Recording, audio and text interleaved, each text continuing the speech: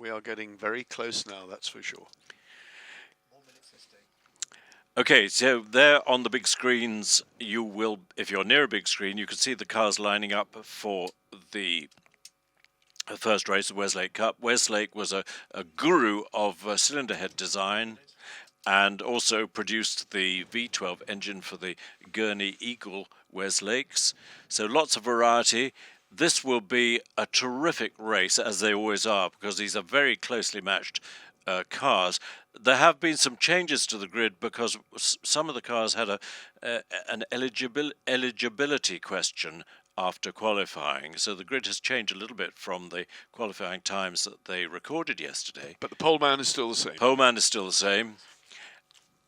And you'll hear the scream of the A-Series BMC engine. This really does typify the spirit of the members' meetings of the preceding era. So as the race is about to start, let's hand over to our commentary team. Marcus Pye up in the commentary box. Well, good morning, ladies, gentlemen, fellow Goodwood Road Racing Club members, and a warm welcome to the second day, the big race day of the 75th members meeting here at the motor course, as we're supposed to call it, because that's what it was called in 1949 when the first members meeting took place in August of that year. The cars are already out on the grid for the Westlake Cup, the BMC A-Series engine sports cars. They're off on a green flag lap, and I think if you were listening to the radio, you will have heard Chris Druitt say the grid has been changed. So it's made a Class B, and some cars have been moved to the back of the pack. In fact, most of them were fairly well done the order anyway. The good thing is the sharp end of the grid is absolutely as it was, and Richard Woolmer in the bright yellow car is on pole. Richard Woolmer in the Austin Healey Sebring Sprite number 38 on your big screens. Use those as your big guide to the weekend's circuit activity, and maybe listen to us on your earwig devices that come with the programs, and you'll get the full story of what is happening here today. The 75th members meeting, 71 in period between 1949 and 1966, and this is the fourth of the modern Goodwood era. Here is the grid then. 38 Richard Woolmer, Austin Healey Sebring Sprite on pole. Alongside him, the William Pritchard midget of Tom Grindle, number 76, and then 12 James Colburn, young James Colburn, Lennon Sprite. Second row, 72 Jim Dean in his Sebring Sprite, 23 Darren Turner in the Turner, works Aston Martin Ace, 16 Brian Small, Ashley GT, 75 Darryl Davis, Sebring Sprite, and 17 Sean Rainford, Lenham GT, comprise row 3. Row 4, 10 is Charles Rainford in a Lenham Le Mans. 31 Ian Burford in a Sebring Sprite, the Lumber Tubs car from Northampton. 86 is Charlie Setrington, Lord March's son, and a Jacobs Midget. 21 is Mike Haig in Lenham GT, and 29 Nick James in the Ogle SX 1000. Row 6 is 22 Charles Clegg with his Sebring Sprite. 18 Ian Hewlett with a WSM, a Wilson Spratt Motorsport Sprite Sprint. Tongue twister for you. 15 is Paul Woolmer, father of the poleman in the Turner Mark II. 42 Larry Tucker in an MG Ashley GT, and 55 Asher Smith Robson in a Sebring Sprite. That's row 7. Row 8 is 8 Gunter Lehner with his Speedwell Sprite. 28 Clive Cox with the Wilson Sprite. Row 9 is 2 James Willis with the ex-John Milne Jacobs Coupe Midget. 9 David Stubbings and a Lenham, and 11 Tony Wilson Spratt, if he's fixed the WSM Sprint from yesterday. That's son of Douglas Wilson Spratt, who made these cars. Row 10 is 6 David Wiley from Northern Ireland with his Speedwell Sprite. 33 Gordon Elwell alongside. Row 11 is 7 Will Corrie, another over the water. 63 Roland Lewis, the local man with the Rochdale Olympic. 3 Graham Robson with the Bosom Midget, and the 12th row number 1 Chris Clegg with his Sebring Sprite. It's a lovely pack of cars. Small capacity BMC A-Series engine machines. Lots of different varieties on the Spridget base. The sun is beginning to show its face opposite the pits, where I'm joined by Kevin Turner, editor of Autosport magazine. Kevin and I will be commentating this side of the circuit. Bruce Jones, as ever, is in his eyrie at St Mary's corner out of the back, and a fine sight is little car paid. On your screens you've got the great picture of the bright yellow car of young Richard Woolmer, who won a race last year in the HWM Cadillac at the Revival. Absolutely extraordinary drive, and he's a young lad of immense height. How he squeezes himself into this car, I have absolutely no idea, but they're away, and the first time of asking, great start with one of the little sprites from the middle of the grid. One was rather slowly away, but it looks like from the outside of the front row, James Colburn, who leads the way just through our picture. I think he just squeezed himself ahead. He is. Colburn's got himself ahead. Grindle was second away, but he's been overtaken now. And the poleman Woolmer has got second place back. But it was Colburn out of the blocks like a rocket. The young man who came up through Citroen Saxo Racing with the 750 Motor Club. And he made a great start. But Woolmer's already on his heels, having got to the first corner in third place. Bruce Jones out of St Mary's, they're in your sight. Well, it's still our pole man in second place. He made a mistake at the entry to St Mary's, got sideways, and that's definitely allowed quick starting James Coburn to pull clear. But in terms of pure pace, we expect Richard Woolmer in bright yellow number 38, the Sebring Sprite, to get right onto his tail. Fantastic gaggle of cars. The Ledhams, the Ashleys, the Sebring Sprite. Sebring Sprite not yet at the front, and one of the tail enders is smoking rather badly. Yes, the red and blue car in the middle of that, Charles Rainford, I think, is smoking a little bit. Here they come then, down towards Woodcote for the first time, and there's a change of lead. Woolmer has got ahead on the Lavant Straight. Coming down into Woodcote, and Colburn comes back at him. That was all a bit squirrely, wasn't it? Number 12 in second place, and that is James Colburn. But it's Woolmer from Colburn. And we've got Grindle, by the looks of things, in third place. Looking down the field, here's some typing. The chicane this year is made of water-filled plastic blocks. They are not to be hit in race cars because they're much more solid than the previous iteration. But 38 it is, Woolmer who leads, and he's getting the car nice and sideways. Colburn comes back at him on the inside of the exit of Madgwick Corner. Colburn gets his nose back ahead. That's absolutely sensational. They're side by side into Ford Water. Absolutely brilliant. Side by side into Ford Water, and the yellow car prevails. So it does, Marcus. Totally different driving styles. Richard Woolmer doesn't mind getting his car sideways absolutely everywhere. It nearly bit him at St Mary's on the opening yellow. Up the inside, a much better run. Absolutely picked up by Kevin Turner there, but drifting wide. Now, if this could last all race, that's worth the price of the admission ticket in its own right. But Woolmer on the outside twitching, and much surer-footed than Lenham, number 12. James Coburn still holding the lead, but by, what, 2 feet? Well, Woolmer was absolutely sensational in the wet yesterday to take pole by almost 2 seconds in the end, but Colburn is another young charger, and they get side by side again down the Lavant Straight as Woolmer pulls along the side and goes back into the lead. But I don't think that's going to be the last move we'll see. These two really going at it, and they're already drawing away from the rest of the field. And look at Darren Turner's down in 10th place in which is where he predicted he'd be at the end of the first lap. It's underpowered, that car, in this in this group, and Woolmer twitches towards the chicane. This is absolutely fantastic. It's as though he's got water on his tyres, and Coburn has all the grip he wants, but Coburn much more precise. But Woolmer just doesn't mind getting out to the loose raggedy bits. Yeah, he's hung James Colburn out to dry a little bit on the way up towards Madgwick, but being on the outside there is not a bad way to be, and he gets over into the apex. That was a brilliant piece of driving round the outside. Bruce, I think part of it is that Colburn looks like he's got slightly wider tyres on that. It looks like he might have a little more grip. Fourth place car is now smoking really badly. That's the number 10 car, which is Charles Rainford. Yeah, puffing away in the background, but they will be getting ever further back. Now up the inside line, it's amazing. Oh gosh, I almost don't want to breathe as they come towards me. Coburn is nothing if not brave. He does have the grip that certainly the chaser, number 38, does not have. But Richard Woolmer, I think, has a little bit more poke in a straight line, so that evens it all out, and they're both unbelievably brave. And if you look, also the second car, the yellow car, has a much smaller frontal area. It's going to be quicker in a straight line if it has similar speed. A big Sean spin, Rainford, 17 goes round. That beautifully caught the little primrose yellow Lenham GT. Up the rise it goes, only 1.5 places lost really, but out front it is another Lenham GT, and now the biggest lead he's enjoyed all race. It must be all of a second for our race leader James Coburn. Oh, they're all falling off now. Oh, and 15's gone. It's got a damaged front end. That's the 15 car.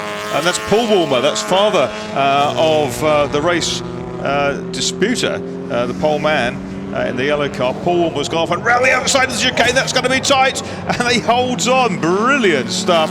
Lap 3. And it's Woolmer goes back ahead. Richard Woolmer. And they're side by side as they come over the start-finish line. I honestly thought we were going to see the first person to smite the new tougher. They go each side of one of the little Sebring spikes down the order. Just incredible. They're threading the needle, these two. Grindle still third to 76. Charles Rainford still fourth. Then it's Small in fifth place. Jim Dean in Stephen Skipworth's car is sixth. The former 750 Motor Club, HSCC, Historic Sports Car Club, 70s Road Sport champion. Jim Dean, the gardener from Newbury. Our lead duo, nose to tail coming to St Mary's, but waved yellows up ahead because father of current race leader Richard Woolmer is off at the side of the circuit. They're going into the compression. They can see there is number 15. That's Paul Woolmer's car. Suck at the side, but one moment you'll have Richard Woolmer in the lead, the next will be James Coburn, this time diving up the inside, but he breaks incredibly late. Is he going to be able to get the car straight enough? Of course Coburn's going to tuck up the inside. You can see that one coming. Yes, well, another variety of overtake. There'll be plenty more before this race is over. Well, Coburn's better off the corners, isn't he? Probably with a bit better traction, but then Woolmer has that slightly quicker straight line speed. He gets back alongside again down the back straight. Is he going to make it before the braking zone? Actually, the Lenham's not slow in a straight line. They are pretty evenly matched, aren't they? Safety cars coming out. Safety cars coming out for the recovery of Paul Woolmer's car front the back. That's going to reunite the field, of course. And let's just see what happened. Here is Colburn. He locks up, doesn't he? And he has to come out of the brakes over at Woodcote. Yep, ran a little bit wide. Well, he actually had the biggest lead he'd had all race at that point. Of course, the safety car will close that right down. One person who seems to have gone missing is Darren Turner. Last time I saw he was 10th. Have you got him on your timing screens anyway? Yeah, he's dropped away. He's gone. Yeah, there's Paul Woolmer. He's out of the Turner. It's a bit mangled at the front. It's all fiberglass. It'll soon be back together again. The slippery surface flag is out, and the leaders are now back behind the Porsche safety car. Now it's up to the driver of the little red car in front, which I think is number 3. Like Graham Robson. Yeah, it's Robson, to make up a lap here, if he can, to get back onto the tail of the pack. See what happened. Well, this here is Sean Rainford going for a little spin at I St suspect he Mary's. caught the 75 car just a little bit more quickly than he anticipated. But he got that back together nice and tightly and continued on his way. Paul Woolmer will be coming into sight shortly, but not caught on camera, we don't think. Okay. The safety car then came out as they completed their 4th lap. The order is Colburn in 12, 38 is Woolmer. Third place in that run behind Woolmer is number 10, which is the Smoky Lenham Le Mans Sprite of Charles Rainford. Oh, now have another look at this. Is Paul yes. Woolmer. Oh, Clattered there'd 33. been some contact in the side of 33, which is the Gordon Elwell car.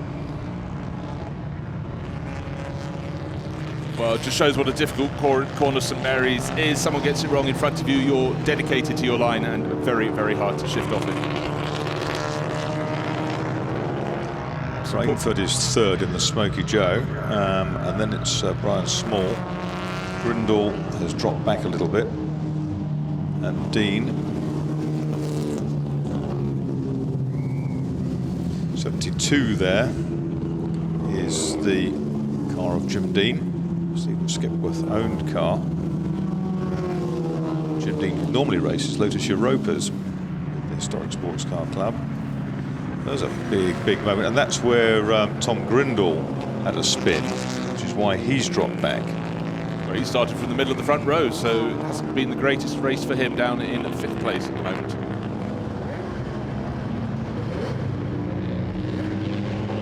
So nearly at the halfway point in this 20-minute opener for our Sunday morning of racing. We'll go all the way through to the evening here, the members' meeting. Hopefully this will be cleared up very shortly. The safety car will pull off. And what was already a fabulous battle between Richard Woolmer and James Coburn will continue, because certainly every corner their positions have pretty much changed, on the inside, on the outside, almost over the top, but doesn't look as though anybody else can live with them. But it doesn't matter, it just takes 2 cars to make a race. Absolutely, although I just get the feeling if Coburn can get a clear lap together, he might actually be able to edge away. Well, he did manage it on lap 3, didn't he? And then immediately went off at Woodcote, and Woolmer pounced to go back ahead of him again. And he just sort of stayed in his mirrors, troubling him, which is what he'll be trying to do again after the restart. But I do wonder whether Len has a little bit more pace. Down the order of the Rochdale, the metallic blue oval design, 66 of those made. You'd be more familiar with other oval designs, things like the Bond Bug was another one. And also, if you're from Turkey, the Otosan Anadolu came out of that design studio. That was Ford's Turkish model, that was.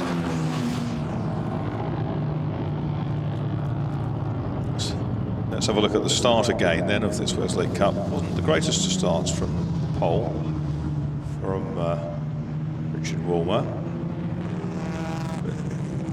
Leaping out of the blocks in the middle was Tom Grindle, but round the outside it was James Coburn in the dark green car who came through to lead. Woolmer, having been dropped off the line, was very quick to reassert himself over Tom Grindle, coming up the inside, coming out of Madgwick Corner on the first lap. And back live then, here they are behind the safety car. I think they're going to leave the stricken turner there, by the looks of things. 3 is the one, the back marker, trying to get onto the tail of the Crocodile. It's a little bit smoky as well, actually. It's got considerably smokier as they've come through. And well, he's a long way from the tail of the Crocodile, unfortunately. Yes. Half a lap down, just going out of Madgwick at the moment, and they're going up the Lavant Straight. So very pretty, these aerodynamic cars. So the Wilson Spratt Motorsport one's made by Douglas Wilson Spratt at Delta Garages in Leighton Buzzard. The Speedwell cars, founded in 1957. John Sprinzel, George Holbert, Len Adams behind them. Graham Hill was chairman at Speedwell for some while later years. Had a costed nose on 25 Speedwell GT made. Ashley Laminates made their own versions. Led them down in Kent. Coleman's tried to make a jump at the restart. He's backed off and then gone, professional styling, but Woolmer's seen it coming, and the two of them are going to come through, I think, probably 2 or 3 seconds ahead of the rest of the field to restore the advantage they had over them. Yeah, 0.99 Coleman's made by being perhaps a little more current with his racing. A fair amount of racing in recent years. Has to be said that those behind have really let themselves string out to the frustration of those Woolmer's had a problem. Woolmer's got a problem. He's pulled off, I think, or spun. That's what's happened. He's going again. Oh, he's been hit. He's been hit by Jim Dean, and Jim Dean's gone into the barriers and made a mess of the 72 car. And I suspect that will be curtains for this race. Jim Dean is out. He's sprinting away to the side. The Woolmer car was crippled anyway. Was it crippled, or did it just go? We didn't see how deep it went into the corner. Did he go around the gravel trap? He was going very, very slowly at that point and not looking like he was going to regain the circuit. 17's just had a moment on the grass. Well, that's Sean Rainford that proves it is quite slippery still down at St Mary's. He's going back Red on. Flag. Well, that's not unexpected after the unfortunate clash on the exit of Madgwick. Certainly, James Coburn had made the best of that restart, and something went on. We don't know as yet. There may with well the be pace. There may be some liquid or being dipped out of the car that was smoking. A couple of cars have been smoking in this race. That's such a shame, isn't it? Yes, it could well be the number 3 that was limping round. We saw at the tail of the field, Graham Robson's Wisdom.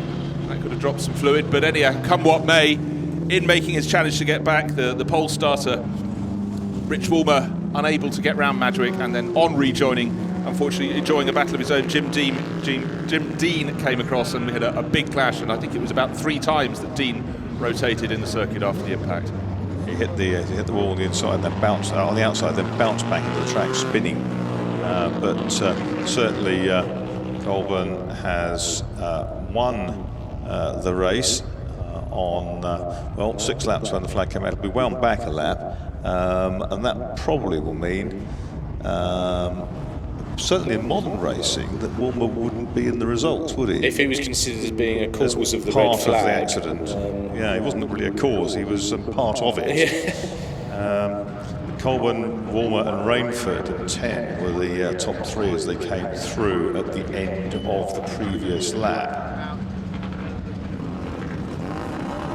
It's a nice little car park of... Yeah, I was just thinking it's taken about the same surface area as one Ford Galaxy, wasn't it? Sitting there all tightly packed like or that. a modern Mini Countryman. Look how tight they are. Yeah. We'll cover those with a blanket. So, what a shame that battle between Richard Walmer and James Coburn didn't get a chance to run the distance, because that was a cracking start to the day. Their battle, two cars sensibly trying to do the same thing but doing it in totally opposite styles. Very, very entertaining. Certainly was, and very quickly the flatbeds will be on the scene up there. I'm sure I'm interested to know what happened with Walmer, because all we saw was a shot of him scrungling around on the outside of the circuit up there. He's absolutely fine. He's out of the car, but as you can see, immensely tall young man. And, does he fit in there? That's amazing, isn't it? Yeah, I think he sits at the back.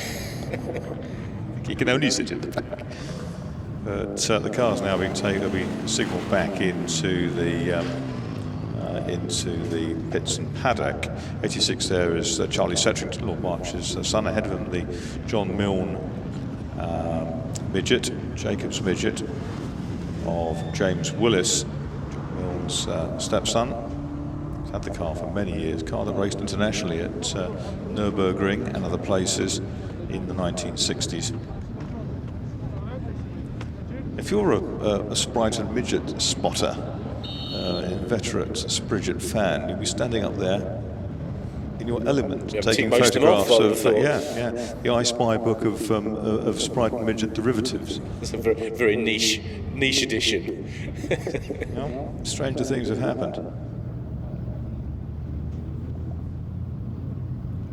So just waiting for official classification with the red flag. Clearly that is the end of the race, waiting for instruction for these drivers to go back off the circuit, gathered on the start-finish line. But I think we can safely say, come what may, the winner of that race will be James Coburn. He was ahead before countback and after countback, and clearly he was the first car back onto the grid. Some have just come back directly to the pit lane. That's number 9, that's another Lenham GT, David Stubbings, so he won't be featuring at the sharp end of the results. Someone just looking under the nose of number 10, that's the Lenham Le Mans Sprite of Charles Rainford, and that was a car that was smoking away, but it seems to have got away with all of that. Couldn't keep pace with James Coburn and Richard Walmer, but was looking good for third place, and I think that's what they'll collect in the end. I'm intrigued to know whether they're going to restart this as it's gone quite a long way into the race. 20-minute race as scheduled, 9 till 9:20. We're pretty much at the end of that time frame. There's a flatbed lorry I see racing along in the background of our picture down by the Super Shell building. Traditional backdrop to Woodcote Corner. There's the view on your big screens of the pit complex. Kevin Turner and myself in that top box above the Girling site, that white tower, with the brisk wind from over our shoulders, over the paddock direction. Tailwind down Lavant. So we'll take a short break and we'll be back with you in just a couple of minutes.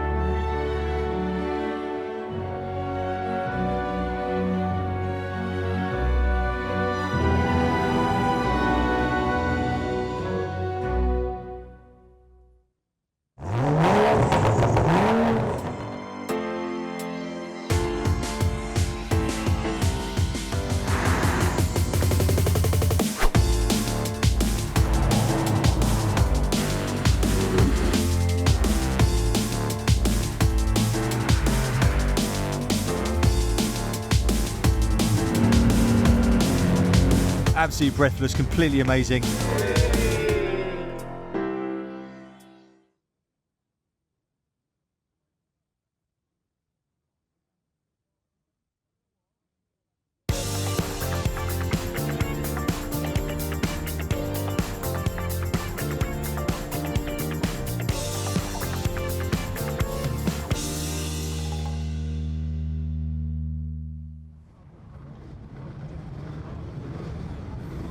Well, we're back live looking at the Spridgets down there, and there's a Rochdale Olympic in the middle.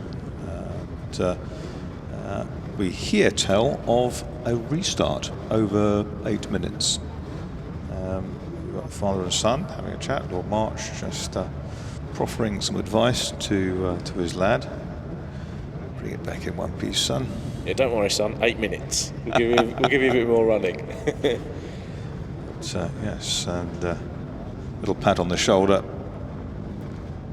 And Lord March, who lots of laps around here himself in various cars over the Lola Mark 1 at one point.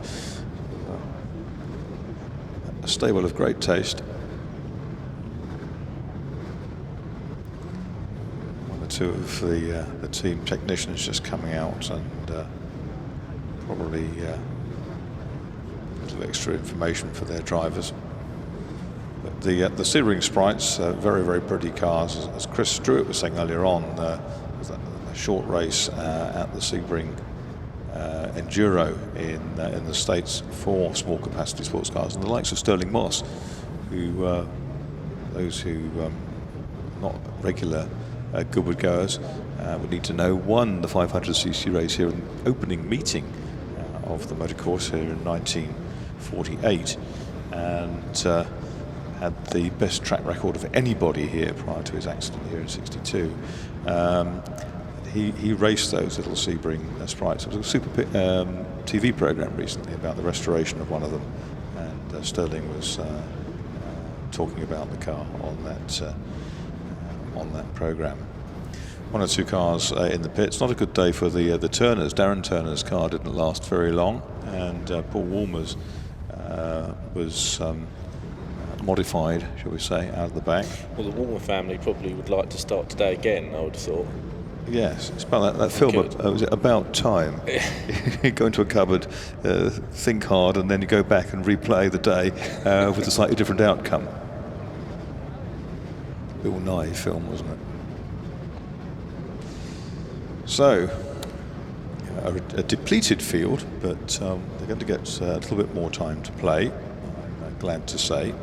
Well, the two fallen cars, Jim Dean's and Richard Walmer's, are being loaded onto the flatbeds at the moment, but they've got to do the majority of the lap to get back to the pit, so we'll take quite a handful more minutes as yet, but the cars, I think the first one at Jim Dean's is about to pull away, and Richard Walmer's is, as I look through my binoculars, being winched up at the moment on the exit of Madgwick.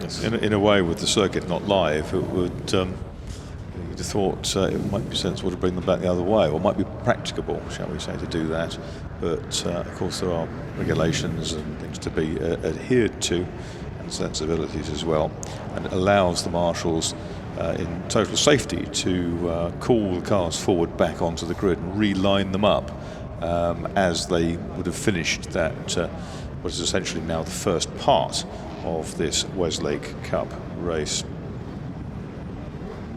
Speedwell GT cars, we see the noses were designed by aerodynamicist Frank Costin, who of course was involved with all manner of cars. The Costin Protoss Formula 2 car back in the 60s. Listers he worked for as well. We'll see the examples in the Scott Brand Trophy. Absolutely. And yes, the Lister Costin bodied cars will be quick ones up the sharp end. Here comes James Colburn. He's being brought up onto pole. And of course, we won't have Richard Walmer, who was... And we don't have Rainford either, by the looks of it. Rainford's coming into the pits. So high attrition with the front-running cars, sadly. It's the number 10 car that was... smoking from the outset. It was. And Charles it would effectively have taken up second, wouldn't it? Because it was running third after the restart. This is where you really want to just shuffle the others forward and make a solid grid. Here comes Tom Grindle coming up. He had a hairy old spin at Woodcote Corner a couple of laps ago. Sean Rainford, he had, I think, two spins out at St Mary's. 75 Darryl Davis's car with the 75 in the colours of the 75th members meeting on the logo. Don't meet RAC regulations, or MSA regulations, having a pale blue number, but they've got transponders in them, so it doesn't matter these days.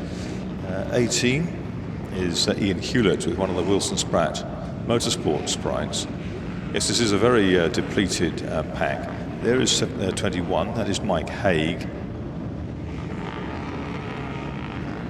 So at the moment, it looks like they're going to line Coleman up as the only front row starter, on the basis that Walmer isn't there, and he was second at the restart. And obviously we've lost the number 10 car, Rainford, as well. So we've got one car on the front row instead of three, by the looks of it. And of course, James Coburn was the best of the front row starters at the first time of asking. He was. So he should feel he's got it pretty much under control. The flatbeds are moving around the back of the circuit. The second one's just going through Ford water. So as the grid is formed, two damaged cars are being cleared. And I presume also Paul Woolmer's car that had spun on the exit of St Mary's, well, had a clout. Now be retrieved as well. Been retrieved too. So altogether safe around the circuit. Yeah.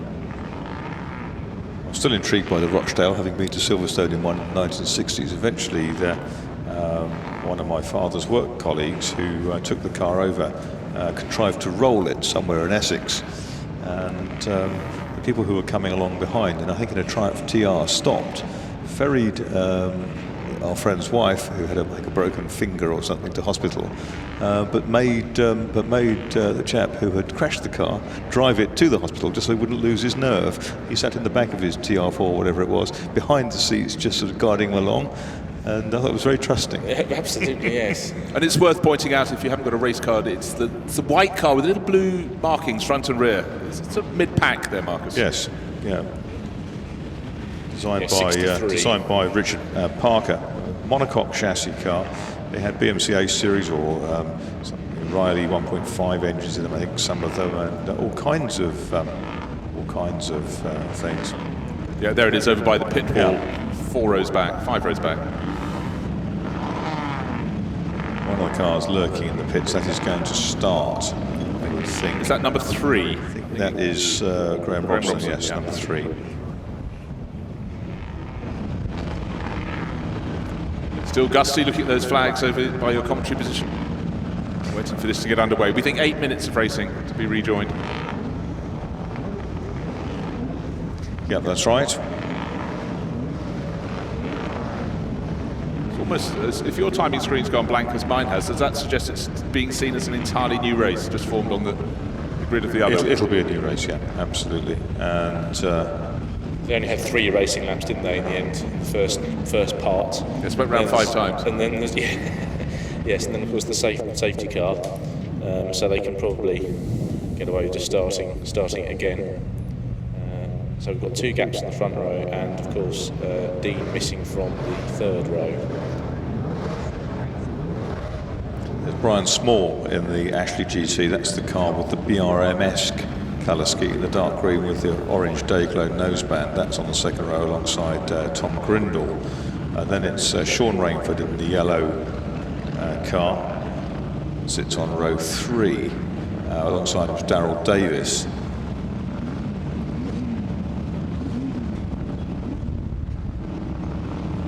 Oval down on the right-hand side of the grid, the metallic blue car.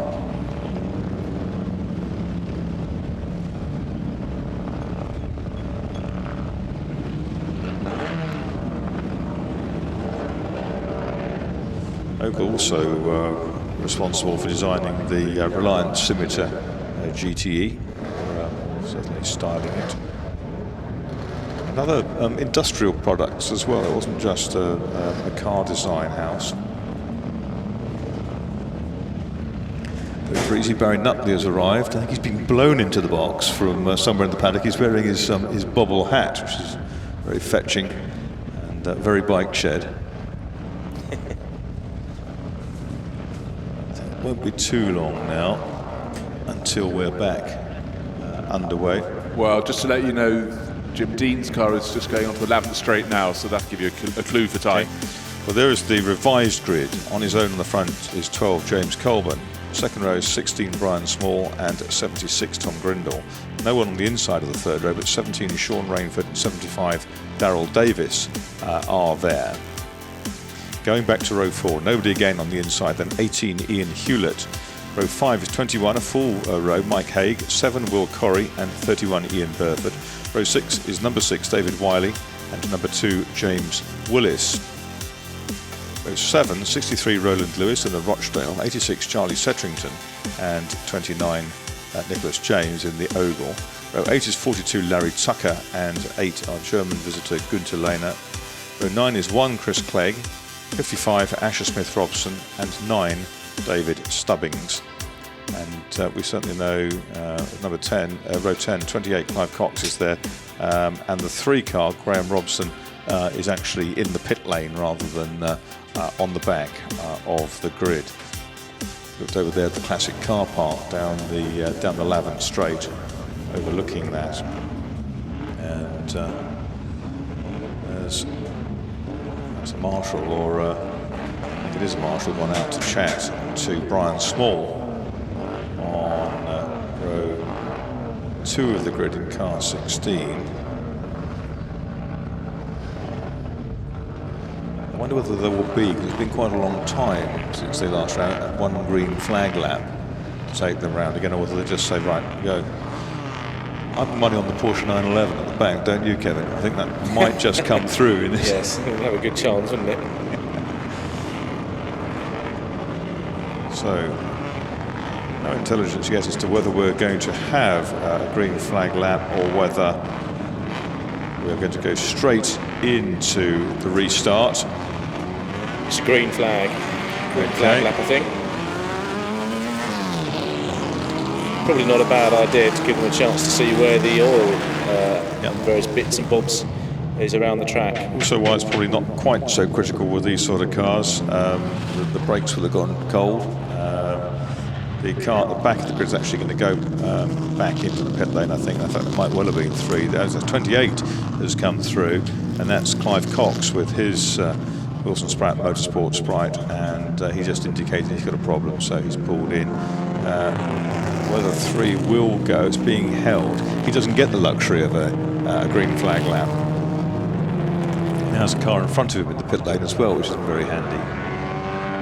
So they're just weaving around a little bit. Dunlop tired cars, these, just to see some 1 or 2 of them are very, very low. You wouldn't want to clatter over a curb.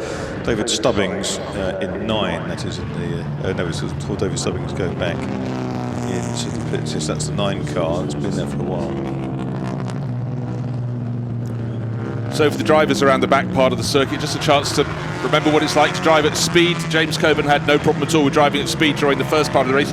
Sean Rainford in the number 17 there, another Lenham GT. He had a couple of problems at that very point in the circuit, but he's still there to fight another day, so he's very much at the sharp end, but he'll appreciate how slippery it is at St Mary's. Have I just had someone go off in the background? I'm just having a little look. I think someone went off on this formation lap, exiting St Mary's. Can't quite see because of the tree growth, but what I can tell you is still James Coburn is leading the pack around. Letting themselves get quite strung out, not the best of ideas. Number 16 weaving around in second place, that's Brian Small. Tom Grindle the mix, and there is the sight of Sean Rainford again. Number 17, his Lenham GT.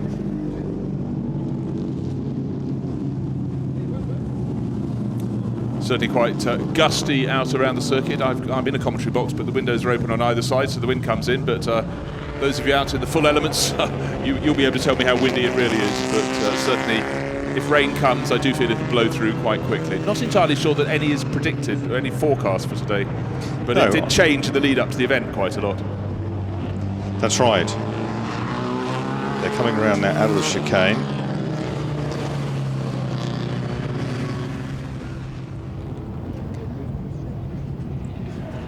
So James Coburn comes back on to P1 on the grid. Next closest will be P4. That'll be Brian Small in 16, alongside Tom Grindle in 76. There's the Ashley GT, by Ashley Laminates. Peter Pellendine and Keith Waddington behind that company, which made hard tops and noses, etc. 75, beautifully turned out, the Darryl Davis car, immaculate in Goodwood members meeting blue, even with the 75 done in the style of the event badge. 3, Graham Robson has made it now round onto the grid, which I'm glad to see. There's another one behind him. I think maybe 11. So away they go. Good start. Another good start from Colburn, wasn't it? Colburn very well rapidly into away. the lead into the first corner. There's lots of jostling for position behind, but he's got a good lead of 5 or 6 car lengths. Grindle is second. Davis trying to come around the outside. It was slippery there before, but Davis in the pale blue car is 4th, ahead of Brian Small. And then the rest of them in there, 7 I think that was, which is Will Corrie Jr. Well, down to Ford Water, it's very much Grindle, then the gap, and then 2 pale yellow cars. But it's Grindle in second place behind Coburn, and third place is Sean Rainford, and Coburn escaping as we thought he probably would. Behind are people behaving. Sean Rainford being very careful through St Mary's, so he's lost ground in third place, allowing Tom Grindle to see what he can do about the driver in front, James Coburn. I think the answer may be nothing, and everyone behaving very well indeed as they jostle for position down into Lavant on the opening part of this 8-minute restart. 18, very aerodynamic car, that the Ian Hewlett machine. Oh, Darryl very Davis, smoky. There's a problem for Darryl Davis, as you say. No, not Darryl Davis. No, it's the other one. It's the other pale blue one. I think 7. that's got an issue. That Will Corrie Jr. I think that Yes, is. it is. It is. He's broken.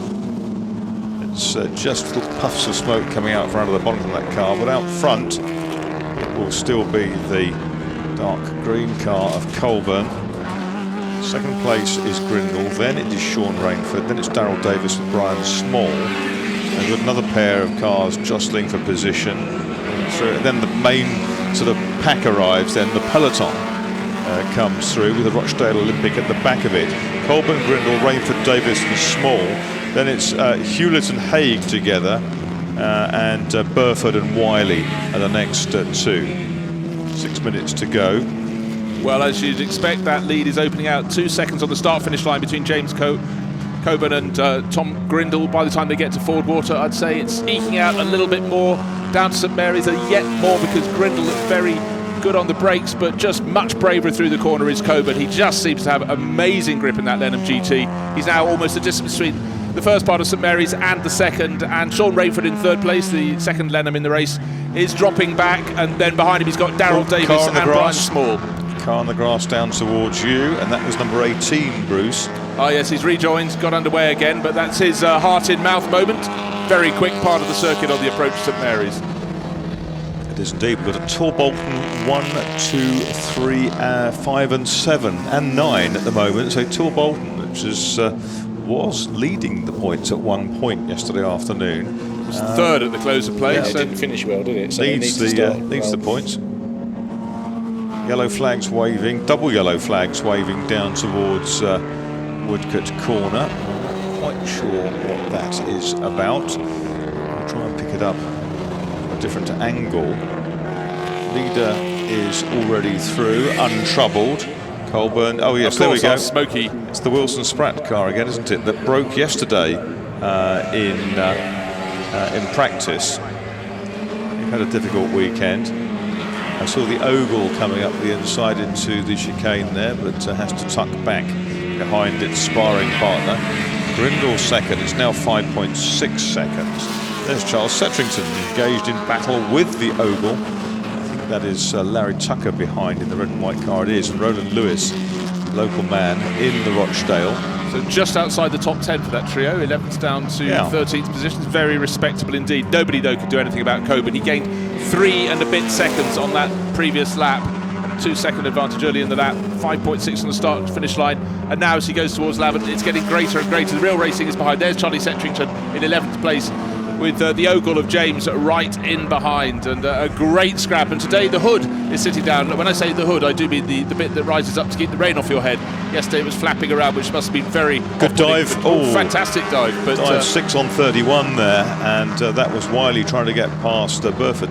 It's next Alec Poole rally car, the Wiley car, as far as I remember. Coming up the order is James Willis in number 2, the Kyriakos liveried Jacobs midget.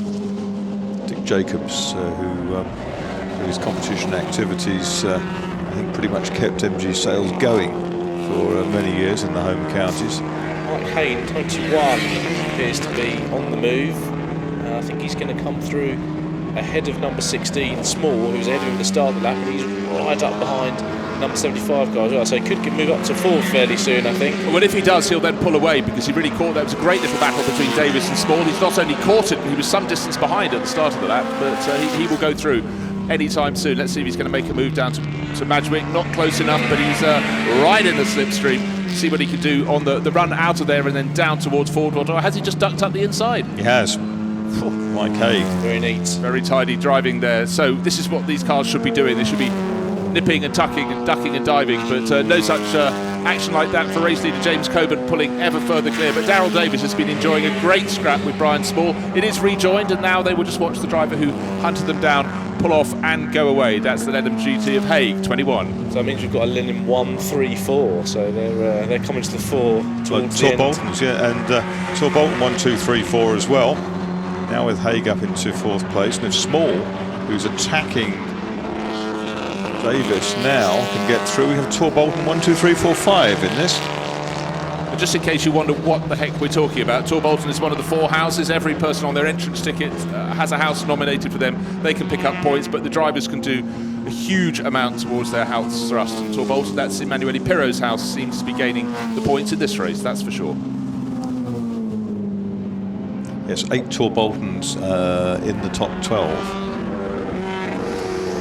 So Coburn comes through again, going on to what I think will be his last lap, and he's just stretched that lead ever further. Only Tom Grindle's kept him in sight, in fairness. Grindle comes across and he's 8 seconds behind. He's got down to 1:38.5, so within a second of Colburn's time that time through. Well, I think the only change we might have is a swap of the Lenham in third place to the one in fourth, because Haig is really starting to close in on Sean Rainford, so that could be very interesting as Mike Haig puts his head down in number 21. He's the driver doing the passing. The drivers doing the dicing there are Daryl Davis in 75 and 16 Ian Small in the Ashley GT. They try every single corner. The tail comes out on Daryl Davis. That won't help his momentum. No, Haig was actually quicker than everyone other than Lee the last time. Yes. So that included taking a position. So yeah, I think you're right, Bruce. He's got 2 seconds to find, and he's done an outright best of anyone in the first sector. So he's really going after that third spot, and he's got 30 seconds left on the clock. Well, at St Mary's, he's about a second behind Sean Rainford. They're now going down into dip. We're still watching now. There has been the place change. Daryl Davis, that wag of the tail cost his momentum, as I suggested, and he's fallen behind Small. Small there in the Ashley GT, going up towards Lavant. 31 and 6 have been enjoying such a scrap. That's keeping us entertained too. That is 9th and 10th, Burford and Wiley in 6. It's been nip and tuck all the way. There's James Colburn diving down the inside the Westport Motorsport car. And the clock has come down to 0, so this is the end of the final lap, and for Coburn, hasn't put a foot wrong. Brilliant start to the first part of the race. 2 cars together for third as they come into Woodcote, and I think Haig has got ahead already.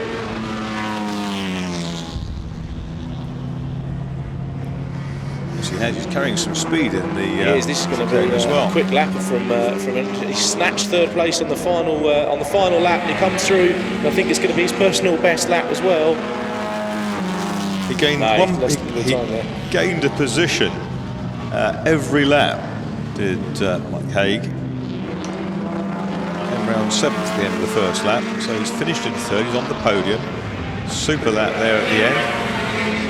Colburn, Grindle, Haig, Rainford, Small, Mavis, Hewland. Checkered flag is out. 3 cars finishing very close together there with 2 James Willis, number 6, which was David Wiley, and 31 Ian Burford. That was the back end of the top 10, and Charlie Setchington and Roland Lewis were not far behind in 11th and 12th places respectively.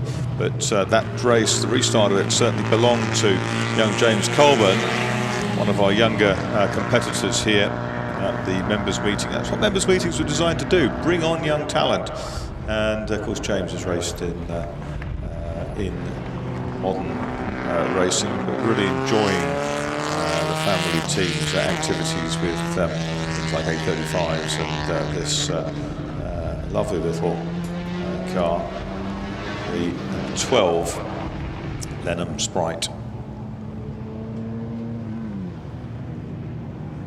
So that's our first race down, and of course it was full of action. There are still battles all the way to the flag there, as number 1 and number 9 come through together. 1 was Chris Clegg and 9 David Stubbings. There's the provisional result then. First James Colburn in 12, the Lenham. Second 76 Tom Grindle, Williams and Pritchard, MG Midget. Third number 21 Mike Haig, great race from him, up from 7th on the first lap with the Lenham GT. Fourth number 17 Sean Rainford. Fifth Brian Small in the Ashley GT. 5 Tor Boltons in the top 5. 6th Darryl Davis from Ethwan in car 75. 7th Ian Hewlett in his Wisdom. 8th was James Willis in the Jacobs MG Midget number 2. 9th number 6 David Wiley in the Sneaky Speedwell Sprite, a B-class winner. Ian Burford, number 31 in his Sebring Sprite, was next, ahead of 11 Charlie Sexington in 86 and 12th 63 Roland Lewis with the Rochdale Olympic. 13th 29 Nick James of the Oval. 14th 42 Larry Tucker with the MG Ashley GT. 15th number 55 Asher Smith Robson in the Sebring Sprite. 16th number 8 Gunter Lehner with his Speedwell Sprite. 17th number 1 Chris Clegg, the Sebring Sprite. And in 18th place, number 9, the Lenham GT of David Stubbings. So, a race of attrition, but a good race nonetheless, and some great races. Lots of good memories made there for those who finished up at the sharp end. Two battered motor cars. So often is the case in racing. Colburn, then the winner. He'll be soon greeted by Henry Hope Frost, one of our colleagues down there in the Park Fairway. There he is. Henry Hope Frost is with James Colburn. I am indeed, Marcus. Thank you very much. Good morning, everybody, down in Park Fairway for the first time on the Sunday of the 75th members meeting. Our fantastic first race, the Westlake Cup. Winner James Colburn, you had it all to do twice. Yeah, I've never started the cup before this meeting, so it was a bit of nerves beforehand, but no, we got off the line really well both times, got ahead. Obviously, Richard on the first race gave me a real good run for my money. We had some fantastic overtakes and battles out there. It was really great fun. It was a fantastic scrap at 9 o'clock on a Sunday morning. Oh, it certainly wakes you up, that's for sure. No, again, it's just amazing to be here at members meeting. Phenomenal event. Fantastic. Well done, James. Thank you very much. Let me move across to Tom Grindle. He's gone over to have congrats with the family, the number 76 machine, the MG Midget. Someone send him back over. Come back over. Save the celebrations for later. Yeah. Well done, Tom. Thank you very much. Did you get a chance to watch the battle in part 1 between I did. That was absolutely fantastic. I had the best seat in the house, and those guys were just having a fantastic race. It was absolutely wonderful to watch. There was talk of some fluid down in that first part. Was it slippery out there? I think there was a few places. Whereabouts was it? Do you know? Everywhere, I suspect. Okay. Fair enough. But no, it was. I had a couple of little spots. I know I had a little spin down there, but it was all good. No, it was fantastic. Well done. Enjoy all the spoils of second place. I will, and thanks to Dad and all my team for getting me here. So, thanks everyone. Good stuff. Have a garland and a kiss and a cap. Well done, Tom. Thank you very much. Now that's what we call, Mike, a burn from the stern, young man. Well, it was right from 17th on the grid. The car had let us down slightly in qualifying, and it was just lovely to be able to unleash it properly. I was going to say, did you have a problem in qualifying, or did you just fancy something to do on Sunday morning? Well, I knew with beers last night, so I just had to be careful. No, it was the throttle cable broke in qualifying after only a few laps, which meant we weren't able to get a good lap time. So. Awesome podium on the last lap. Well done. Thank you very much, dude. Mike Haig then takes third place, a garland and a members meeting cap. But let's go back up to Bruce Jones down at St Mary's for highlights of our first race of the day. 9 o'clock on a Sunday morning, that means the Westlake Cup and the start of racing action. Not a brilliant start from Richard Woolmer on pole position in the bright yellow Sebring Sprite. Everyone else behind got away very well indeed, but from the outside of the front row, it was James Coburn, Tom Grindle tucked in behind, but Richard Woolmer in the bright yellow Sebring Sprite wanted to get up to the front. He ducked into second place, and this was the story of the opening laps. It was left and right, first and second, up and down, back and forth between these drivers, and then that's quite an escape there from James Coburn. That lost his lead a little bit. It came right back down, but every corner you knew Rich Woolmer was going to be challenging. And behind, Daryl Davis probably didn't see Sean Rainford go for a spin, but I did. That was at St Mary's, and he gathered it together very well. But then the red flags came out. We had a restart, and on his own on the front row, James Coburn was away like a rocket yet again. But the real story of this part was number 21. You could see him mid-pack, fighting his way forward, Mike Haig. He started 17th on the first grid. He worked his way onto the tail of Daryl Davis and kept on advancing. Small had been passed as well. And then on the final lap, he made his way through as they continued to fight behind, but nobody had the answer. As Mike Haig makes his charge round Sean Rainford, nobody had an answer to the quickest of all the Lenhams out there, and that was driven from start to finish by James Coburn, who was absolutely delighted with his victory. But between all the others down the grid, some absolutely fantastic racing with these A-Series engines, sprites and midgets. But James Coburn, he owned the first race of the day.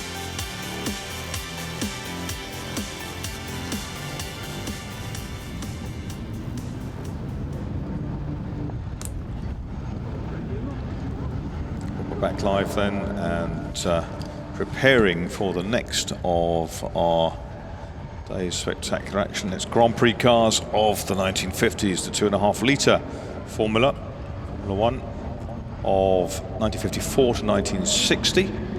And on pole position, we've got Andrew Hibbard, winner of yesterday's Derek Bell Cup Formula 3 race, at the wheel of Stephen Bond's Lotus 18. Alongside him is another Lotus 18, a works car, and that is Sam Wilson. These are the guys who finished first and second in yesterday's Formula 3 race, Kevin, and they're at it again. Absolutely, I'm expecting Andy Middlehurst to join the party at the front. He had a problem, didn't he, during practice? So I think still starts about 6th, but I expect him, one of him many times in a Lotus 25, to join that back at the front as well. Isn't it? I think it is. So there's Sam Wilson with a psychedelic crash helmet. There is Gareth Burnett in Chris Lunn's Cooper T45, Maurice Trintignant's Monaco Grand Prix winner of the 50s, and there's John Young. The wheel of the car, so it looks suspiciously like the ex-Roy Salvadori car that Joe Twyman raced here at other places over the years. There is Roger Wills leading the Kiwi Challenge in his Cooper T51. And that's the car to watch for alongside him, number 10 there, and that is Andy Middlehurst in Charles McCabe's ex-Jim Hall Lloyd Ruby Lotus 18, run by Classic Team Lotus, Clive Chapman's enterprise, based up near the Lotus factory at Hethel.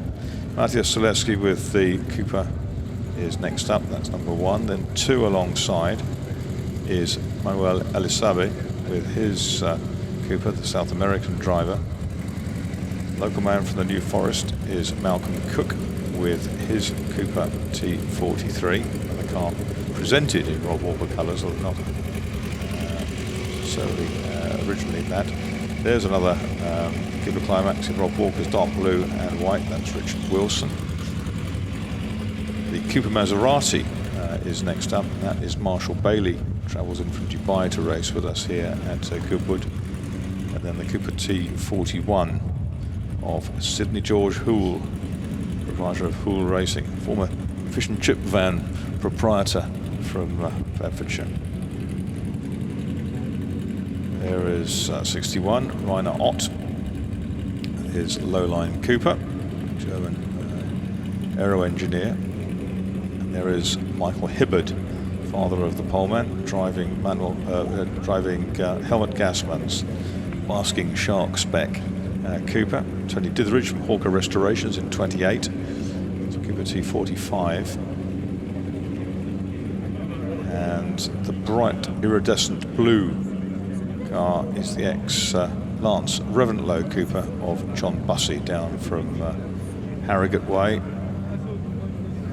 16 is Thierry de Lattre de Bosco, the Belgian racer. Car run by the Mech Auto organisation. Change of driver in the programme. New owner of the ex-Wolfgang Seidel Lotus is Nick Taylor, car that John Elliott's had for many years. Nick making his debut. That's his wife Fiona at the side there. 60th birthday present to himself. He has other cars in his stable. That's Andrew Garino. Andrea Garino, but Andrew as he prefers to be known, the Italian lawyer. 41 is Brian Mayle. former banker from Surrey, with his Cooper 41. And there is the unique JBW Maserati Grand Prix car of Tim Bailey, Marshall Bailey's lad, one of his 3 lads. 43 there is Clive Wilson, his ex-Jack Brabham Cooper, or Formula Junior champ from Hereford these days. Brother of Grant Wilson, local man from Chichester, who's the FIA technical delegate for historic Formula Junior cars, the racer himself. So out they go, very square cut Lotus 18s against the rather sleeker Coopers. Some of the Coopers, the 53 Lowline is particularly sleek. That's the car that's gone out there right at Art. Coopers made in Surbiton in Surrey. This Lotus is made, graduated from being North London out to Hertfordshire and then out to Norfolk, where Lotus is still based. As a mark, it's metamorphosed over the years, different ownerships. But great that Clive Chapman, son of the late great Colin Chapman, Mark, founder of Lotus, still runs the classic Team Lotus enterprise. A new factory being built just over the road from Lotus Cars up in Hethel. And it was Colin Chapman who was the first winner here at members' meetings in a Lotus at the 13th members' meeting in 1953. And 129 Lotus victories recorded out of the 900 and whatever they were, no, they were out of like 590 races. So it was 21% hit, I think it was, something like that, over the years. Lotus 11 was the most common winner among those. Colin Chapman driving a Lotus 6 here in 53. So the pale green UDT Lakestall team car is on pole by young Andrew Hibbard. Terrific record round here he has over the last couple of seasons. It's a car that's raced by Cliff Allison in a period, I think in 2.5 litre and 1.5 litre forms, if I remember correctly. Well, Hibbard won the F3 race yesterday, didn't he? By basically breaking the challenge very early on, charging right from the start. Yeah. I would expect it to be a tougher job for him today. Defended his title, didn't he? Because he won it last year in that ex-Chris Irwin checkered flag Brabham BT18 as well. But also had a fabulous drive last year in the front engine Formula Junior in the Lola Mark II.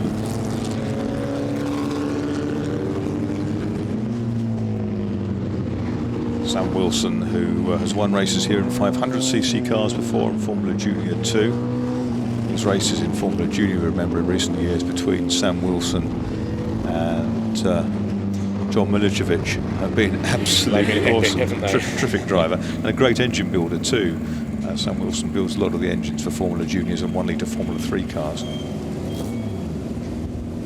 Andrew Hibbard, with his father Michael, run a business in Slough. Michael, a Rolls-Royce trained engineer, specialised in Rolls-Royces, now doing increasingly race car work. That's Rob Wilson beside Sam, that's his dad. Another fantastic engineer, made some glorious cars over the years in his workshops. Replicas of well-known marques that are indistinguishable from the real thing. Now, on the outside, here's Gareth Burnett, the guy from Northern Ireland. Cut his racing teeth in things like Talbots, and also has raced in classic Formula 3 cars, and also did a little bit of production saloon racing for Nissan. Gareth Burnett, only a 2 litre car, that Cooper on the outside. John Young in the white Cooper, and Roger Wills in the works coloured car side. Roger Wills, the New Zealander, has raced at Le Mans in recent years in GT cars. Lovely field of cars here. Yes, we had quite an interesting Lotus Cooper battle, didn't we? Top half dozen mixing it earlier. That's Andy yesterday. Middlehurst. And that's Middlehurst, and I do think that he was shaping up to have a shot for pole, and he had a problem yesterday and had to come into the pit. So don't think the third row is really indicative of his pace. Capability, no, absolutely not. I would expect him to take the fight to Hibbert and Wilson if all is well with the car. Exactly, and there they are then. That's Mattia Selesky. We'll see him later on in the SF Edge Trophy in the mighty Delage. And you couldn't saddle two more diverse motor cars in one day, I don't think. Mind you, Beast of Turin, the Plymouth Barracuda for that's got to be a contender. Duncan Pittaway might look how low the Lotus on pole sits in comparison to the darker green works car in the middle. Car that was driven by Jim Clark. Car that was driven by Jim Clark in Innis Ireland in the period. Well, they're away on the green flag lap.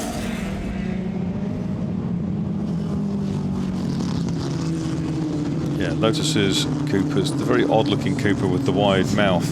It's not the prettiest Cooper, is it, the Barton Sharp? No, no, do an awful lot for the frontal area, but it should cool okay on a warm day. Surprised I haven't got half of that taped up. Here's the grid then. 79 Andrew Hibbard on pole in the Lotus 18. Alongside 18 is another 18, and that's Sam Wilson. On the outside, 20 Gareth Burnett in the Cooper Climax T45. Row 2, 17 John Young, Cooper T45 51, and 22 Roger Wills, Cooper T51. Third row 10 Andy Middlehurst, Lotus 18, 1 Mattia Selesky with the Cooper T45 51, and 2 Manuel Elisabe with his Cooper T51. Row 4 is all Cooper. Number 4 is Malcolm Cook in the T43, 14 Richard Wilson in the T51. Row 5, Coopers again, 3 Marshall Bailey with a Cooper with the Maserati engine T51. 24 is Sid Hoole in the T41, little car that one, and then 61 Rainer Ott with his T53 lowline. Next row, Coopers again, 29 Michael Hibbard with the T45 51 with a special body, and 28 Tony Ditheridge with his T45. Row 7 is 34 John Bussey with the Cooper T43. 16 Terry Delach de Bosco with a T45, and Nick Taylor, the white Lotus 18, number 8.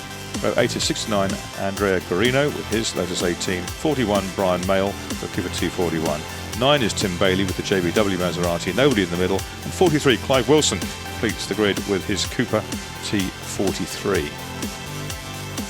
So Lotus's, Coopers and the solitary JBW in this field. Harking back to the days when Jack Brabham won the World Championships in 1959 and 1960. Cars from Surbiton in Surrey facing the Lotuses.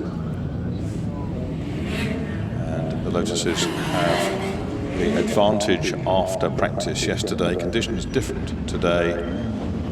There's the pale green car with that tartan noseband, the UDT Laystall team car.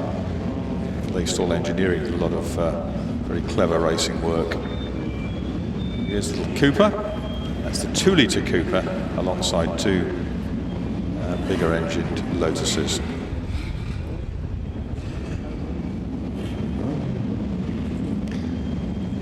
Got a nice clean start here and to get the cars up safely into Madgwick Corner. Flag waves at the back, everyone's safe to go. Up and down they go. Sam Wilson bolted out of the box. Wheel spin for Hibbard from pole, but Wilson was good. The 2-litre Cooper got swallowed from the outside, and second is Roger Wills into Madgwick. Third is John Young. Hibbard down in 4th place, and Andy Middlehurst already 5th. So it's Wilson, Wills, and they're 4 abreast there, and Andrew Hibbard looked down the inside. Hibbard's back up into 4th place, but he loses out again. Yeah, Wills into the lead. Goes on the outside, and Wills has got the lead. Well, this looks like a cracking race down to St Mary's. Really, really tight. What a run on the opening few corners for Roger Wills. John Young trying to go with as well. Look at Sam Middlehurst Wilson around the outside. Middlehurst, well, he's going to try and gain a few more. Up into 3rd place in the Lotus number 10. Right behind him, John Young. A pole man Andrew Hibbert down in 5th place, so it's all been jumbled up. And now look, round the outside, that's the line he seems to like to take. Roger Wills holding the lead. Sam Wilson still trying to do what he can, but what a start from Wilson, yet it didn't quite pay off. The Coopers had better traction and went into the lead. Millhurst already attacking Wilson for second, he goes straight past him, and in fact Wilson had a really bad run to the van straight, then he's dropped another place, and I think Millhurst could actually lead by the end of the lap at this rate. He's got one car left ahead of him, Wills, as they come down into Woodcote. Yeah, and Andrew Hibbert coming back as well. Roger Wills has been around here too many times to leave the gap for him to go through at that point, but Middlehurst just settling in there. Hibbert's gone wide, and the 2-litre Cooper tacking onto the back of that top 5, so it's 6 cars in the leading battle, and up the outside, sailing past into the lead, has come the white number 10 Lotus. A fabulous start for that car, and Andy Middlehurst, who started 6th on the grid, leads. It really was a case of take the top 6 and jumble them up. Gareth Burnett outside the front row, he's back in sync. They all got shaken around, but a great start from Wills, but there's nothing he can do at the moment about Middlehurst, who's streaked through in that number 10 Lotus, and so the battle for second place is still incredibly tight as they come to St Mary's, but Middlehurst is about 2 seconds clear in the second part of the corner. Wills comes into the second part too. Sam Wilson right on his tail. I think Wilson missed a gear last time going out of Lavant, that's why he lost so much ground. Certainly fighting his way back with John Young tucked in behind trying to do his bit as well. Well, he repassed John Young into coming down into St Mary's, and he's just passed Wills into the van, so he's now up to second, but already Middlehurst is getting away. It's a fantastic first lap and a half from Andy Middlehurst. Wilson now up second, and Hibbert done the opposite to what he did yesterday. He's got himself a whole lot of work to do now. Absolutely, it's a pack though, chasing and battling behind race leader Andy Middlehurst, and Middlehurst actually got the lead as he crossed the line. There were just 5 thousandths of a second between them, so you were absolutely right in your aspirations for this race, Kevin. A rare prediction being correct there. He's straight down into the 26s, 2.5 seconds back to Wilson, who's himself now got a second lead over Wills. So Hibbert still mired in that battle for third.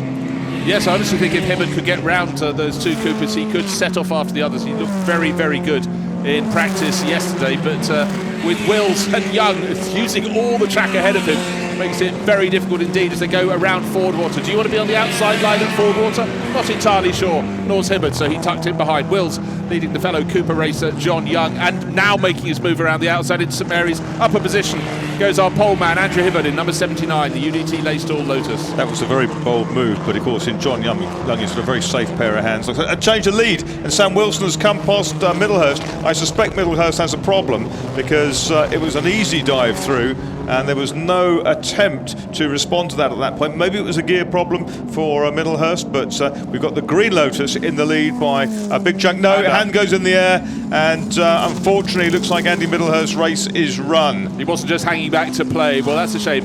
If it's a gearbox problem on a Lotus, that must be nearly unheard of, Marcus. Well, we've still got a Lotus fight at the front of him because Hibbert is now clear in second. Can he now chase down Wilson? It's the opposite to the situation that we saw yesterday when Wilson was always behind in the F3 race. Yeah, well, that leaves us a wonderful gaggle of Coopers because it's Wills from Young and now Gareth Burnett getting in on the axe. Covered all of them by about a second and a half on the start-finish line. Great racing to be had. Still quarter of an hour to go. But out front, well, he wouldn't have expected to be there. Sam Wilson, after being gobbled up in the early stages of the race, but he's worked his way up, caught up and passed, unfortunately, the failing pace setter from early in the race. Andy Middlehurst pulled off. So the gap between the top 2 is 2.7 seconds across the line. It'd be interesting to see if Hibbert can now start edging towards Wilson, or whether Wilson will just be too quick. No, he is. I'd say he's taken about a second off that by the time they got to the exit of St Mary's. Behind them, Wills and Young, they seem to drop Burnett. I don't know if he made a mistake. He was much closer at the start of the laps. That's only a 2-litre car, remember, so he hasn't got the grunt. Yes, he probably qualified higher than his pace should be in the drive. Yeah, tricky conditions, yes, absolutely. Gareth Burnett, very rapid driver. No, that's not a 2.5 second gap between Wilson and Hibbert. 2.5 lengths, I think, is probably absolutely unbelievable. And here comes up the inside, a change of lead. Andrew Hibbert flicks the car under braking, steers with the rear, and goes through into the lead. So Hibbard now leads the way. Hibbard from Wilson at Woodcote. Well, Wilson didn't fight that. He realised, he saw what was happening, and the last thing he wanted to be clattered up the inside, so very wise, stayed wide. But now the pace that Hibbard can attain in that really low sitting Lotus, let's see how much he can pull clear, because clearly he's got his tail up behind. Wills and Young having a great scrap. A pit visitor in the background. I think it might be Burnett. And up coming Malcolm Cook coming along well. He's up into 5th place, Malcolm Cook, sometime Formula Ford 2000 racer. Might yet have Andy Middlehurst coming back into the race. He's still sitting at that number 10 Lotus in the pit lane. So yes, very close to Coopers ahead of him in that battle for 4th to 6th place at the start of that, but dropped back, and it clearly was a problem for Gareth Burnett, not just the fact he had that smaller engine. So this is the battle for 3rd place. Roger Wills, number 22, 17 John Young. Far more used to seeing John in sports cars and touring cars, but he's making a really good fist in the number 17 Cooper. Yeah, he is indeed, and I don't know whether you've seen him in a single-seater. I can't recall. I can't think. Maybe it's a late career, change of direction. Yes, but look, Hibbard's got in front, but he's not pulling clear. And in fact, if anything, they're closer now. Wilson's closing right back in than they were when they came past me at St Mary's. But at the end of the lap, this is where the lead changed last time around. It looks so it was over and out for Sam Wilson. Oh no! That little moment down at Woodcote when the leader Hibbard missed his apex, having got a little bit crossed up on the brakes, allowed Wilson right back into it. These two guys know each other very well. They trust each other. They've raced many times wheel to wheel in Formula Junior cars. This is for real in Grand Prix cars, Kevin. Yeah, absolutely. It's almost like unless he had a moment that we didn't see, it's almost like Wilson waited for Hibbard and said, right, let's have a proper duel from now. So they're in the 27. So Hibbard's the fastest lap actually to get up to the back of Wilson was a 1:25. And he just pipped took fastest lap away from Andy Middlehurst. Henry is down in the pits. Henry, what can you tell us? Andy, very bad luck. What happened? Well, I got a good start, obviously, and I got on with the job, and then the misfire came in, and that's it, just started prickling, and then it just started getting worse, and it just eventually cut out in the end. And the qualifying problem was a magneto, you told me earlier. Yeah, it's cut out because the magneto cover had come off.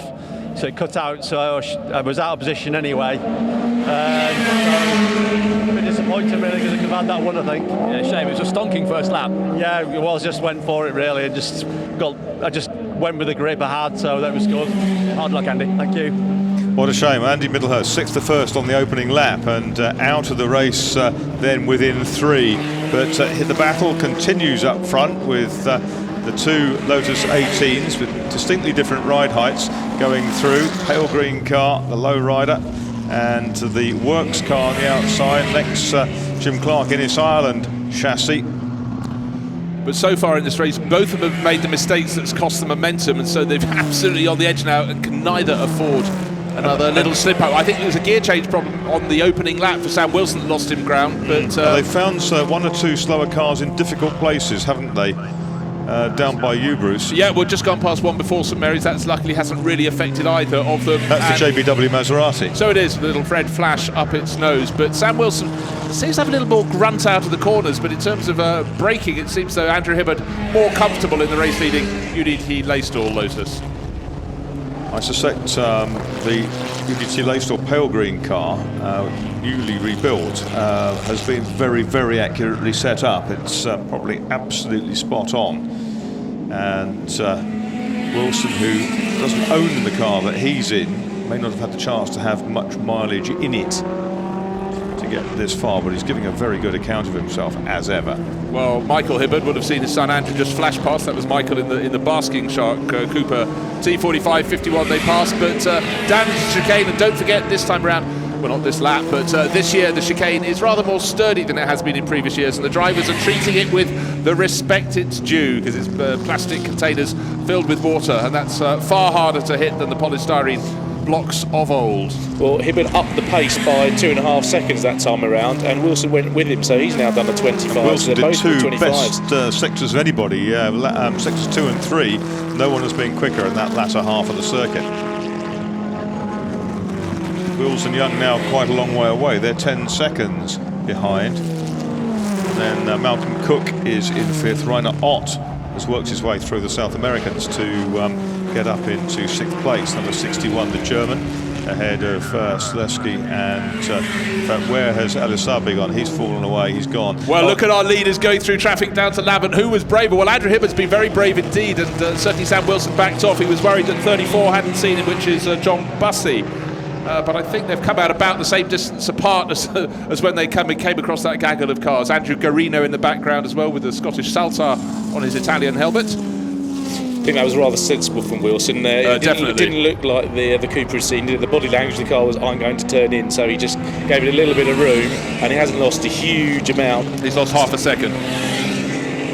Certainly better than having your nose clouted. Then there'll be a gap, and then here comes the battle for 3rd place. It's still Roger Wilson. It really is a fantastic battle. It's a great battle coming along behind them a bit further back. Ott and Silecki having a fabulous battle over 6th place, but the battle over 3rd, really good, but both such experienced drivers. But for John Young to be out there in a single-seater, taking it to someone like Roger Wills, who's been fantastic for the past decade in single-seaters, you know, a real feather in his cap. He's raced 3-litre DFE-powered Formula 1 cars as well, a wide range of GT and sports cars and touring cars as well. Eclectic range on his CV. It looks like he might actually be able to go quicker if he could find a way through. Wills has had to take a defensive line into a couple of the corners to keep him back. Yeah, I feel for the traffic could dictate the outcome of this battle. They're so close together. But they don't seem to have different points on the circuit where one has an advantage over the other. That certainly is, well, that's the 34 in their problem. They've caught Clive Wilson and John Bussey. It's a question of around the outside. Who chooses the best way. He's made it. John Young went through, but he's compromised at the kink. This is superb racing, isn't it? Oh, and John Young made the wrong choice there. And well, luckily, John Wills. Bussey came across the nose of Roger Wills, and that's allowed him straight back on. You thought that was battle over and out, but John Young has been able to get right back where he was before. What a cracking battle for 3rd place. Hibber's continuing to turn the screw at the front. He's done a best of all in the middle sector. Again, asking the question of Wilson, can he stay with him as they come across the line? I would say yes is probably the answer. And they're both in the 25s, and in fact Wilson is a tenth quicker, so the gap's now just 0.6 of a second at the front.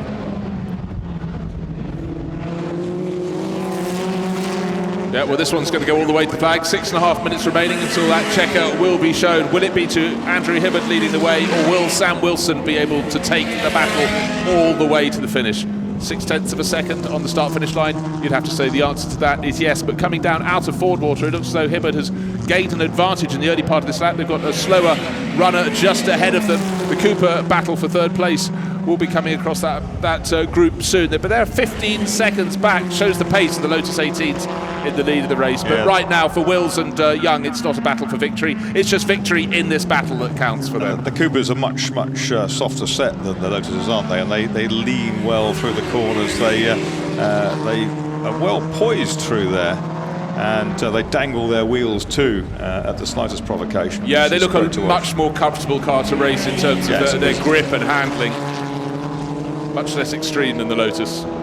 Well, of course, the Lotus 18's contemporary in Cooper terms is the T53 lowline, and we're looking at older cars who really the 18s should have. The best lowlines in 7th place. Absolutely, Rainer Ott. So the 18s should have an edge over the T51. But Rainer Ott's just actually lost the position at the end of that lap to Matthias Silecki, so 6th place in the hands of Silecki. That's been a good battle. Sam Wilson, though, not over and out, 0.7 of a second, so he's lost about a 20th of a second in the last lap. We'll forgive him that. Best final sector of really anyone, quick at the end of the lap, is Wilson, and that's keeping him in range, and they're consistently now in the 25s. Yes, whereas their next closest rivals in 3rd, 4th places doing low 1 minute 27s. They're in the difference. Mesmerising this battle on screen for 3rd place. Roger Wills in 22, and the white Cooper of John Young, who's just prepared to have a go absolutely everywhere. See if he can get past, but Roger Wills has not left the door open. They're praying, of course, not to come across any more traffic and keep it as a clean battle. But look how brave John Young is in that battle down to St Mary's. 3 more cars ominously up ahead. Yes, indeed. I think they'll have the Wolfgang Seidel car just up ahead of them. Number 8, Nick Taylor next. That's Marshall Bailey in the bright green Cooper Maserati, having a little tussle with 14. That's Richard Wilson. Yeah, fighting over 8th place. Richard Wilson in his Pucker Cooper. Bob Walker car. Father John Harper used extensively. That one. The leaders come through, and Hibbard, I think this is going to be another quick one. A 25.250. It's a new fast lap from Hibbard. Gained a second. And he gained a second, yes. Yeah, because early in the lap I could see as they came out of Ford Water, the gap had opened up. It was 7 tenths on the line last time around, if I recall rightly. But it was clearly more than that. So things starting to go his way, but he'll have to scan the horizon because they'll come across back markers very quickly indeed. And what we're seeing on the big screens on the start-finish line, 3rd place still with Roger Wilson. John Young did well to get past that trio of back markers as they go down to Madrick. So still on Roger's tail. Roger will enjoy this race. Yes, I wonder if Young actually would be quite happy to catch a gaggle of back markers again. Oh, I think so. That's when he briefly got ahead, wasn't it, at St Mary's a couple of laps ago, when he boldly went around the outside and then got boxed in at the very next corner. Yes, if you come across them one at a time, it's a fighting chance, but get 2 or 3 fighting ahead of you, and well, you've got to guess and hope you're right. John Young got it wrong last time he tried that, but through St Mary's, nice and even. He's half a second off the tail of Roger Wilson. But for number 3, it's been a great battle for Marshall Bailey. Yep, Richard Wilson's gone around the outside of him. And Woodcote moved up the order. Richard Wilson up into 8th place now in car number 14. Sam Wilson using all the road on the exit of the chicane as he continues to chase Hibbard. But Hibbard's now got into the 24s. Well, so is Wilson. It's a 24.6 from the leader, a 24.9 from Wilson. And the gap's just now up to 2 seconds. He's just edging away at the front. This battle is going to go all the way, isn't it? 2.25 minutes still to go. So we're going to have one more lap after the one they're on. Wilson Young half a second apart and clear of Malcolm Cook.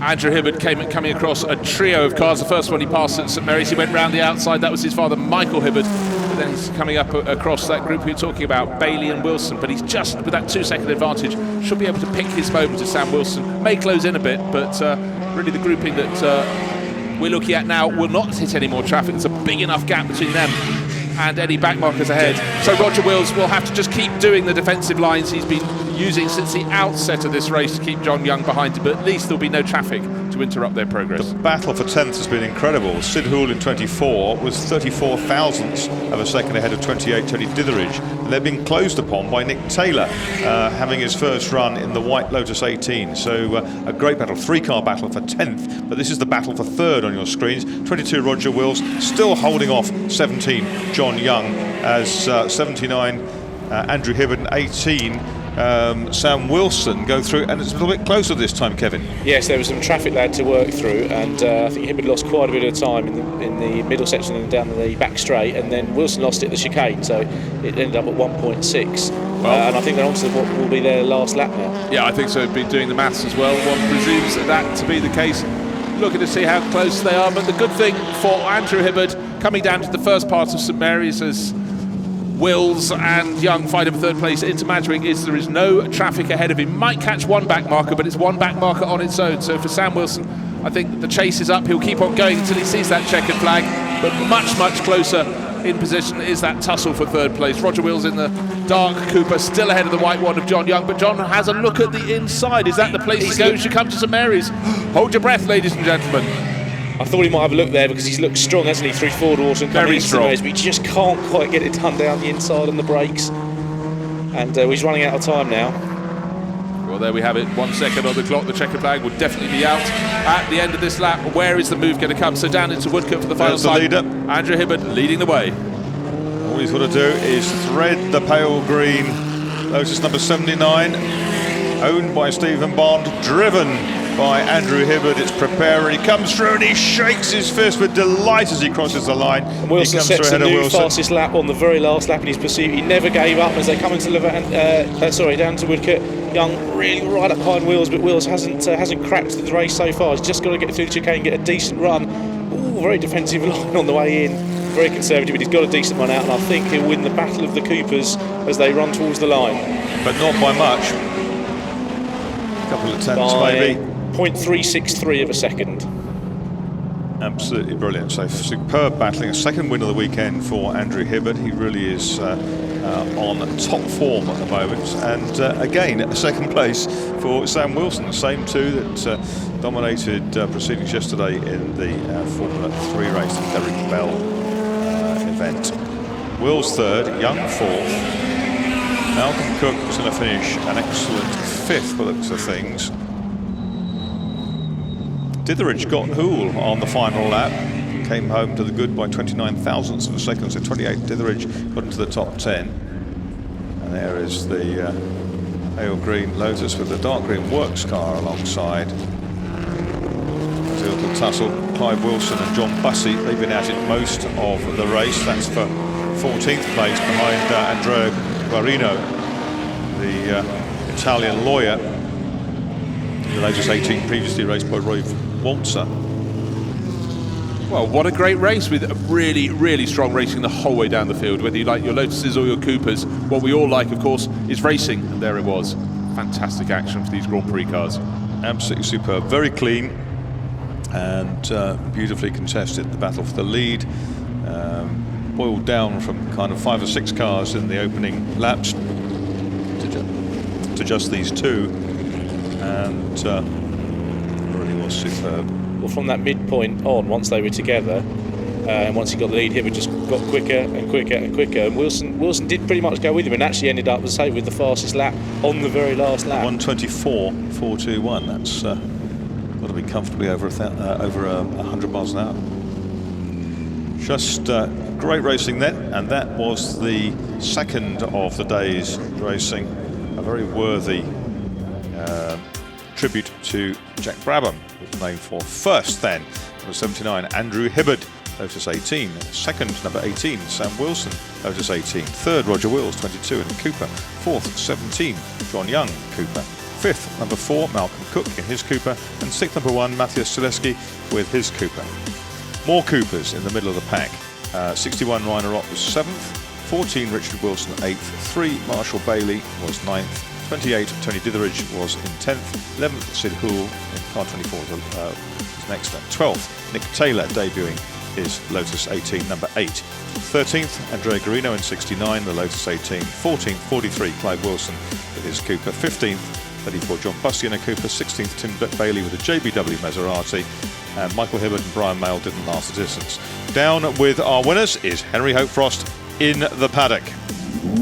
Yes, indeed, Marcus. Thank you very much indeed. A fantastic Brabham Trophy for the rear-engine Grand Prix cars and a second win of the weekend. Only the second man, in fact, to win 2 races at a members' meeting in 2 different cars. Well done. Andrew Hibbert, you, sir, are on top form. Trying. That means a lot to all of us. The team, Mr. Bond, who owns the car. This car's had quite a year. We've just finished rebuilding it, and we're really pleased it's come back and it's on good form. Sam was there or thereabouts, wasn't he? Yeah, I actually didn't make a very good start, which made the first few laps quite interesting. So it was good, but I had to get past Sam because I really wanted to stretch his legs. But this wind today is making it quite hard on the cars. Through Ford water, they're quite lively. Didn't stop you lapping very quickly, though. You have to be a bit careful, though. Yeah. Andrew, very well done. Thank you. Let's move down to talk to Sam Wilson, who once again finished his second. Fastest lap at the very end there, so you didn't give up. No, I was trying. No, it was very difficult out there. The side wind through Ford water was horrific. And I think there was a bit of oil down as well, but no, it was good fun. Yeah, Andrew's just said exactly the same thing about the wind, actually. Yeah, it was a bit scary, really. And also, coming by the end of the garages, you get hit by a gust as soon, from the assembly area. But no, Andrew was flying, and I was doing my best to keep him honest. The opening lap was all a bit hairy, wasn't it, with people sort of all going everywhere? Yeah, it was good fun. I like that. It's it keeps you on your toes. Yeah, great fun. Well done, Sam. Thank you. Let me talk to the wily old fox, Roger Wills. Oh, mate, you had your work cut out, didn't you, with... John Young, man, we had a great old ding-dong, a lot of fun, and a few back markers got involved at it. from time to time. It was fantastic. What about that start of yours? Oh, I know, it was cracking, wasn't it? Yeah, I don't know how I did that. I'd like to repeat it though. Did you think you could hold on? Because I mean, Andrew and Sam were coming. These things are so much quicker, and you know, it's just another step on evolution-wise. So I knew I couldn't probably stay with them, but I had my work cut out with this boy over here. It was classic. Handshake from John Young. A wonderful battle between Roger Wills and John Young for third place in the Brabham Trophy. Bruce, talk us through the highlights. Brabham Trophy for Grand Prix cars. If you were Sam Wilson, you were delighted with your getaway from the middle of the front row. It put you in the lead down to the first corner, but it was drivers coming through from the second row. Andrew Hibbert on pole is back in about fourth place as Roger Wills there in number 22 sweeps around the outside. John Young in the white Cooper goes as well. And it was very tidy at the start, but the story of the race was how Andrew Hibbert got his way back from fifth position towards the front end of the race. But for now, it's a Cooper leading the race. Sam Wilson in that super fast starting Lotus tucked back in second place, but the driver making the moves in the early laps was Andy Middlehurst. Started sixth on the grid in number 10 is Lotus 18, and a very short work got into the lead of the race. Started pulling clear, and then he unfortunately had problems, and Andrew Hibbert was picking his way back up the order. There he was tussling. Gareth Burnett unfortunately started on the front row and ended up in the pits. Sam Wilson though and Andrew Hibbert, what a scrap they had over the lead. The green, pale green Hibbert Lotus just ahead of the dark green Sam Wilson driven Lotus 18 with those wonderful yellow wheels. And now just look, can you thread your way through traffic? Yes, no, maybe, perhaps. Sam Wilson in number 18 being very cautious indeed, tucking back in behind Hibbert, trying to choose his moment, and the traffic also affected John Young in the white Cooper, but ahead of him Roger Wills driving such a wily race, and afterwards they loved the action. There was nothing they could do about the faster Lotuses, so they got stuck with their own load Coopers against the Lotuses, but Andy Hibbert was the winner.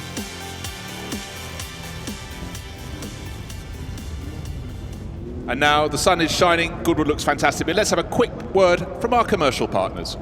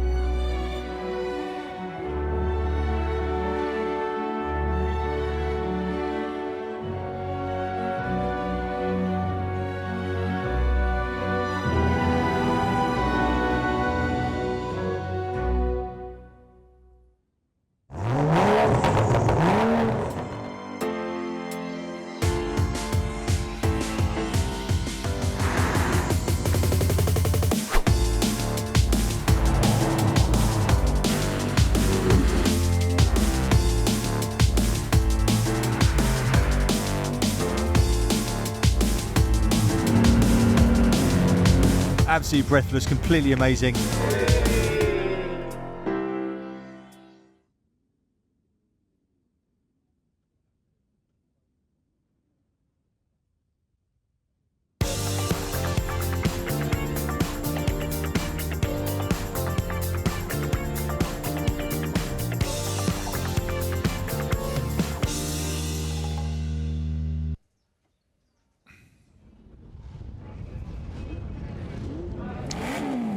Ahead of us now, a 20-minute race for the Mike Hailwood Trophy to be headed off on the parade lap by none other than David Hailwood, the son of the late Mike Hailwood, on the RC181 500cc Honda 4, carrying the number 4.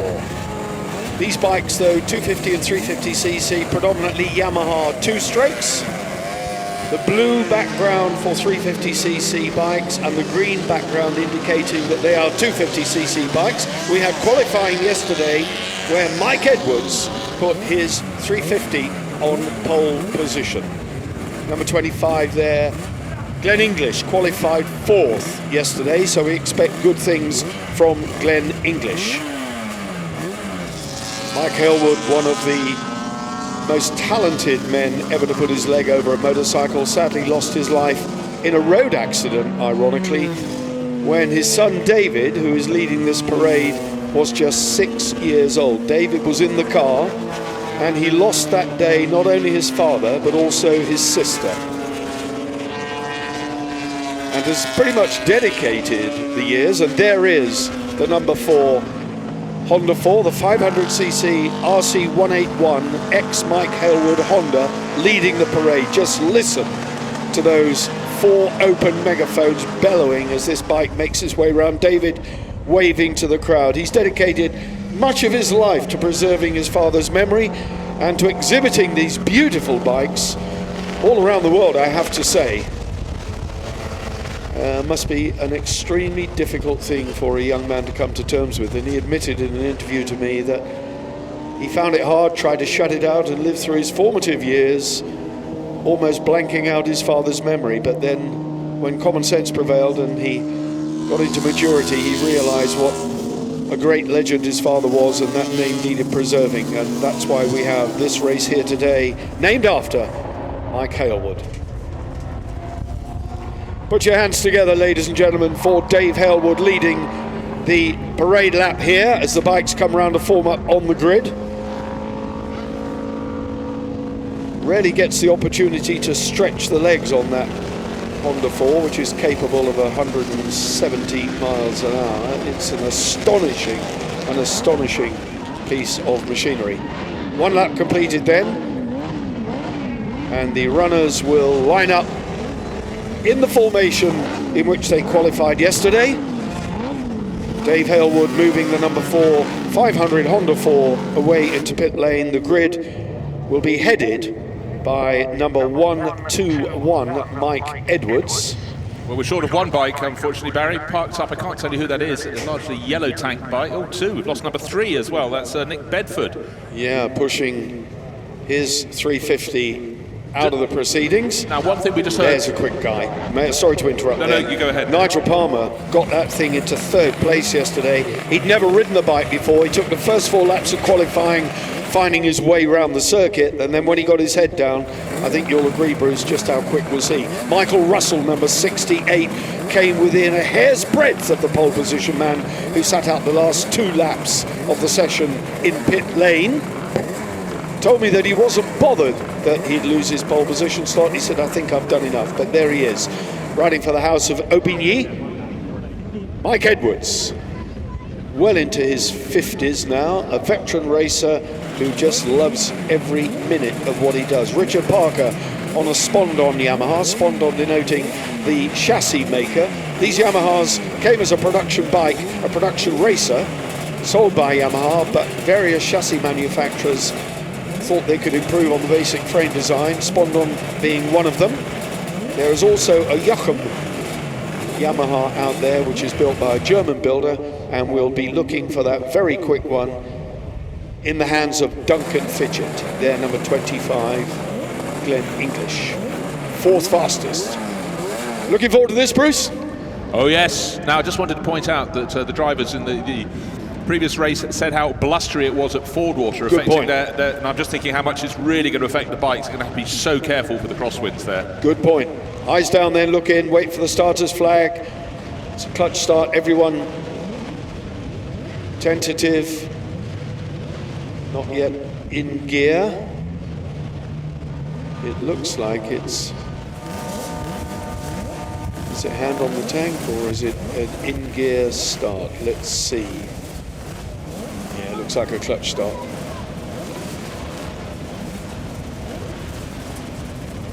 Already at the back.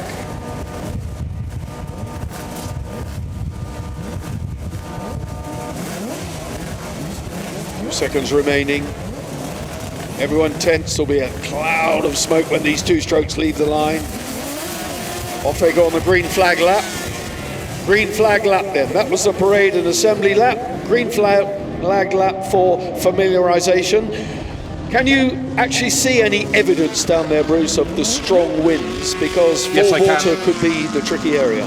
Well, all I can see is the trees moving around behind my commentary box at St Mary's. You can look at the daffodils. There's a couple of the bikes being wheeled off the side of the circuit. You see the daffodils. So even down at ground level, it's moving. And there are the flags above the pits. They are beating at quite a lick. So if the wind's constant, it's one thing for the bikes. It's when it gusts, clearly, that it could catch them out between one lap and the next. But I must say, the bike's coming down towards St Mary's, travelling at a good speed, looking untroubled. But that's easy for me to say. Okay, there's the grid then. Pole position, Mike Edwards, Russell, Nigel Palmer completing the front row. Row 2, English and Richard Parker. Row 3, Peter Crew, Dan Walling and Duncan Fitchett, not on a Harris Rotax, he is on a Yamaha. Let's see what he can do. Row 4, Steve Bohm and Julian Ide. Row 5, Pond, Perkin and Mike Farrell on Charlie Williams Maxton Yamaha. Vince Cundall on row 6 ahead of Stuart Tong. Row 7 is Nick Bedford. Sian Brooks, I saw her this morning, very, very fit in her leathers, strong young lady. George Thomas, Fred Burridge, Sebastian Perez on row 8. Sam Clues, Dave Cooper, Gordon Russell, Michael Russell's father, on row 9. Row 10 is Draper and Robin Lamb, Mark Linton, Mike Hawthorne and Andrew Windsor completing row 11. I fear that one of the bikes we might be missing could be Gordon Russell. That was one of the bikes pulled at the side of the circuit, I think. And it's no problem yesterday, if you remember. He in qualifying he pulled off early, so Michael Russell's father, hopefully and mercifully, no such problem for Russell Jr. because he is very much in contention in the middle of the front row, and here he is lining up now to take his place, number 68, Michael Russell. Nigel Palmer, 49, watch that man go. That's a TZ 350, so there are 350s all the way across the front row. They'll be doing speeds approaching 150 miles an hour. They're the pole position man, Mike Edwards. On a 1979 TZ 350 E and Glenn English stretching his leg. Green flag at the back indicating all is well. Starter raises a flag, down the flag goes up, we've got a start and away we go, and it was a cracking start by Nigel Palmer, number 49. Has he got it? Mike Edwards though, sweeping round the outside, Palmer into second. Where was Russell? Russell didn't get it away as quickly as he would have liked, but he's gone wide. Edwards then from pole position leads at the moment, stretching out a good advantage. Russell's in fourth, Glenn English is up to third. Stretching their way down, they are approaching you now, Bruce. Yeah, down the dip, all tidy through Fordwater so far, but what a start for Edwards. He's about almost second clear, the first part of St Mary's. Those behind Palmer right in the thick of the battle. You can see Edwards in the background escaping as they're turning right into St Mary's. He's turning left through the second part. Now they dip down into that drop, wonderful drop, compression. Lets you know if you're on the wrong line, that's for sure. Rider definitely not on the wrong line. Mike Edwards leading. Look at Glenn English. Glenn English, number 25, up to second place from fourth qualifying. Absolutely rocket ship. Number 25, Glenn English. Nigel Palmer, 49 in third. Then it's Mike Russell. Then number 20, that's Richard Parker. So he qualified well. These are the front runners, the guys we would expect to see. But Mike Edwards is away with it at the moment. Well, a great start from Palmer, but Edwards just had the pace around the opening corner at Madwick and has swept clear. Duncan Fitch just spotted him on number 7. Let's see if he can get in the mix. He's strangely off the pace yesterday. He is. He's in 8th place at the moment. That's about where he qualified. 8th or 9th, I can't remember. 8th, I think, was where he qualified.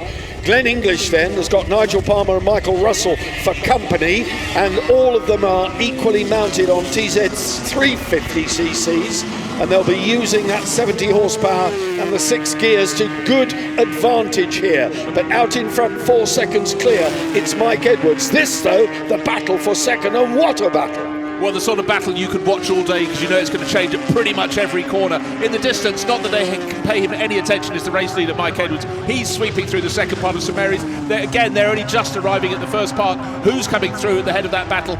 It's still number 25. For how much longer will Glenn English hold on? He's done a fabulous start to the race, but it's a very busy sector of circuit. Well, Glenn English was strong yesterday in qualifying, and he got progressively quicker. We saw times yesterday almost in the 26s. The low, very low 27s. We're at 1:31 at the moment. 1:31.036, fastest lap by the race leader, Mike Edwards. But here comes the move because Michael Russell is in third place, but he's right now on the tail of second place, and looks like he's going to be able to make that move any moment now. Don't forget, he started from the middle of the front row. Number 16, Dan Walling in 5th place behind this lot. This is the battle for second, third and fourth there in your picture now. Glenn English, Michael Russell and Nigel Palmer, number 49, just sitting there, keeping his powder dry, I think. Don't forget, he familiarised himself with this bike during qualifying yesterday, had never ridden it before, took a few laps to find his way round, find out how the bike performed, and he said he absolutely loves it. Here comes Dan Walling, the chasing bunch. Well, he's number 16. Ahead of him now has gone the number 7 bike.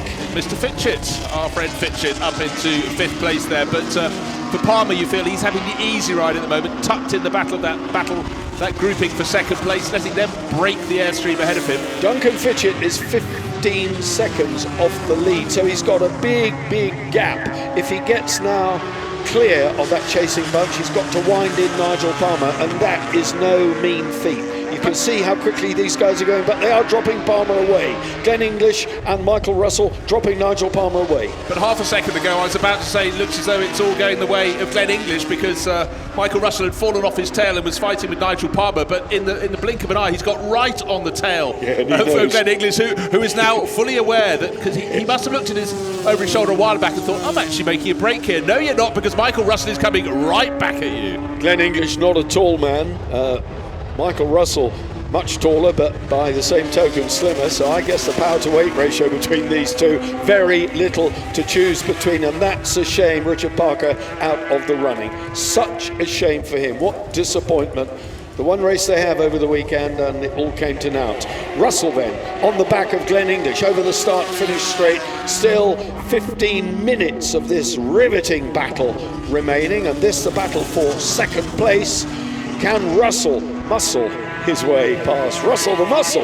Here we go, he's having a look, moving out of the slipstream of Glenn English. They're on their way down to you. Nigel Palmer tucked in the slipstream, and Duncan Fitchett still there, but in 5th place now, Duncan Fitchett.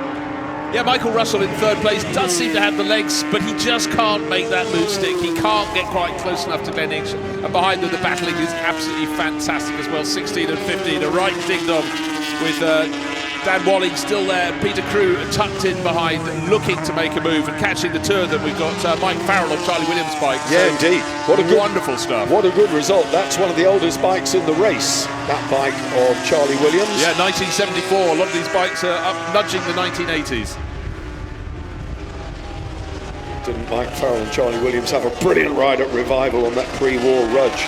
They're not yet decided what they're going to bring to Goodwood here for Revival in September this year, but it would be nice to see the Rudge again. Meanwhile, there's Duncan Fitchett, number 7. Duncan Fitchett on the Yucum chassis Yamaha, helped in the pits by former German champion and very regular world competitor Martin Wimmer has been helping out and advising on suspension setups on that bike of Duncan Fitchett. That's a fairly handy person to have as your backup, isn't it? It certainly is, and Palmer has gone past English. This the scrap though for further on down the order, and right behind that is Mike Farrell. Mike Farrell tucked in behind Peter Crew and Dan Walling. Well, so did English make a mistake? He was sitting quite comfortably in 2nd place, admittedly being challenged very hard by Russell. Palmer was he must have done. He must have done. Maybe he got caught out by a gust of wind. Now he's trying to fight his way back. In fact, English and Palmer together. We expected that if Mike Russell could get past him, pull away, and so he is doing. 25 Glenn English in 3rd place, the sort of tiger stripes, zebra stripes on the side, if you will, of his bike. The red flashy lower down on the bodywork. In the excitement, I've missed it. A 1:26.021 has been set by Edwards. That is phenomenal on lap 3. 1:26. That is absolutely outstanding. That explains why he's 12 seconds clear. That explains why we're not talking about him, because nobody is challenging him. He's doing a masterclass at the front of the field, and that is one heck of a lap. And just to put it into perspective, the next quickest out there are lapping over 1.5 seconds slower. Goodness me, what a purple moment for him. Number 63 out of the run, Ian Draper. This is Mike Edwards. Here we are then. The man from the Northwest. Mike Edwards, so long in British Supersport, British Superbike, Triumph, Ducati. He's ridden them all. He'll ride anything with 2 wheels, and he's doing a great job here on this 2-stroke. Absolutely loves it. Well into his 50s, very much a veteran, but sprightly, and laughingly told me yesterday when I asked him what he did to keep fit, he said, I once did 3 days in the gym back in the 90s and it wore me out. He said it was right knackering, didn't he? That's exactly what Never he returned. said. That's exactly what he said.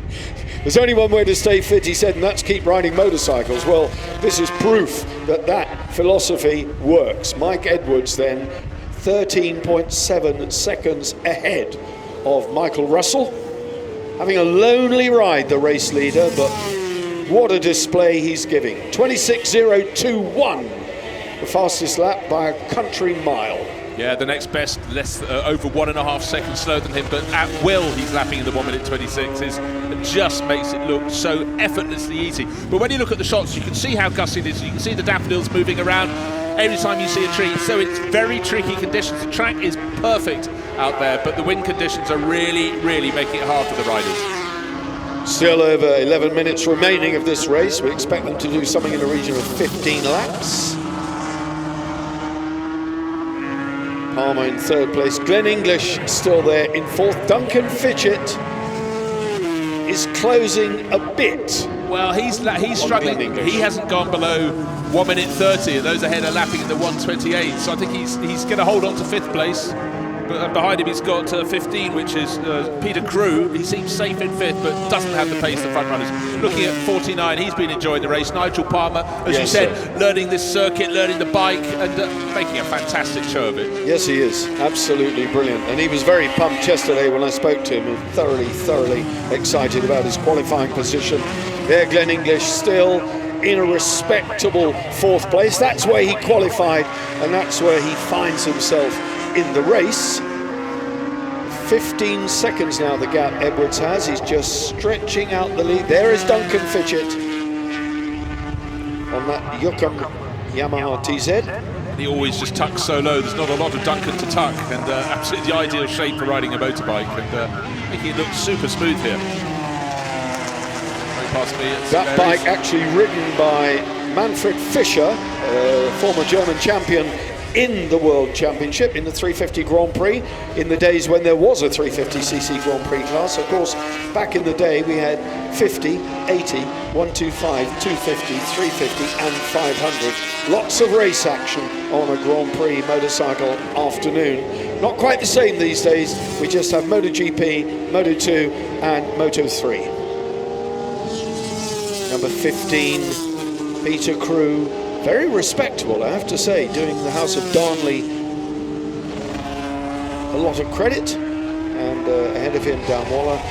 And there, of course, Mike Farrell, number 4 on Charlie Williams' bike. And Charlie said to me this morning when I spoke to him, we don't expect him to be running too much at the front, but I can tell you, he's doing a very good job in 8th place, Mike Farrell, on the number 4.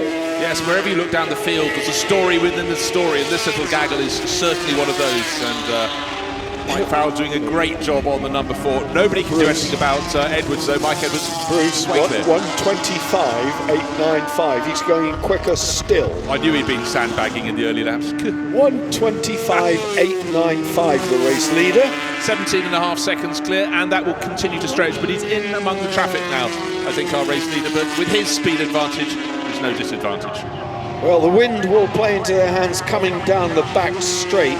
There's no doubt about that, but where it is tricky, of course, when it's crosswind, when they're up near you, and through Ford water, when it hits them sideways as they throw it over and heel into the bend. Well, Mike Russell started, this battle for second place. Mike Russell in 68 started second, fell down the order a little bit on the opening lap, went down to fourth place. And Palmer, the rider we thought was the tyro in the mix, is really becoming the tyrant up into second place. He'll be holding it over the moon with this, Nigel Palmer. Absolutely over the moon. Well, he had a massive grin on his face yesterday after learning the bike, the circuit, and getting stuck in, and he really is getting stuck in right now. Personal best 127.092. That's a lot quicker than he went yesterday. So he's getting the measure of this 350 bike, and he's also getting the measure of the Goodwood circuit, albeit with blustery wind. You talked about the perspex of Mike Russell's bike yesterday, bubbling and wobbling in the breeze. Just look at it today. It does look at like those little kits you could get for where you inflate your own balloon and it's sort of blowing up but not quite set yet. But look at this battle with Palmer on the inside and around the outside, but not going around the outside, is Michael Russell. What a great battle to watch. They're loving it. Russell has got the measure of him. He's been in front twice, he's been behind him twice, he's now tucked in the back of Nigel Palmer, number 49, so Michael Russell knows that he can get past. It's a question of where he's going to choose his moment. 19 seconds now the gap at the front of the race, and where is Duncan Fitchett? Still 25 seconds off the lead, but closing in a little bit on Glenn English, but just not putting in the lap times. Yeah, no, English still has the legs, the best battle. Well, look at that. 45 was Interloper, but once Michael Russell had got into second place, we thought past Glenn English, we thought he was gone. Then English started dropping back, and Palmer has been the surprise package in this race. To not only get back up onto the tail of Michael Russell, but to go past, and now, if anything, pull away. Well, Sebastian Perez there, the number 45 rider, did Michael something of an unintentional disservice, because Michael Russell now has got his work cut out with 6 minutes remaining to wind in a very, very rapid and getting quicker Nigel Palmer. 27.092 personal best. That is quick. Almost in the 26s. That's where we were in qualifying yesterday for the pole position time. The man who took pole position has gone around here now in 125.895 and is now having a purple patch on the second sector. And look, he's Nigel Palmer now among the tail enders. Thick traffic, and he really had to guess, and he just about guessed right, but the good thing, he hasn't lost any advantage. But when you're passing a gaggle of 5 or 6 bikes, look for 49. He's just worked his way through. Number 8 still has to be passed. I'm sure he'll get past him, no trouble at all. But Michael Russell's still behind him. Russell, in fact, at the back of that group, so he's lost out quite comprehensively. Now he's got his way through it, and so they're clear. But that was a chance for a bit of smoke being issued by number 10. That won't be the rider's friend, I think. That's something blown onto the expansion chamber. Suggest you get that off. That looks like gearbox oil onto the expansion chamber. He'll come down if he's not careful. He's not aware of it. Yes, he is now. He is now. Get it off the racing line. That is something burst. It could be coolant, but it could be gearbox oil on the expansion chamber. Okay, he's going to pull off at Madrick or gently to the side. So shame he didn't go to the pits, but anyhow, at least it has been noticed. Mike Hawthorne onto the grass. Well done, well done. Quick thinking. Yeah, that would have ended in tears for sure. That blue. Michael Russell then, there the man ahead of him, Nigel Palmer, that he desperately needs to catch with 4.5 minutes remaining. Is it on? Well, Russell lining him up, having a look.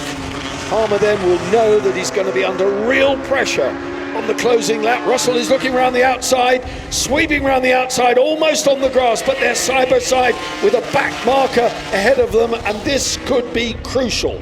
It was a bit like Michael Russell suddenly found another gear there on the first half of this lap, the way he caught right on the tail of Palmer. Now with number 42 in front of them, that should stay out of the way. That's Sean Brooks. Yep, Sean Brooks on the Yucum chassis TZ 250. Russell's past her, Palmer away past her, so this is going to be nip and tuck. Is Nigel Palmer going to be able to hang on to that second place all the way to the flag? Well, sometimes being the first of a racy pair coming upon traffic, you can gain an advantage, but it seems to have been very even between the two of them.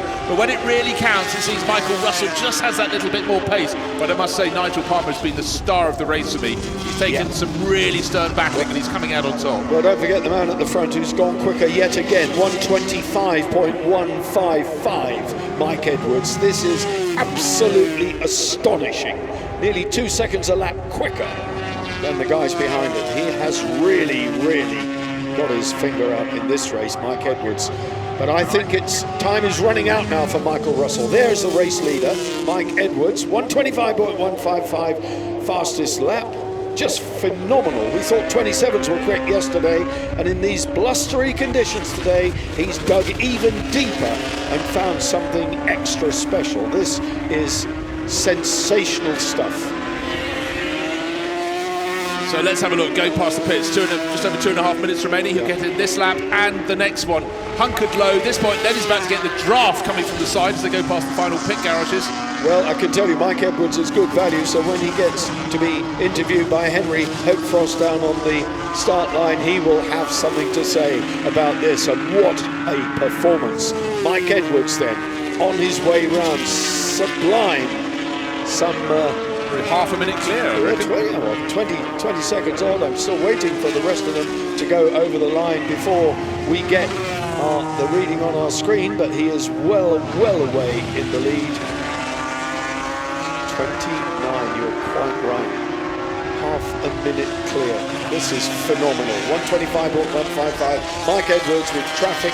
Well, he could sit up, switch it off and coast home now with 1 minute 50 seconds remaining. And look at the gaggle. He's lapping now, this gaggle that we've been following with Mike Farrell, number 4, on Charlie Williams' bike in the middle of it. It must feel so strange when you're really absolutely pedal to the metal. You've got your wrist twisted right back, and yet someone comes past who is though you're painted to the circuit. Yeah, Dan Wallen, Peter Crew in there as well. 15, 16 and 4. There they are. 15, 16 and 4.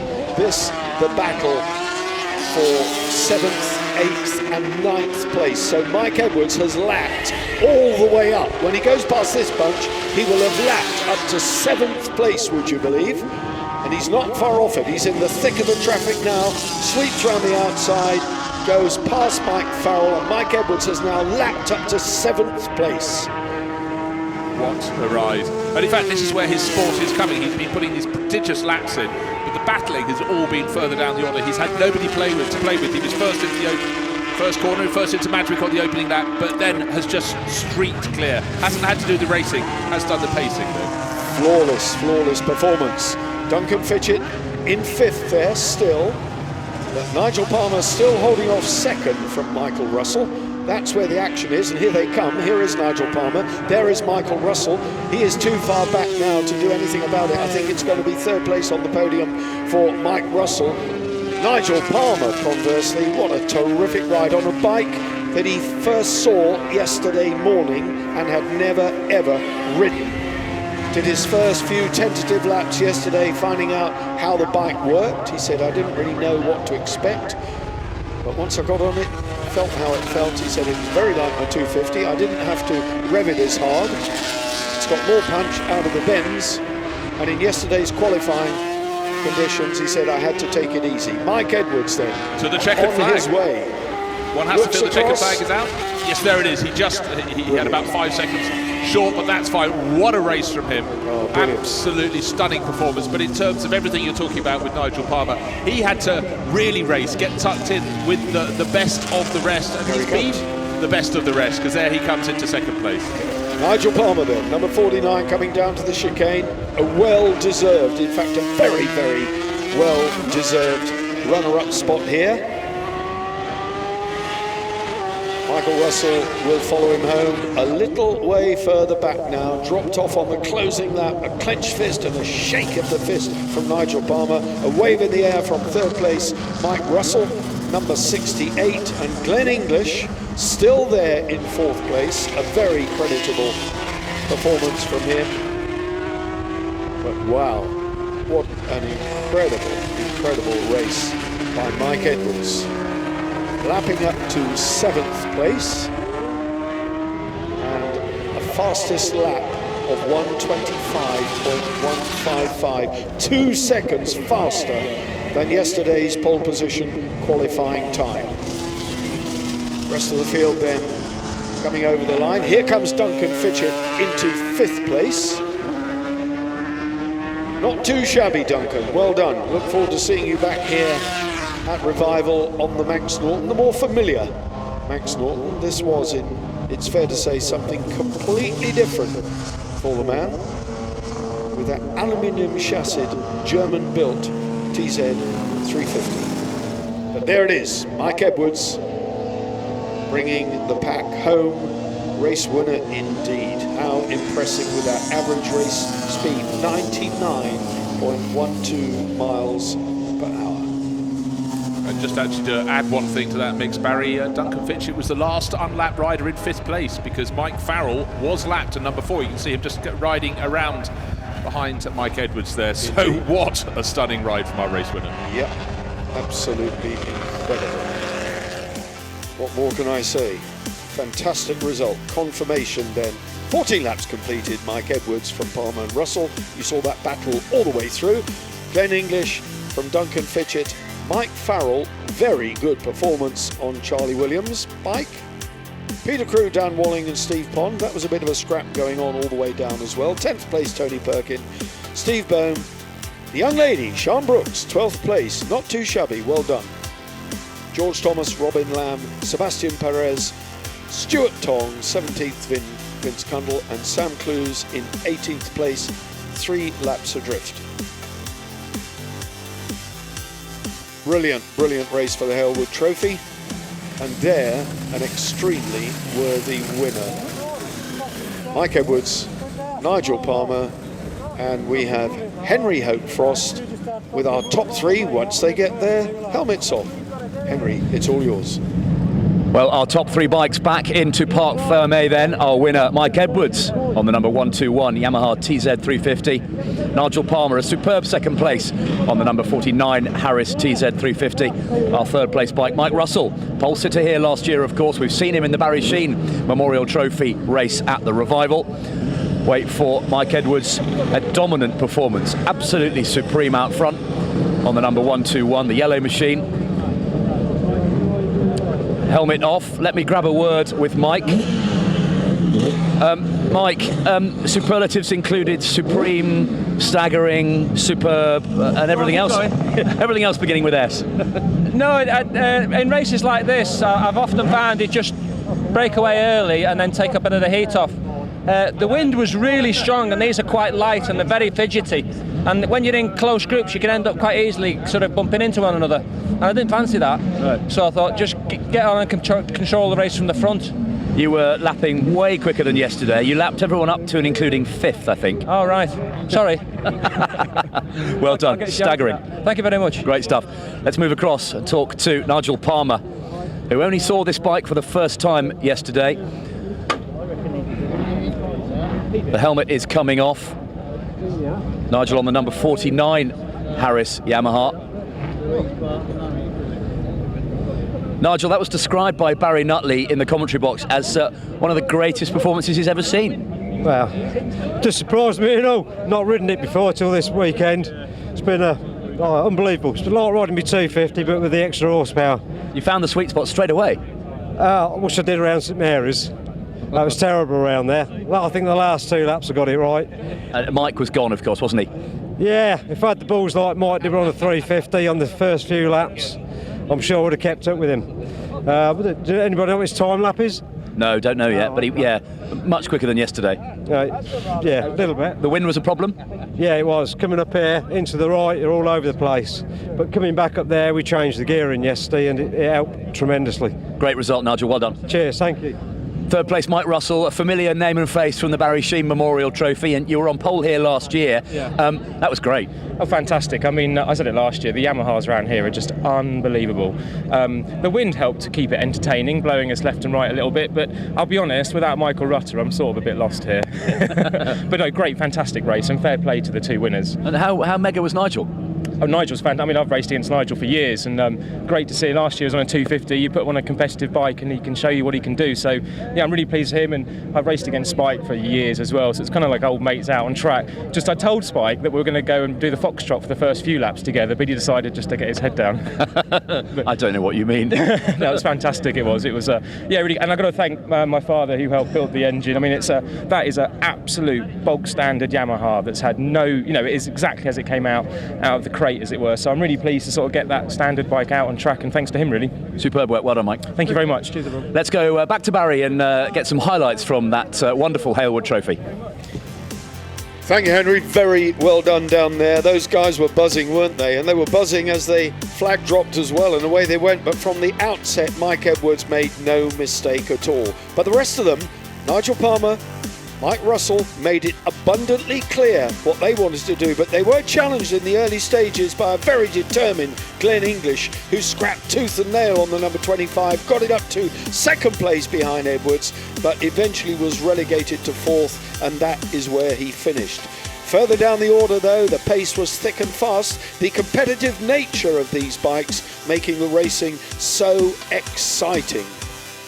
Mike Farrell had a good outing on Charlie Williams' ancient, I call it ancient because it's a 1974 Maxton Yamaha on the number 4 plate, but at the front Mike Russell and Nigel Palmer duelled it out. Which one was going to get the verdict? Well, tailenders played a certain extent in the outcome of that, because once Michael Russell got sidelined, there was no coming back. A blow-up for the number 10 bike, Mike Hawthorne, meant that he had to retire onto the grass. Meanwhile, Edwards was putting in quicker lap after quicker lap, ending up with a 125.155, a record time round here for him.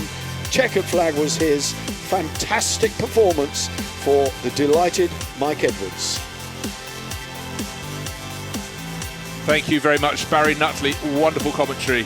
What was a fantastic race. Now, house points, very important in the Members Meeting House Challenge.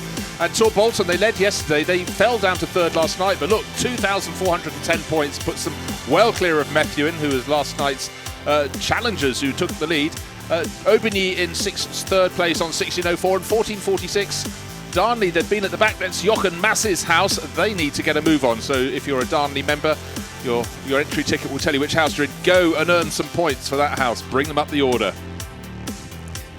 Yes, Bruce, the Westlake Cup finishing order really helped Tor Bolton, didn't it? It certainly did, but Marcus, let's just go through a few tweets. If you get some pictures around the circuit you want to show us, send them to hashtag 75mm. That's the filter you need. And keep sending them in. We've had some wonderful ones. On our way, rather nice set of wheels to bring down to the members meeting from Ben Oliver. Totally different sort of set of wheels sent in by Lizzie Pope. There's a little combo, Marcus, you might quite fancy. Love this in the Bottoms meeting, members meeting auction.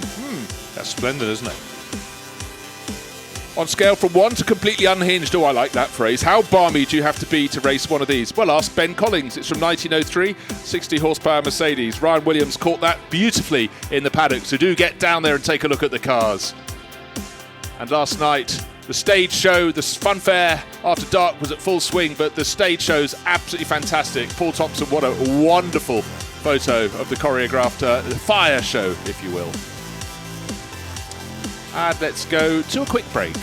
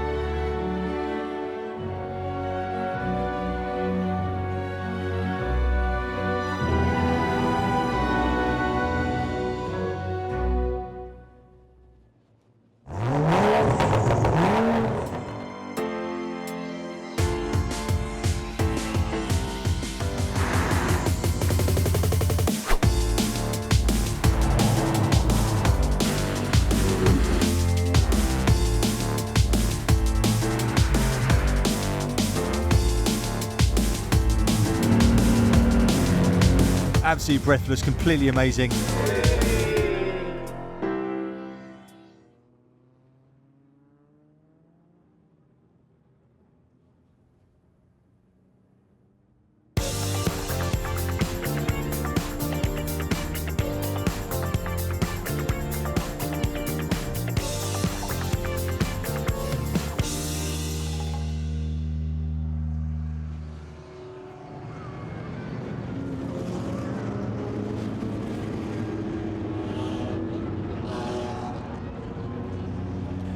Well, we're back live, ladies and gentlemen, and we've got a mouth-watering selection of BMW M3s, Ford Sierra Cosworth RS 500s, etc., forming up on the grid. And that really means I should introduce you again to Kevin Turner, who knows all about these things, and these are the cars he dreams about in his sleep.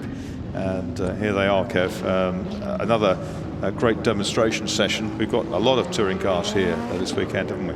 Fantastic, and these of course were the back end of Group A, when the RS 100s were producing anything over 550 brake horsepower, and that was a stern test for the tyres of the day, and there was of course a tyre war, and I don't think the tyres ever defeated the RS 500s. We've got a couple of M3s on the front row there as well, which is very successful around the world in various forms. The E30, the first of the M3 models, got the Roland Ratzenberger car there on the middle of the front row, the Minshaw car, Demon Tweaks car. And he appeared briefly in the British Touring Car Championship. The M3 won the British Touring Car Championship in 1988 with Frank Sittner as a Class B car, so that was when the BTCC had multi-class structure, so you could win the championship even if you were finishing 8th, 12th, 15th overall.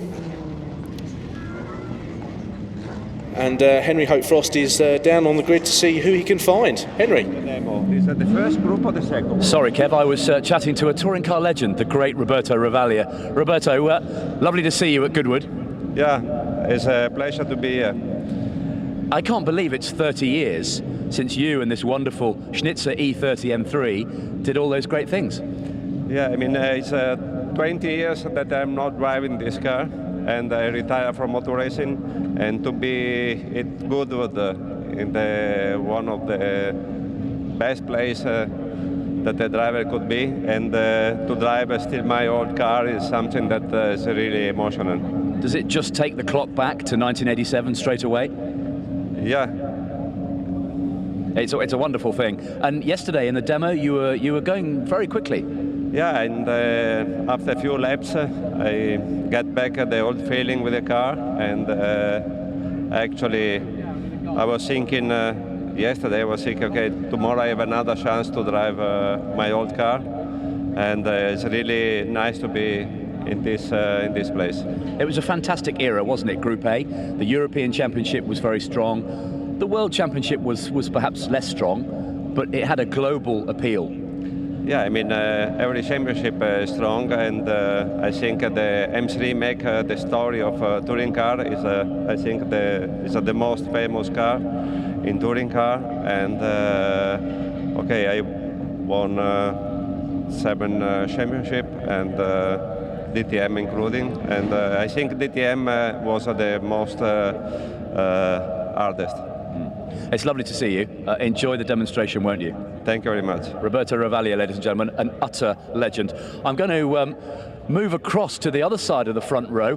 Hopefully Ian will stick with me, and I'll have a word with a man who won the British Touring Car Championship in 1990 in the RS 500, Rob Gravitt. Good to see you, Rob. Good morning, Henry. Good to see you as well. What a brilliant event we're at today. Lovely weather. I've described this as a flame-throwing, whistle-popping old banger. Is that fair? Well, Gary Hawkins got the picture of the weekend, I think, yesterday. I've never seen so much flame coming out the side of a car, so he's going to show you that. You had great battles, didn't you, in the last year of the multi-class championship, 1990. Won lots of races. The Trackstar Sierra was top kit, wasn't it? Yeah, I mean, when you think about it, that was 27 years ago. They were monsters then, they're monsters now. They were amazing, and I have to say, I don't know what speed we were doing down the back straight yesterday, but I should think we were close to 180. Scary. From a 2-litre saloon car. They were just phenomenal. It's a 2-litre turbocharged engine, as you said, but they were just monstrous cars, and I still don't actually see anything coming up behind them. No, absolutely. Enjoy it, won't you? Thank you very much. I will. I'll try it. Cheers, Rob. Rob Gravitt there, 1990 British Touring Car Champion. I'm going to go straight across to have a word with Carl Jones in Paul Linfoot's Louis-sponsored machine, another star of the BTCC. Good morning, Jonesy. Good morning. How are you? I'm well. Fantastic. What a great meeting. Are you pleased to be back in one of these old things? Most certainly. Unfortunately, yesterday we had a misfire, but it's running fine right now, and really excited to drive in it because it's 28 years ago I last drove one. And my boy Ryan's here, come to see me, seen me on TV, but never seen me driving the car for real. So, yeah, absolutely fantastic. We could tell it wasn't your fault yesterday. It wasn't making the right noise as you came past the pits. Well, I'm sure it will be today, so look out, it'll be good. Tell us about the very familiar colours on that helmet.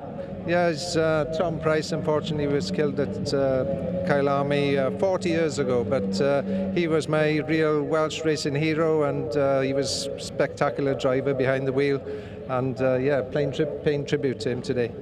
This is a cool car, isn't it? In a great livery. Raced by Manuel Reuter in period. Yes, it's Eggenberger car, and run by Reinhausen and Manuel Reuter, next DTM car. So yeah, absolutely fantastic car to be driving here this weekend. Is the misfire okay now?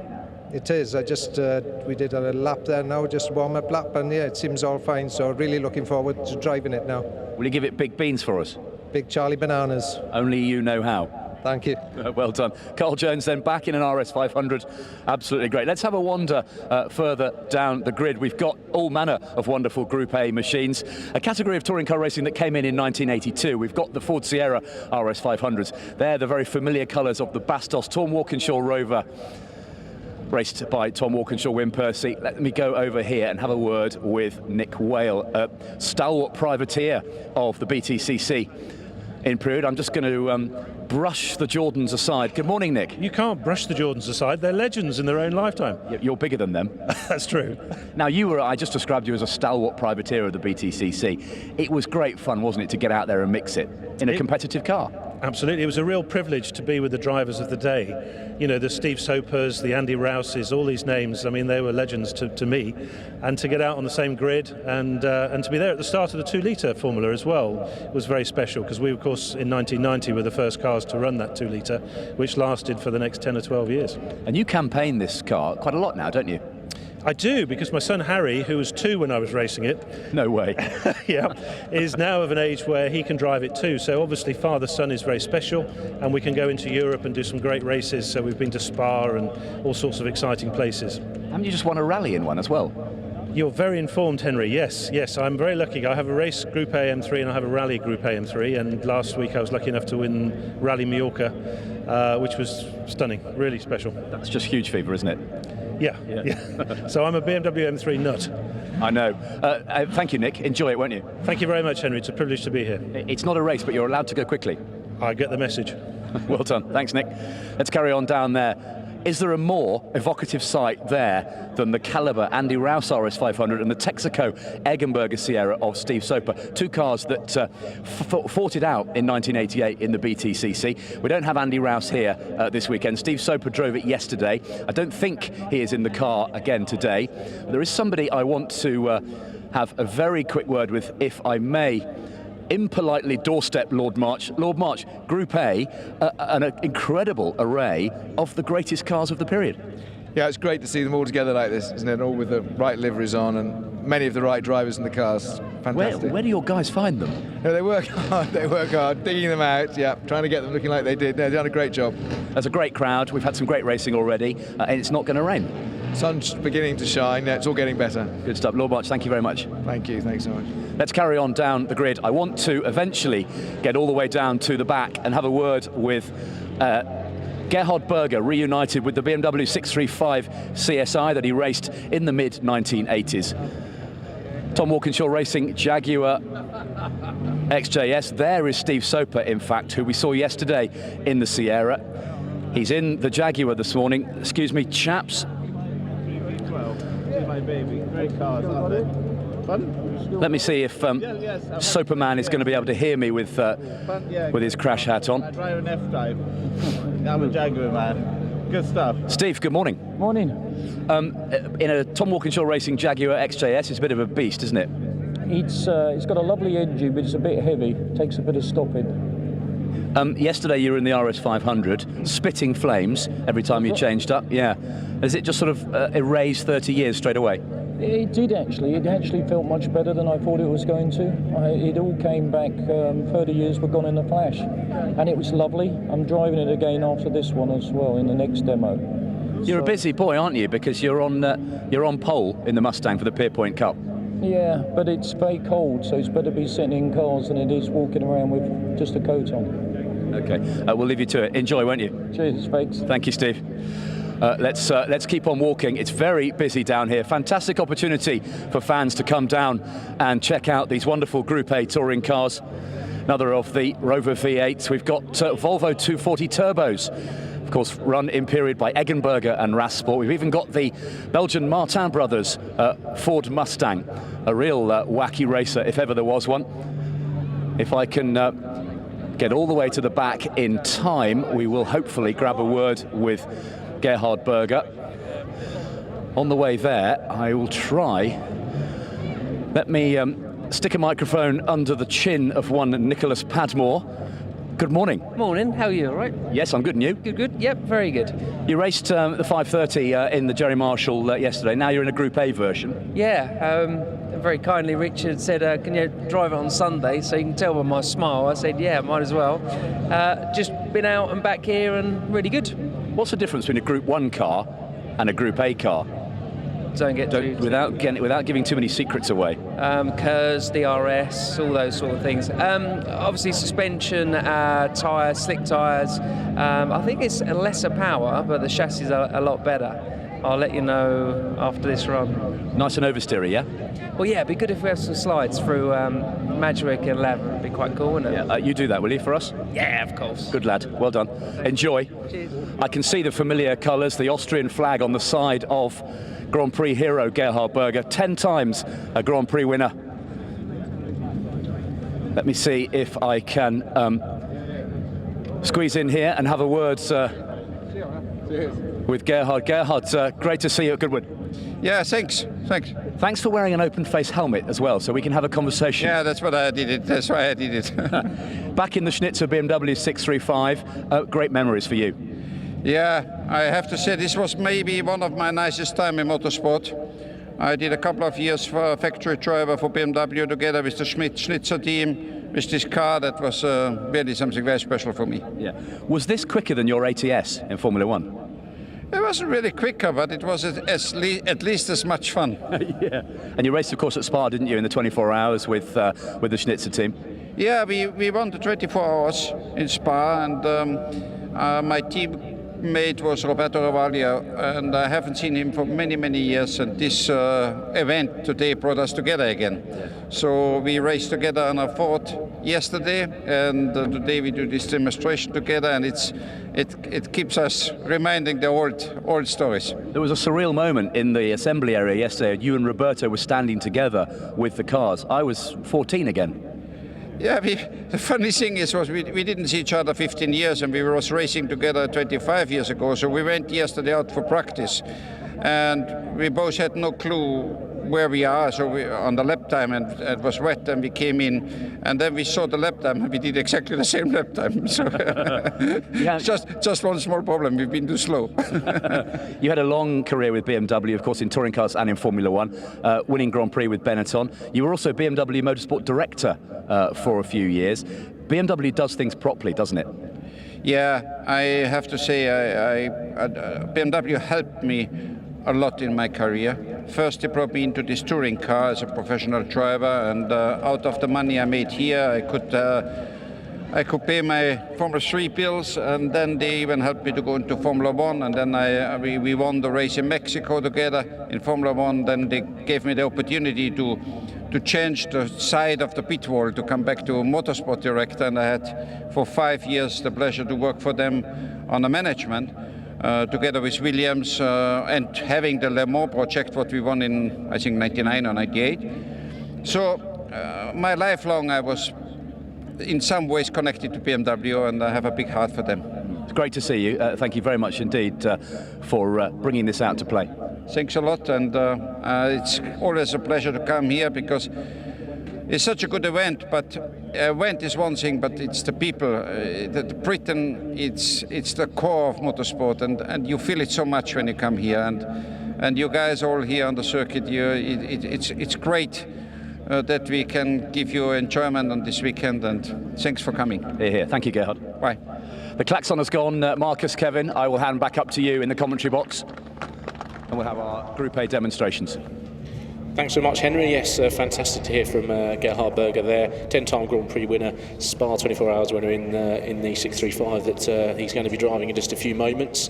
And of course, in the same year as winning Spa 24 Hours, winning the Mexican Grand Prix, which it's hard to imagine that sort of thing happening now with up-and-coming Grand Prix drivers in touring cars. Although, of course, some of them do occasionally have a go in a sports car.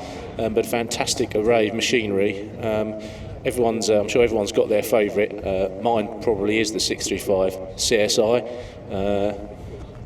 Marcus, have you got a favourite on this? I absolutely adore BMW 635 CSIs.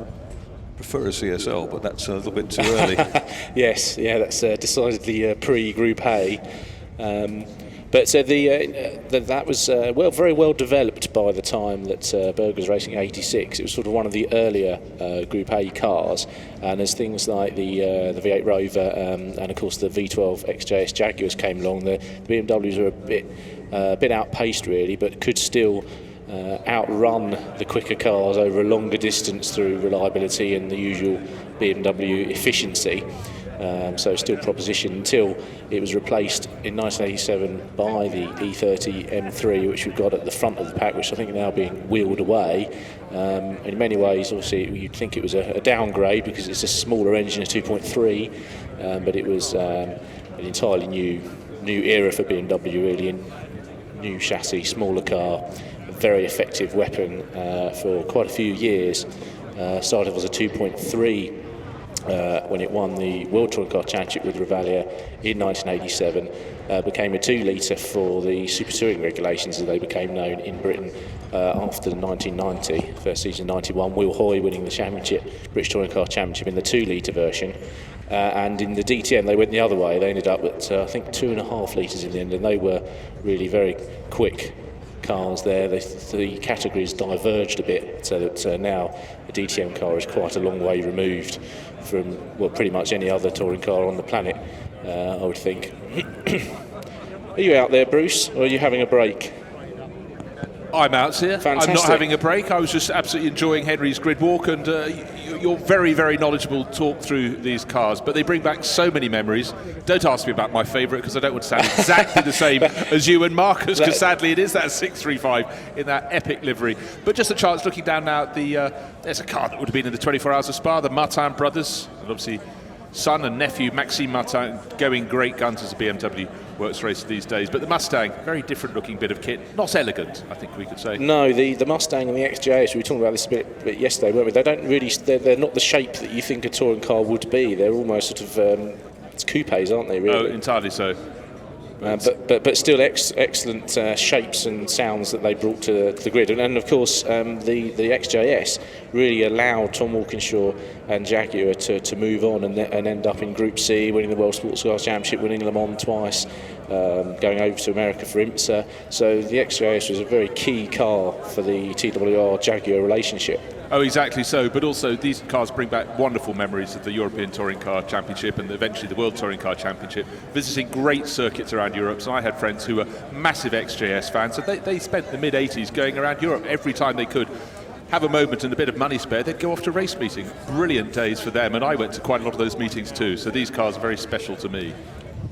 And we were just looking at one of the most unlikely cars of that period, aren't we, Bruce? The Volvo, the turbo Volvo, which still indecently fast. I think that car is probably the way to describe it. Oh, absolutely so. And seeing them compete around Silverstone, making that funny whistling noise, but just mind-warpingly quick. Just what you didn't expect.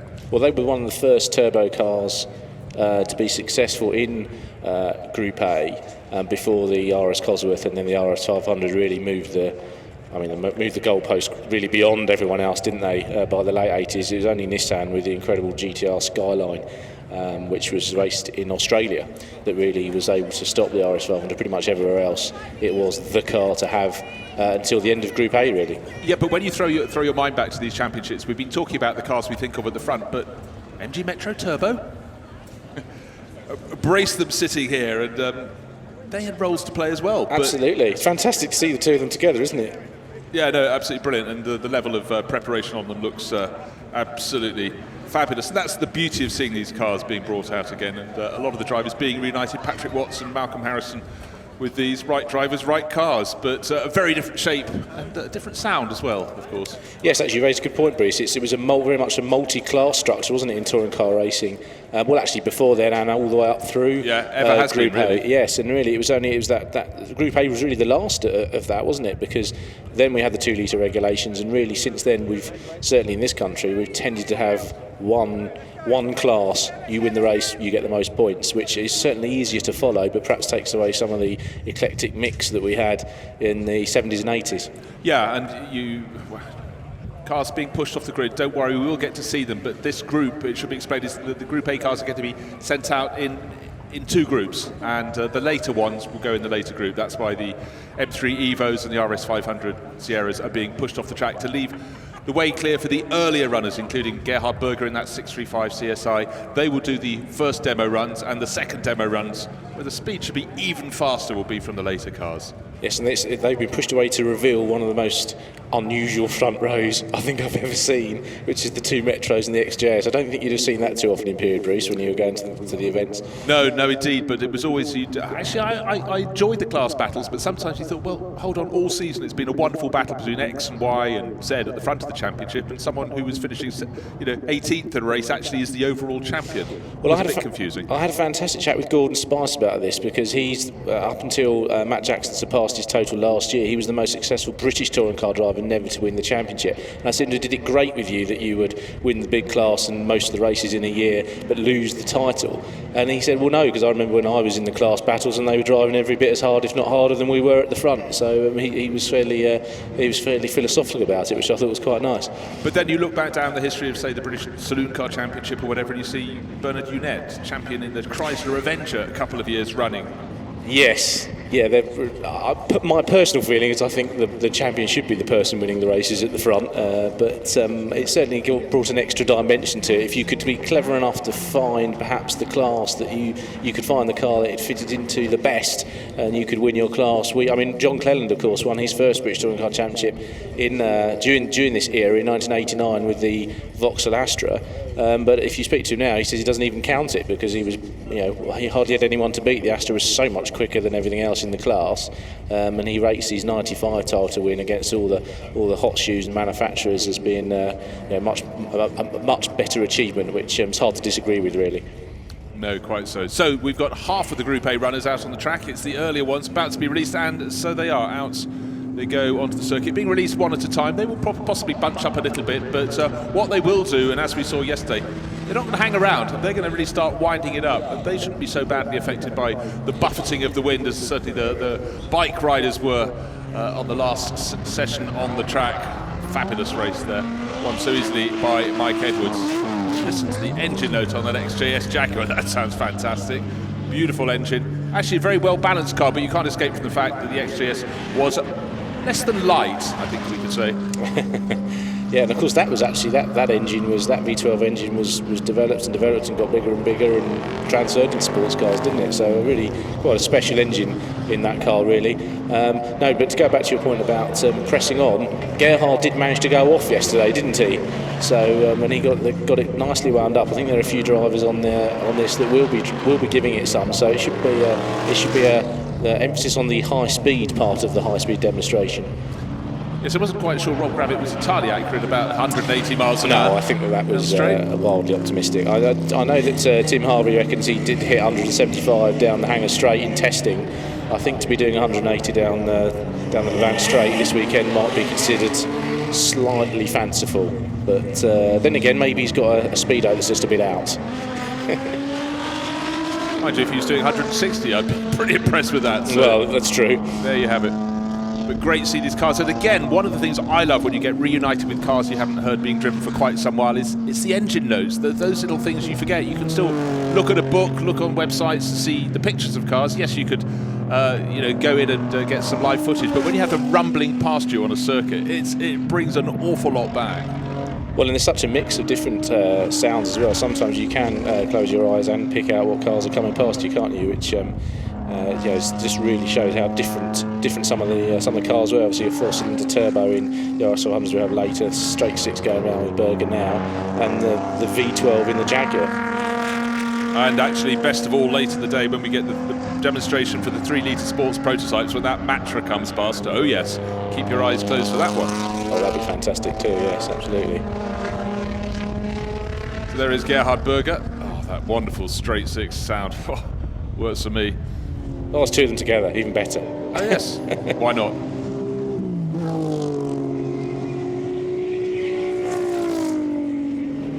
We've got the black Volvo on the track. I don't think that was out yesterday, so that's good. Two 240 turbos.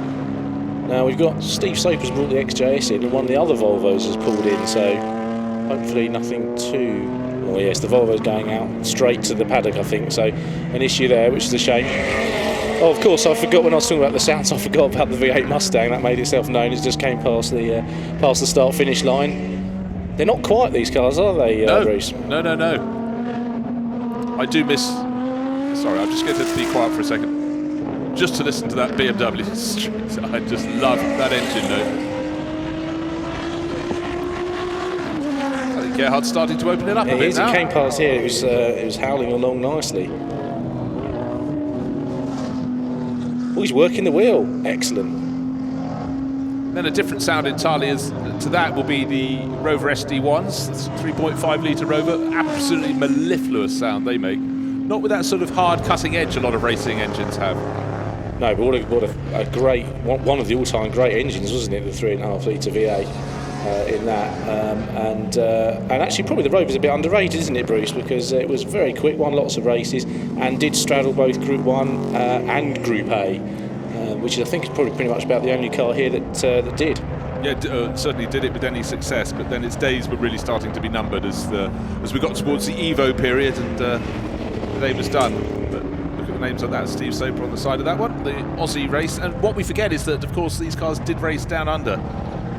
Went out to play with a really serious effort in that wonderful race at Bathurst. Well, yes, Group A did, because it was an international category, wasn't it? And I think the European invasion of Bathurst happened in 1985 when the TWR Jaguar team won. But then the Australians did, to a certain degree, get their own back.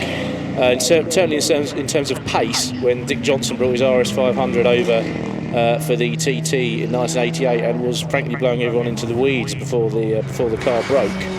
It was ex-Dick Johnson cars that were used to start Trackstar, which we just heard from Rob Gravitt there, who started it, Mike Smith TV presenter, and those cars really were the first ones to start knocking Andy Rouse off the top of the Sierra pile, really. Yeah, great days. But I remember being at that Tourist Trophy when the Dick Johnson car in its shell livery arrived, and people just looked at the lap times and went, good grief. We thought we were good. Look at that. Then, of course, the natural racing way was there must be something illegal with the car, but they didn't find anything. So the others had to raise their game as well, which is what it's all about, competition. Absolutely, yes. And so it was because Group A had become international, you could get things like that. You could get the Holden team turning up at the Spa 24 Hours, or BMW or Volvo going down to Bathurst. So really raised the level up really with all the manufacturers and major teams, like Schnitzer and Eggenberger. It really was a top level thing, as indicated by the fact that you had, as I say, either Grand Prix drivers or up and coming single seater drivers being drafted in to try and get the best results. But there was one tweak that the absolute legendary Peter Brock brought to Spa one year that no one else took up on. Lots of scratching of heads. He had a little box in the middle of the... Do you know this story? Is this was it called the polarizer? Exactly. Yes, he got into quite a lot of trouble with that, didn't he? Because Holden didn't see the funny side of that in the end. Yeah, go on, Bruce. Explain what the theory was. No one was really sure what the theory was. It basically made him feel better. Was it a spoof? Whatever it was, but motor racing people went away going, what's he got? Why haven't we got one of those? And if it was just a ruse, it worked really well at just making people stand back and have a think on what was basically a very busy race weekend. Let's face it, the Spa 24 Hours. Those Holdens made a fabulous rumble as well. We loved having those around. Oh, the Australian cars were fantastic, weren't they? They really were. But again, one of the beauties is the cars that have been organised to come here. I just love seeing the mix of the cars we knew very well on the British racing scene and those that competed in mainland Europe. They didn't always get to mix together very much because they tended to be separate packs. But within all that, just coming into the background of the shots on the big screens is the car making the best sound out there. Not that BMW, the number 2, the 528i, but the one behind, driven by Gerhard Berger, should be coming into shot because it's being faster than that Geo. Just hang back with the cameras. Wait, background, there is Gerhard Berger, the BMW Tyler livery with those wonderful graphics down the flanks of the car. So while it's not really sit up and beg, the 528i, but you feel it's a very different bit of machinery to the 635 CSI in front and the one immediately behind. Yeah, it's definitely a touring car, isn't it? It's a proper, It's a proper saloon. My dad had an E12 version, and that was pretty cool. But yeah, this is a good photo opportunity, isn't it, to get the three BMWs together if they can time right. Padmore coming past in the 5 Series, and Gerhard about to blow past him in the 635. Now hold on, didn't Nick Padmore say he'll be getting sideways at Madgwick and at Lavan? So let's look in the background. Will he do it? Well, we're now focusing on Gerhard, who's clearly really motoring. And as you pointed out a couple of laps ago, he's working the wheel as he goes into Madgwick, so he's not just hanging around, he's really going for it. And when you're reunited with a car that was as kind to drive as 635 CSI, it must be a wonderful old friend to get on board. It was interesting for him to pick it out as one of the best cars that he drove. He's driven a lot of pretty decent cars over his career, so to pick out for an F1 driver to pick out a saloon car, I think it shows you the quality of the competition at that time. Should ever there be a Gerhard Berger tribute display, you're right, he'd cover an awful lot of ground from his early days racing Alpha Suds. I don't suppose many of those ever got to the end of those one-make series races with very many straight panels.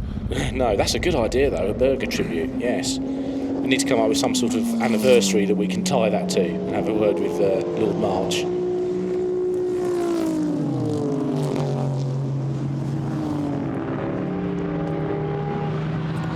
So don't forget, this is just the first half of the Group A demonstration. The later cars, the Evo models, if you will come out after this group. But it's great to see these cars really stretching their legs. And this has been one of the successes, Kevin, of the members' meeting. Demos in which the drivers really do demo the car. This isn't just a parade. These are drivers driving their cars at, what do you reckon, about 80% pace? Absolutely. I think I said before, I'm not always a fan of, although I forgot the flag now, of demonstrations if they're sort of going around at 30 miles an hour, but because you don't get to see or hear the sights and sounds that the cars should produce. But here with the high-speed demonstrations, I think they really add something. Yeah, they do, and you can really detect the dynamic of the car as well. Can it go round corners? Well, it can at 60. Can it do it at 120? We get the chance to see. So, part 1, Mark 1, if you will, of the Group A demonstration. They'll be coming back, and in very short order, we'll have the M3 Evos, we'll have the RS500 Sierras, and a whole other gaggle of cars. Different mix, but same overall category, and a category that made touring car racing absolutely global. And apart from one of the Volvos apparently going to the pits early on, they all behaved very well indeed. Don't forget they ran yesterday as well. And also for quite a few of the drivers in this field, it's a chance for them either to be reunited with cars they raced in period, or for other drivers just to experience what Group A was all about. And it was such a wonderful period. We had Group A for saloon car racing back in period as of 1982. We had Group B, well, what did that do for world rallying? And then Group C that just put sports car racing onto a really good keel for quite some years. Absolutely. I think it's probably worth saying that events like this also are quite a good catalyst for people to get cars out of garages and projects finished or started. Yes. To get these out, and I think at worst that means you get to see some cars that you would normally see, and at best you end up then with a race series in 2, 3, 5 years time, which is what we like to see. It's also just interesting looking at race liveries across the decades. Some of these are absolutely fabulous. That obviously I've been banging on about the original BMW Tyler, BMW parts livery on Gerhard's car. But many of the others you sort of rather forgot over the years, and even if you didn't know them, just thinking, well, as you'll see, I really like the Louis livery on Carl Jones's Sierra RS500 that's coming out shortly. So, some are of the period, they're all of the period, but some much more so than others. You can look at them and go, gosh, that's an early 90s design, or whatever. Well, it's easy to get us to be a bit critical about the sponsorship coming into motorsport. Obviously, at Goodwood, we're used to seeing sort of one colour on the cars, usually the national colour. And certainly sponsorship has brought a lot of money into the sport, for better and for worse. But it has produced some fantastic liveries over the years, and I think we've seen some of them in that run there, and we'll see a few more in a moment. Yeah, in some cases, a really good livery design thoroughly enhances the outline of the car. Well, just looking out the window, Bruce, I can see the GT1 cars have been brought out as well. And so the first thing I see when I look to the left is a Golf liveried McLaren, which is a pretty good example. Absolutely so, and in that particular one, the long tail GTR, as we look across the daffodils, blowing a bit, showing it is a blustery day. That was a very delicate reworking of a classic livery, of course, that had been around since the late 60s. That's true. And here is Roberto Valle coming out in the E30 M3. It just looks right, doesn't it? It just looks correct and well proportioned and sits on the road like a proper car. I remember going on the launch of the original M3 and was just taken. It was good on the road, but got it on a circuit and you thought, this is where its home is. Absolutely fantastic car. Now Jason Minshaw, he got stuck in yesterday in the family Demon Tweaks M3 that his father Alan raced for years, and he and Roberto Ravaglia, there was no quarter given. They had a real scrap out on the circuit. Yes, they did, and there were a few little battles sort of hotting up, weren't there? One of the BMWs came up behind Rob Gravitt in the RS500, and there was no way in hell he was going to let him go past, so he upped his pace as well. And that's the car of the period, really, isn't it? The Eggenberger RS500. Once the RS500 replaced the RS Cosworth, it really was. The M3s could just about live with the RS Cosworths. With their better handling and frankly better reliability as well.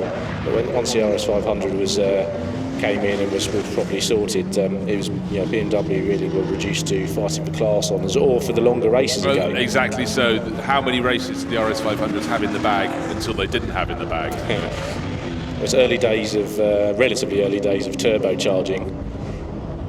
But to watch those after dark at Spa, spitting flames, absolutely epic. Just about making out according to the lighting at whichever point on the circuit you were watching. The Dayglow Texaco livery on those cars, but just so super quick. But also Spa 24 Hours, we know that can also bring rain, snow, hailstorms, a plague of frogs, whatever you want. But always a twist of the tail.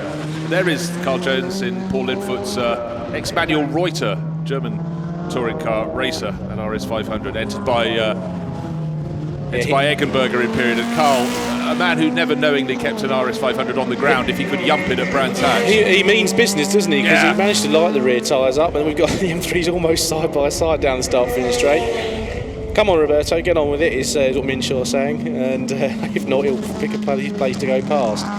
But yeah, Carl Jones came out of the pits lighting up the rear tyres, which you'd think would be easy, but actually with the turbo lag, they're not actually necessarily that easy to get off the line initially. But I suspect if that car's working, then we will see Carl Jones sideways or on two wheels or both at some point around the lap. So get your cameras at the ready. Well, he's certainly not hanging around, nor is Jason Minshaw. Roberto Ravaglia doesn't feel like playing today, and in fact he's now got the Shell Ultra Sierra Cosworth Sierra 500 right on his tail, and Jason Minshaw leading the way round. Fantastic sight coming past me now, Bruce. We've got Andy Rouse leaving Steve Soper by about a car's length, and they're almost side by side going across the line. That's reminiscent of Brands 88, isn't it? But when Steve Soper had the occasional sortie into the British Touring Car Championship, and the Brands Hatch race in 1988 being the most famous, where really Andy Rouse showed how good his engine development was, because I think it's fair to say Soper was quicker on the Indy circuit and would get past him into Surtees, and Rouse would just blow past him on the run down to Hawthorne, which must have been a bit of an eye-opener for Eggenberger, who at the time were the Works Ford team. And whenever I look at the Calibre car, it reminds me that that sponsor used to put on a fabulous press breakfast at every round of the British Touring Car Championship, so nip in and get your second breakfast of the day on board, because you never know where your next meal's coming from at a race circuit on a busy day. I think they also supported the early season videos as well, made that happen. I think Calibre, #1 down the hatch, wasn't it? I think you're right, but down the hatch, wasn't that the Tony Lanfranchi book? I think it was. Yes, yeah. So who stole it from who? Well, I do feel that Mr. Lanfranchi was there first. That was a very good read. What a riotous life he had. Great fun in those racing days through the 60s and 70s. But yeah, that Texaco livery, very, very simple, very, very pure, and frequently very, very quick out on the circuit. But great to see sort of second flying lap. They're now starting to really pick up the pace. Now we're seeing these cars very much in the element, the way we remember them, the way they sounded, the way they handle around the corner, seeing two Rover 35s, SD1s going through the chicane, tussling away, the Dennis Leach livery car behind, black with the orange nose, and then the Lawrence Bristow styly Sierra. Just look at that acceleration, that turbo power down the start-finish straight, and no problem at all to get ahead by Madgwick. Now, I'll tell you what, that Bastos livery looks good on anything, doesn't it? Yeah. Just watching the Rover come past. But I have always wondered why Bastos and Belga, rival tobacco brands in Belgium, their big races, Spa 24 Hours, why they insisted on both racing red and white liveries. Didn't help in the night. They probably didn't have you in mind, Bruce. I know, it's all self, isn't it? Yeah. How dare you advertise your brand without making our lives easier. Yes. But I do remember one year at Spa when we turned up and they'd renamed all the corners. All those classic names had gone. It was an oil company called Black and Gold, but you don't dive into Eau Rouge, you dive into Black and Gold. No, you don't. It's definitely Eau Rouge. No, that's completely unacceptable. No, you can't rename. We can't rename corners on that basis. It never happened again. Good. Now that's that's the Dick Johnson car. Dick Johnson, absolute legend in Australian touring cars. So we're talking obviously about the TT, but he did win an awful lot of races and Bathursts. They're a long time Ford exponent. Yeah, but also it was his heroic failures, like the time suddenly a rock landed in the path of his Falcon up at the top on the mountain at Bathurst. It just probably landed there just near some Holden fans, but the sympathy he had after that pitched him over and into the trees. That almost gave him the budget for the following season. It did, yes. I've been reading about that recently. Yes, it was an early example of crowdfunding, wasn't it? Yes, it so was. Many people felt sympathy for him that they basically resurrected, and he won the following year, of course. So one of those great sort of phoenix rising from the ashes type stories. It's the Dennis Leach Rover. You were a fan of his, weren't you, Bruce? As a sort of a plucky privateer. Well, entirely. He kept on going, and the championship at that stage was becoming ever more sharply pointed at the front end. But he wanted to race in it, and he kept on going, and this Rover kept him in the mix. The others were in Rovers, a lot of them, but not quite the same in terms of preparation. They had a huge budget relative to his, but Dennis kept on plugging away. But before that, he always liked large engine cars. His big old Mustang he used to campaign, particularly at the West Country races. West Country, but yeah, he stood out and he kept on in there. That was great to see, because I think it's always sad when you lose the true privateers.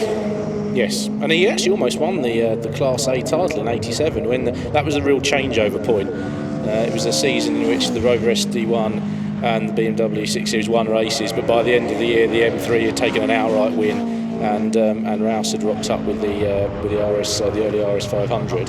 So it was really a changeover point. But Tim Harvey and Dennis Leach had done the whole season in their Rovers and actually went to the season finale, both in with a shout, I think, Bruce, with the Class A title. And Tim took in his first year in a tin top. Never to be repeated.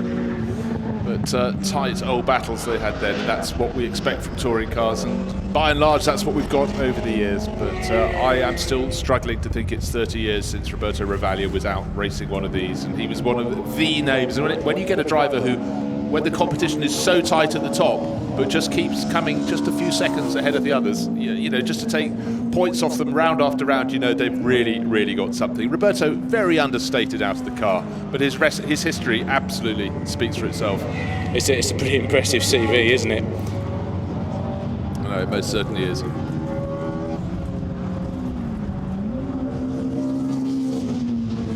And again, that shot through the window shows drivers really having to work. This is a difficult circuit, but if you get it right, you can carry wonderful speed around the track. But we talked before about how if you haven't been here before, you think there's loads of space because it's a feeling of being wide open. But once you're out on the circuit, suddenly you realise there's not that much space because you're travelling far faster than you think you are. Well, the average speed of the lap is very high, isn't it? Given how close the banks are when you actually take a look. So you do need pretty big commitment to some of these corners. Well, there are very few points where there's heavy braking. That's true. It's all about carrying corner speed, isn't it? Yeah, entirely so. Well, one of the corners we're looking at here, Lavin, that is very much a case in point, and it's one of several double apex corners, which always makes it interesting, and certainly circuit knowledge is absolutely crucial for a really good lap around here. So the circuit masters definitely have a big advantage. But then towards the end of the lap, then you get the kink on the Lavin straight, you get the visual. It looks though it's closing in on you, but it isn't necessarily. But then another double apex corner right at the end of Woodcote, and it's all about the experience of knowing where to point your car as you're going into these final corners. And then you've got that super hard chicane, which they've done very well to stay away from now. Yeah, it's amazing how just telling them that it's harder this year, they've got those water-filled tanks, does literally have made most of the drivers just give it a little bit more. They could save the money next year, just tell them that it's like that, but still have it as the polystyrene. They'll twig that though, won't they? The first time there's an incident. Yes, and it's still fluttering in the air 5 minutes after it's been hit. No damage to the car, then they'll go, oh, actually. Yes, there really were no piranhas in the moat. We were joking about that. Yes. So I don't know if the checkered flag has It come is, out. the flag is- Yes, the flag is out. slowing down around the circuit. Well, how great to see those cars, to hear those cars, to see those liveries, and the fact some of the great drivers from the period on board the cars they enjoyed 30 years ago when touring car took a quantum leap forward. Yeah, a massive increase in popularity as well during that time, wasn't there? TV coverage on grandstand made really sort of set them up for the sort of super touring era of the 1990s.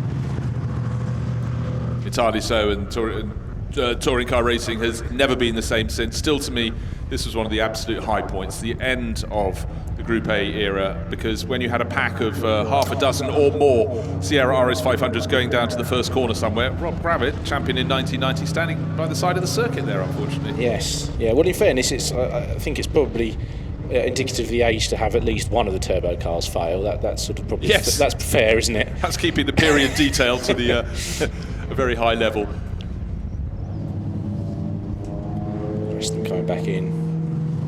I had a great story reiterated this morning. I've heard it before, ladies and gentlemen, but back in the day when Andy Rouse was running his beautiful Sierra Cosworth, absolutely immaculately prepared as ever, there was a wonderful story from Roberto Moreno, who later was European F3000 champion. He was in his Bromley Rolt F3000 at the time, going down the Hanger Straight at Silverstone, and he was overtaken by Andy Rouse in an RS 500.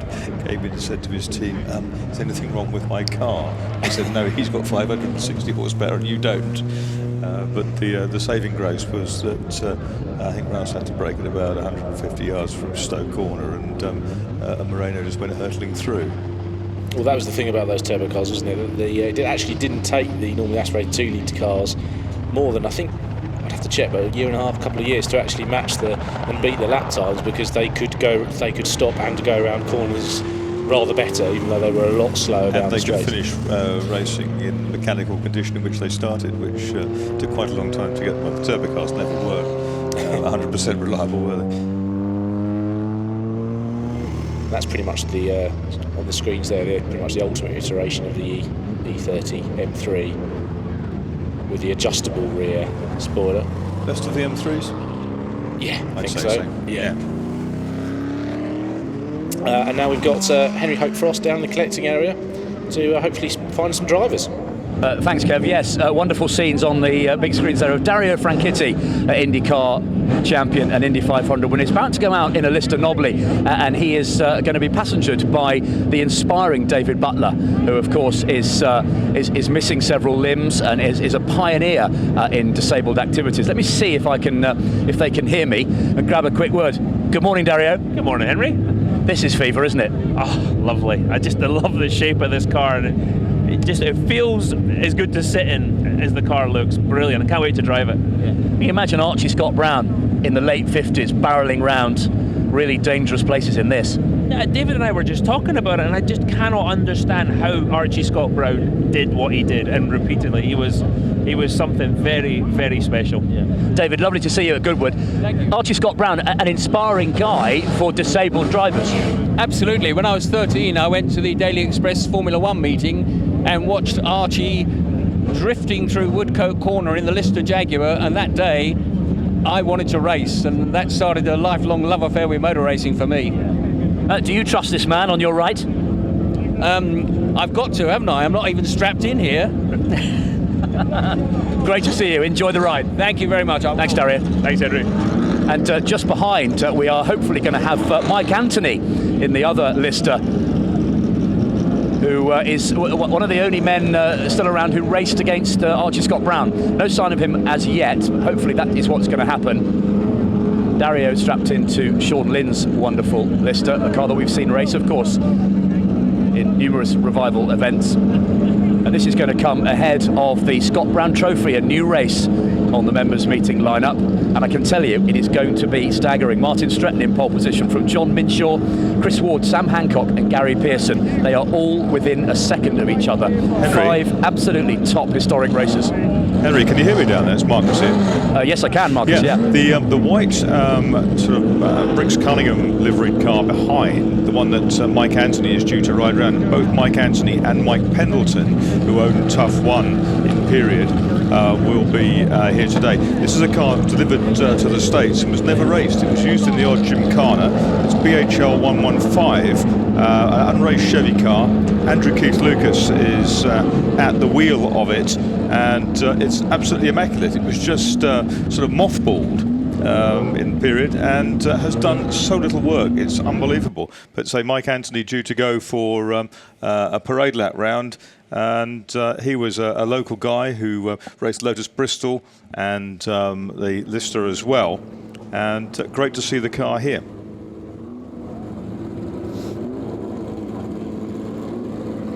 So look at that car. That's a Knobley. Henry appears to be climbing into it. He's cheeky, isn't he? Yeah, he is. Gets himself into some pretty nice places. Oh, don't pretend that you don't want to be there, Henry. Yeah. So we've lost a co-presenter there. Well, we've also lost Mike Anthony. But this will be good. Hank will like that. I was chauffeured around here by Jerry Marshall in a Lister Jaguar a long time ago. I imagine he didn't hang around, either. He didn't. He was trying to prove a point to me. Oh, God. And I wasn't strapped in. I didn't sort of come flying out in the slipstream at St Mary's and land on the grass. There's David Butler, who used to hill climb a kit car. I think it was a Silver or something like that, which he built up. And always inspiring character. Done so much for disabled racers. As David Butler, been one of the main, the linchpin with the RAC Motorsports Association in assessing drivers. Now, of course, it's quite a common thing. We have quite a lot of drivers, particularly war veterans. Well, it's one of the now competing. One of the positives of new technology, isn't it? Yeah. You can do more and more things to the cars to make it possible. Absolutely. And we look at Frederic Sosé at Le Mans last year. Lost all his limbs to sepsis, and was driving competitively. He was not the slowest driver at Le Mans last year. And a quite remarkable story. And in fact, you saw through the course of 24 hours, the whole meeting, he got faster and faster and faster. Early in the year, I saw him in April at Silverstone. He was way off the pace, but the amount of time he managed to haul back in as he gained more experience. He was quite a quick driver before the sepsis set in. He was already working with Christophe Tanceau on driver coaching, and then it just happened and set in very, very quickly. But David Butler sitting there, I saw his legs being kept for him back in the collection area, ready for his return. But he's sitting, he's been getting a faceful. Dario's sitting a little bit lower, his head out of the wind, but I do love the Lister Knobley. Yeah, David very, very tragically lost 3 limbs as a young boy when he trod on an unexploded bomb, wartime bomb, and decided very soon afterwards that he wasn't going to feel sorry for himself. He was going to go out there and do his competing. He rallied, he hill climbed, and he ultimately raced successfully, it has to be said.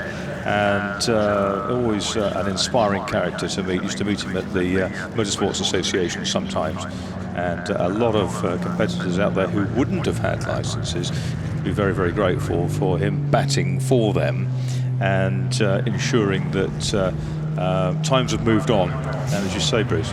Well, of course, Archie Scott Brown himself had a problem, didn't he? Sometimes with being his race entry being accepted, and it wasn't uncommon that someone like Sterling Moss would go into bat for him, wouldn't he, and say, "No, come on, this guy's better than most of the people on the grid." That's right.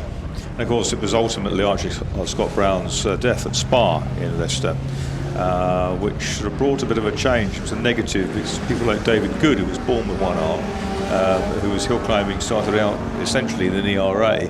Which is a good thing to start out in, I would say, with the pre-selector gearbox. He wanted to go racing and wasn't allowed to because there was a big clampdown following Scott Brown's accident that really was nothing really to do with his physical problems.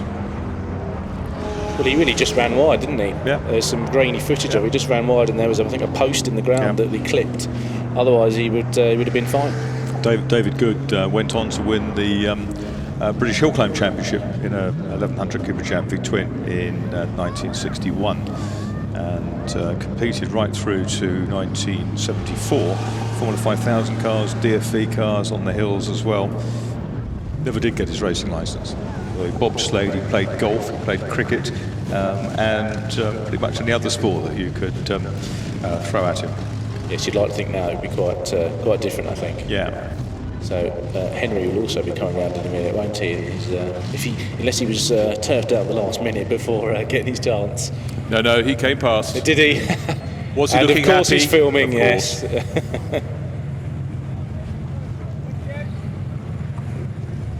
He's been in a Porsche 911 GT1 and a Lister this weekend. For some, isn't it? Lucky boy. Being in the right place at the right time, I think is what it's called, isn't it, Kevin? Yeah, but we've got a better view than he normally has. I must admit, I am looking forward to this race. This is going to be a fabulous race. Probably, in terms of drivers, the best drivers in listers in one race ever, I would imagine. This has had a good record. This has had a good record here at members' meetings at 61 and 62. Bill de Selincourt won races in listers, and Alan Deacon in 63. All I think in BHL 103. Well, of course, the listers were very good on the domestic scene, weren't they? With Yes. sprint races, the shorter races. A bit like a load of T70. Absolutely, but, yes. Very much a on. 50s T70. Yeah, it's great. Look at that. That's Martin Stretton in Barry Wood's car. Tony Wood normally drives it, but Tony in business in Australia this week. And that looks fantastic. Of course, the car was given a bit of a clout at Goodwood a couple of years ago, but came back together rather well. And hasn't looked back. It's actually come back together better, I think, than it started. Everything was put absolutely straight. Oh, Henry gets a second lap, I notice. Do give him a wave. Yeah, so this is BHL 115, the unraced Lister Chevrolet, delivered new to the USA. So it's probably about the most original one around, I imagine. Looked after by CKL Developments. Chris Keith Lucas telling me about it this morning. His son Andrew driving, and of course you'll see his daughter reading the weather on television. Sarah Keith Lucas. Hello there, as she says brightly those mornings. David Butler in car with Dario Franchitti.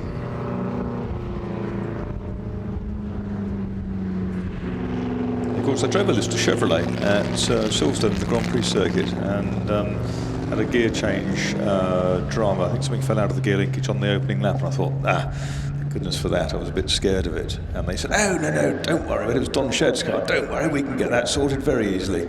And I went out again, and on the old Grand Prix circuit up through Abbey, he said, oh, what were you pulling through there? I said, I was pulling just a tad over 6, I think it was. He said, well, that's the happy side of 140 miles an hour.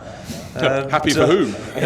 The unhappy side of it was when you go down towards Stowe Corner, long straight, in the old layout of the circuit, you brake at sort of 200 metres, and you think, well, not much happening here, 150 metres, 100 metres, and it comes up rather quickly, but brakes do work.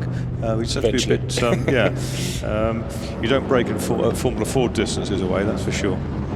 Great things.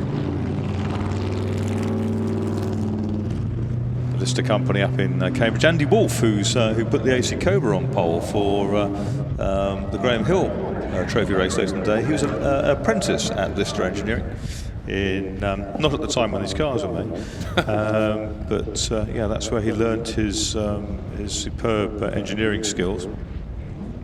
Well, look at that.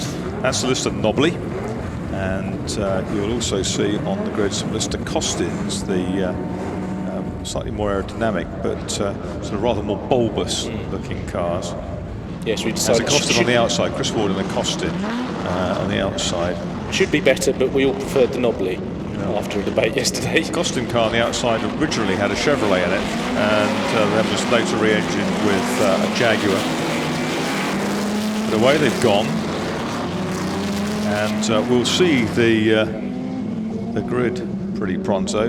This is the best field of these sort of cars you'll ever see, and the very pretty Playfords of Croydon-bodied coupe that Peters, Lumsden and Sargent took to Le Mans in '63 is there as well. First race by Jim Diggory. Row 1 is 8 Martin Stretton in Barry Wood's Lister Knobbly, alongside 33 John Minshaw in his Knobbly. The outside is 11 Chris Ward in the JD Classics Lister Costin. Second row 10 is Sam Hancock in a Knobbly, and 12, Gary Pearson in a Nobly. Third row is 16, Richard Kent in a Costin. 17 is Fred Wakeman with the Coupe, and 14, the ex-Dean Van Lines car of Roberto Giordinelli, raced by Bill Pollack in period.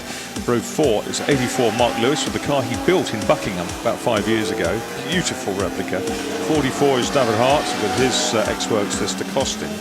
18, Colin Turkington has taken over from Sam Thomas in a Nobly. He's on row 5 with 15, Stefan Ziegler, and 45, Darren McWhirter, all the way down from Elgin in Scotland. Row 6 is number 7, Steve Boltby Brooks in the flat iron that Jim Clark drove in period, and 6, James Gibbon in a sanctioned Nobly. 54 is Chris Milner in the ex-Mike Anthony, Mike Pendleton Costin, both of them here to see it this weekend. 53 is Simon Ham with the Ecos built car. 20 is Anthony Scrowan, the Belgian, he's on that row. Row 8 is 85, Keith Fell. He's in Stephen Bond's Nobly. 2, Adam Lindemann alongside them in a Nobly. Then row 9 is 9, Chris Lunn, his Equipe National Belge car. 24 is Oliver Douglas in another Nobly. And 77 is Derek Hood in a Nobly. Row 10 is 120, Phil Bennett in a Nobly. And number 5, Kurt Engelhorn in a Costin-bodied car. Very distinctive looking cars, these. And quite a few of them have got very good history. The yellow Equipe National Belge car, raced by Dubois and Roussel at Le Mans in 1958. Watch, though, for the likes of Sam Hancock, twice a winner already at members' meetings.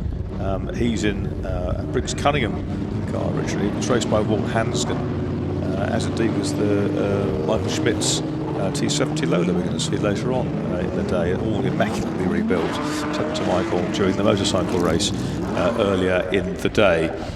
Here come the listers then onto the grid.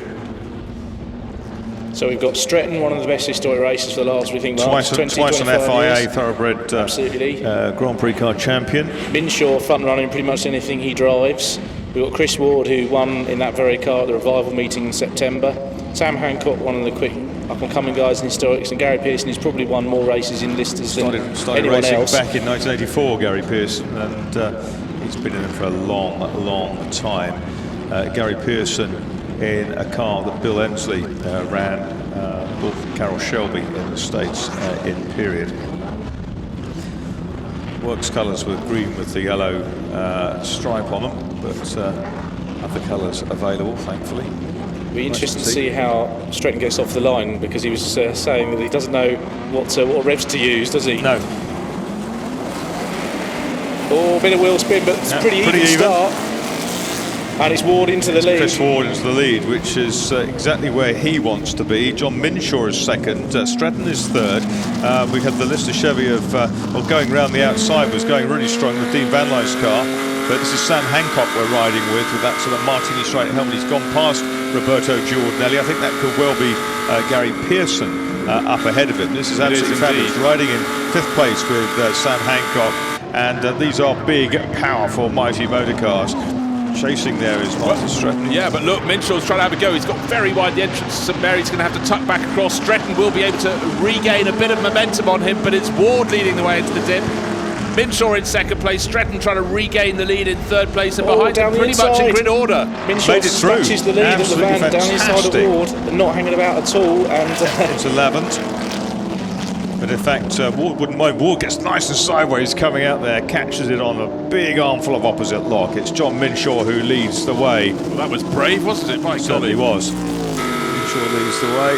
This is Hancock into the braking area, down to the Super Shell building. Down the inside ahead of him was probing is Pearson inside Stretton, and here's Hancock. He's got his power in, coming up to the chicane. Here he comes. He's forced his way through on the inside. He's got past.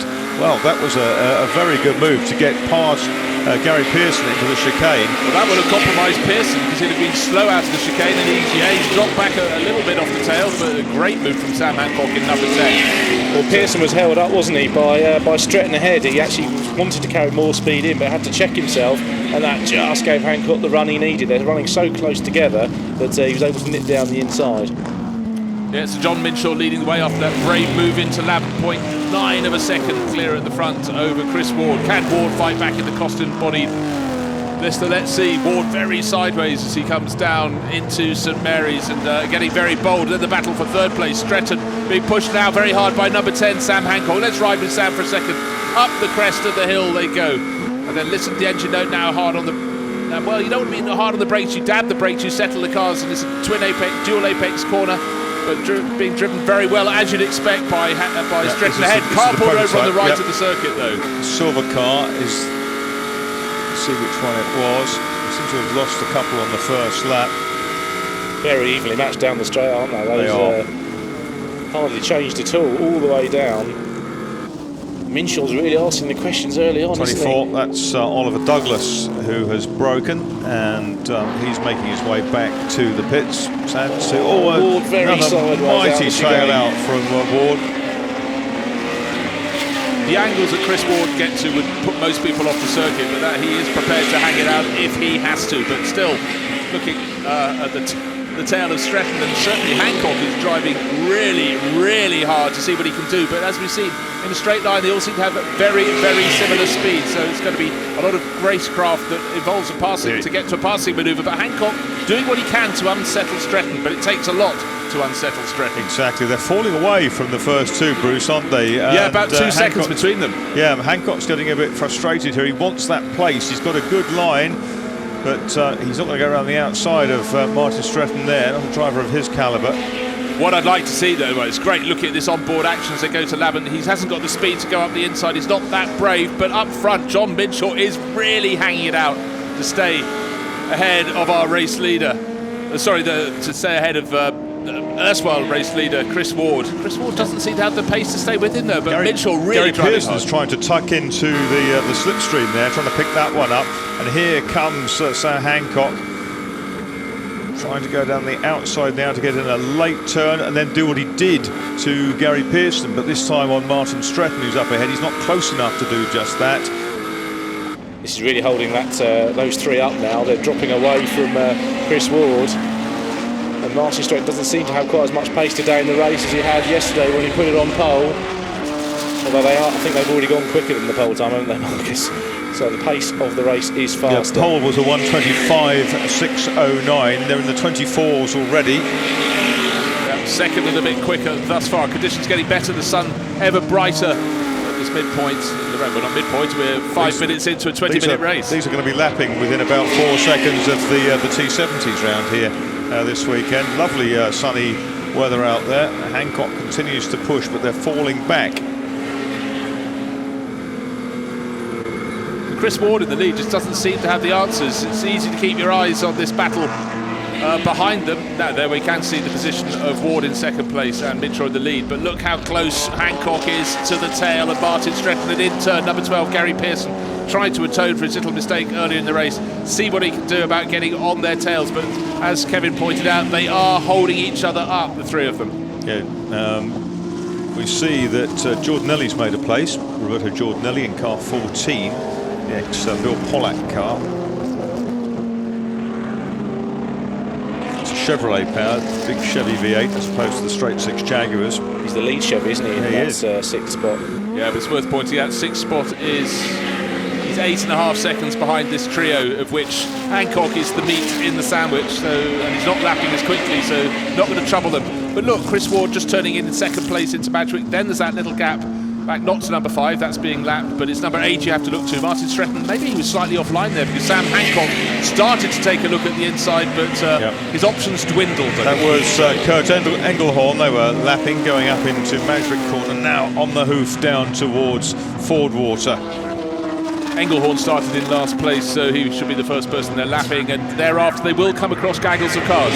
Hancock looks a lot quicker. He's quick through Fordwater, but Stretton knows exactly where to put his car, right in the middle of the road, so there wasn't a way around, and he's right up behind him at St Mary's, past you, Bruce, as well. Yeah, past me, and just go down to the compression. Gary Pearson a little distance behind them now. He's about a second off their tail, doesn't seem to live with them. You'd have thought he ought to be able, because they're fighting so hard with each other. He's running his own lines, but he's got just extra dropping speed, off their tail. hasn't he? Look at this. Hancock's got the speed. He's now right in the toe, but as in squash, dominating the court from the centre of the tee. It's Martin Stretton, but this time Hancock quicker, and earlier on the straight he comes down See where the track narrows a touch there. He's gone down the outside. Can he make it stick? He surely can't. He's not going to get into the apex, is he? But if he's not careful, he's going to have Gary Pearson trying to find a way through as well if he stymies himself in the corners.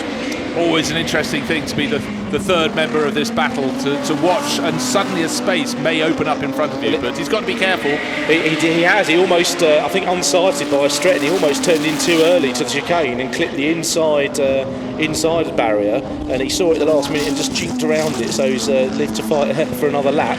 But I think he's probably getting frustrated now because Hancock, I think, could go quite a bit quicker if he could just get ahead. And he's got to run out of Madgwick, but can he get alongside? He's got to make it this time, hasn't he? And he squeezes through, so he's up into third, and that might compromise Stretton on the run down to you, Bruce, with Gary Pearson tacking on the inside. Well, super close. Yeah, it's all just changing in front of me. Ward's not being able to do anything, but yeah, Sam Hancock has made that move. Stretton back into 5th place. How things change. One little slip up at Madgwick, and suddenly the order is reversed. Gary Pearson up to 4th, 10th. Here comes the replay. Fantastically caught, brought up to our screen. So Sam Hancock riding 4th. A little mistake there at Madgwick, and Hancock, we said he might be able to pull away if he could get past, but he's done the getting past bit, and he had it nailed before Ford Water, and Gary Pearson followed through on his tail as well. Race leader John Minshaw, number 33. We expected the answers would be given by the Costin bodied racer behind him, Chris Ward, not managing to do anything. The gap between them last time around, 1.4 seconds at the start finish line. It looks to be of a similar ilk this time around. He's working so hard. He had 2 corrections coming out the chicane there, and he and Minshaw are lapping within the 10th or 2 of each other. In fact, 0.003 of a second of difference in their lap time that time through, but he just can't get back to him, and he's going to ruin that moment where Minshaw took his opportunity on the first lap. Still 1.4. Watch for Colin Turkington, who's still Turkington, I see, up into 9th place in car number 18. Colin Turkington, touring car champion. To put it in perspective, he started in, I think, 11th place. Yes, he did. He's gained a couple of positions now. Gary Pearson is going to try and hang on to the tail of Sam Hancock. Hancock in 3rd. Will Martin Stretton in number 8 be able to fight back? Not so long ago until that mistake at Madgwick. Number 8 was in 3rd place, being pushed by Hancock. But both these cars went past. 10 and 12 demoted him to 5th. And now Stretton at the tail at the back of that grouping. Ward's done the best first sector of anybody, Bruce. Okay, well, he was really tiny through Madgwick, and we were so used to Chris Ward putting things sideways, but the man putting cars sideways is our race leader, John Minshaw. Hasn't got to make the tyres last more than about 10 more minutes, but it could be a factor later in the race. I think to answer your question, Bruce, for whatever reason, Stretton doesn't have the pace today. He's falling away from that battle for 3rd. Pearson is actually holding on to Hancock at the moment. He's even having a little bit of a look, but I think Stretton's struggling to hang on. I think Stretton just mastered the conditions yesterday beautifully, which got him that pole position. But now you find that his experience within this particular car isn't quite there. New fast laps and personal best for the leading 2, and this time there's a massive 500th of a second between their lap times. Gap still 1.5 seconds. Yeah, it's amazing. Images can be deceptive. Fastest lap from Minshaw that time around at 1:24.555, which shaved 1,000th of a second off the old fastest lap. They really are right on the limit, aren't they? Those top guys. This is how quick a lister can go around Goodwood. I don't think you'd be able to find anyone to go much quicker than this. Little incident down at St Mary's. We had the race leader coming through, John Minshaw, and Adam Lindemann ended up going wide and onto the grass to keep out of the way, but managed to rejoin just about as second place Chris Ward was coming past. A little intake of breath. Roberto Giordanelli in number 14, he's been going well, running around in 6th place. David Hart right on his tail, so that's a battle that should be enterprising for the remainder of this race. That's the yellow car of Chris Lunn. Well, now I think Pearson must have lost out in traffic there because he's fallen away from Hancock, and Stretton is back with him again. So now Hancock's on his own. It'd be interesting what lap times he can get down to. His best at the moment is a 25.6, which is a second off the leading pair. And just as I mentioned the Giordanelli situation, I thought David Hart might have a go, and so he did by 2 quarters later. So he's moved the Dutch racer up into 6th place. That moment that Lindemann had over the back in front of Chris Ward has cost Chris about 4/10, was a contributing factor towards that. Hancock still in 3rd, 12.8 seconds behind. Stretton starting to catch Pearson. Looks so he is a little bit. Last lap, no, be surprised. Pretty similar. But certainly Hancock is escaping from them. Yob 575 was Derek Hood's car there. That's the car that Peter Mould drove back in the day. Well, the lead duo of Minshaw and Ward, 10 seconds to good over Sam Hancock. Hancock actually being slightly delayed by traffic as he comes. Seven is off at Steve Boltby Brooks. David Hart, meanwhile, in 44, up into 6th place at the expense of Roberto Giordanelli. That's down at Lavant. Is that going to affect anybody in the chasing packs? All the flags will be out. Flags down at St Mary's. It's further on to Lavant corner, but the car clear. Is it about to move again with Boltby Brooks? He was going well beforehand. He was running in the early teens, wasn't he? Yeah, but he was looking very tidy whenever I looked out the window. Giordanelli is really dropping away from the tail of David Hart, so the Dutch racer in the Costin in 6th place, pulling clear. But there's our race leader, number 33, John Minshaw, really drove hard in the opening laps and has kept it up with Chris Ward 2.5 seconds now. The last laps have not been good, and I don't think that can all be blamed on Adam Lindemann coming on the track. It's, I think it's a combination of factors, and certainly John Minshaw, the Demon Tweaks Direct car, is on the charge. Good to see as a Nobly and a Costin head-to-head out front. Yeah, great to have that moving comparison. So, number 11, Chris Ward, on screen now, going through the second part of St Mary's, down into the dip, but he's still roughly 2.5 seconds behind our race leader, number 33, which is John Minshaw. The car's looking great, sounding wonderful, and really fabulous grid for this Scott Brown Trophy. But it does look as though John Minshaw from the middle of the front row is doing everything he can to take victory. 6 minutes remaining till the checkered flag.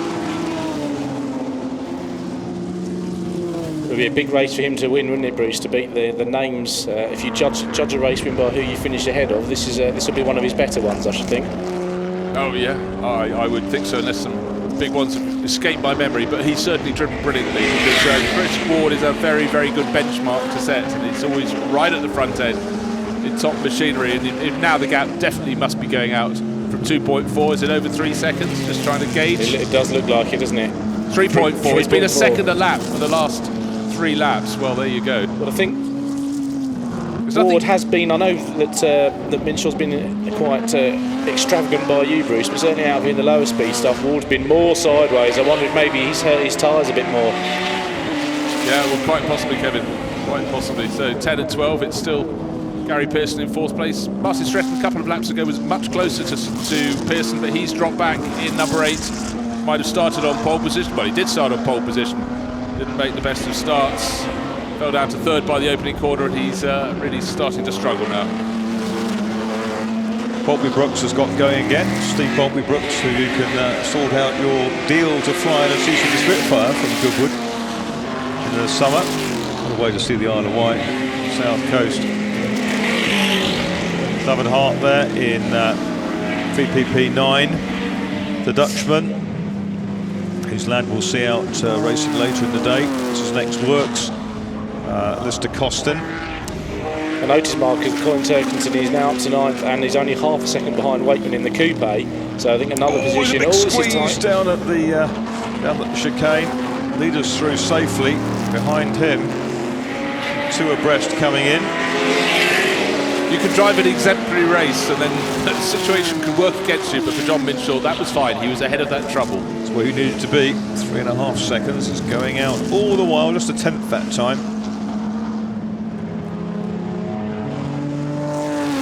I think you'll find that it's taken a while for Chris Ward to be able to hack his way through the back markers. Here's the number 6 car. Minshaw waves to say thank you very much to James Gibbon, and he goes off on the grass because, of course, he came in so quickly. You feel quite complicit, wouldn't you, if you'd wave someone past and they ended up on the grass? You'd think, did I put them there? But in that case, no, they didn't.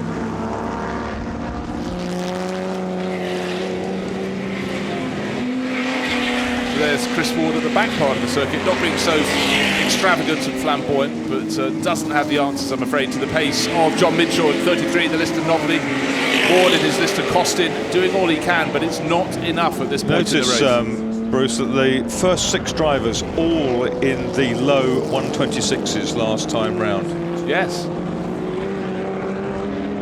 Well, conditions getting better and better, and certainly the warmth in the commentary box. We didn't experience that in 2016 or 2015. It was so cold at this meeting, and the wind's still a bit gusty out the back, but track conditions look fabulous. 2 3/4 minutes to go in this Scott Brown Trophy race.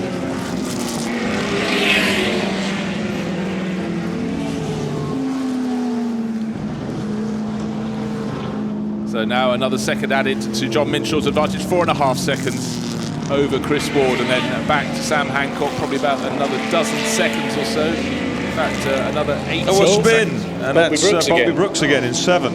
I was just thinking how he'd settled down again. Same after place, isn't it? Trying to work that one out, actually. It's not like him, he doesn't throw it off very often. No. Did it twice in one race. Well, didn't take anyone with him. That's good news indeed. Certainly didn't take our race leader.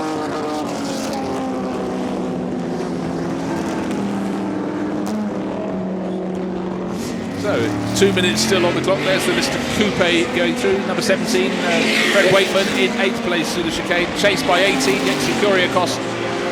Lister Nobley with Colin Turkington, as we call it these days. Yes, he's actually responded to that threat. Wakeman's done 2 of his fastest laps in the last couple. We've seen Colin coming up behind, and I think Turkington's having to work quite hard to get that last second to him that he needs. Probably learning about this car with every lap, I think, Colin Turkington. You've seen Colin Turkington there in Michael Tuke's car. It's the Kuriakos car that won at Spa in 1958, driven by Maston Gregory. So it's got an impeccable pedigree. So the car that Archie Scott Brown was chasing then for the lead. Wakeman's up on the curve on the inside of number 2. Number 2, that's Adam Lindemann. Well, Lindeman's already got off the circuit here, trying to keep out of the way, and he had very few options that time, but luckily managed to keep it together. But now, look how Colin Turkington in 18 is right on the tail of the coupe. Goes through the first part of that. And I hear a harder engine note. The car being driven hardest of all coming past St Mary's is John Minshaw, and the gap back to Chris Ward, it was 4.5 seconds. It's 5.8 seconds on the start-finish line. So really, you could be right, Marcus. Maybe it's tyre wear 3 in the Waddington Formula 1 styling. What about fuel levels? Fuel levels we don't discuss in public. Down to about 1.5. Yes. I think I've got a copy of that game somewhere. Harden, Jordanelli and Wakeman and Turkington thunder through underneath us. John Minshaw looks like he's timed this about right, or will he just go on to one more lap? He's coming towards the end of this. There's the checkered flag getting ready. 13 seconds until that needs to be displayed. I think he's got time for one more. He may. He's going to squeeze one in, I think. It's going to be some teeth, but where's the start-finish line? No, one more lap. With .00. He was ready to wave, wasn't he? In fact, if he just lifted, yes, he would probably have been. So he doesn't want to run out of fuel or something silly like that now, does he? He saw the flag up there. He actually acknowledged the chap up there, I think. Or maybe his team. He's 6.9 seconds ahead going into the last lap. And Stretton is back with Pearson again. I wonder if he's had a better run through traffic. Was it a bad lap from Pearson? Yeah, he's falling to the 28, so Stretton took a second back from him. So a last. I mean, these two have raced against each other a few times, Marcus, in various bits of equipment. Numerous times here at Goodwood in revival meetings, for sure. Pearson then 4th in number 12, Martin Stretton just 3 tenths behind. And here comes Stretton. He comes down inside the slower car. They're lapping.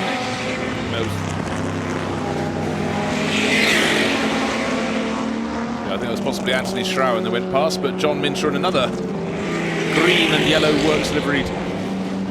Lister Nobley coming through, definitely. This is the last lap. He can wave again for a second off time. at Madgwick, lots of smoke, spinning Lister.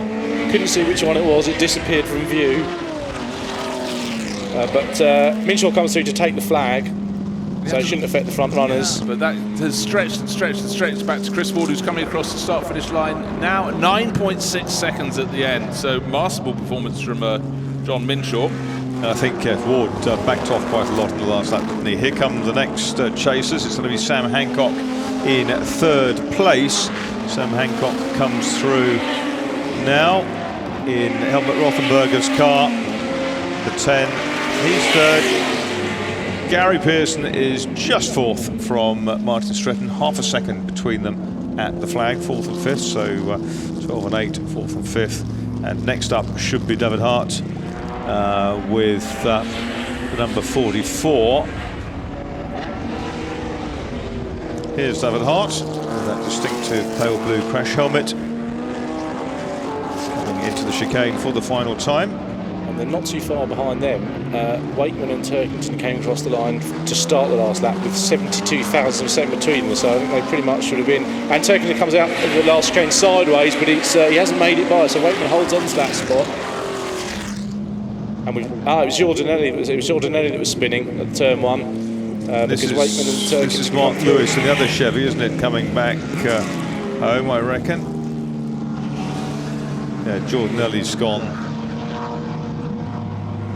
Yes, I think it was a white lister that was spinning at Madgwick, so I think that's probably him. So that means Wakeman and Turkington finish 7th and 8th. Giordinelli's car still up there, or is it make its way back? It looked quite dramatic. There was lots of smoke, that's for sure. And here comes our race winner, John Minshaw, in the Demon Tweaks Direct. Mr. Jag Nobley, number 33, our winner, 15 laps down. Second, number 11, Chris Ward in the Costin. Third, number 10, Sam Hancock in a Nobley. Fourth, number 12, Gary Pearson in a Nobley. Fifth, number 8, poleman Martin Stretton in Barry Wood's Nobley.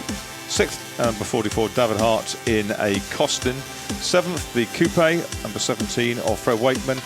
Eighth, number 18, Colin Turkington, Nobley. Ninth, the Nobley rep with the Chevrolet engine, 84, Mark Lewis. And in 10th place, number 15, Stefan Ziegler with his Nobley.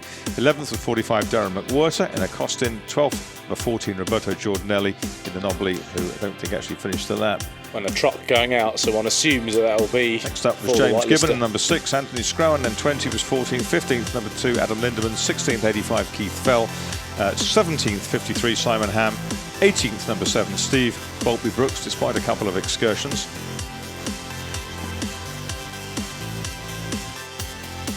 And 19th was Chris Lunn. In 9, 20th was 77 Derek Hood, 21, 120 Phil Bennett, 22nd number 5 Kurt Enkel Horn, 23rd 16 Richard Kent, and 24 number 54 Chris Milner.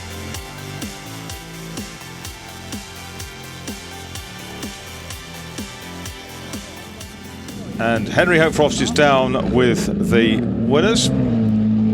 And Thank you, Mark. And it's Phil Keane who steps out from beneath the helmet. We weren't told that, ladies and gentlemen. Yes, I'm not going to call you John Minshaw, Phil. Epic drive, mate. Yeah, no, the car was brilliant. I mean, BMS have done a fantastic job, and you know, John's car has performed brilliantly again. So big credit to them, really. Yeah. I just took a ride in an ex-Briggs Cunningham car on the parade quite slowly, and my respect for you guys, twirling the wheel in these big grunty things, has gone up a lot, I can tell you. Well, this is my favourite car actually of John's collection. It's so nice to drive. Places like here and Spa, it's beautiful. It just floats around all over the place. It's really enjoyable to drive. That's why you do it and I talk about it. Well done, Phil. Great work. Where's Mr. Ward gone? There he is. Chris, second place. Phil was a bit too good today.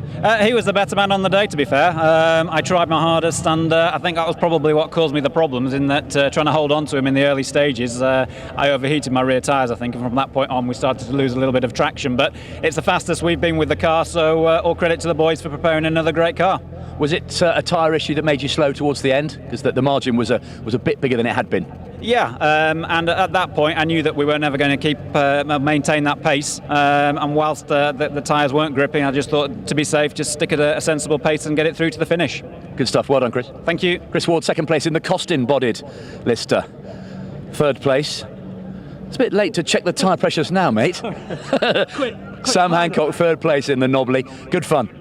Yeah, it really was. It was pretty hairy out there with the wind. You really felt it through a little bit through Madwick, but especially through Ford Water. It was really blowing the cars around a lot, and you kind of go in there ploughing with understeer and find yourself coming out with massive oversteer. So that took some getting used to, but otherwise it was good.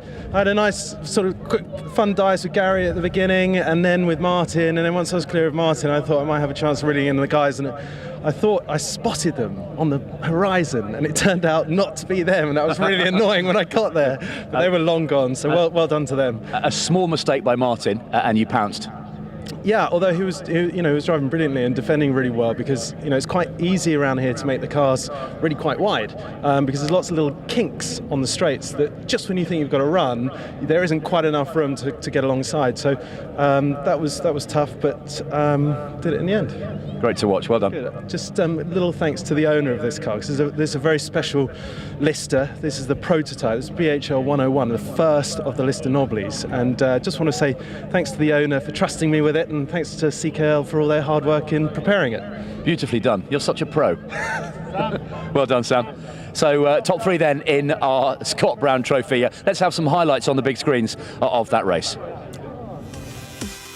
Scott Brown Trophy race. Listers as far as the eye can see. The Nobblies and the Costins out together, riding on board through the Madwick sequence on the opening lap. Very busy indeed as we ride with Sam Hancock. But out front, we've got Chris Ward leading the race. But very early on, down on the opening lap into Lavant, lead taken by Phil Keane, driving John Minshaw's Nobly and threading it through the chicane super tight. But the top 5 or 6 very soon to escape. Car number 24 pulling off, unfortunately, Oliver Douglas, but out front, Martin Stretton being pushed really hard for third place by Sam Hancock, and tucked in behind them, number 12, Gary Pearson. What a quality trio of drivers, and what a great performance they put on. Stretton pushing really, really hard, but one little slip up allowed Sam Hancock to go through. Not at that point, that's the run in, but here is the moment. Missed gear change or whatever it was at Madwick, and Hancock sees the moment down to Ford Water where the wind was really buffeting the cars. The Lister Coupe was being driven very beautifully just outside the top 6 by Fred Wakeman. Boltby Brooks went for not 1 but 2 spins during the course of the race, and that certainly dropped him down the order. But Phil Keane masterful in cutting his way past the back markers in number 33. And once he's got in front, well, mind you, that was going past the back marker and taking to the grass. He got it back onto the circuit, fortunately. And there was Boltby Brooks having his second spin. That's down at Lavant. Phil Keane, though, had the legs. The chase was led by Chris Ward. His tyres went off, but it was all about victory and Phil Keane. And now we'll go for a quick break.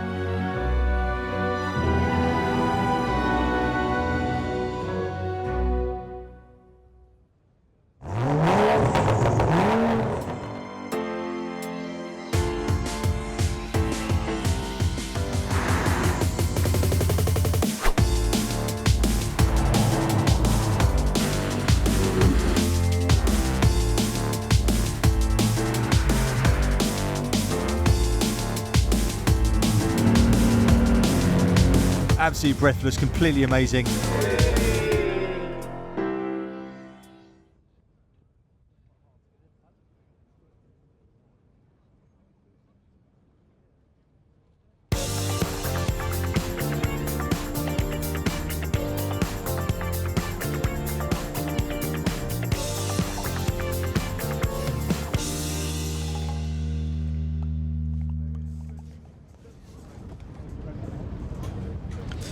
So here we go.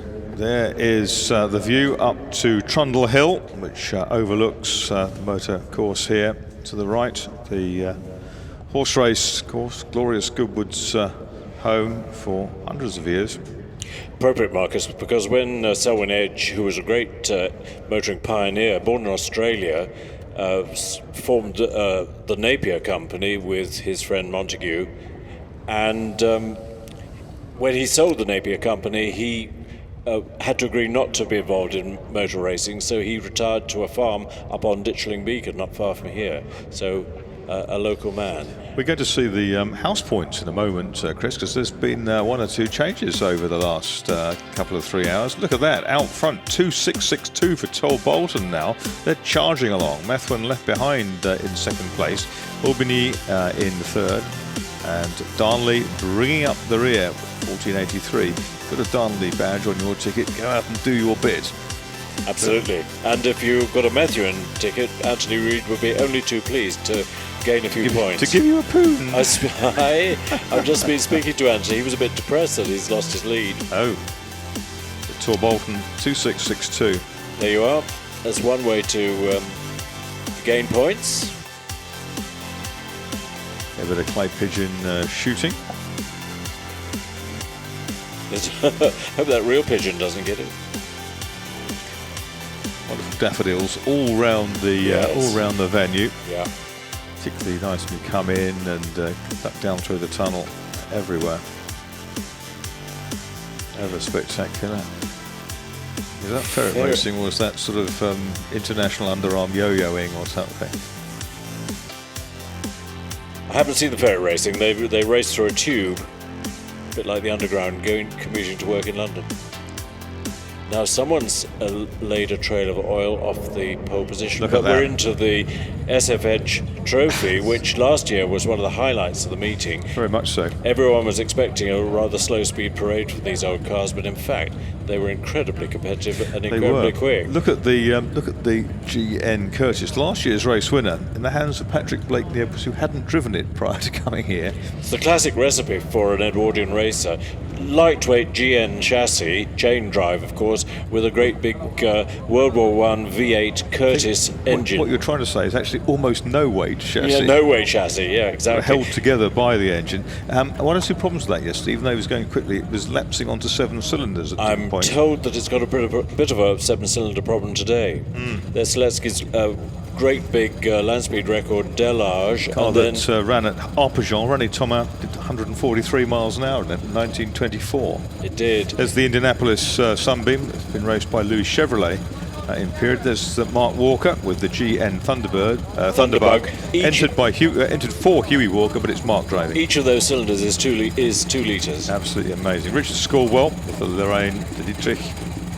Richard races also a GN with a V8 Jap airship engine. There's the oldest car ever to have raced at Goodwood, I'm sure.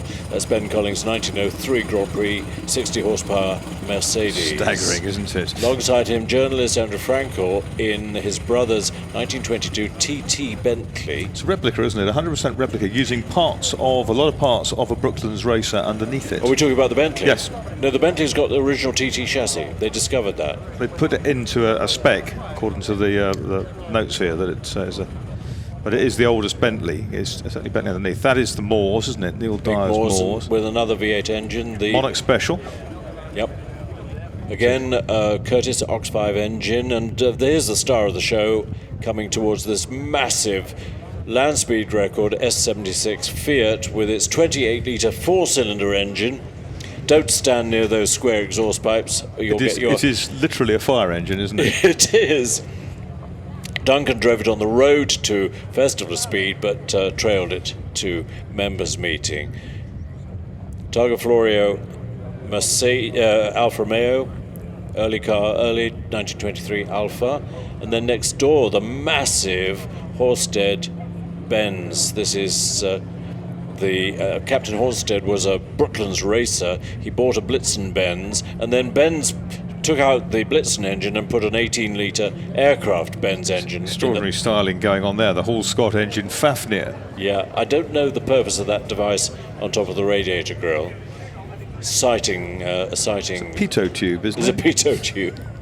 Here's the Blitzen Benz, genuine Blitzen Benz from the Auto Museum Sinsheim, which is a museum in Germany that is well worth a visit. Fantastic. Hermann Lehr is one of the leaders of the cooperative that run the museum, and there's the Austin with the Hall Scott engine. Hall Scott was an American builder of aircraft and aircraft engines, And the great thing was they built so many aircraft engines in the States for World War I that you could still get them new in packing cases. There were so many left over. And the recipe for Edwardian racing of taking an old saloon chassis, shoving an aircraft engine in, has worked really well. And then discarding most of the bodywork if at all possible. Tony Best, the Alfa Romeo there. Another Targa Florio car. This is a 1913 Mercedes. Remember in 1914 they swept the board at the French Grand Prix with the successor to this car.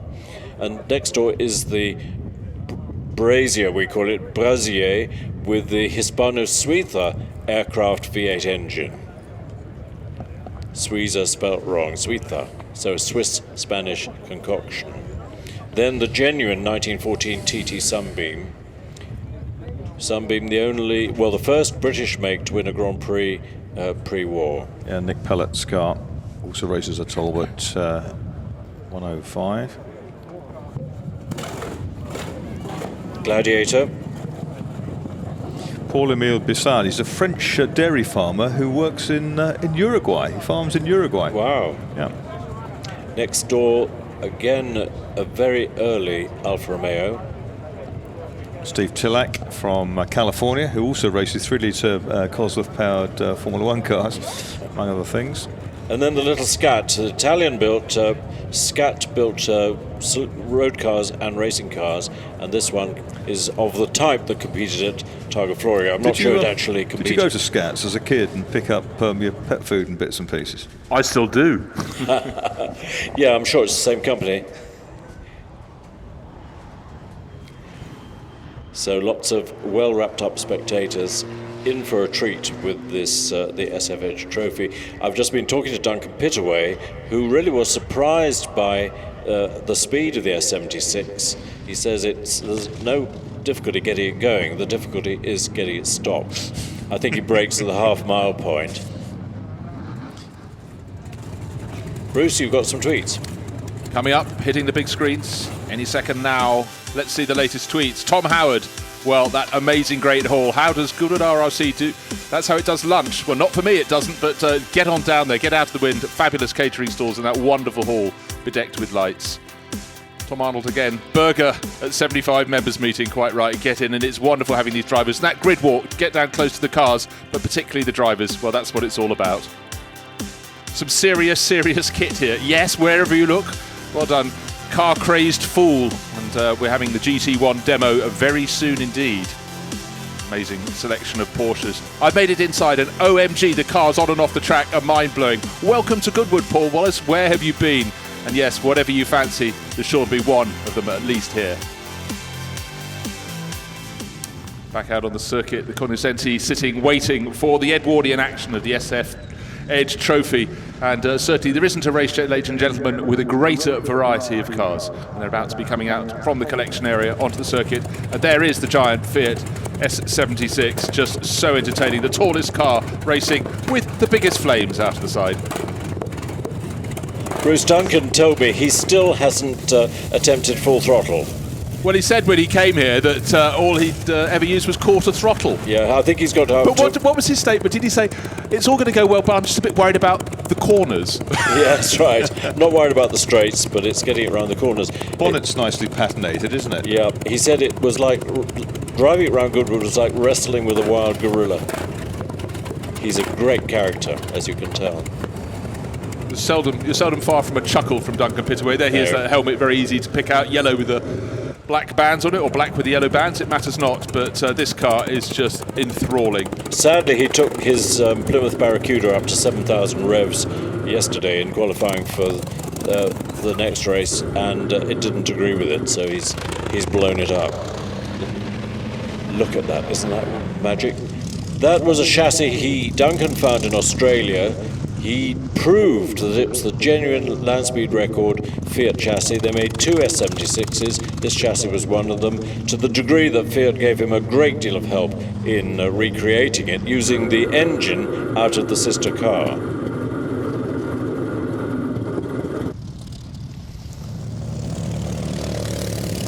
It has got brakes just on the two wheels. It's got a transmission brake, but that doesn't do much. as we see these cars coming around, look at that giant S76 Fiat and just imagine sitting alongside, they won't be alongside on the grid, but those two little GNs on the front row of the grid, the GN Thunderbug and the GN Curtis, they wouldn't even come halfway up the flank of the Fiat. No, you don't want to step up the inside of it on left-hand corners, because when it accelerates you'll set your hair on fire. Here's the Gladiator again.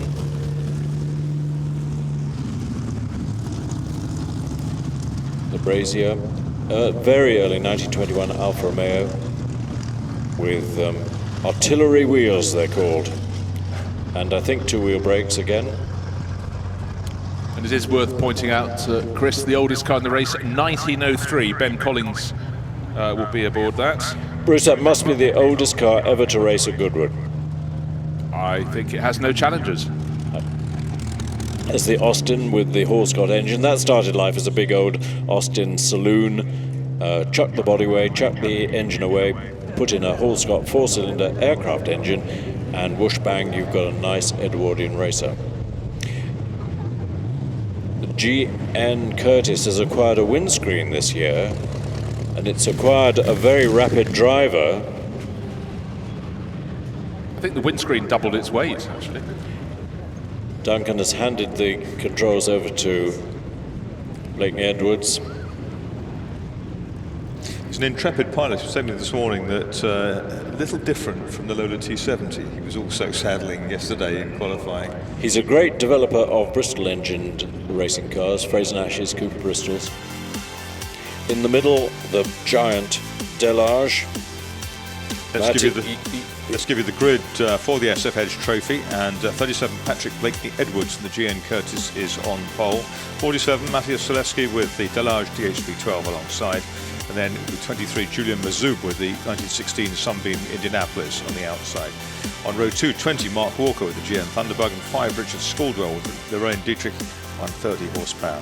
Row 3 will be number 3 Ben Collins with the 1903 Mercedes 60 horsepower, 9 Andrew Frankel with the Bentley 3-litre TT, and 19 is Neil Dyer with the French Moors.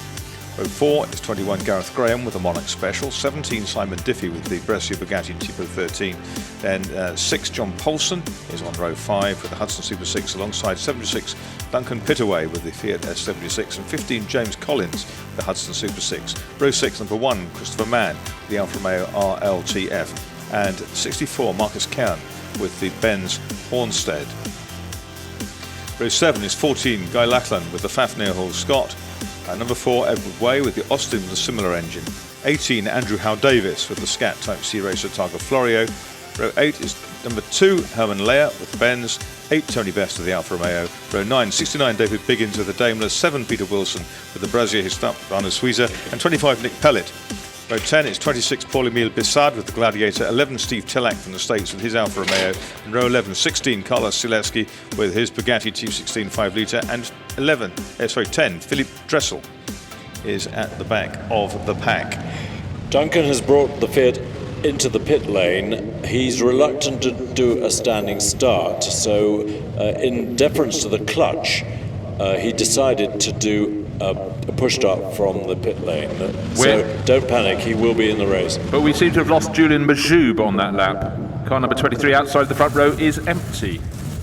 Yep, no sign of Mazoub. He had a problem in qualifying, short circuit in the magneto, and cured it, but sadly it looks as if something else has gone wrong. That's a shame. He was going to shine in this race, I feel absolutely sure. There's the... So it's going to be David and Goliath, isn't it? Little GN versus Big Delage. That's right. It'll be interesting to see if Patrick Blakeney Edwards the car is on 8 cylinders. He's running on 7 partly, and he's got away quite slowly. He's been gobbled up. Mark Walker was rocketed past him on the right-hand side. Mark Walker's ahead going up towards Madgwick, but it's Zaleski who leads in the Big Delage. Walker is second. Blakeney Edwards is third. And look at that, number 3, the Mercedes. Here comes the Fiat. The Beast of Turin comes out, and they were riding on board with Duncan Pittaway. going to be gobbling up some of the smaller engined bolides. 28.4 litre 4-cylinder engine under the bonnet of the Fiat. Well, what's remarkable at the head of the field, Matthias Selecki got a fantastic start, and he's lengths clear as they go through Ford Water down the dip. In the front of the shot, you'll just see Selecki made quite a gap and now started to come back at him at the two GNs. And Pat Blakeney-Edwards in third place. Has he got past Walker? No, he hasn't. Walker's gone past into the lead of the race. The little black and yellow striped car taking the lead. Walker leading hard over Selecki in the middle of that group, and then our outstanding pole starter, Pat Blakeney-Edwards, so much quicker in practice, but he's down in third place at the moment as they get down to Lavant for the first time. Round they go, and see Patrick Blakeney-Edwards just delicately balancing the GN Curtis. Was 8.7 seconds quicker than anybody else in qualifying yesterday, but to say the engine has been lapsing on to 7 cylinders. Ben Collins, incredible. Here's Selecki, he's back ahead. Oh, and just to report, Majoub did start the race. He's down at the rear, but he looks like he's about to pull off. But Selecki is a bit more grunt than Mark Walker. Mark Walker, though, when he gets the fiddly bits, he won't be really caring too much about doing a great deal of braking down to Woodcote, but he's tucked in behind Selecki. Could still be in front when they get to the chicane, though. Let's see. Well, Selecki's got the inside covered, but Mark Walker will be very extravagant on the steering and look, leaning over as low as he can be, but then the grunt of the Delage will pay off, and Selecki, what's he doing? He's waving to the pit wall. 2 cylinders versus 12. Yes, it's a real drub sounding car number 20, the GN Thunderbug. Makes really quite a rumble. And Pat Blakeney-Edwards does not have the answers today because he's falling back rather than closing in. Ben Collins in third place, sitting highest of all. I think it's popping and banging a bit, the GN Curtis. Andrew Frankel coming up in the Bentley TT. He's in 7th place. That's in fact where he started, so... Behind him is Gareth Graham. And the big Hornsted Ben's going well as well. Because that's Marcus Kerr. Which I think Patrick Blakeney-Edwards will be fiddling with that ignition. Yeah. Well, retard. Well, exactly. I'm just looking to see what he's doing. He's not getting closer to the car in second, but it's no longer Selecki in the lead. He's in second. Look how much the opening half of the lap that our new race leader, car number 20, Mark Walker, has pulled clear. So we thought the grunts of the Delage would pay off down the straights, but quicker through the corners, undoubtedly, is the GN Thunderbug, popping and banging as it goes. Outside gear change on the right-hand side. Pops in another chain.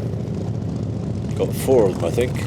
There's Blakeney-Edwards. It's picking up a little, do you sense, Chris, the GN Curtis? 2:04 was the opening standing start lap from Selecki. Bear in mind that Patrick Blakeney-Edwards secured pole with a 1:44.259. Way to go. Saw the Fafnir there for a moment. Blakeney-Edwards was 4.8 seconds away from the lead at the end of the first lap. They have their first flying lap now, even to string out just a little bit. Walker leads. I suspect Blakeney-Edwards is on. And Blakeney-Edwards has come into the pits. Oh, it sounds really rough. Happy, is it? Yeah, so that means Scaldwell in number 5, the Rain Dietrich. Retarded, isn't it? It's up into third retarded.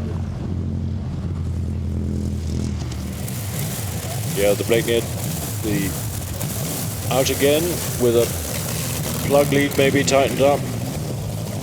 Well, actually, if he can regain the sort of speed advantage he had through the course of practice, there's no reason why he couldn't get up to the podium. He seems to have emerged in about 10th place, just trying to see who's come out ahead of the Fafnir, hasn't he? So, yes, he's resumed in 9th.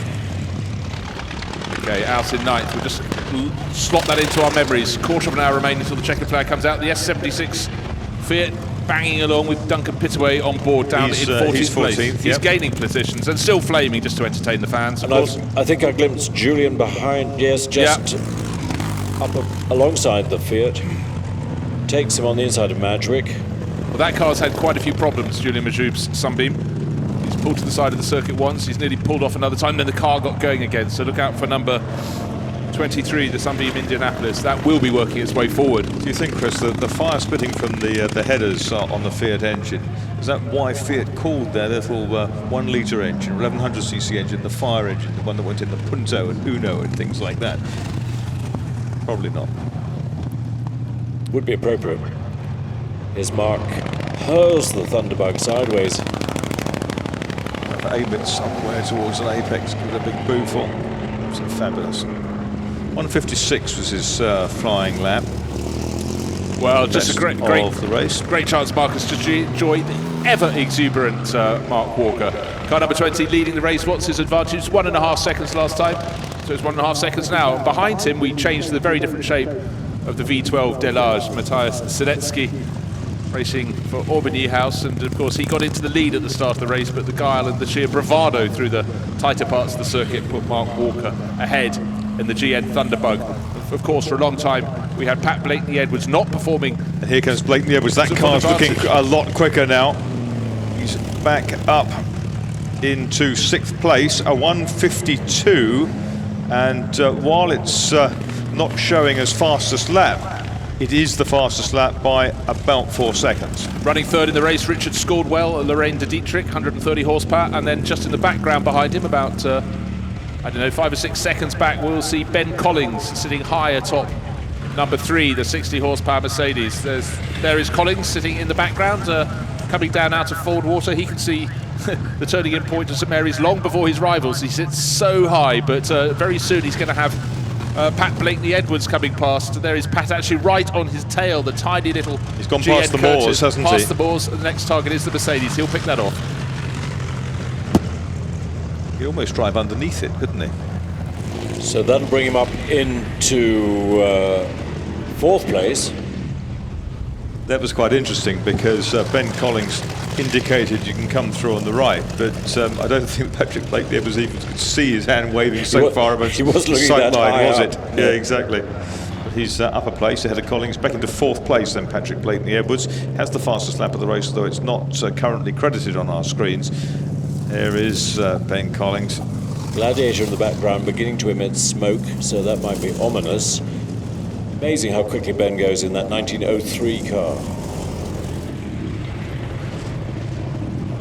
There's the Moors. Yeah, that's running now in 6th place, because of course Pat Blakeney-Edwards has demoted it. So it's good working our way down the order. So the next car we may get a chance to look at should be Andrew Frankel out in the Bentley. It's the type of car you'd want a novice cross on the back for. Look at the Moors. Look at the valve gear hammering away Amazing. in the Curtis engine of the Moors. Ben is now in 5th place. Blakeney-Edwards, so 149.709. Wow. He's what? He's 19.7 seconds away from the lead. So it's doable. Yeah, but he came out with just over a quarter of an hour of the race remaining. This 20. There is Andrew Frankel running in 7th in the TT Bentley, 1923. Snatching a gear change, Bentley gear, operating Bentley gears isn't easy. No, and certainly looking at these Edwardian cars, you can see pretty much everything the driver is doing because they have so many controls outside the cockpit. And such a variety of noises going past us down the pit straight.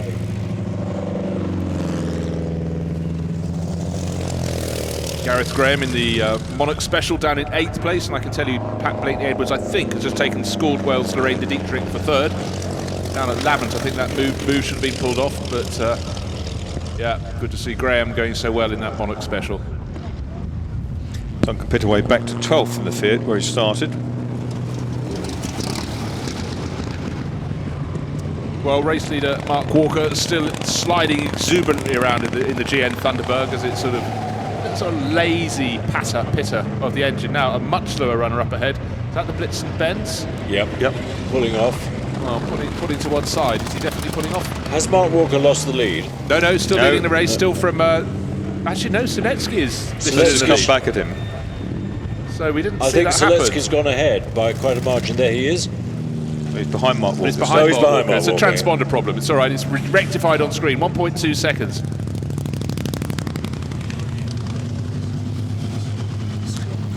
Blakeney-Edwards 3rd place. Another fastest lap of 149.609. score well. Down into 4th place in car 5 now. Hollings is 5th, and Neil Dyer is still in 6th place in 19th, the Moors. Andrew Howe Davis has been in the pits and the Scat. The gap between the leader and 3rd place Blakeney Edwards is now 9 seconds, so it is coming down. It's come down by 10 seconds in 1 lap. A little bit of traffic up ahead of our race leaders, and this could be to the advantage of Pat Blakeney Edwards, but his speed advantage is so enormous. He will be catching them soon, and I really think with just under 9 minutes on the clock, he will be passing. So don't forget, he had a pit stop, emerged in 9th place, but yet within a lap or so, he could be taking the lead. Absolutely outstanding performance from Pat Blakeney Edwards, and certainly now the GN Curtis, the aero engine racer, is back on full song. Going to work his way around the Alfa Romeo next. 2 cars between himself and 47 Mattia Zaleski, who is up towards the front, towards Woodcote. In fact, leaders nose to tail through Woodcote, just out of our sight. Here is Pat Blakeney Edwards.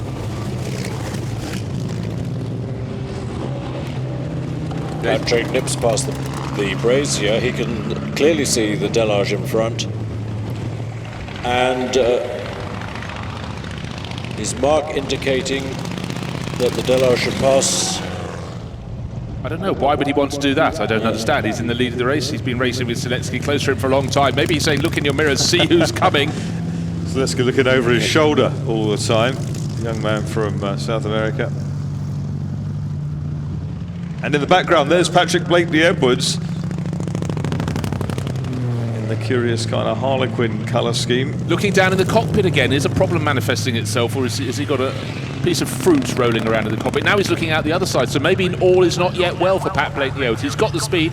Zaleski now ahead of Mark Walker, so whatever that go past me signal was, it seems to have been taken in by Zaleski, but look in the background of the shot. There's the Delage leading the way. There is our erstwhile leader, Mark Walker, but not far behind, but possibly with a problem. He's only about 2 seconds behind, coming through St Mary's. In the background of your shot there, you can see into the dip, coming up the rise behind there. The first 2 down into Lavin, chasing in behind them, Pat Blakeney Edwards in the GN Curtis. There it is, orange and purple checkered livery on the number 37. That's the aero engine car from 1921, giving chase, catching up. But is there a problem with that car? Certainly Pat's looking everywhere apart from ahead. Yeah, it was a slower lap last time through, a 55, having been down in the 49s, 1:49.609. Patrick Blakeney Edwards' fastest lap so far. He's had plenty of time to look over his shoulder and just see exactly what's around him. He's closing on Mark Walker, but Zaleski's done a bit sideways. Sliding into Woodcote. Thunderbug, of course, GN based, so 2 GN based cars. Treating the chicane with great respect this year. Sensibly, it's full of water. And Mark is indicating to Patrick to pass on his left-hand side. Although, I think you're right, Bruce, that Patrick's got an intermittent problem. Yeah, he did a 50 that time. He's looked up the inside. There's that line of dust covering a slippery patch coming up towards Madgwick Corner. These 2 spindly devices, very narrow rear track, curious camber on the front wheels. Lots of positive camber. Blakeney Edwards now second. He's looking up the road. He can see the big blue Delage in the distance.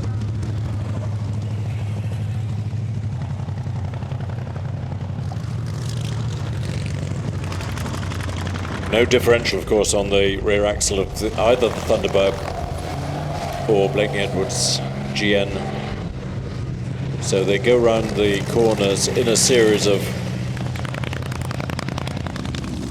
They turn the corner into a series of mini straights. 5 minutes to go then, ladies and gentlemen, in this SF Edge trophy race. Here comes the Thunderbug.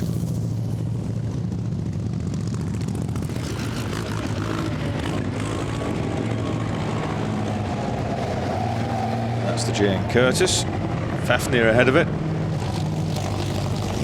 Patrick Blakely-Edwards wrestling the car into Woodcote corner. Comes past the Fafnir of Guy Lachlan. Good to see the field still going strong. Yeah, running well in 12th place. Duncan using 3rd and 4th gears only, of course. Massive torque. There's a whole gaggle of interesting vehicles up there now. Look at that, what a sight. There is Patrick Blakely-Edwards sneaking along behind. Zaleski was leading by 4.1 seconds. There's a battle of the giants, the Halstead-Benz versus the Fiat S76. 18 litres versus 28.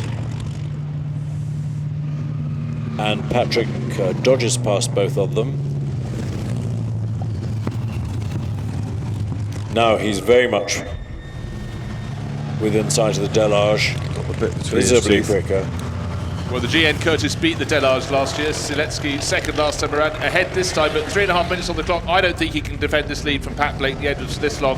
GN Curtis right under his tail now, about half a second down as they go through the second part of Lavant.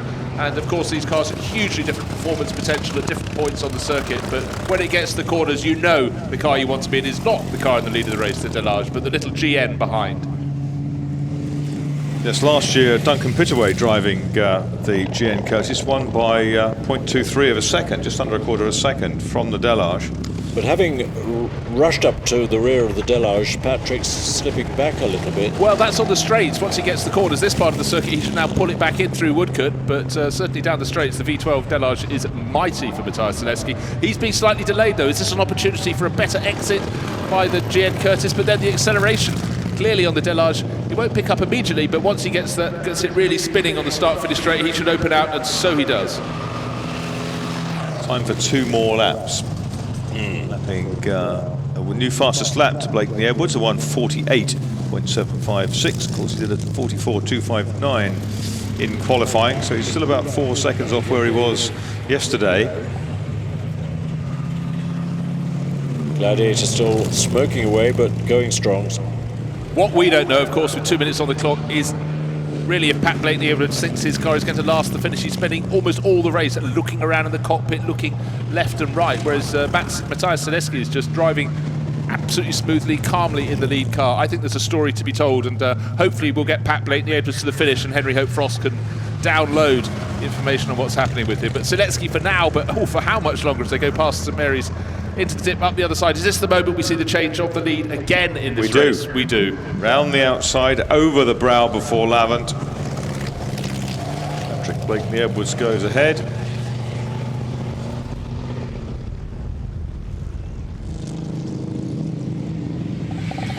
And here comes the big Delage. It does. And sweeps past. Massive V12 power. So there'll be time for one more lap after this. Will we be in the same positions? Will we have a change of the lead, Pat Blakely-Edwards going ahead before Lavant, carbon copy of this lap, and then the change of order down here? So maybe the chicane on the final lap will be absolutely crucial to decide the outcome of this race.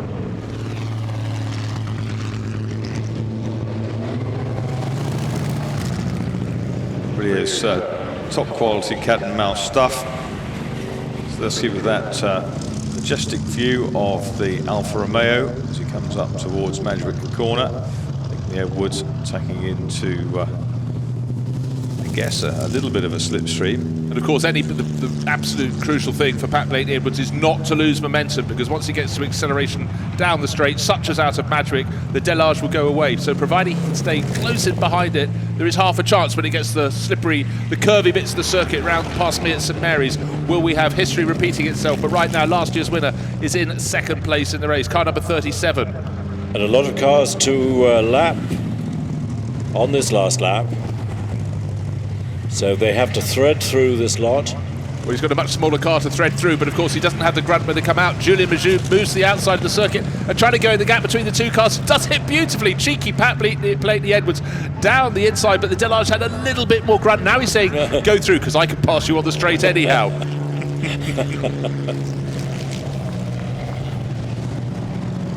Matthias, don't lose too much ground. Put your hands back in the cockpit. Now, gaggle of cars ahead. Now, Pat Blake-Edwards knows what's coming, and it's happened.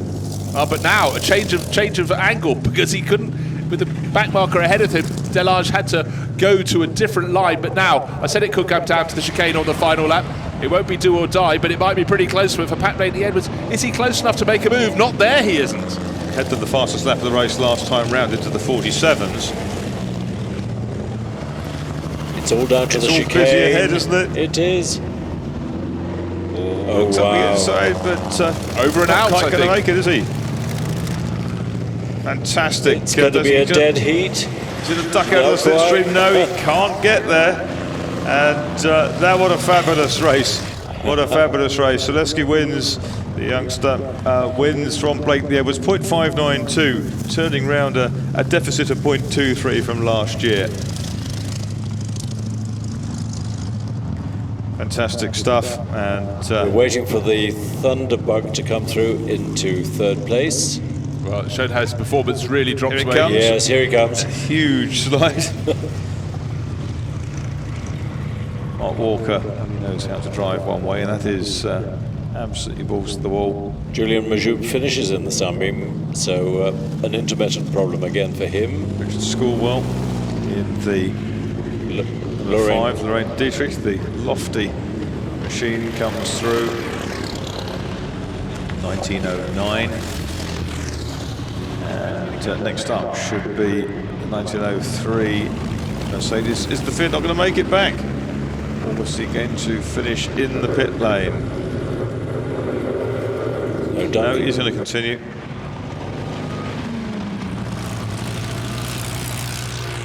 He had a fuel, do you think? They judged it that finely. The tank not big enough. So he's going to get there. Away, he's going to finish in 13th place, just ahead of Guy Luckland with the Fafnir. Smoke and flames. How would you tow that back if it broke down from? You'd have to have two trucks, wouldn't you? You're not going to get it on a flatbed in a hurry, are you? Great stuff, and spectators really enjoying the Edwardian racers out there in the SF Edge trophy race. Marcus, I think there's no way this won't be a feature of future members' meetings. It's fantastic, isn't it? It's got to be done. This spitting of flame from the sort of exhaust stubs as they are, not really headers as such, are they? And, great win then for 47. Matthias Zaleski. Great drive from him. And Patrick Blake-Edwards, ever the showman with problems, but he comes through. So first, number 47, Matthias Zaleski with the Delage DH V12. Second, number 37, Patrick Blake-Edwards with the GN Curtis. Third, number 20, Mark Walker with the GN Thunderbug. Fourth, number 5, Richard Schoolwell with the Lorraine Dietrich. Fifth, number 3, Ben Collings with the 1903 Mercedes. Sixth, number 19, Neil Dyer with the Moors. In 7th place, number 9, Andrew Frankel with the Bentley. 8th, number 21, Gareth Graham with the Monarch. 9th, 23, Julian Mazoub with the Sunbeam, had one or two issues early on. 10th, number 64, Marcus Kern with the Benz Hornsted. 11th, number 1, Chris Mann with his Alfa Romeo RLTF. And in 12th place, number 4, Edward Way with the Hall Scott Aero Engine Austin. 13th, Duncan Pittaway, number 76 with the Fiat S76.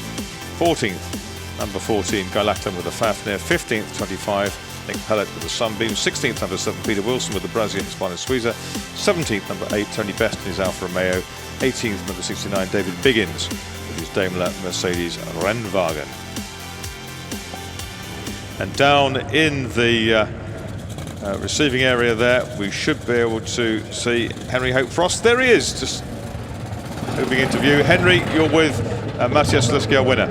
Thank you, Marcus. I am indeed. Big hugs between Matthias and Pat Blake-Edwards after that wonderful dice. Let me dive in and have a quick word. Very nice. Sorry.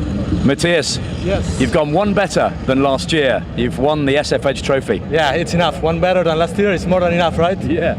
A fantastic dice. I mean, really, just quite bizarre seeing the massive Delage and the little GN. Well, yeah, it was very difficult. At first, I had some trouble with the pump, and then luckily when Patrick showed up, I was able to keep up and win. Yeah, we have a saying in English: David versus Goliath. That's what it was. I was Goliath, yeah. But I won. Yeah. Very well done indeed, Patrick. Come hither. Oh dear. You were there, you were nowhere, you were there, you were nowhere. Well, we've been struggling with a misfire from literally the end of qualifying yesterday, trying to cure it.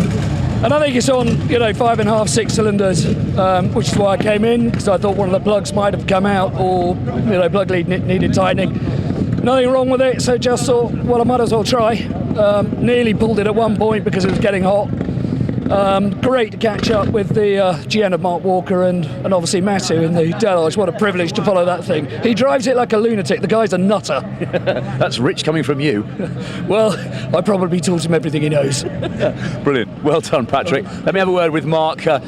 Festival of Speed fans will remember Mark's exhilarating performance in the Darracq, but in the little Thunderbug, it's not quite as dramatic, but still good fun. It's much easier to drive than the Darracq. It's a lovely car to drive. It's great fun. Did I hear the Darracq is poorly at the moment? Yes, I blew the engine up at Mallory, so I've got to make new blocks. They're at the pans at the foundry at the moment, and the crankcase is being laser welded back together again. It's a bit of a big job, but I think the Thunderbug's more enjoyable. It's less stressful than the Darracq. Great to watch. Could you see those two up ahead? Are they a bit too far ahead? Well, they were behind me, and then they were in front. It was inevitable they'd end up in front of me, which they did. Great stuff. Well done, Mark. Mark Walker takes third then in the GN Thunderbug.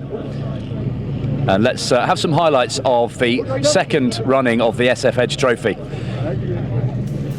The SF Edge Trophy for Edwardian racers, every shape and size of car imaginable. Mark Walker storming through from the second row, but the power of the Delage V12 magnificent down to the first corner. Little GN's tucking in behind. Richard scored well, sitting high on the number 3 Mercedes, Ben Collins, and the Delage seemed to be getting away, but we knew the pace of Pat Blakeney-Edwards in the GN Curtis would be a fantastic and would be able to close in behind, and so he did, but Delage stayed out as long as it dared at the front. The mighty Fiat S76 out there, 28 litres to play with, a 4-cylinder engine. Think of that, 7 litres per cylinder. Fabulous shots from the side of that mighty Fiat, running around in about 10th, 12th position. So entertaining, spitting flames. But if you want entertainment, look at Mark Walker. Not in the Darracq this time, the GN Thunderbug sitting low, and it chugged its way around, effectively though, in the lead of the race. And then Pat Blakeney-Edwards closing up on the tall Delage, but Matthias Seletsky driving beautifully. Very different sorts of cars, clearly. Round the corners, you wanted the GN Curtis, the aero engine, tiny racer, but the power of the V12 Delage down the straight, absolutely mighty, lap after lap. It really was David versus Goliath. Going through the chicane, right on the tail. That is the final sprint to the finish. No, that's getting through traffic with a lap or so to go. Still the Delage in front, Seletsky on top, and that's where he stayed. Blakeney-Edwards in second.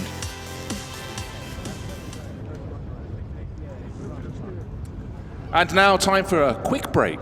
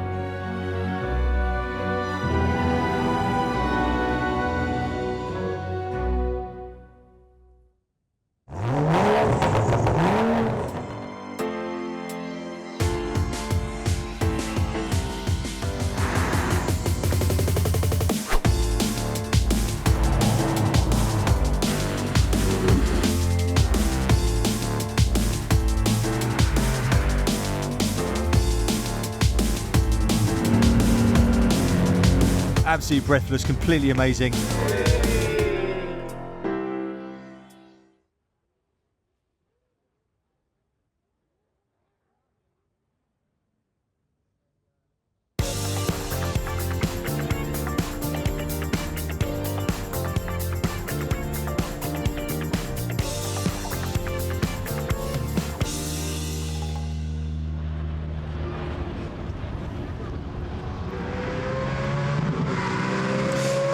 Here comes Mike Skinner in the Toyota Tundra, who was very spectacular yesterday.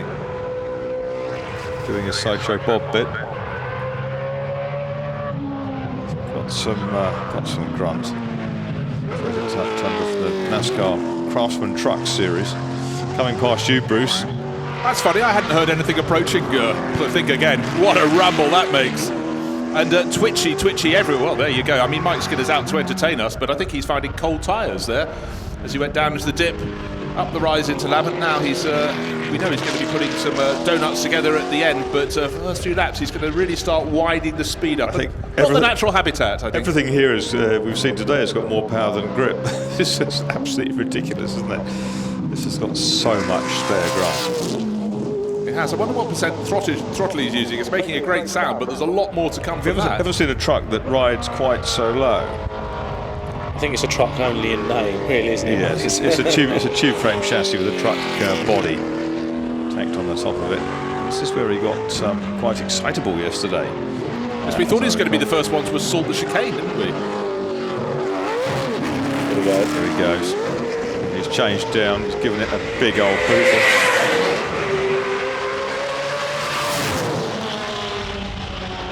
Fair to say we never saw one of these testing at Goodwood in between the two eras.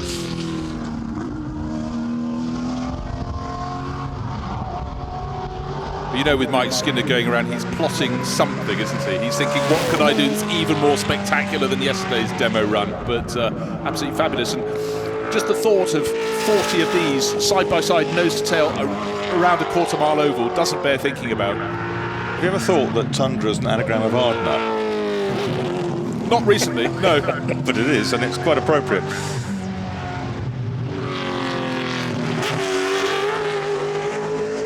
This is really a two-part demo, isn't it? You have the rapid pace around the lap, spectacular, twitchy, very noisy, and then what you know you are about to receive on the start-finish straight. May the Lord make us truly thankful, Bruce. Quite so.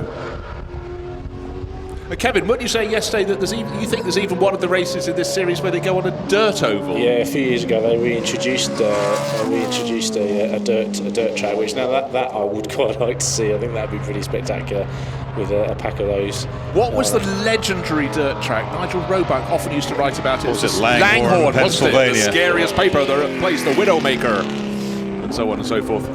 Because that just wasn't dirt; it was dirt and bumps, wasn't it? It was absolutely chronically difficult track. Back in the days when USAC championships included a bit of everything. Yeah, absolutely. Here we go. I think he's going to make those daffodils wilt. Might be worth saying to regulars to Goodwood may not be au fait with NASCAR, but the truck series is effectively the third tier. Getting some great pictures down there, loving the line lock on the front brakes. I don't tend to wave my steering wheel out the window when I drive to the shops, but Mike Skinner, I feel he rather does. Now, time for some donuts.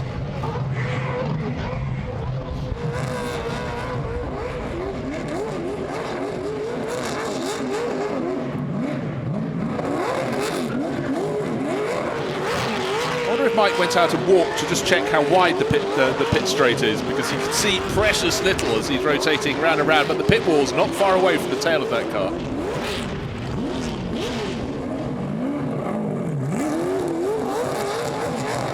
He's coming back. He's doing a Ray Hanna, fractionally lower. He's got a rear wheel just nudging the grass on the opposite side of the track. One lock, other lock. Off. Richard Atwood, 1970 Le Mans winner, in the commentary box with us. One assumes he has a tyre sponsor. That's really nicely put. Mr. Goodyear. His signature appears to be a smiley, I think, at the start-finish straight. Well, that was certainly different. Kevin, from the ridiculous to the sublime in a minute, but let's have a look at the timetable. Spectator grid walk at 1:30 ahead of the GT1 demonstration. Under the governorship of Andrew Franzone, who owns that truck that Mike Skinner was in. And the Graham Hill Trophy, big GT cars come out at 2:10. Then the Varzi Trophy, the Franco-Italian race cars, pre-war vehicles at 3:15. The sprint race for the Jerry Marshall Trophy with reverse grid at 3:55. Affiliated Sports prototypes on track, demo then at 4:30. the new Pierpoint Cup race for American V8 touring cars up to 66 at 5 o'clock. And the final race of the weekend, a very, very special Surtees Trophy at 5:40. So a full afternoon of racing and demos lie ahead of us. And the wind's still pretty blustery from over our shoulders, causing that crosswind you heard the drivers talking about in the cars that don't have an awful lot of grip. But it's a busy old afternoon, and there are the GT1s. I'll hand over to Kevin and a quick word also with Richard Atwood, if I may. Thank you, Marcus. Right, we're into the GT1 demonstration now, and there on the big screen is the 1998 Le Mans winning Porsche 911 GT1, and the black car that just went out of the view is the 97 car, and the one now in view is the 96 car. So the three different iterations really of the 911 GT1, and really, well, I think the first car you'd be pushing it to say it was really related to the 911 road car, but certainly by the time you got to 1998, they were almost reinventing Group C again in the late 1990s.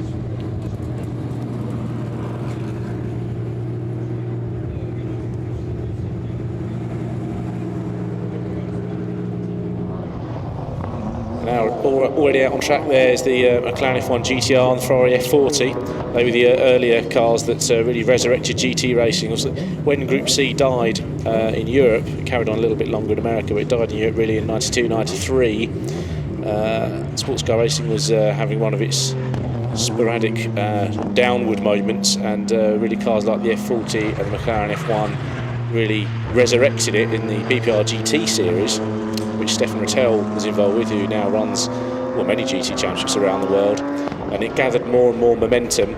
There's the Lotus Elise GT1 on the screens now, and by the end of 1996, Porsche were interested enough to produce the 911 GT1, which they almost won Le Mans 24 Hours outright with, and then dominated on their appearances in BPR, moved the goalpost completely, and for 1997 it got really quite serious, with Mercedes coming in with the CLK GTR, which can be seen in the paddock, won't be out on track, but it's a fantastic car, so if you get the opportunity, go and have a look at that. So it's Mercedes versus Porsche versus the long-tailed McLarens. There's a Golf liveried version of that as part of this demonstration as well, and it's some fierce competition in 97 and 98, and then as again the manufacturers then pulled out, got a little bit expensive, and GT racing had to change again. But for a few years we had some very spectacular cars in GT1. We heard from Gerhard Berger earlier on about when he was involved with the BMW Le Mans project, and of course the V12 LMR was a sports prototype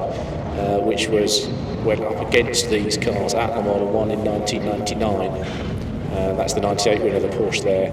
So a time where GT1 and effectively sports prototypes were pretty much running the same at the front at Le Mans.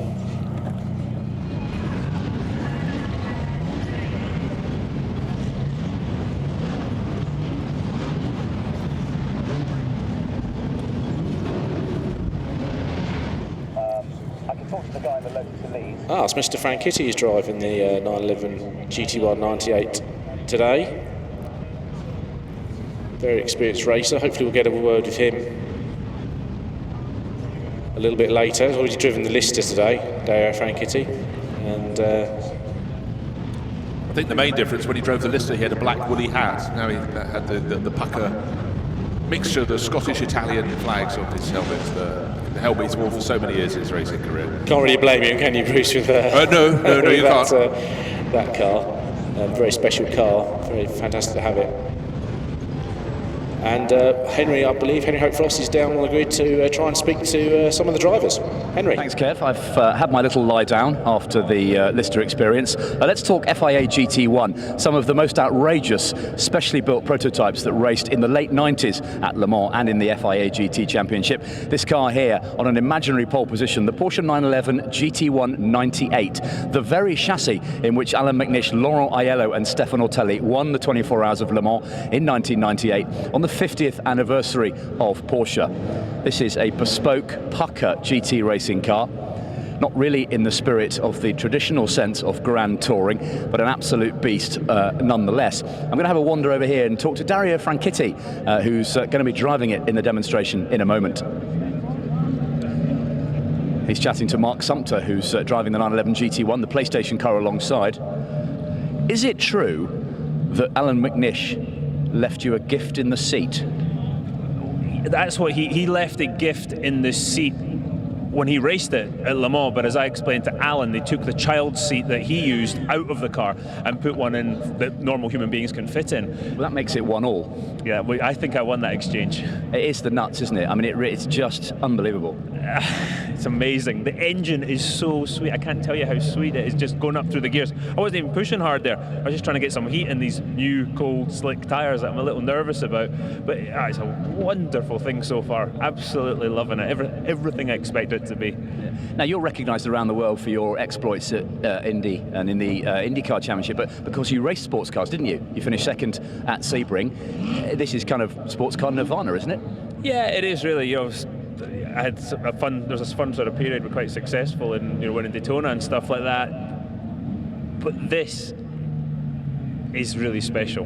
This is, to me, this was that period of time when the cars were just so beautiful. As they are now, the sports cars are just stunning. The P1 cars, but yeah, especially with Alan winning it. As much as I like to give him a hard time, it's extra special to drive this car because it's Alan's and because it's a Porsche, and I'm a huge Porsche fan. They really turned the screw, didn't they? When Mercedes turned up in '97 with the CLK GTR, which kind of tossed the rulebook out the window, that '98 season was just mega. Well, you could see it, couldn't you? Went from the sort of the F40 and the 993 GT2, somewhat road cars. McLaren came in with the road car as well.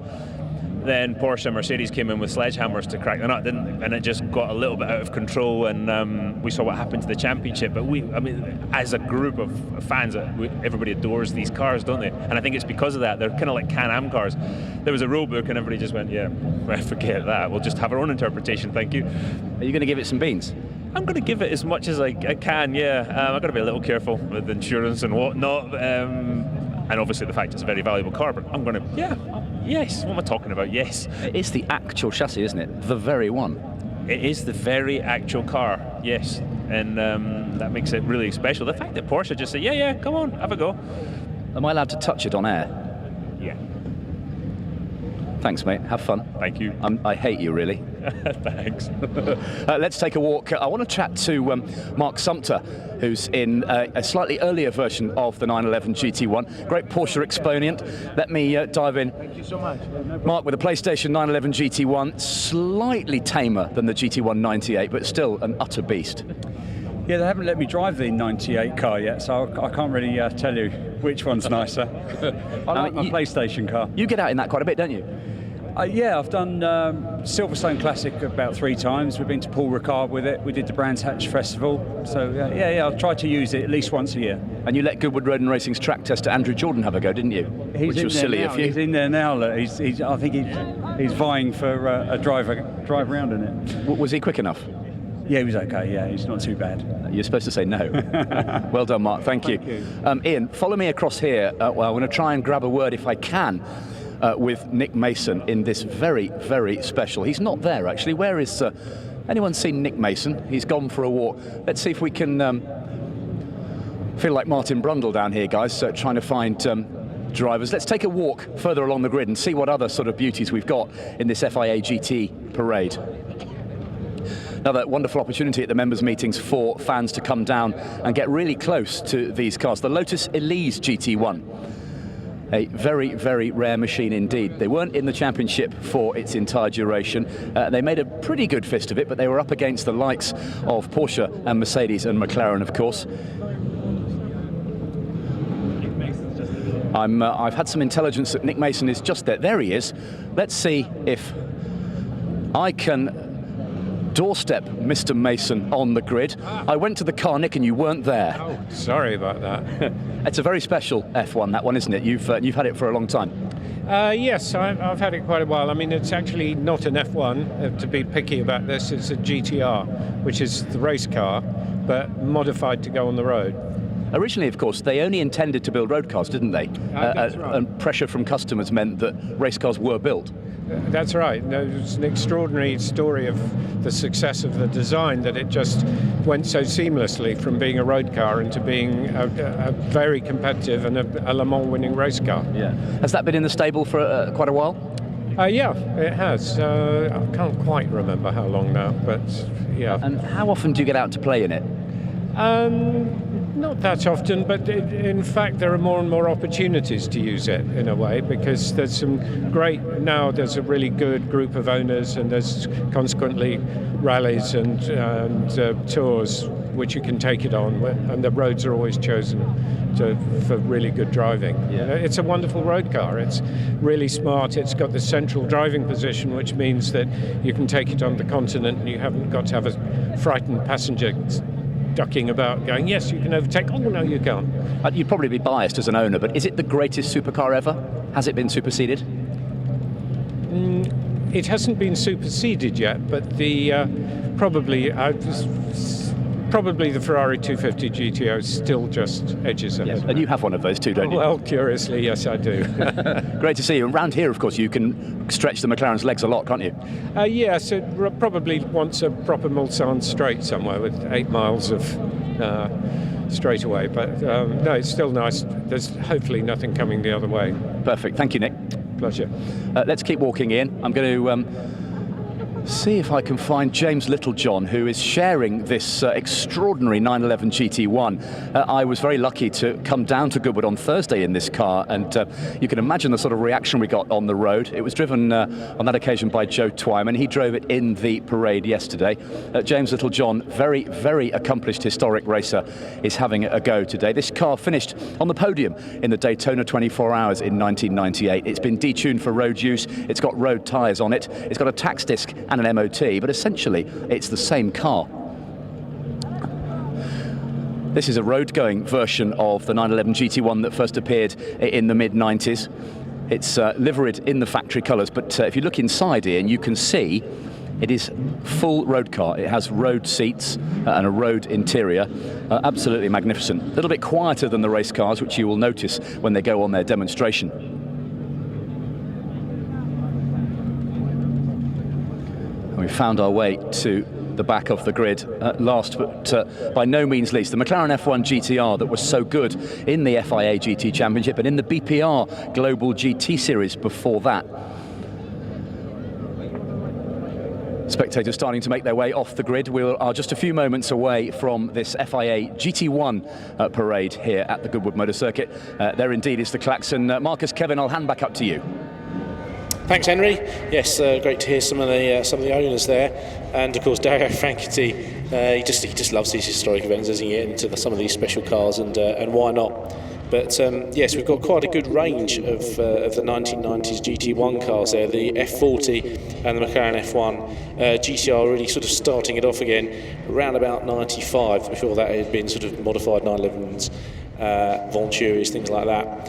And yes, it grew and grew, and the F40 could, with people like Jean-Marc Gounon driving, challenge the McLarens, at least in qualifying, but the McLarens tended to outlast them and outrace them more often than not, and were the cars to beat really until the Porsche arrived. And there on screens now is the long-tailed McLaren, which was McLaren's response to the 911 GT1, which was so the long tail, much more of a race car than the earlier ones. And JJ Leto and Steve Soper battled Bernd Schneider in the Mercedes for the 1997 championship, and it was really nip and tuck between the two of them, and they were separated for the finale, and it didn't work, and Schneider and Mercedes came out on top. But a fantastic season that was, and there's the F40 on the screens now. Looks remarkably plain, does it not, Kevin, next to the others? It looks simple and pretty much as it came out of the factory. Yes. Relatively speaking. Absolutely, because the F40 and the McLaren F1 both designed as road cars that were then turned into race cars, so the aerodynamic, the wings and the splitters look sort of add-ons, whereas the later cars, it was all part of the original design.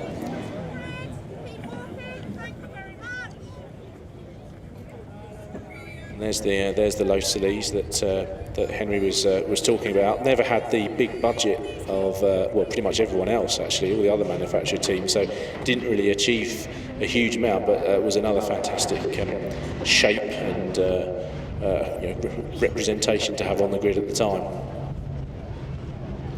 And of course, Kevin, before that, Lotus had tried to campaign the Esprit GT1, but it didn't quite have the legs, and so they tried the Elise as well. But again, when in terms of budgets, they just weren't there in the ballpark. No. Although I remember, I think was it Jan Lammers a couple of times having the Esprit version quite high up at a couple of rounds. Although I do also remember it catching fire once or twice. So yes, but I think budget and reliability weren't quite there for that plucky team really. Can't be said of the car on the screens now, which yes was the 98 Le Mans winning Porsche. Big battle with Toyota that year with the GT1, which was probably the most outrageous of the GT1 cars. Really, no resemblance to any road car that Toyota produced. In fact, in history, you have to think: is that in the right category? Was that really Absolutely. racing against these? Well, I think there was a GT1 road car, but I don't believe it was ever put on sale. It was just wheeled out occasionally. So, yeah, no, we did build one, honestly. I suspect that's probably still in Japan, locked up at Toyota somewhere. You do get these sort of blurred edges to history, don't you? With well, that's right. Where do you have a new category, or more to the point, when you get to the end of a category, I think, and they're trying to shape what they want to have out on the circuits. Well, designers and manufacturers are always going to be looking for loopholes, aren't they? So if any exist, the rules were probably a little bit looser to start with to just encourage cars onto the grid. And as soon as manufacturers get involved, they go, we can get away with this, we can get away with that, and it all explodes. And the result is one side of it is good because the cars are spectacular and very fast, and the other side is not so much because it tends to price everyone out of the game, which of course is eventually what happened to the GT1s. Yeah. Certainly is not the last time this sort of thing will happen in terms of racing. What is seen as a good idea to put a racing series back up in among the lights can overheat, I think we could describe it. Yeah, so that's why the GT3 category that Stefan Rattel has been running now it started in 2006 over a contemporary category. It's been incredibly successful. One of the ways he's got around that is the manufacturers are involved in building cars for it. But of course there are quite tight restrictions on what they can do. It's not all, there wouldn't be anything like as sophisticated as some of the cars that we're seeing now. Oh no, absolutely not. But GT3 has grown like Topsy, but of course with all things it becomes more expensive, and the next growth area will be GT4. And certainly this year the grids for the less sophisticated GT4 cars are being made specifically for it now, so again it's giving more people a chance to get out on the circuit. So worldwide, again, when you make a good global formula, it really can get legs. Absolutely, yes, I think you're right. GT4 is it's taken a while to really establish itself, certainly in this country, but I think it is there now. Yeah, there are two European series, a North European and South European series, allowing it to sort of grow without too much budgetary assault. And of course last year half of the British GT grid was GT4 cars, which is the first time that had happened. And I anticipate something similar this year too. So just setting off now is the 1996 shape. That's the car that Porsche took to Le Mans in 1996 and dominated the GT1 class and thought that they would probably win overall, but they made the error of letting Reinhold Jost run a couple of the sports prototypes that they developed and then decided not to race the year before.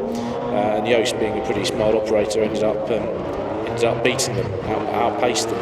So they were second and third behind a car that they'd decided not to run.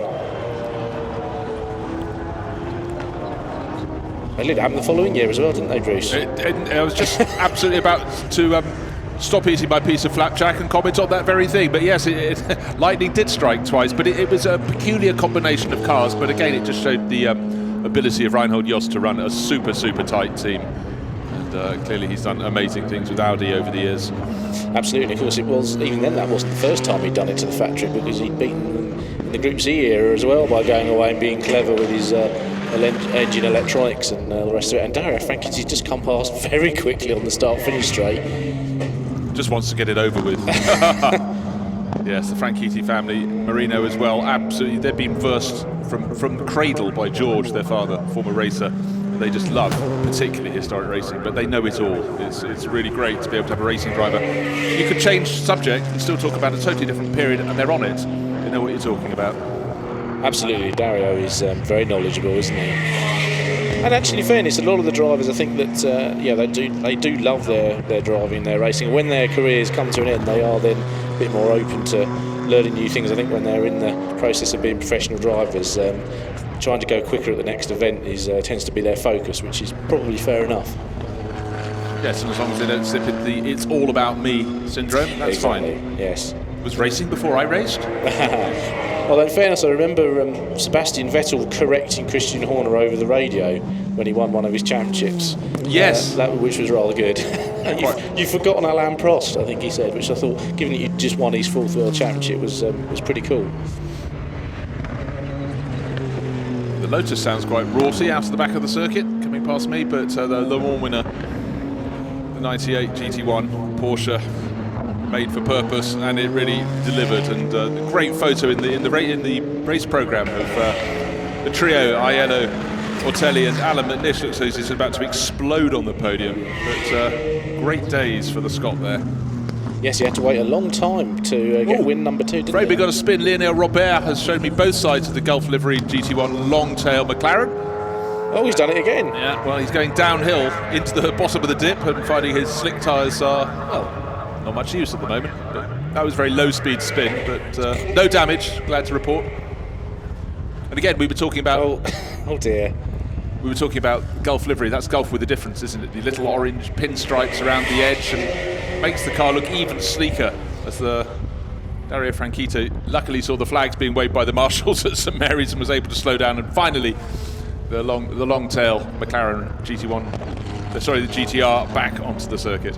Deary me. And it was one of those Golf long-tail cars that finished second at Le Mans, wasn't it, in '97, when the leading Porsche caught fire and let the Yost prototype take a second win, the WSC 95.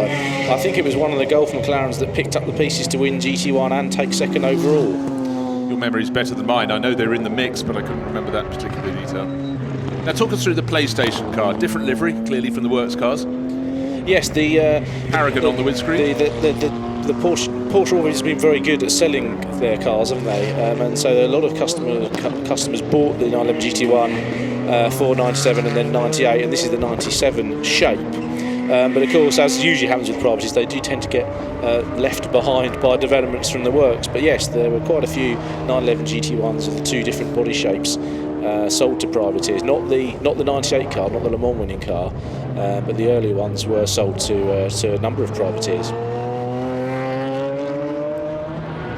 Paragon on the windscreen is because it's Mark Sumter's company. He's at the wheel of that. Yeah, long-time Porsche fan, Porsche supporter, isn't he? And not a bad driver himself. No, very has good. To be said. Very impressive. Clean and pure, I think, of the design shape of the F40 Ferrari, and just with a sundry blue and white stripe up and over the hood and down the tail. It looks like a standard road car, as if you could call the F40 standard. It set new standards when it came out. Yes, although there's that Gordon Murray quote, isn't there? I don't know if it's apocryphal or not, that when the McLaren F1 was launched, is this McLaren's F40? And he responded, I don't think we've got anyone at McLaren that can weld that badly, which I thought was a little bit harsh. Nick Mason's had a bit of a clang coming down. He lost it in the first part of St Mary's. It went to the right-hand side of the track, came across the left, and he's clouted side on the tyre wall. Damaged rear suspension, unfortunately, but obviously being in the middle of the car, it's probably a better place. So it's Marshall's down there quickly, but he obviously just got away with him, and a bit of a clout there against the barriers. Will they be able to keep the session going, do you think, Bruce? We only sort of saw a flash of it on the screens. Red flag. No, I wouldn't have thought so, because he's bounced back to the edge of the circuit, just off the apex, the second part of the corner, so caught out by St Mary's. Such a tricky corner. Great to see these cars. They were just starting to get up to speed as well, just starting to stretch their legs. Yeah, that's a real shame, isn't it? Well, Nick's out of the car, glad to see. I couldn't see from my position, with his central seating,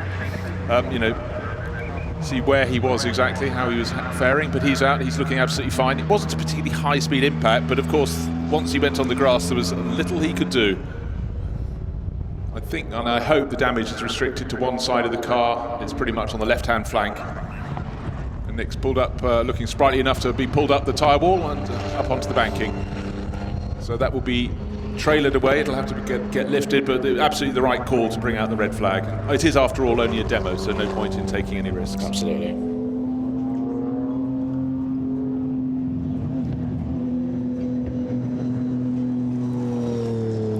Mind you, I remember Jean-Marc Gounon in, I think it was 95 at Nogaro.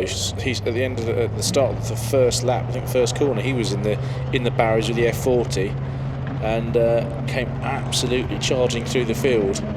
and I think he almost caught the lead in McLaren at the end of the race. It was a phenomenal drive, one that really stands out. One of the F40's better moments. Well, Gunon was an absolute star.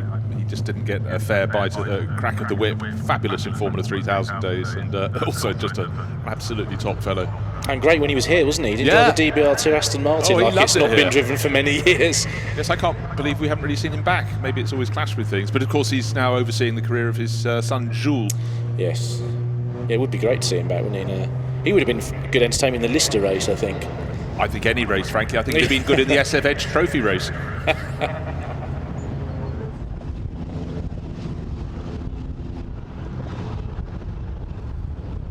So the GT1 demo is being brought to an end. The red flag's out because unfortunately Nick Mason's had a little prang down at St Mary's. So while that car, the McLaren F1 GTR, is going to be recovered, the remaining GT1 cars making their way back round to the paddock, where of course you get a chance to see them up close. And do go down to the paddock. We'll just go to a quick break while this is being cleared up.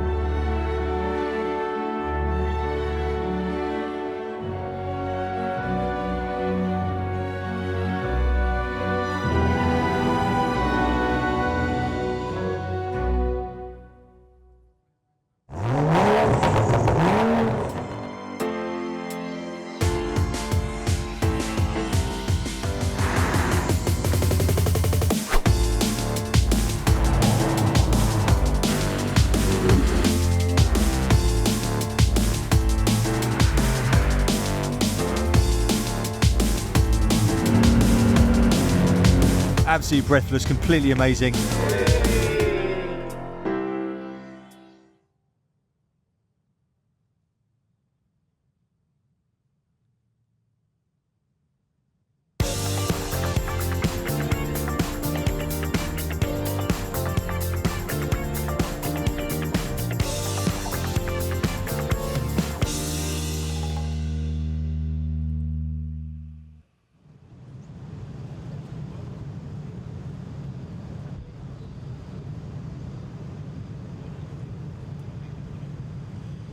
That's a very sorry start, isn't it, Bruce? Yes, now I can see the front of the car from that camera angle. There is more damage to the front than I realised, but the best news is that Nick Mason is just by the raised gull wing door. He's looking absolutely fine. Again, having not seen the lead up, but looking at the telltale signature, the first part of St Mary's, no tyre marks, then you can see it starting to break away from the right hand side of the circuit from driver's point of view. Obviously snapped that way and then across the track the other way. And so some damage to that McLaren. Very sad, but driver fine. Car can be fixed. Now, you can go in the paddock. I urged you to go in there earlier. Why don't you go in and take a look at all the cars? That's one of the absolute features of the members' meeting, your chance to get up close and talk to the drivers, the mechanics, everybody to do with these cars. Everybody's got a story to tell, and you'll come home with many, many favourites. And we're looking now at the Blitz and Benz. That's the Edwardian paddock, the Edwardian racers for the SF Edge Trophy race. The most amazing cars here in terms of the way they all took different routes, I think it can be said, every single manufacturer to try and achieve the same aim, which was victory out on the circuit. So do go down. You can even warm your hands on their engines, perhaps. The level of technology and the different approaches, well, particularly with the Edwardian races, clear for all to see, because it was a very visual thing, very different ways of trying to chase the speed, different body shapes, huge engines.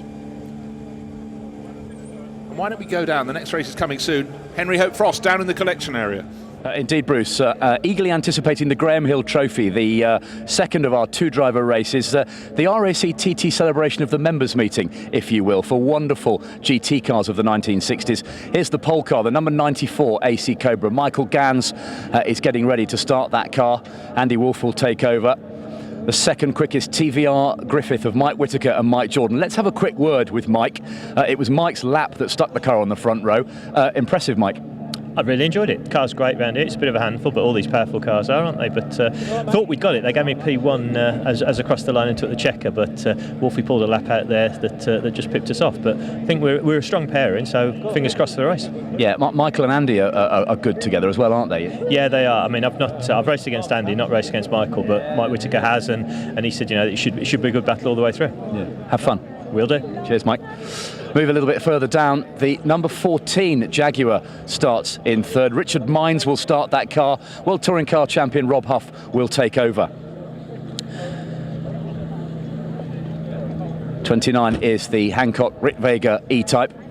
And then we can see in the number 13 AC Cobra the very familiar smile of Emanuele Pirro and the helmet. Let me have a word with him. He's always good for a chat.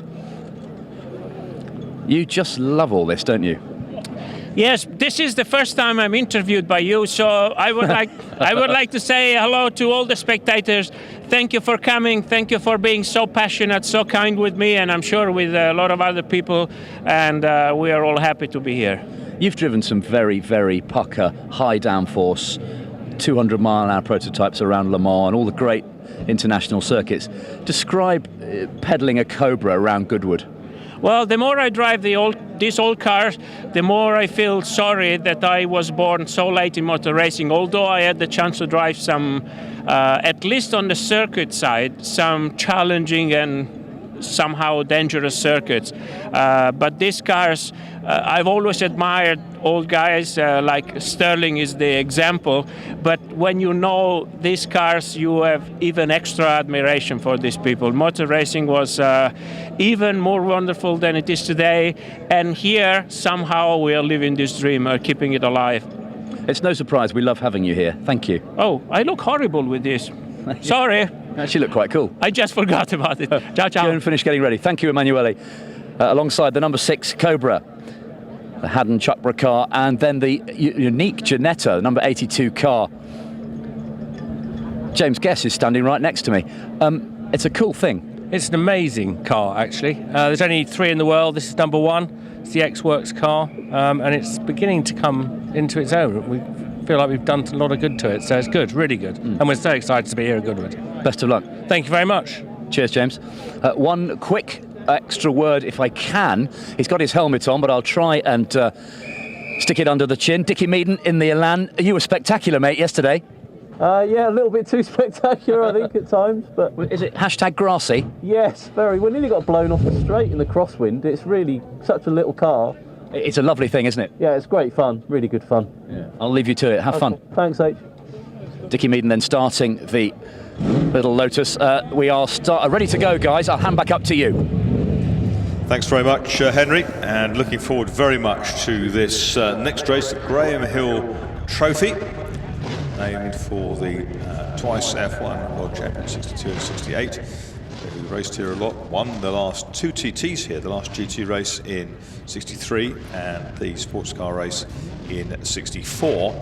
And I think he'd have certainly approved of the selection of vehicles we have down there in the assembly area for what should be a splendid 2-driver race.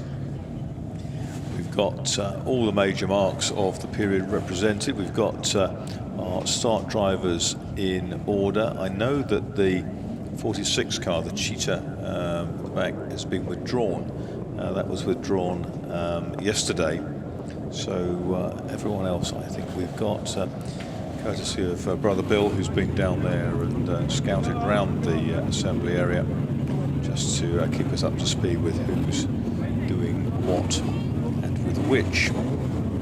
So the front row is going to be Michael Gans, Michael Whittaker and Richard Mines, with Alexander Ritvega and Emanuele Pirro lining up behind Andrew Haddon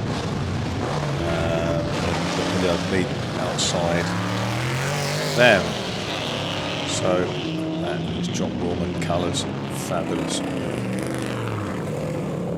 So the AC Cobras, powered by 4.7 litre 289 cubic inch Ford V8s, are there. There's the glorious Aston Martin we just saw go through, and that's the car of Simon Hadfield and Joaquin Folcrusignon, the Spaniard who starts, taking over from the car's owner, Wolfgang Friedrichs, who's gone back to Düsseldorf with Dicky Tummy, I think, and he'll be doubtless watching on the streaming as his Aston Martin is raced by two very, very capable drivers. 31 there is one of the Jags. That's picking up that one. Green and gold car, that's Adam Lindemann and Ludovic Lindsay. Recognise the colour scheme on that for a moment, so it's a bit unusual. We had problems yesterday in qualifying for the Martin Hunt, Patrick Blakeney Edwards car. Martin Hunt did virtually no mileage at all before the car conked out on the circuit. But the Blakeney Motorsport guys have got it sorted. And I saw 40FN go out at the back there. Cut 7, one of the Dick Prothero E-types in period, Cut 7 and Cut 8, among others. To see the Ginetta there as well. There were 2 Ginetta G10s entered. The 15 Lotus has pulled off. That's the Shapecraft Coupe of Nick Manassian and Robert Wainwright. And that has pulled off Manassian at the wheel. The car would be prepared for Robert Wainwright's in it by the Wainwright family team. And I think back to 1997 when I did the Spa 6 Hours with Jerry Wainwright, father of Robert, in a 26R spec Elan. The days, but problems today. The Elans, in fact, were in trouble yesterday by and large, weren't they? Off the road quite a lot. Off the road quite a bit. I fancy Emanuele Pirro to grab the lead at some point early on, I think, looking at who we've got in the... Yes, he'll be bursting through from the second row if everything works well, the 5-time Le Mans winner. But yesterday the pace was very hot in this, with a 1:26.2 for Andy Wolff near the end. Andy Wolff, who won the FIA Masters historic Formula 1 title in 2015 in a Tyrrell. He will drive second in the green Cobra, which is on pole. Michael Gans in it. It's owned by a compatriot of theirs, the American Jason Wright, who lives in Italy. Michael Gans, who's sprouted a Formula 1 type beard, as a lot of these guys seem to have done these days, in his Alfa Romeo overalls. And alongside is the Mike Whitaker TVR BFR 400B, a car that raced here in period. Wire wheels, all looks, they'll be under some pressure, I'd have thought, Kevin. Doesn't look quite as tweaked as some of the other TVRs we've seen. Same engine under the bonnet as the pole-sitting Cobra. There's the straight 6 Jaguar E-Type. And that is Richard Mines, who goes first, handed to Rob Huff. His father is here in support as ever. It's fantastic looking up onto the spectator banks. A lot of people here, a lot of enthusiasts.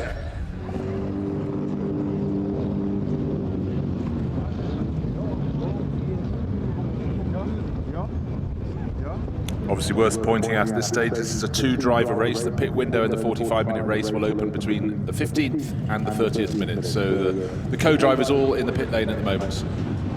Getting ready, trying to share the nerves. Bring drink out to the driver by looks things there. Car number 29. Second row, the E-Type lightweight of Alexander Rittweger and Sam Hancock. I think it's Hancock. Yeah, Sam's looking through the window. Alexander on board at the moment. Yep, Sam will fly in that, and he'll be helping Alexander Rittweger to get the most from his fleet of historic cars. The Ferrari LM, Kevin, is absolutely glorious, isn't it? Yeah, it's first time out as well, isn't it? Yeah. In the hands of the Pearsons. Gary Pearson will start, so I think he'll be looking to move forward as well. I think they may have had a little issue at the end of the qualifying session, because at one stage they were well inside the top 8, top 10. There's the Wilmot liveried Le Mans Cobra, which is Emanuele Pirro, who will hand over to its owner, Sean Lynn.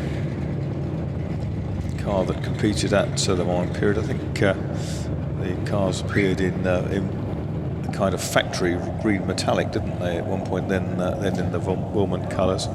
Yes, I think they did. Sean Lynn takes that car over, has won the Spa 6 Hours a couple of times over the years.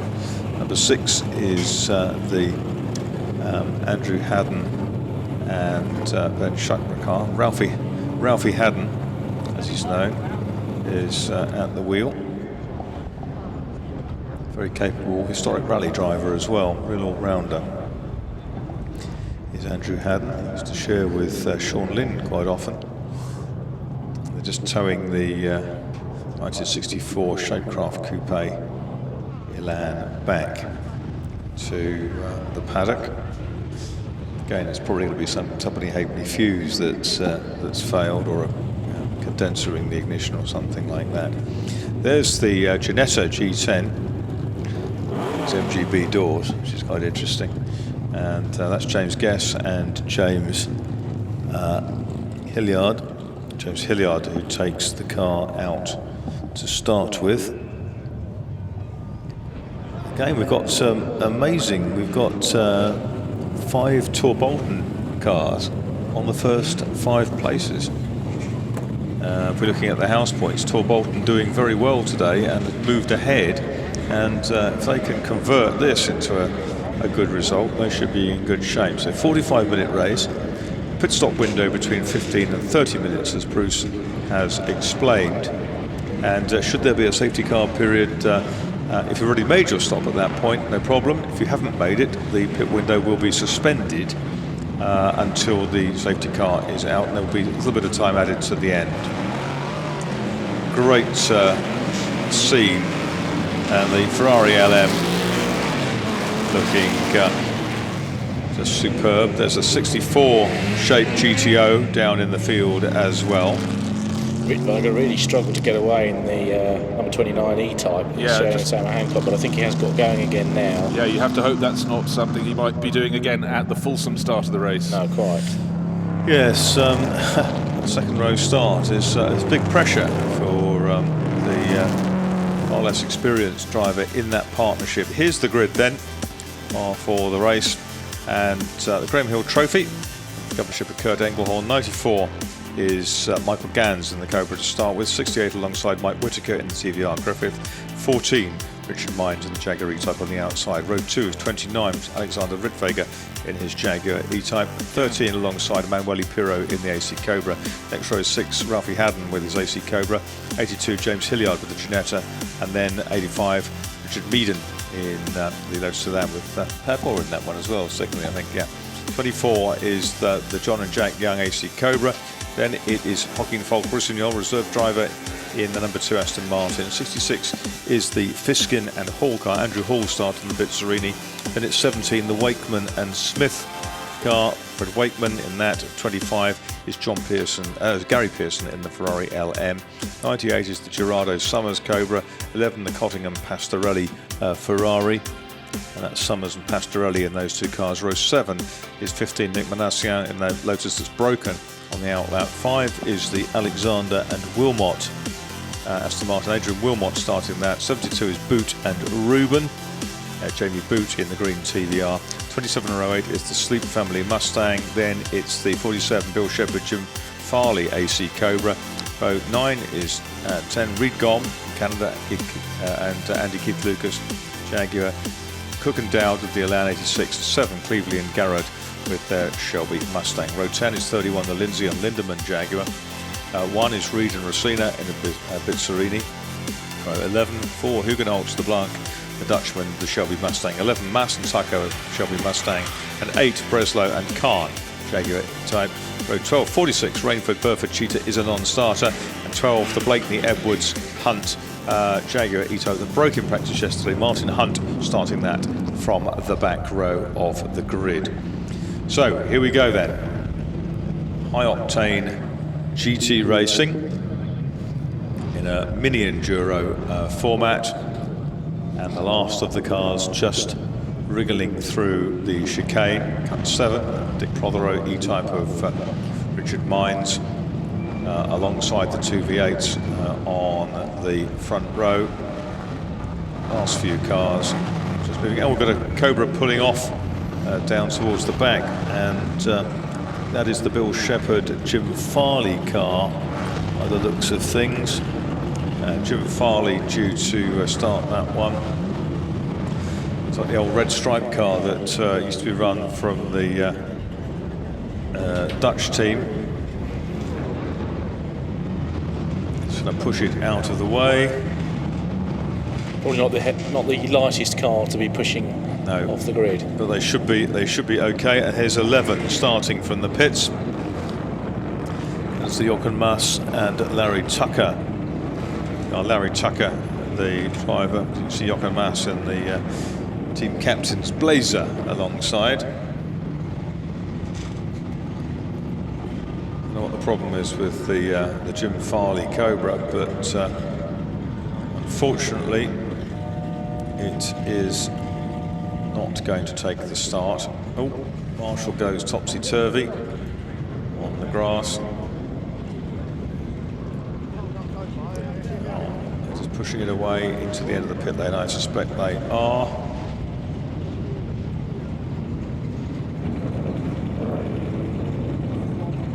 That's Larry Tucker in the pits. 47, so is a non-starter.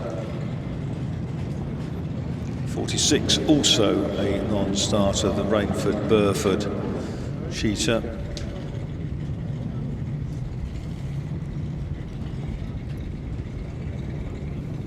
And 11, as I say, from the pits, Larry Tucker. So that looks like it's sorted. Green flag waves at the back to signify to the starter. Start procedure is go. Flag, Union flag will be raised. And a lot of Dunlop rubber is going to be painted onto the track. A little bit of a delay.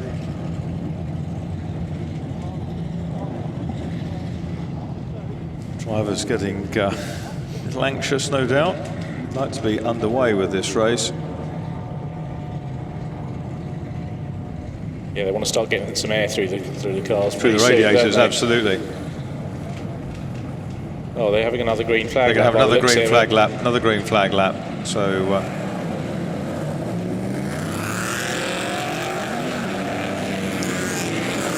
Quite sure what the reason for that was, but round they will go again. Rit Vega was slow away again the 29 E-Type, so he's the third time of asking, the first proper time he's really got to get it together from the inside of the second row. I think I might be tempted to start from the pit lane if I wasn't sure about it. You're surrounded by hot shoes. That's the one issue, isn't it? When you've got the owners starting the cars that have been put up at the front by the pros. Yeah. And the pros, I mean, they race so often anyway, it's just second nature to them, and your heart beats very fast when you're sitting in the middle of a group of people you think perhaps you ought not to be among.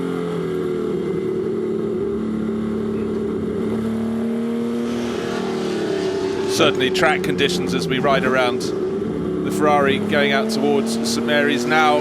Absolutely perfect. Don't know why we've had this extra green flag lap. Maybe it's because they had to pull that AC Cobra off the rear, take it off the rear of the grid. But chance to see this circuit isn't flat. We're on the board with Nicky Pastorelli in the Ferrari GTO 64, and ahead is Andrew Hall with the Cantel Bizzarini 5.3 litre Chevrolet engine. So far back in the car, you can probably change the 2 rear spark plugs without leaving your seatbelts. It's almost a mid-engine car in that respect, isn't it? Yeah. Well, this is a mid-grid car. They're running. This is the 6th row. That's Nicky Pastorelli and James Cotton 111 Ferrari. Look out for that. I think we might see a bit of progress, but certainly with that onboard camera looking forward, we should catch a lot of the action in the opening lap.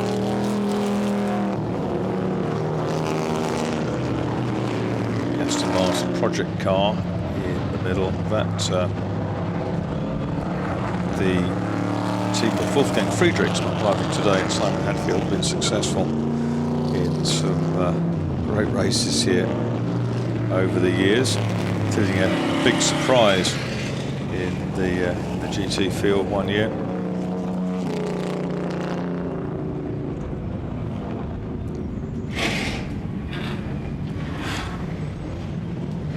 Big GT's always been very, very popular here.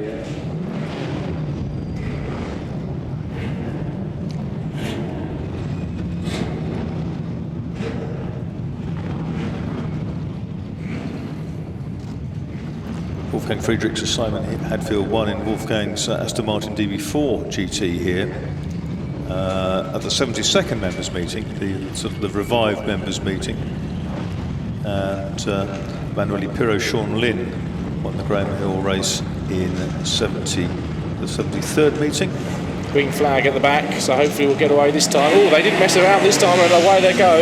And the pole-sitting Cobra makes a fantastic start, and I think should be well into the lead. And here comes Pirro. Pirro storming down the inside. Is it going to be a Cobra 1-2 into the first corner? Yes, it is. Yeah, Pirro through into second place. And look at Meaden trying to go around the outside into lightway to land. And very good.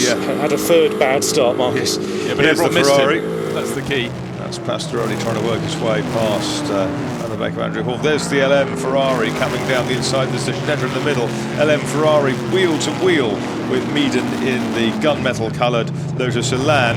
And as they come down through Ford Waters towards St Mary's, that's Richard Mines in the Jaguar. Well, he's lost about, when he was third on the grid, he's back in fifth, and a real challenge at the front. Pirro's right on the tail of Michael Gans, the red Cobra pushing very hard, the black Cobra at the front in the third place, Mike Jordan in the TVR, and then really fantastic angle of cars, and that LM going beautifully, car number 25. Gary Pearson will hand over to John later in the race, but Dickie Meaden in the little Lotus will really try and keep him honest. The maroon Cobra is that of the Youngs, isn't it? Which is John Young. We saw finish a very good fourth in the Jack Brabham single-seater race earlier on. But it's Gans who leads from Pirro from Whitaker. Then it is Haddon, then it is John Young. Diving down the inside of the E-Type into Woodcote comes the Ferrari. From 13th on the grid, Marcus, he's up into the top six. He's on a charge. Richard Mines is in behind him, then it's James Hilliard. Behind James Hilliard and the Ginetta with the V8 engine is the little Elan. Here comes Pastorelli, hurtling past one of the E-Type. I believe Rick Vega he's gone past, and up onto the tail again of Andrew Hall in the Bitserini. That's Joaquin Falk, the Spaniard from Barcelona, driving the Aston Martin project car. Well, as we look down at the middle order, Project Aston Martin ahead of the DB4 GT Aston Martin, Adrian Wilmot at the wheel of that. But out front, Michael Gans being pushed very hard indeed by Emanuele Pirro. They're dropping those behind. The Bitserini you can see just in front of the 250 GTOs, the 64 model, the longer tail, and well, certainly Nicky Pastorelli fancies going past through St Mary's, having a look. I think he might go up the inside when they get to Lavant. That's certainly the classic line. Not quite close enough. It'd be foolish on the second lap of the race to make a move, but certainly he's letting the Bitserini driver know he is right there in behind it. Oh, and he gets a run on the second part of onto the Lavant straight there, and I think has he made it through the side by side? Fantastic drag race there. I think he's going to do it. Bitserini and LM side by side, abreast through the kink. Britt Vega came through in 12th, so Sam Hancock may have some work to do when he climbs aboard the number 29 E-Type, as the two Cobras come through, already drawing clear of Whitaker in the TVR, Cobra in 4th and 5th, and then it's Gary Pearson in the 250 LM. Quite a traffic jam, Kevin, through the chicane. There's one long peloton strung out behind the race leaders. Richard Mines is losing ground a little bit. He was 7th on the start-finish line, but he's certainly being chased and harried very hard indeed. There is the Bitserini we were looking at before, 66. And that is in the thick of the action again. You can see the white DB4 GT, every sort of shape of car, every sort of shape of E-Type as well. But it's getting closer and closer at the front, maybe half a second. It was half a second on the start-finish line between first and second, and I'd say it's exactly the same at St Mary's. Those AC Cobras escaping at the front. There's a gaggle of Shelby Mustangs running here, at least 3 of them in the midfield pack, and Falk he's under attack from the DB4 GT, which is Adrian Wilmot, isn't it? the number 5 car that was biffed a little last year. There is 85 Richard Meaden attacking Richard Mines on the inside. Oh, one way through is do some water crossing. Two wheels off over the grass. It worked, didn't it? But I think he's going to now be outpowered by the E-Type down the Lavender Straight. Although I tell you what, the Elan's pretty quick in the straight line. Very low frontal area, of course, so cuts are nice. But the E-Type has come past. Oh, battle under braking. And Meaden secures the place around the outside. So he had to work hard for that, but he has finally overcome the Mines E-Type. A long time in the making, wasn't it? It was, and now he's got a big gap to catch the lead half dozen, which have broken a long way away, while Mines has been really holding up a gaggle of cars, actually. Yeah, but look at the gap that already has opened out as Mines hangs back, and certainly Dickie Meaden had to be brave. He's made it pay, now he's going to escape, but look at this lead battle. They're way clear of the rest. It's 3.5 seconds clear of the start-finish line of the chasing pack, but still out front, Michael Gantz, Emanuele Pirro, doing everything he can to take the red and white Wilment liveried AC Cobra to the front of this race. And with 3 completed laps, 3.5 laps under their belts, he's getting closer and closer. Fastest lap of the race so far, 1 minute 27.1. That's quick at this stage in a 45-minute race. Yeah, and Gary Pearce has just set the fastest first sector of all in the 250 LM, so he's really getting it wound up now in its first race, and his next target is the 24 Young car in 5th. Pastorelli with the ignition key tag banging on his knee as he drives along. That would be irritating, wouldn't it? He's now attacking James Hilliard with the Ginetta, and have forced the Ferrari into the apex of Lavant, getting back on the loud pedal. Hilliard very happy to let the Ginetta run to the edge of the circuit, but doesn't, it's that combination of trying to keep your foot in and yet still trying to get the car to turn in, and I'd say there's sort of some degree of compromise there, the little Ginetta.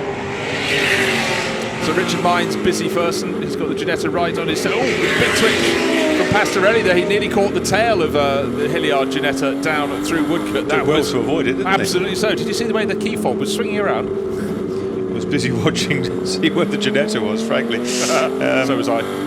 It's like a fairground ride, this, isn't it? We're on board. You have to feel quite good if you've chosen the right car to put your forward-facing onboard camera on. Smacks the next gear in there, going up past the pits. Here's the leading cars, and it's difficult to believe in some ways. You've got Michael Gans, who runs a little bit wide there, but he's essentially an amateur, driving against a 5-time Le Mans winner who's raced in every level of single-seater racing, and is at the top of his game still in historics.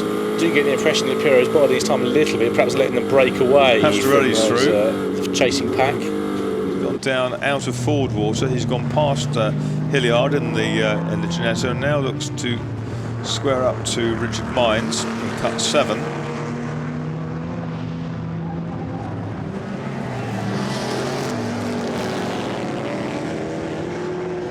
Yeah, now this is the chance for things to change. Traffic.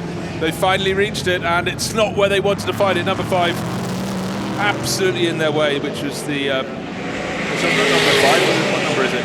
Only had E-Type Jaguar in their path, just where they didn't want it. I think it's number 8 actually. Yes, well, Gans was so delayed that so was Pirro, because he had to massively get out of it as well. They've actually stopped in the chicane and then started a drag race down the start-finish straight and ended up pretty much where they'd been beforehand. So. Well, it won't be the last car they meet, but in fact that was starting right towards the tail. It's the second last qualifier, so that was one of the slower cars, and it really, really caught them out. And don't forget, of course, this year the chicane is much more solid, so very much a race ender if you go into it, whereas before you might have survived.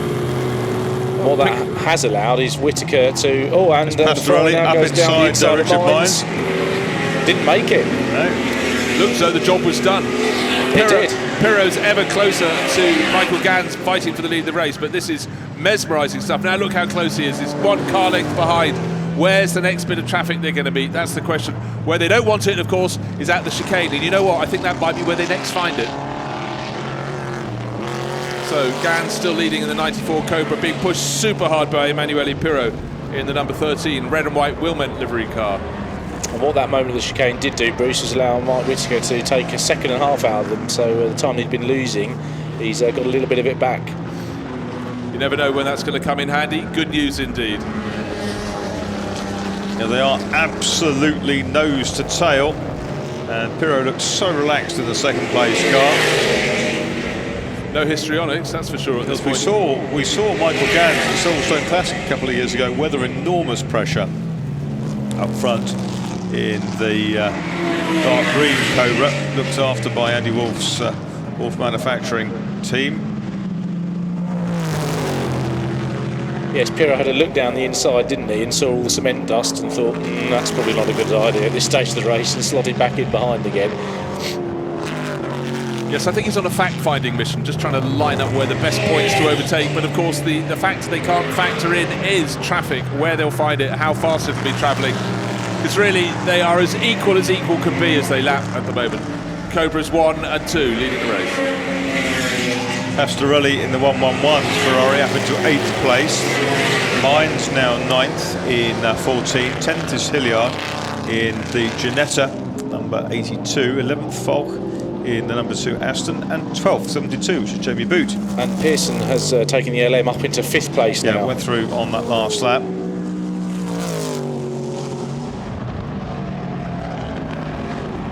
TVR finding its own business. Yeah, he's about 3 seconds down from the leading duo, helped by the little fumble at the chicane a lap and a half ago. This time, first and second get through the chicane without any interruption at all, but Whittaker's sitting on a 1.5 second advantage over the Haddon Shuckburgh, number 6 Cobra. See at the back of your shot, big red one. 1/4 of a second, but you wouldn't have thought that as they go into Madgwick Corner, into that double apex right. It rises tantalisingly in the middle, the front car dances through, right hand front wheel in the air, and Michael Gans weathers the storm. Whittaker's not that far ahead of Ralphie Haddon in the number 6 Cobra, another red Cobra.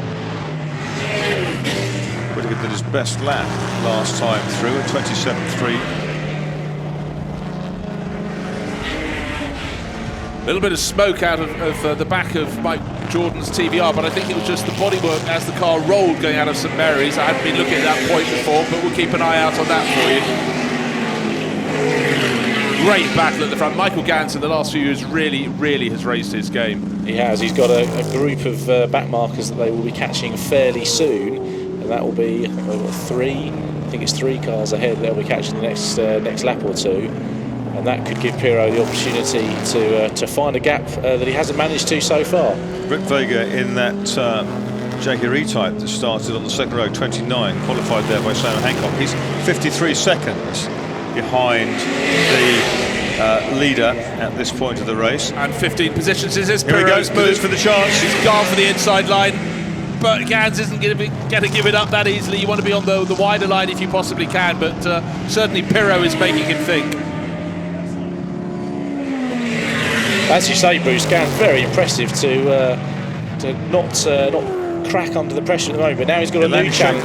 Which was pushed off back into the pits, the green flag lap. Oh, the 31 E-Type in his way, and the 86 Lotus Elan, so traffic all over the place around the outside. And St Mary's, and Pirro was so nearly off the circuit in the first part of the corner, right to the edge and beyond. He just got the Elan to get past. They did that before Lavant. That was very hairy. They had to guess, and when you get ushered to the outside, the first part of St Mary's, that's not necessarily where you want to be. But Pirro had faith, didn't he? Because he committed to following the Gans decision. So if there'd been an incident between them, he would have. He basically would have been in it as well. Rear wheel was courting the grass, wasn't it? Oh gosh, and how? And I'm just waiting to see if Mike Jordan is going to lose much time in the TVR, running in 3rd place. He's the next one to come across that gaggle of cars. I think he's managed to get past as well, out of my sight. But Pirro is now looking really serious in this chase. Always diving for the inside line, up through Woodcote one more time. But Michael Gans staying very calm, but don't forget, out of the chicane last time around, certainly Pirro must have got a better exit because he was able to punch up and almost look as though he's going to take the inside line into Madgwick. This time not as close. Pit window opens in 1 minute and 3/4. Gap between the leaders, 0.3, which is the most it's been for about 6 laps. But the Whittaker TBR is only 2.5 seconds behind. He's just constantly... someone's gone very off at St Mary's. The number 10 E-Type has taken a line you wouldn't recommend. That's the Gom Keith Lucas car. He will be able to rejoin, but pretty much as he gets to Lavant. There we are. He's lost a few positions, but that was an interesting angle of trajectory. Reed Gom, the Canadian.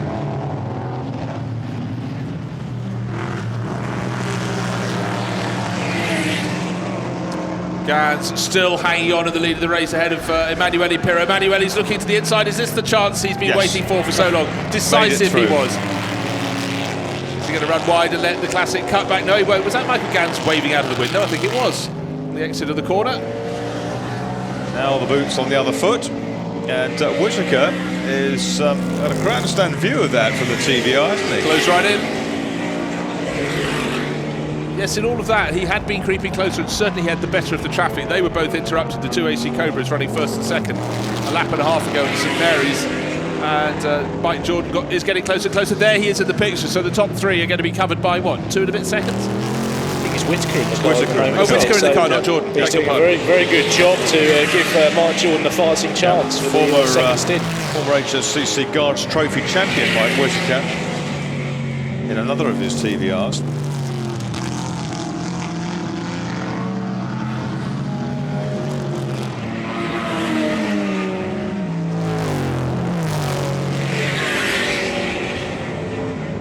Andy Wolf, who put the Michael Gans driven Cobra on pole. Puff of smoke from the TVR in third place.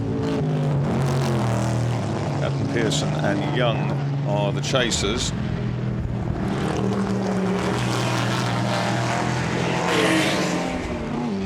Yes, those wire wheels on the Whittaker TVR just look so incongruous. There he is up right against the full modified cars. Open. Ah, yes. And Richard Mines immediately in to hand over to Rob Huff. And Falk also in, and the Ginetta's in as well. Hilliard to Guess.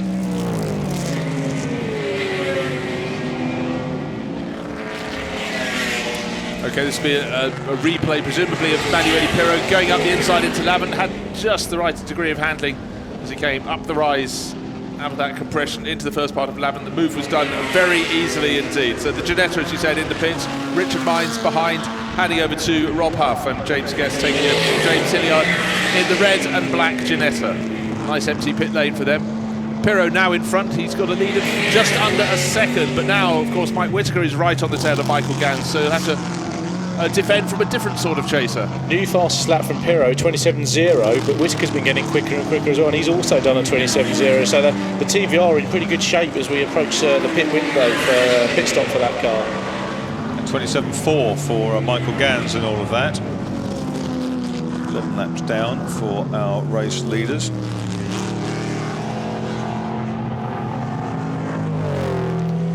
So 1.7 seconds covered the top three last time through, so the pit stops and the second drivers will decide the race, I think. Whittaker's kept himself very well in contention with the two Cobras.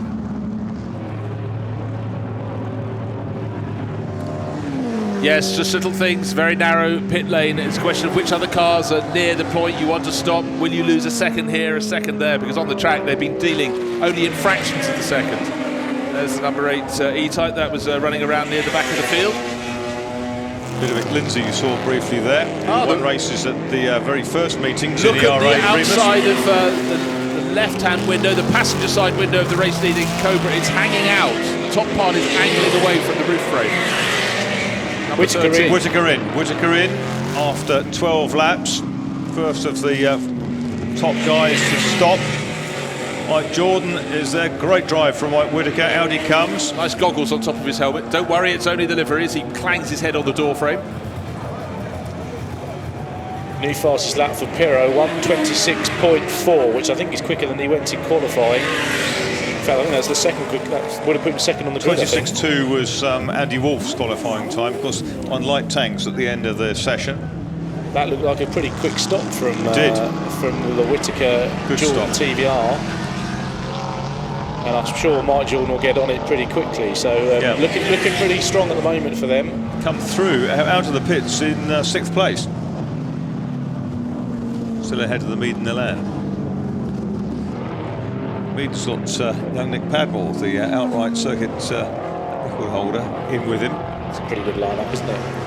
Yeah, you know you timed your pit stops well when you don't come out behind slower cars or much slower cars, so that's a very good job from that TVR crew. Will it really throw it into their hands? We'll find out shortly. Ooh. Pirro taking to the grass. Well, that's when he realised his options were limiting, and coming towards the end of the lap, still got time. It's a 15-minute Gans pit is through window. as well. Didn't Gans do well to get back past the blue Mustang, to get back onto the tail of the race leader? And there is only about 3-4 lengths between those two cars. There's Shelby Mustangs everywhere.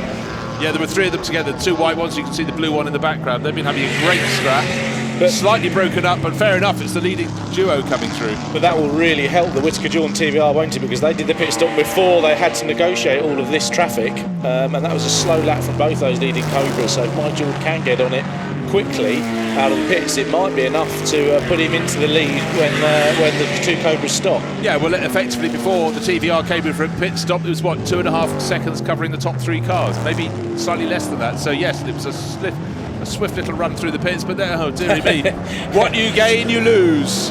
But Dickie Meaden sticking right to the tail of the car, but that little Lotus has to come in, whereas the TVR hasn't made its pit stop. And the 14 Jaguar is being driven with a bit more gusto now because Rob Huff on board. Oh dear, a little bit of obstruction there down through Madgwick, so the TVR now with Mike Jordan having taken over from Whittaker, losing what it had gained just moments earlier. Well, it's the Hall Beat Serene, isn't it, that's ahead of it, and I imagine that'll be lapping quite quickly, so it won't be the work of a moment for for Mike Jordan to get past it. There's Ludo Lindsay just climbing into one of the E-types. Here is Emanuele Pirro coming round for the 14th time. See what I mean about the door frame on the other side of that car. 13 Cobra hanging away from the roof. Gans is in to hand over to Andy Wolf. How full's that pit lane? It looks full from here, foreshortening shot, but no cars either in front or behind, so hopefully it's a clean entrance and hopefully a clean exit for them. Coming out backwards, Michael Gans out. No time to shake hands, no niceties now, and Andy Wolf taking over. They were certainly a very strong pairing when it came to qualifying, and Andy Wolf took pole.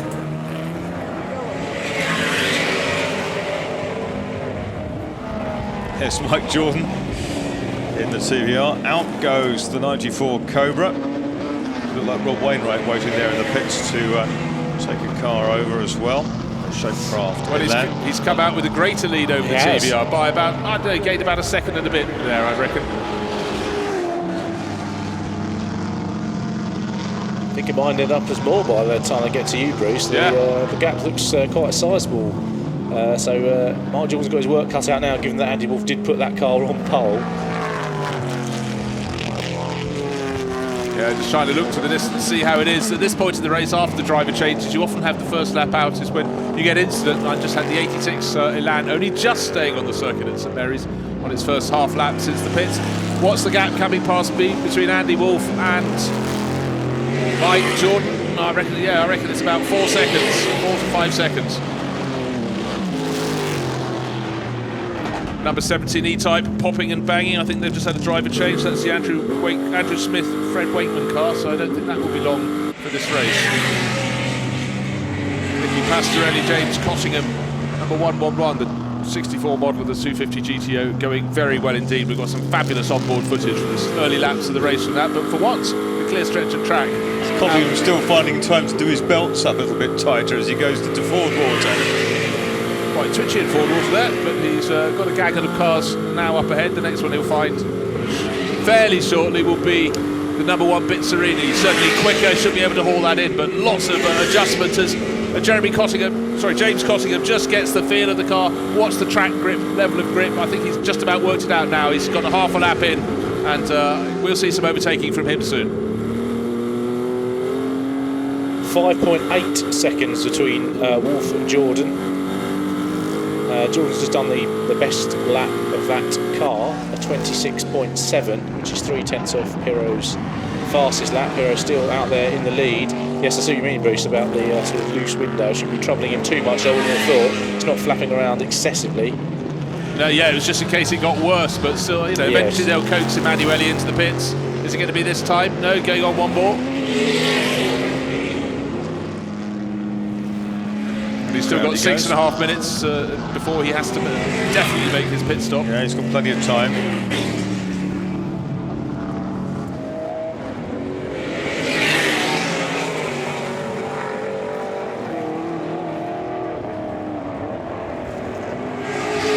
So the 17 E-Type, I said it was popping and banging. A couple of the Mustangs coming in, but 17 sadly with its bonnet up in the pit lane.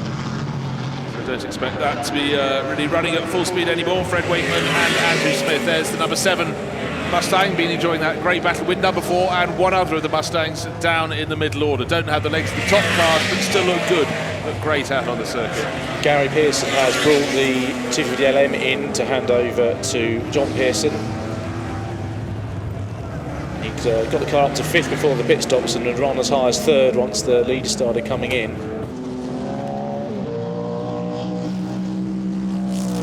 Yep, so at the moment it's the Pirro Lynn AC Cobra number 13 leading the race. Andrew Haddon, Ben Shuckborough, their AC Cobra number 6, the red one in 3rd place, and then just waiting as the rest are now starting to make their pit stops. The order will be shuffled, but really we're waiting to see, is it going to be a good pit stop? They could be about the last to make the pit stop.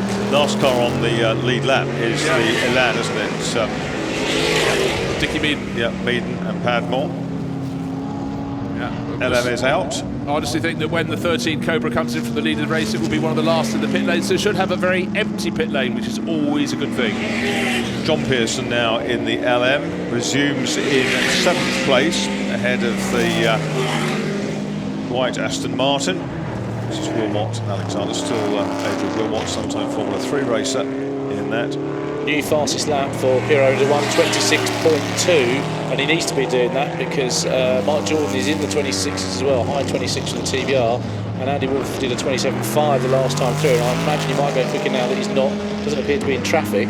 So Pirro does need to make sure he keeps that pace up for the stops. Another 27.4 for Wolff this time through. Young into the pits. Jack Young, his lad's going to take over. As is Meaden with the Elan.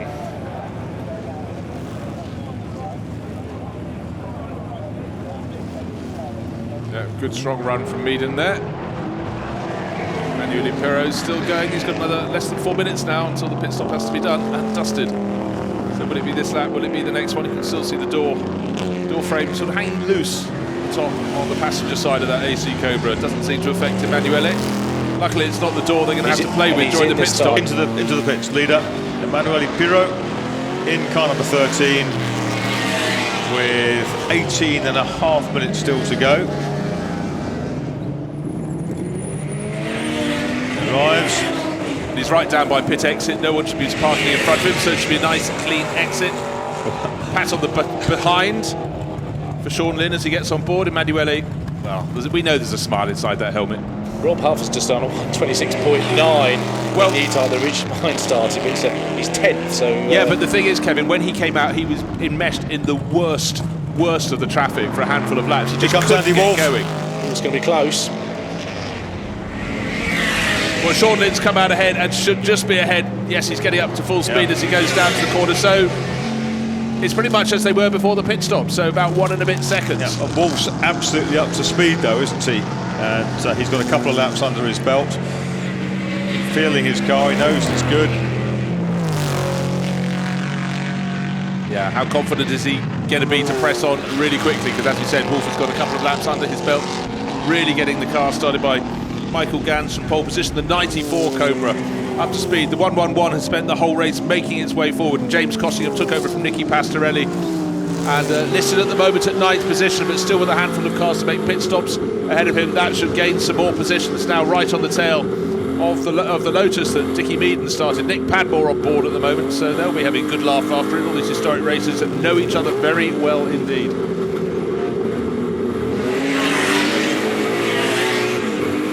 Nick Padmore had to change angle comprehensively too. That was very close, isn't it? Wow, to jink around the back marker, and then that was absolutely putting trust in the fact your car was an exact distance wide, because there was an exact distance plus 2 inches either side between there and the pit wall. Well, and the people on the pit wall could get the pit boards in quickly enough not to smash through some of them. Everyone being sufficiently alert, fortunately. Here's Ralphie Haddon in at 18 laps. Or 19 laps he will be doing. Yeah, he drove well there. He kept the leaders in sight. Yep. Good strong run in the 6 Cobra. He's won the Spa 6 Hours before, as Andrew Haddon, Ralphie to his mates. Mike Jordan, he's closing on the leading Cobras. He was 5.8 seconds behind Wolf after the pit stops, and it's down to 4. So he's chipping away. And if the Cobras start getting involved with each other again, then I think he will make it a three-way fight for the lead before the end. 1.1 seconds between the Gans Wolf Cobra. Now the 111 Ferrari, Marcus, great shots looking forward, but right behind him and pressing very, very. He's being pressed really, really hard, and it's good the Dickie Meaden Lotus has been passed, but Rob Huff is on an absolute charge. There is Huff coming right up the inside. Is he going to dive in another 14E time? Not into the chicane. Thank goodness we caught it from the outside, but he didn't know how much James Cottingham saw him coming faster and faster. But the car with the pale blue nose is really on the move now. A few slow laps in traffic after the pit stop since he took over from Richard Mines, but certainly Rob Huff absolutely flying. But now James Cottingham very much responding. Now the previous lap, look at the gap between the pit wall. They were did very nearly take one of the pit boards with him. Squeezed through. Yeah, the Huff Jaguar and the young Cobra right up behind Cottingham. Mike Jordan is on a really stonking lap. He's done the 2 best sectors of all. We lost a bit of traffic at the end. It was a 26.8. He's now only 2.7 seconds behind the Cobra, so we are going to have a three-way fight for the lead very soon. James Cottingham in the Ferrari GTO 64. He's last year's winner, albeit at that point in a Shelby American Daytona Coupe rep. The Ferraris have swapped round, haven't they? The 111 car is now up to 5th, and the Pearson LM has fallen down during that pit stop sequence. Sean Lynn, Andy Wolf, 0.229 seconds behind, and gained a second that lap. Third is Jordan in the TVR. Fourth is it's Ben Shuckburgh, isn't it? It's Ben Shuckburgh, still incorrectly on our screen. That's out on his own. And it's going to be 111. Decidedly not on his own. He's Cottingham in the Ferrari with Rob Huff right behind him in the E-Type. That's right. And I think we can safely say decidedly not on his own is Sean Lynn in the lead of this race, because Andy Wolf has got clear intent. And look at the TVR. For the lead. Mike Jordan catching with every yard of the track they navigate, but down towards the chicane one more time. It's still the Wilbent liveried AC Cobra, number 13 in the lead of the race. But look, they are now officially nose to tail. The one thing that someone's covered something of the polystyrene coating on the chicane. Wolf did not have a good run out the chicane, and he's having to think more about defending from Mike Jordan into Madgwick than he is about having a look at Sean Lynn. There's a little bit of polystyrene all over the road there. I wonder if he got out in it or what. Oh, a massive slide for Mike Jordan into Madgwick. That was awesome. And he just set the new fast lap at a 26.2, which I think is now quicker than the pole time. The Jag it was that clipped the wall as he went through. Yes. And that was Rob Huff. Rob Huff, yes, trying to straight line the chicane as much as possible, and a little bit too much there. Well, Mike Jordan's lost a little bit of ground. There's a Mustang between. The number 4 Mustang got in the way, but look at Andy Wolf. He's now twitching right under the tail of Sean Lynn, almost touching him as they went into the first part of lap. Had to hit the brakes a little bit. Probably didn't want to do that very much. That's allowed Lynn a little bit of breathing space. Lynn had a bobble there on the exit of Levant as they go onto the back straight. That means Wolf has got a run on him. Can he get up alongside? He can. Yes, he can. He's taking the lead. He's through on the straight. Yeah, but look at Jordan. He's now right onto the tail of the 13 AC Cobra. He's going to hope unsighted he can go around the outside. Is he going to tuck now back into the inside? No, great move there, but one little mistake by one on the way in and one on the way out. But for 13, for Sean Lynn, it's cost him. But now he's a bit loose into the chicane, being pushed really hard by Mike Jordan in the 68 TVR. Well, he has to get past quickly, doesn't he? Delighted Michael Gans. Pull away. Delighted Michael Gans beams off the pit board and waves his fist at Andy Wolf. Yeah, but there are a dozen minutes on the clock. There's still plenty of time for this order to be reshaped at the front. But the slides that Mike Jordan's getting through on that TVR Griffith, almost as wide as it is long, and so much power under the hood. He'll be desperate to get past Sean Lynn as quickly as possible, won't he? A bit of smoke from the left rear there as it went through Ford water. The one thing the TVRs tend to lack is brakes. They're pushed really, really hard. They're smaller brakes than they are on the Cobra. It's just a racing to MGB to breaks up the inside. He's squeezed down the inside of Sean Lynn into Lavant, and he's made it through as Mike Jordan. Absolutely sensational. Well, he worked that very well indeed. So Lavant hasn't been a good corner for 2 consecutive laps for the 13 AC Cobra crew. So Sean Lynn now back in 3rd place. Now, what can Mike Jordan in the TVR do? Because 94 just up ahead isn't escaping. Andy Wolff made the move a lap ago to take the lead from Sean Lynn, trying to escape, but he's got a car between himself. Just the one car. He's dived past, that was good. Jordan was so super positive, he had to get it before the chicane, but we know the chicane effectively is narrower this year. Boy, passion on the pit wall. They want place changes, they want their drivers back at the front. Sean Lynn's got to stay in this battle. That's the Nigel Rubin motorsport team. Nigel, the guru of these cars, based up in the Midlands.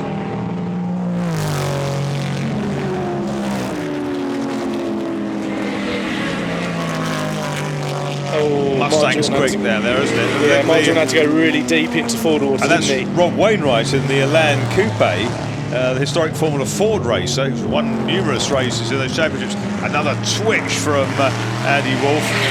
Goes past the 27 Mustang. That's the Sleep family entry.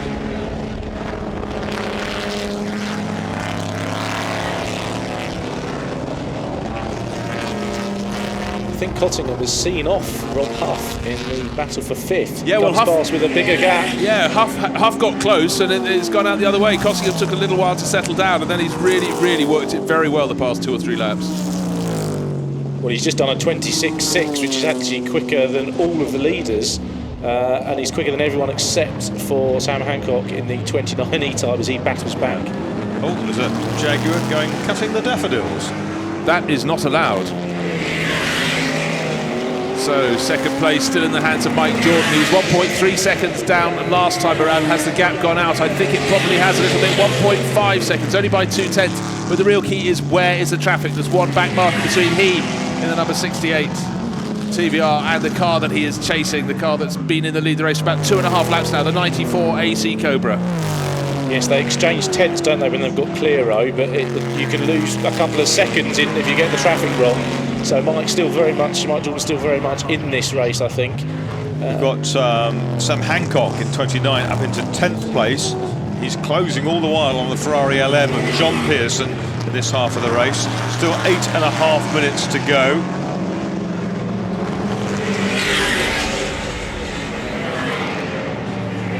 Mike Jordan's been a little bit unfortunate with the traffic on this lap. Yeah, will have gone out. He's got Nick Padmore to try and make him the gap, and Jack Young just ahead. And that's a battle for position for Padmore and Jack Young. Or down the middle. Padmore, who won last year's FIA Masters historic Formula 1 Championship in Max Smith Hilliard's Williams FW07. The circuit lap record holder here of the historic era.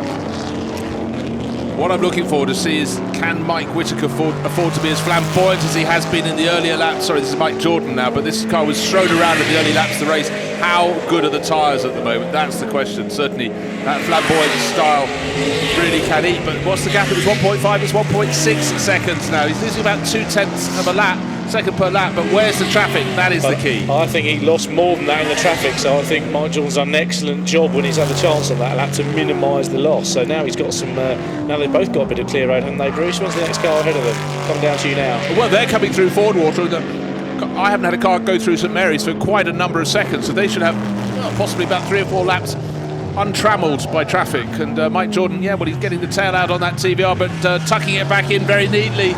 He's got the charge, and he was really interrupted. Of course, he had 2 cars between himself and the race leader down at this very point. Last lap, did lose out, so he is hauling him back in. You're right, Kevin. Shuckburgh doing a grand job in the number 6 Cobra. He's 4th. He's away clear of Cottingham in the Ferrari. Cottingham, last year's Graham Hill Trophy race winner. It was a single driver race back then. Cottingham being chased by Rob Huff in 6th place. Best middle sector of the entire race by Mike Jordan. He is homing in on the back of the Cobra. Oh, Andy Wolff really is trying hard. He was sideways there. out of Woodcote, but the TVR is basically with him. We've got 6.5 minutes to go, and we do have a dice for the lead. The Nigel Roban team going wild as they urge Mike Jordan on. 1:25.5 for the TVR. That's an incredible lap time. 0.349 of a second. That is nothing. And the absolute most fantastic thing of all of this, there is no traffic that they're going to hit for quite some while. They're halfway between Madrick and Fordwater. The 31 Jaguar is just leaving the second part of St Mary's, so they've got the rest of this race, I think, with clear track, which is absolutely brilliant. If anyone's going to win this, if Mike Jordan's going to win this, he's got to do it fair and square without interruption. Absolutely. I bet Andy Wolf can't believe he's just done a 1:26.8 around Goodwood in a GT race and has lost 1.3 seconds to the guy who's chasing him. Little mistake from Andy Wolf. He had to change his cornering angle as he went through the second part of St Mary's, and he's lost a bit of momentum, but he's driving very defensively. You can't come to the outside. I've got that covered. Now I'm coming to the inside, so Mike Jordan have to think of something else. But look how close the TVR is to the tail. The 68 right behind 94 now.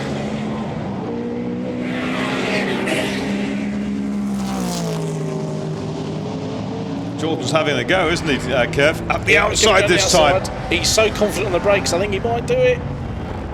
Oh, He's made it round the outside. Move of the meeting. That was the move of the meeting. By golly, that was brave. What are they going to do this time? Nigel Rubin's going to explode on the pit wall, I think. Well, he would if he wasn't sitting Jamie Boots' TVR. Of course he is, yes. That was absolutely brilliant. Andy Wolf isn't going to take it lying down, is he? Come back at Jordan.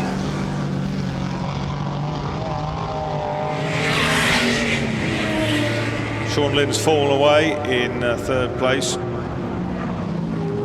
He fell away remarkably quickly once he got separated by traffic. Cottingham and Huff are going to catch Shuckburgh, aren't they, over the next couple of laps? And that's all they've got, really, to play with. But I think they will be up into 4th and 5th places before the checkered flag falls. I don't think it's well. We can see it's not going to be a clear run to the finish because the 31 E-Type is not so far ahead of them, and the TVR with Mike Jordan leading the race, and the 94 Andy Wolf AC Cobra are lapping way quicker as they go through the first part of Lavin into the second part, and they will be able to see in front of them. Oh, they've got the number 8 E-Type as well. That's I think the slowest car in the race at the moment. They should get past that nice and easily before Woodcote, but I think they might catch the 31 just where they don't want to find it with 3.5 minutes on the clock.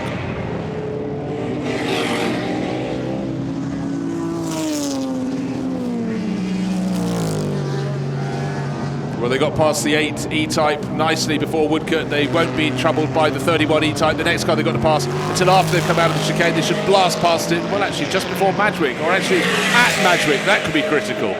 That's Mike Whittaker on the pit wall there in the blue jacket, who started the leading TVR, number 68. Andy Wolf has said he's hit the best lap time of that car for the whole race. He's absolutely fighting the Cobra to hang on to the TVR. He's done 26.6. But I think again he's slaying the rear tyres, isn't he? Absolutely. I think with a clear road, I think Mike Jordan's just got a bit too much pace for him. Well, in fact, on the drop down from Fordwater, the advantage creeping out, and importantly, the TVR is passed before they get to St Mary's, past the 31 E-Type, and just before St Mary's. This is Cottingham catching Shuckburgh. He's caught him very quickly, actually, hasn't he? He has, and Huff's not that far behind. You'll probably see him in the background in a second. He goes, looks up the inside. Shuckburgh gets a little bit tweaked up. So does Cottingham. Well, that'll let Huff close in a little bit there, and then compromise. The gear knobs come off. The gear knobs come off the Ferrari. That's devalued it by quite some many thousands, I feel. Available from DK Engineering, apparently. And there in the background, the E-Type with the blue nose is Rob Huff. 2.5 minutes remaining on the clock. I don't think he's going to be able to catch 1:11, but he's going to give it a good go. But James Cottingham, as we saw, traffic affected him there. He's managed to get past the 6 AC Cobra, so he's herring into 4th place. He is, and I think Huff will make it into 5th. But I think you're right. I think Cottingham has enough for him. We saw Huff giving him some pressure early in the race, and the Ferrari drew away, didn't it? So clear road, the Ferrari is quick enough, and up at the front, Mike Jordan has now got 1.4 seconds in hand. It's slipping away from the Wolf Cobra. There'll be one more lap after this. It's all down to traffic, I sense now, Kevin. I think this is a really strong drive from Mike Jordan, isn't it? In fairness, drive. Mike Whittaker's set it up well, kept the car in contention. They actually lost a bit of ground during the pit stop sequence. Their stop didn't look bad, but they lost a few seconds, and but Mike just kept charging. Well, it certainly seemed in the pit stop sequence the advantage was with the late stopping Emanuele Pirro. Nobody in front of them in the pit lane, but I'm afraid that Sean Lynn got monstered by them, and he has been dropped to some degree. 15 seconds back off the lead now, 16 seconds back off the lead, Sean Lynn. So he'll come home third, but Pastorelli will be, not Pastorelli, Cossington would be giving chase, but it does look as though victory is going to go to Mike Jordan. And Huff is now. Huff was so sideways out of the chicane that time. He's ahead now of Ben Shuckborough, who's done a fine job in that car, which was started by Ralphie Haddon.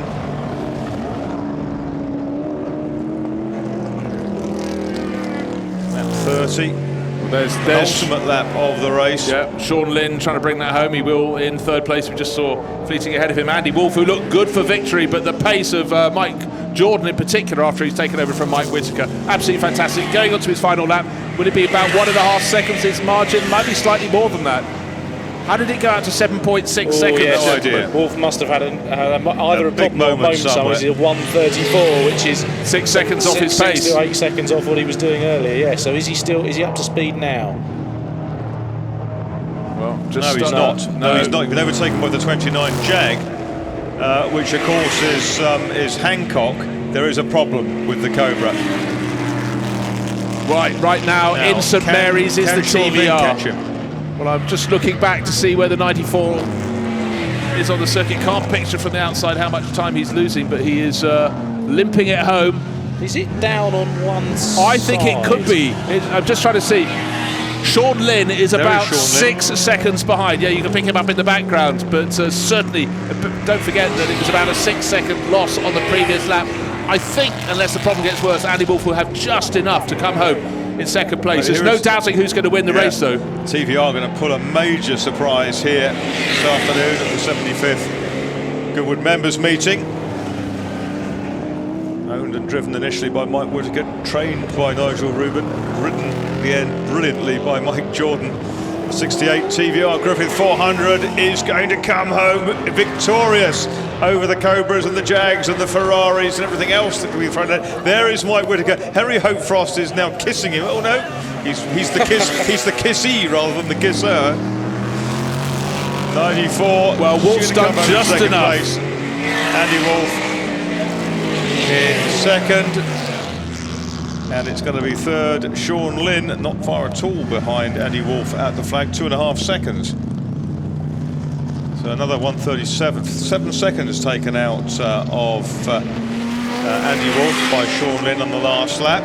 Long time we have to wait now to see James Cottingham, last year's race winner, albeit in a different car. He's been fantastic in that car, hasn't he? He actually ended up with a 26.3 he's done, so it's actually basically as quick as Pirro in the Cobra that led early on. I thought they were being a bit savage with that gear stick earlier on, but it's, I don't know where the gear knob is, probably somewhere down in the footwell.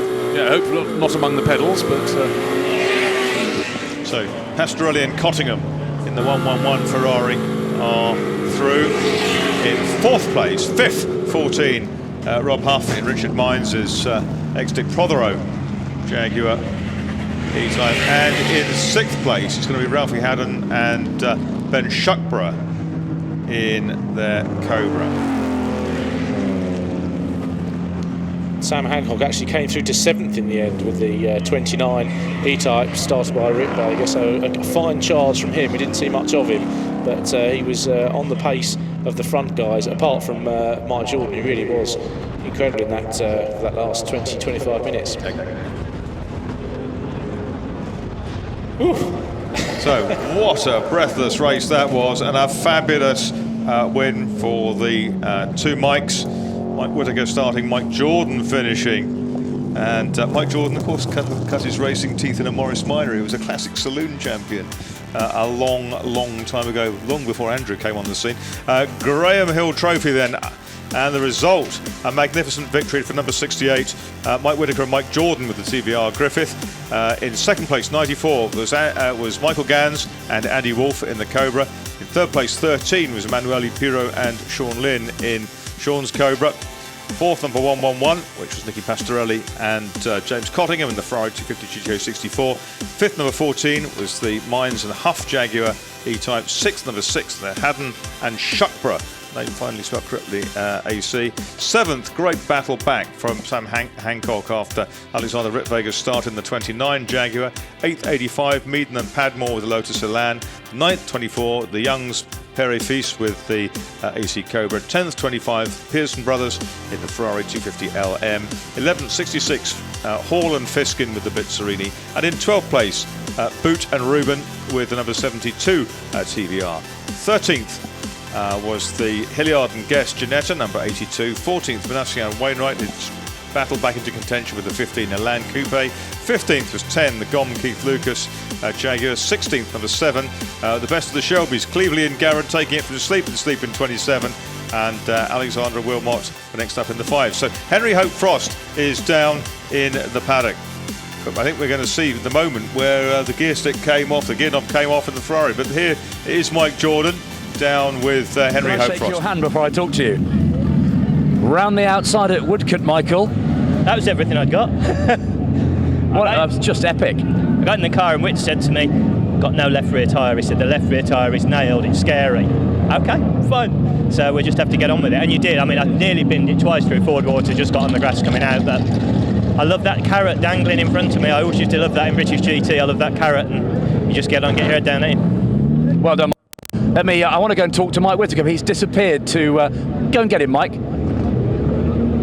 We have to be quick because we've got a wonderful tribute coming up. Oh, you were phenomenal. Mike, quickly. Yeah. How was it? It was quite difficult. I didn't leave Mike a lot of car, to be honest. You know, it's the first sort of very fast running on dry surface we've had with the car on wire wheels, and there was no left rear left. So I said to Mike, just be careful when you go out there. And he obviously didn't hear that bit. And I think he drove brilliantly. I've got to go. I've got to cut you short. I'm sorry. Yeah, no problem. Well done, Mike Jordan, Mike Whittaker. Have we got our second place runners? We've got to. I think we've got to press on, haven't we? I'll go back to you, Marcus. We've got a track moment and one to savour, because this is the car in which John Surtees got on pole and finished second in his very first car race here 57 years ago today, and driving it is Richard Atwood, who raced his sister Cooper BMC T52 at the end of that season. It was his first race in such a car. Richard Atwood, 1970 Le Mans winner, is driving the little Cooper, dressed in a flat cap, as he's been permitted to do for this demo run. Very, very slow speed run. The John Surtees tribute starts here, and how better to do it than with the car in which John started his immense motor racing career as opposed to his motorcycling career.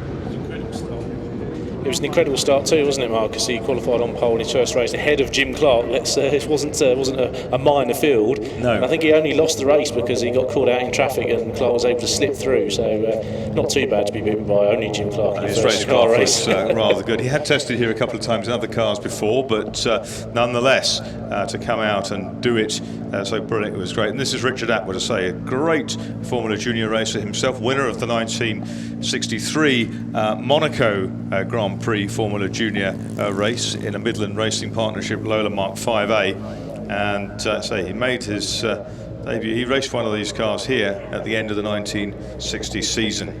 So period driver, period car, who better to pay tribute to the recently departed John Surtees, or Surtees as we call him. And of course, as John said so famously, the first car race he ever saw, he was in. And he started it from pole, and just as he did his last car race here at the revival meeting pole in to 2000. Second. And pole to second again, and he led that one for most of its distance in David Piper's Ferrari LM. Just fantastic, and Richard was so excited to do this. He's donned his period, it's a Dunlop kind of overalls that they were issued at the time in period. It's a little bit moth-eaten, he said, but at the end of the day, he thought it important to wear it here. I didn't think he's actually worn them until today. He had them in stock for a very, very long time. And Henry Hope Frost is down in the Parc Fermé area, and he's got our other top drivers.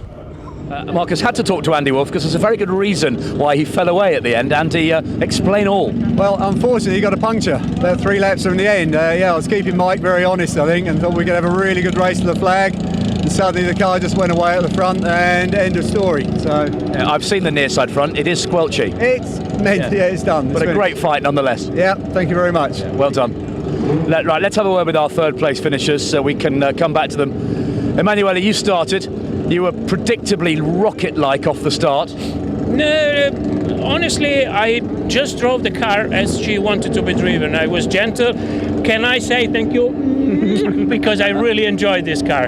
So I tried to keep the car in one piece, and we had more pace, but I didn't dare to overtake the guy in front. And I'm really happy. The car is so nice, this drift.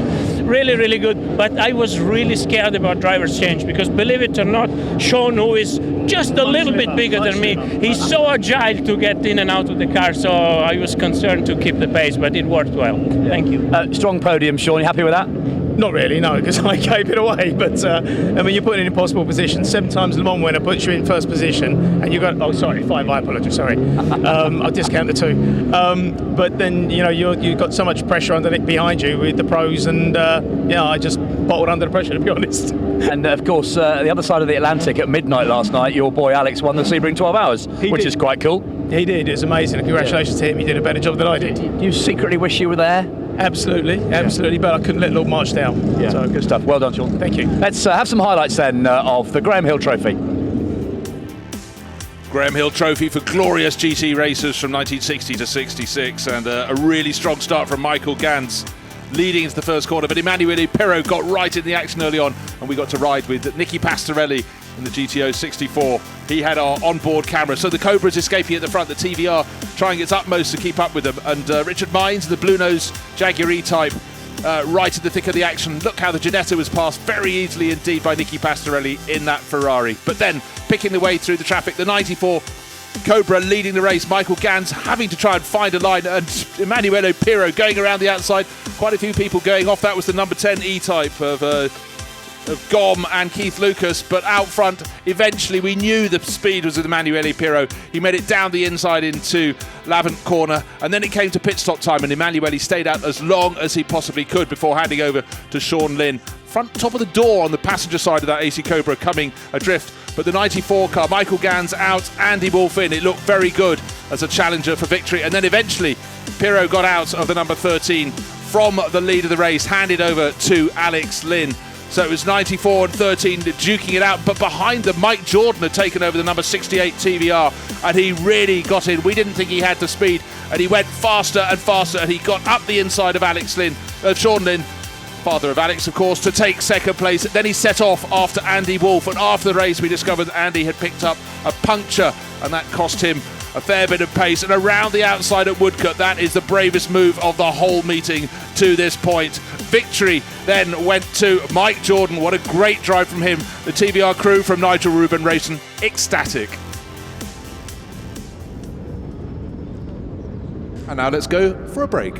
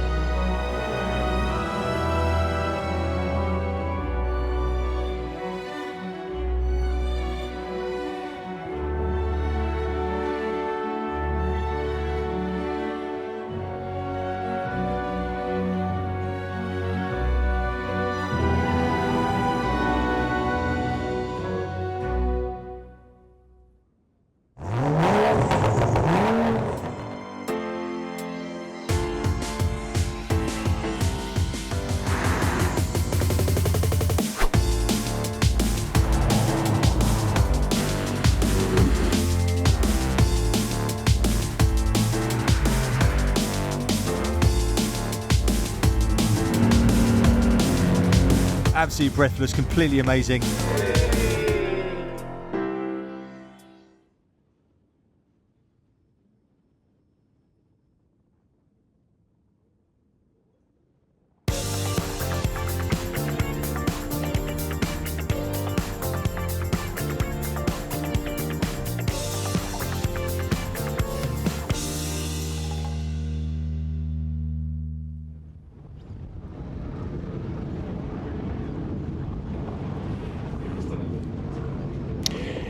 Let's see how the house points are going. Torbolton striding ahead with 1,000 points more than Methuen. Darnley taking up 4th place, propping up the table, and Aubigny just behind Methuen. So Aubigny might overtake Methuen. I don't think Methuen is going to get up with Torbolton, because lots of points are won on the racetrack. But still there's time to take part in clay pigeon shooting, kicking rugby balls, whatever. Ferret racing. Funny old deal this, Chris, because it's Chris Druitt now alongside me, because in this next race, the Vartsy Trophy, Christian Glaisel, Julian Mazoub, Charles Neil Jones and Michael Gans, 4 of the top 5 qualifiers, are all Darnley players, so they might be able to do something about redressing that deficit. There's our pole sitter, the fabulous type Tipo B Alfa Romeo, straight 8 Alfa Romeo of Christian Glaisel, Grand Prix car from the early 30s. This is a race for pre-war Grand Prix cars from Italy and from France, which means that unusually at Goodwood we haven't got a whole gaggle of ERAs battling for the lead. We've got Bugattis, we've got Maseratis, we've got Alfa Romeos, Delahaye, Talbot, just wonderful. And I was talking to some of the Maserati owners.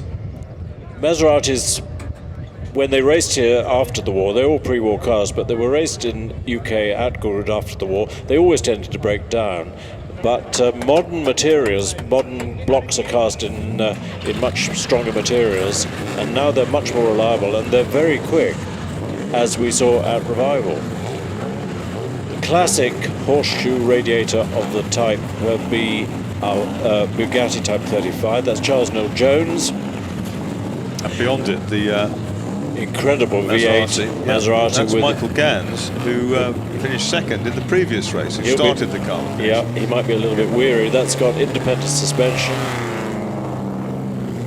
So it's almost a one-make race, you'd think, for Bugatti Type 35s, but it's not.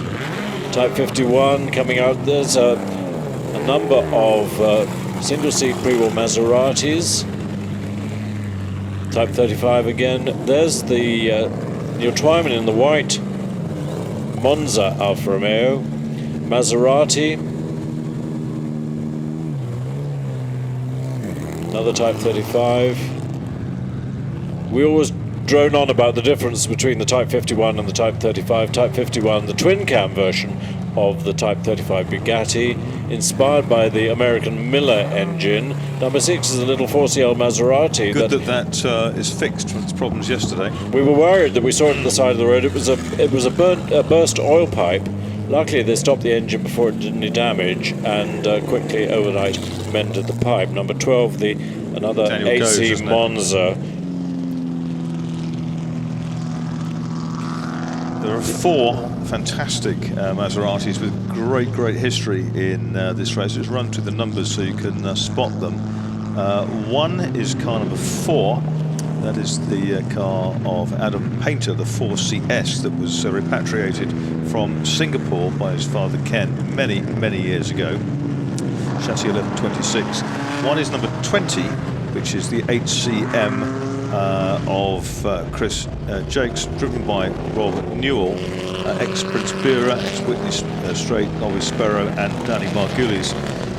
Number 21 is another very special car, the 1940 car, which is 3035, the HCL, which was a Scuderia Milan car, which is that of Joseph Otto Rettenmeier, raced by Raymond Sommer and Farina.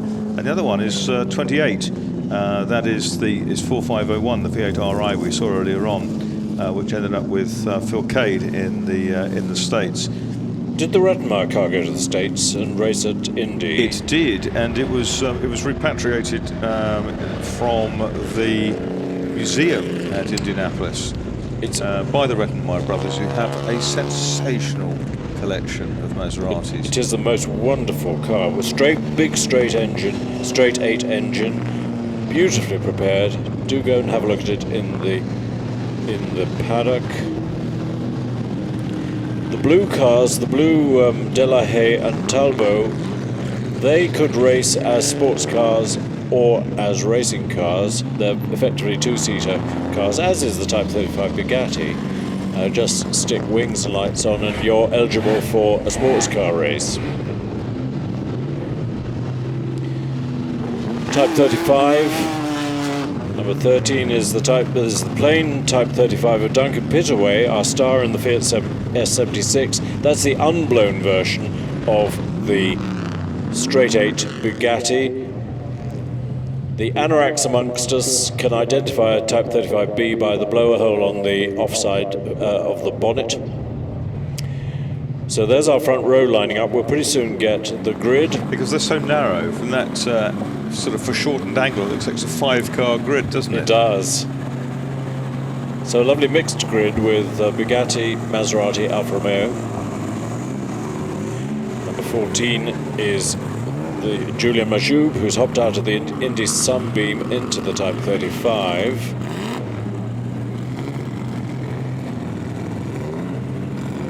Yeah, it's great to have Alfa Romeo, Maserati and Bugatti all represented on the front row. Bugatti was an Italian, but operated in Molsheim, which is the sort of Swiss-German-French kind of corner Alsace kind of area, of Alsace. Amazing family, the Bugattis. They were very artistic. He had Carlo Bugatti was a great sculptor.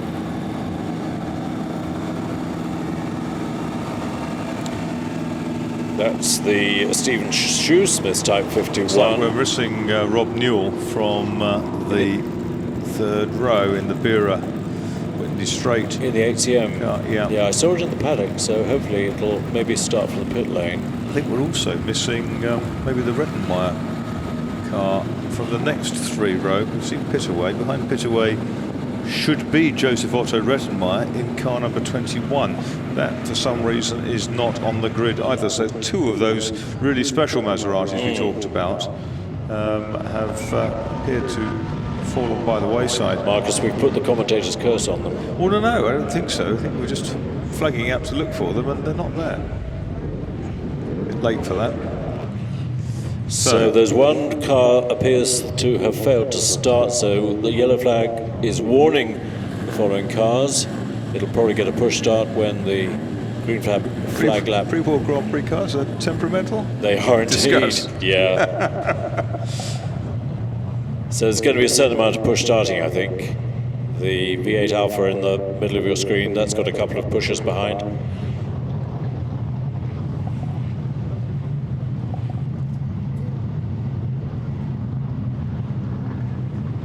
Michael Gans having a quick push start there. That's going to feel a little bit different from an AC Cobra, isn't it? It is. It's a V8, same sort of thing.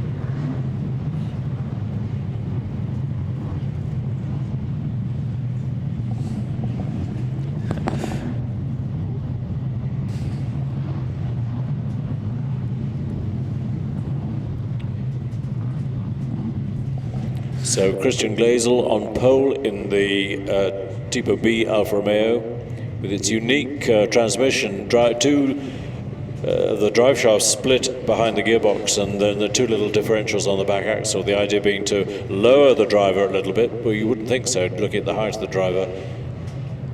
But I suppose inches made the difference. A successful push start for the V8 Alpha. Grid is cleared. Green flag lap will start. It does indeed. The way they jostle on this green flag lap. Sadly, I don't see anybody in the pit lane, so we are missing our 2 straight 8 Maseratis, which is unfortunate. Okay, so they're making their way around to Madrid. Well, see the graphic now for the grid for the Vartsy Trophy under the governorship of Arthur Milholland. And the first row is 8, Christian Glazel with the Alfa Romeo Tipo B. Alongside 17, Sean Danaher in the silver Maserati 6CM. Then 14, Julian Mazoub with the Bugatti Type 35B. Row 2, 35, Charles Neil Jones, Bugatti Type 35B. And 28, Michael Gans, Maserati V8 RI. The next row is 1, Lucas Alusa, Bugatti Type 35C. We don't have 20, Robert Newell in the Maserati 8CM, but we do have 51, Stephen Shoesmith with his Bugatti Type 51. Row 4, 2032, Simon Diffie, Bugatti Type 51. 13, Duncan Pittaway, Bugatti Type 35, the unblown one. Next row, we don't have 21, Joseph Otto Rettenmeyer with the HCL Mazda. We do have 3, Simon Edwards with the 4CM Maserati, and 5, Stephen Gentry, Bugatti Type 51. Row 6 is 22, Neil Perkins, Maserati 6CM. 31, Duncan Ricketts, the Maserati Type 26M, the former Appleton Special chassis. The next row 7, 23, Nicholas Dieterin, Alfa Romeo 8C Monza. 10, Chris Hudson, Bugatti Type 35B. 2, Neil Twyman in the distinctive white Alfa Romeo 8C 2300 Monza. Row 8, 33, Stefan Rettenmeyer, Alfa Romeo Tipo B. 19, Paul-Emile Bessard with the Maserati 8CM. Row 9, 18, Bo Williams, Bugatti 35B. 25, Bill Kleindert, Bugatti Type 35C. And 16, John Guyett with the Turbo Largo T150C. Row 10, 6, Daniel Goes, Maserati 4CM. 9, James Baxter, Delahaye 135MS. Row 11, 24, Marcus Black with the Turbo Largo T23. 15, Vincent Tourneur with his Delahaye 135S. And 12, Derek Hood with the Alfa Romeo Monza, the blue one. I don't know, I saw that. And at the back was due to be Adam Painter with the 4CS. Vincent Tourneur in number 15, Delahaye. He's in a wheelchair. He's got hand controls in that car, so it'll be interesting to see his progress.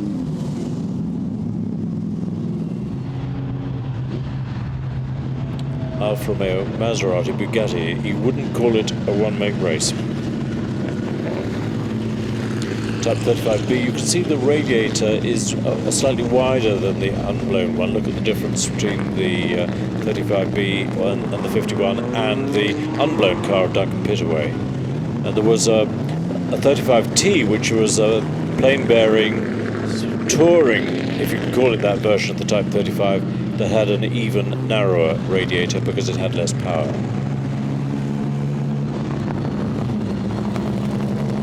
Stephen Gentry is driving Ed Burgess's Type 51, which had a bit of an upset at Chateau Impney last year. Didn't suffer much damage, even the mirror survived, and beautifully repaired. So here is the Alfa Romeo Tipo B, and that is Christian Gleisel, who's raced everything up to 4 GT40s and 3-litre Grand Prix cars with great aplomb over the years. I think a Tipo B will do about 170 miles an hour on a long straight, but it tends to wander a bit across the road, which probably puts your heart slightly in your mouth.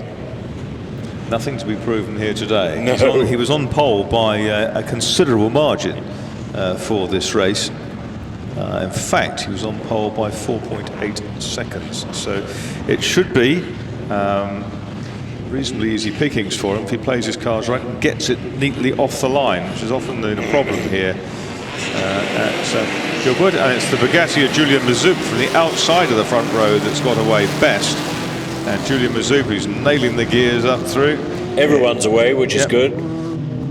Gans is up into third behind Gleisel, and then we've got the next to the Bugattis. Not a great start by Sean Danaher, who's fifth from the middle of the front row in the ex-RAF Maserati 6 CM car that Callum Lockie's raced with great success in recent years. Charles Nell Jones in fourth place at the moment. Duncan Pittaway, you see in the striped yellow helmet, up there amongst the gang in the unblown Duncan Bugatti. Ricketts at the back of that particular group, that kind of lead group, chasing the bugs. There's Duncan. Yep. Slight contrast to the big Fiat S76. By the time they get to St Mary's on the opening lap, it's still Julian Mazoub leading from Christian Gleisel. Big twitch from Gleisel on the Alfa Romeo 11. The first three really breaking clear. Sean Danaher trying to get back in the silver Maserati, making a bid to pass Charles Neil Jones to get fourth place, and he does so between the first and second parts of Lavant. But onto the Lavant straight, Christian Gleisel on the left of screen trying to make his move in the Tipo B Alfa Romeo round the outside of the superstar, fast starting Julian Mazoub, and Michael Gans taking a look, tucked in behind them. Yes, Gans made a very good start from row 2 in the V8 RI. Those three broken away. Danaher is currently in fourth place after a quite a circumspect start, and Sean Danaher is a preparer of Maseratis. He doesn't pretend to be a racing driver, although he had a win relatively recently, which absolutely delighted him. through they come. It's Glaisel who leads the way. In second place is going to be Gans. And in third place, Mazoub. Mazoub tried to go back up the inside of Gans into Majvik, and he's made it, but the power of the Mazda around the outside may allow him to come back, and it does. Power's back past.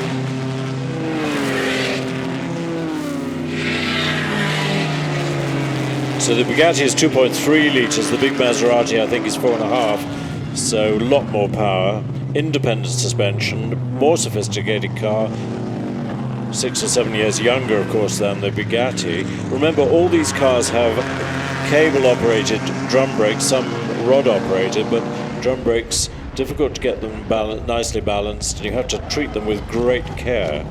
Gans has gone round. Spin.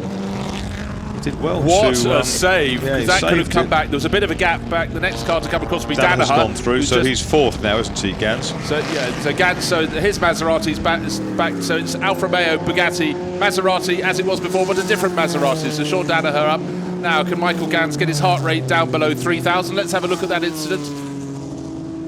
He's got Julian Mazoub behind him. Turns in, and did he just clip the grass? No, he was already going round. He just turned in a bit too sharply. Rode the curb. The good thing was it didn't snap to the left. It rather makes the point I make how unstable these cars can be under braking. Doesn't seem to be very much deterred by that, does he? He's hard up behind Sean Danaher again. But of course now it is Glaisel, Mazoub, Danaher in number 17, Gans in 28, and then Neil Jones and Diffie going well. Simon Diffie, the Diffmeister, in number 32. Those are the Bugattis. There goes Gans at Ford Water, going back past Danaher on this lap 3. 16 minutes to go. Well, let's see. I think in terms of pace, we might well see Julian Mazoub being caught by Michael Gans. And the difference on the start-finish line between Glaisel and Mazoub was 4.6. Sooner rather than later, Bruce, I think. Yeah, no, I think so. And I think they're both actually catching Christian Glaisel. He seems to be a wee bit slower down to lap. It doesn't look like 4.5 seconds advantage over the blue Bugatti of Julian Mazoub. And maybe the fastest driver of that trio is Michael Gans. There is our race leader in his Alfa Romeo twitching. Looking over his shoulder, isn't he? He's got little mirror pods on the car. Great to see that tussle. That's Diffie and Pitaway there with Shoesmith in the middle. Now it's the turn of Diffie to look down at the cockpit to see what's going on, but he's at the front of that trio of Bugattis. All going very well indeed. Glaisel's car, the Tipo B Alpha, has a 3-speed gearbox. It's such a torquey engine, only needs 3 speeds in the box. Gans is back with Mazoub. The tussle now for second place. Danaher's trying to hang on. He's really staying with that pace. So there, second, third and fourth. Very close indeed. Well, it has come down between first and second. It was 4.7 seconds. Now it's 3.9. Plenty of time, just under quarter of an hour remaining in this 20-minute race. The Varsity Trophy for Italian and French pre-war Grand Prix cars, and it's really living up to its billing. Great seeing these cars cornering at so many different angles. Danaher's doing a fine job now, hanging on to that group from the 38.5 last time round. Down within 4/10 of his best yesterday. Now, how much is Mazoub going to be slowed by having to keep Gans behind him? This may enable our race leader, Christian Glaisel, to get that little bit further ahead. Again, it went down to 3.9 seconds. Well, let's see which way it goes. Simon Diffie still in the great battle, Duncan Pitaway, but Shoesmith has moved back ahead, up into 6th place.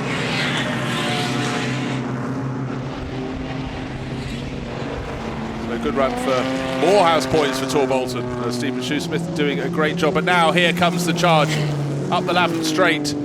The grunt of the Maserati presumably will take it past, but you've got to go around the outside if you want to go around Mr. Mazoub, and he's not showing any gap on the inside, so it's going to have to be maybe a blast down towards Madrick Corner, the first corner of the lap, that will take Michael Gans back past Julian Mazoub in this race. It's got to be a straight line job, hasn't it? Because Mazoub is so extrovert. in the corners. But also Julian made a much better exit from the chicane. He really cornered with great gusto through the left-hand part of the chicane, and so stole away some of the advantage that could have been gained by Michael Gans. Michael Gans still in third place in the number 28 Maserati. Julian, of course, has raced here in so many different cars. He knows every inch of the circuit, all the tricks of the trade, but he's facing a big power difference between his car and that of Michael Gans. Dominated the 500cc Formula 3 races in the early days of the revival. Won 3 or 4 on the trot. Right, they have a back marker in front of them. You can see the blue tail. I think that might be the Delahaye of Vincent Tourneur. I could be wrong. Indeed it is, but he's out of the way very nicely indeed. And so the battle for second place. Twitch there from Julian Majoub as he tries to get the Bugatti settled down to take the first part of lap. Michael Gans bottled up behind, and Sean Danaher not at all worried about those two having a battle. That's letting him stay in the fight, but that said, he's drifted a little bit wide the second part of the Lavant corners. Shoesmith's up into 6th ahead of Simon Diffie now. Yeah, it happened about a lap ago, and it was a great little tussle, and I thought he might be going out the back of that grouping, but no, he's managed to get to the front of it for 6th, Stephen Shoesmith. Down. So Michael Gans' power has dominated down the Lavant straight. Majoub is certainly not going to give up, would love to get it back. But the 6CM Maserati behind is keeping up nicely.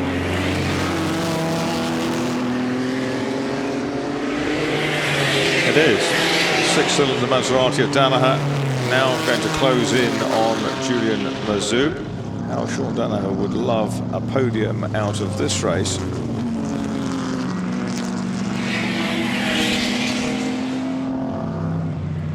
So while that tussle's been going on behind, yes, Michael Gans has made it through to second place, but Christian Blaisel did gain ground in the lead. Gap between them 4.8 seconds, but I think that will be starting to come down because it seems that Michael Gans is the fastest driver on the circuit. You see number 17 holding down 4th place. Sean Danaher doing a great job. Julian Majoub just didn't have an answer in terms of horsepower in that little blue Bugatti, so he is now down in 3rd place, but he certainly had that flying start off the grid, first into the opening corner on the first lap, and has been fighting hard ever since, but you just cannot argue with horsepower. Leader Christian Blaisel has the fastest lap for the record of 1:37.091, the first flying lap of the race, but he's been in the higher 38s, not under pressure, has to be said. And Gans was in the low 38s, 4.8 seconds between them last time through. Still 10 minutes remaining. Majoub coming out under pressure from Danaher. Of course, Bugatti brakes probably not as efficient, and he's passed. Oh, there's the blue Alfa Romeo. That's Derek Hood, the ex-Eugen Bjornstad ice racing car from Sweden. Well, we've had a lot of place changes, and unfortunately for Julian Majoub, having got into the lead at the start of the race, he's now been passed by several cars back into 4th place. Is he any answer to Sean Danaher? Well, we know with Julian he'll never give up, so the little blue Bugatti right under the tail. And a really very trim silver Maserati as they go up the start-finish straight. Michael Gans picking his way past a gaggle of back markers. Sean Danaher tried to come with him. And has done so. Yeah, he's got through on the inside of the number 16, the Lago Talbot of John Guyot. So it really is power versus agility, and maybe Sean Danaher's lighter Maserati will preserve its brakes better. I'm not sure if that was a V sign or a thank you from Julian. Looked a little less than gruntled to me. Well, Yeah, he lost a lot so. of ground in that He did. sort out. I'm afraid that's removed him the back of that battle. He's lost an awful lot of ground. He's about 3 seconds behind the back of Sean Danaher, and Sean is losing ground to Michael Gans to go round the outside of the number 25 Bugatti. Slow lap last time round for Simon Diffie, which has allowed... he's back into 8th place now, isn't he? Yeah, Pitaway's up to 7th. So Blaisel has escaped by nearly 6 seconds. But of course he'll be the first of the leaders to come up against back markers, so might be delayed a bit more than There'll the be others. a gaggle of them, won't there, at some point?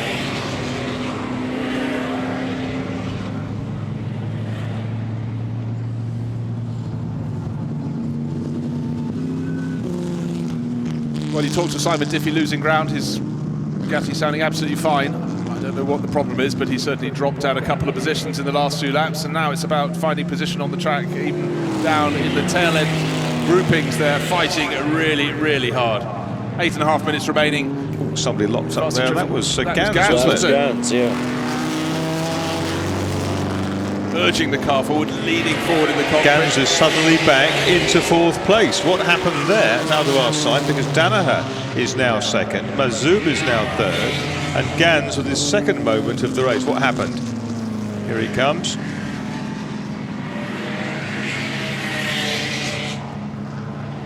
Just run wide. Oh. Rather similar to the first. Oh, this time didn't catch it this time. Right round. A double toe loop. Well, with at the time just 8 minutes remaining on the clock, there was every possibility that he could get close towards Christian Glaser, but now that's really presented the victory for the driver, who's out front at the moment. His gap was 6 seconds or so last time around. It's now 11.8 seconds over Sean Danaher, who's now in 2nd place. Danaher up towards Lavin. He was the driver we said was doing well to keep up with Mazoub and Gans, and he's doing better than that. He's leading them, 2nd place. 3rd place, Julian Mazoub, so he's been up and down the order, and so too has Michael Gans. And Michael Gans, we thought, in the middle section of the race, was the quickest driver in the pack, but sadly for him, the pack has been shuffled and he's down at the tail. Some nice mirror watching by that pale blue Bugatti as the leaders come up to him. Gans has been within a 1/5 of a second of Glasel's fastest lap of the race earlier on, but now has it all to do again.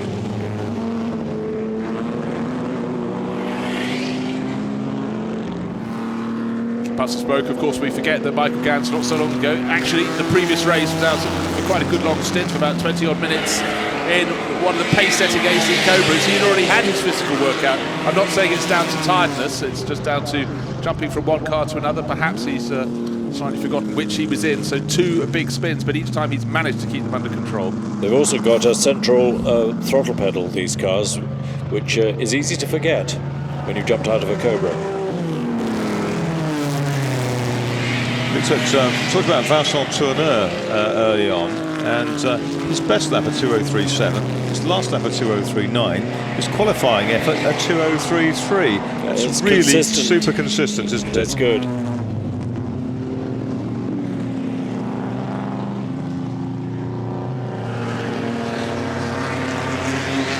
Charles Neil Jones is still in 5th place. Oh, Glasel, that's the leader, off at Lavant. Without costing him very much time. Okay, but he was 10 seconds clear. Now you see Sean Danaher in the silver Maserati coming into the background of the shot. Is that 10 seconds? I know it's a foreshortening shot. It would have trimmed a couple off, but certainly would give Christian Glaser, long-time race leader, Here he comes. Cause for See thought. what happened. Yeah. Remarkably similar to the place where Michael Gans had off earlier. He did well to keep it out of the gravel, has to be said. He didn't panic. He absolutely minimised his steering input.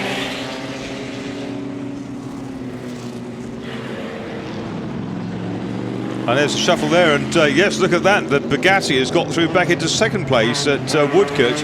Mazoub has got past Danaher, and there's Gans right back in the swing of things. Lap 9.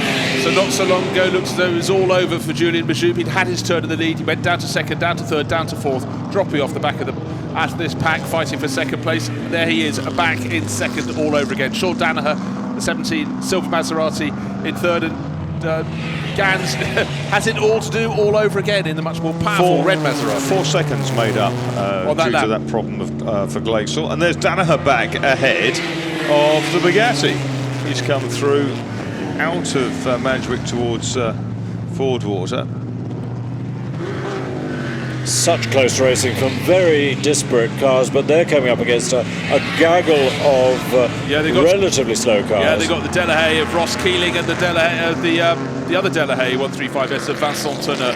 Haven't delayed them too much. They've luckily just basically had to go around the outside, and the speed differential is they weren't going to be interrupted, so no real losses and gains there. But the clock's ticking down, 4 minutes remaining. Is Sean Danaher going to be able to get on the podium? Well, he's in 2nd place at the moment. We've seen not so long ago, in fact it was on the very last lap, was it not, that Julian Mazoub retook 2nd place, but he's got to do it all over again, so the clock is ticking down in the favour of Danaher. We didn't watch how Julian got past Bruce. I don't know if wriggled through at Woodcote. Woodcote, yeah.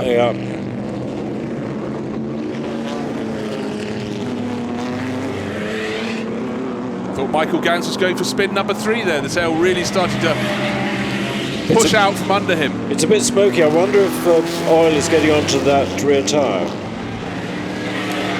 Could be. We'll keep a lookout for that. So Christian Glazer, what was his last lap time? 1 minute 40.7. It's down to 3.1 seconds. We're going to see him in shot any moment now, because clearly something is amiss for Christian Glazer, and suddenly Danaher is getting closer and closer, lapping 3 seconds faster last time around. And Gans was well on the grass with 2 wheels coming out of the chicane that time, as he tries to get back on terms with Mazoub, but I think he's fighting a losing battle there.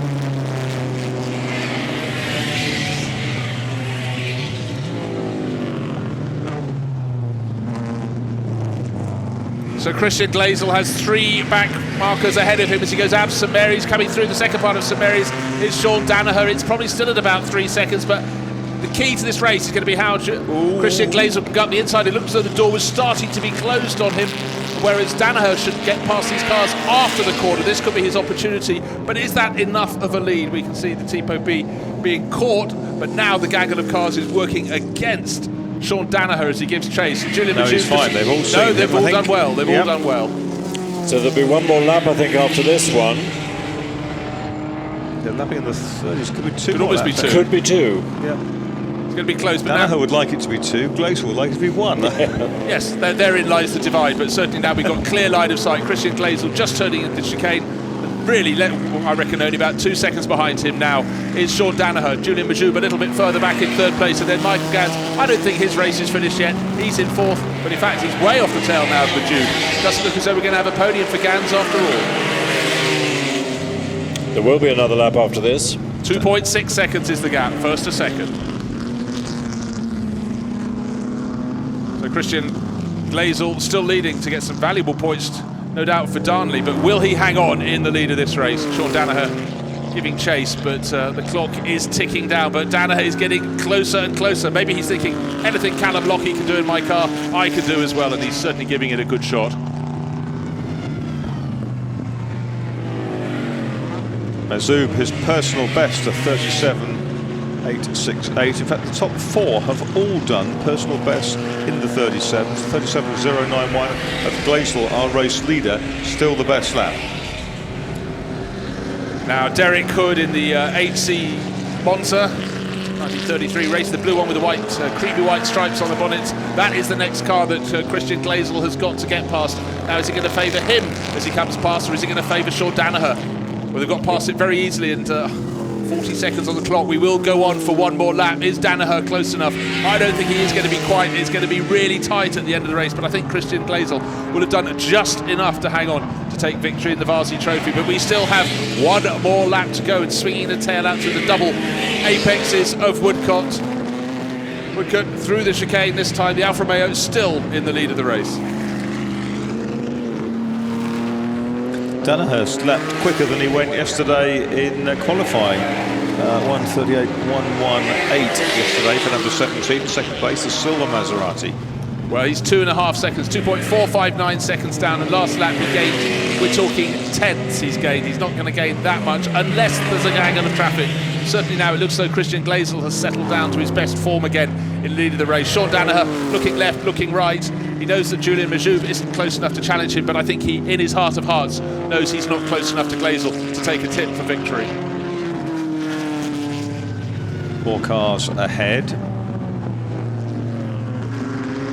Glazer through them. Through Danaher very not. Danaher hand raised, maybe in thanks or maybe in exasperation as he goes through St Mary's. It looked like a friendly thank you very much for staying out of the way offline. But I think the gap between first and second has almost doubled in this incident of getting through the traffic. It's where you find it. This time he was obstructed a bit on the way into Lavant. Inadvertently, but it's cost him some time. Michael Gans, his engine sounds a little bit rough now coming out of St Mary's. This could explain why he's backed off a little bit. And Chris, you thought you saw a puff of oil smoke earlier. That could be telling the tale that is now unfolding. I think so.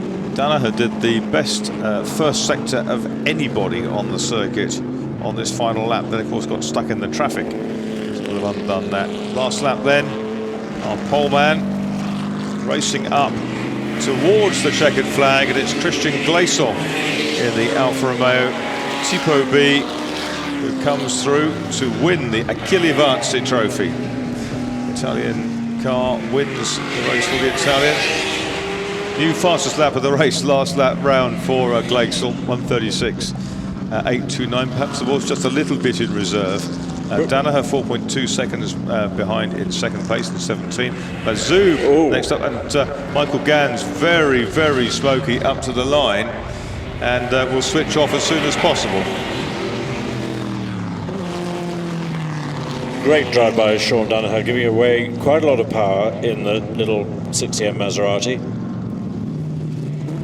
Next to the Bugattis will be next in, and that should be Charles Neal Jones in 35. 51 will be, there's 35, then 51 will be Stephen Shoesmith. Well, I'm not entirely sure, because certainly Duncan Pittaway was really starting to attack him last time around, so keep a lookout for that. There could be a change for 6th place. No change for winning. Victory, though, for Christian Glaisel.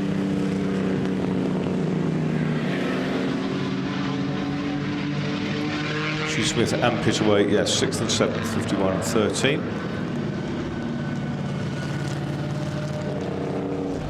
Tipo B Alpha is a very, very quick car. On the first outing of the Mercedes Silver Arrows in 1934, they were beaten by the Type B Alfa Romeo.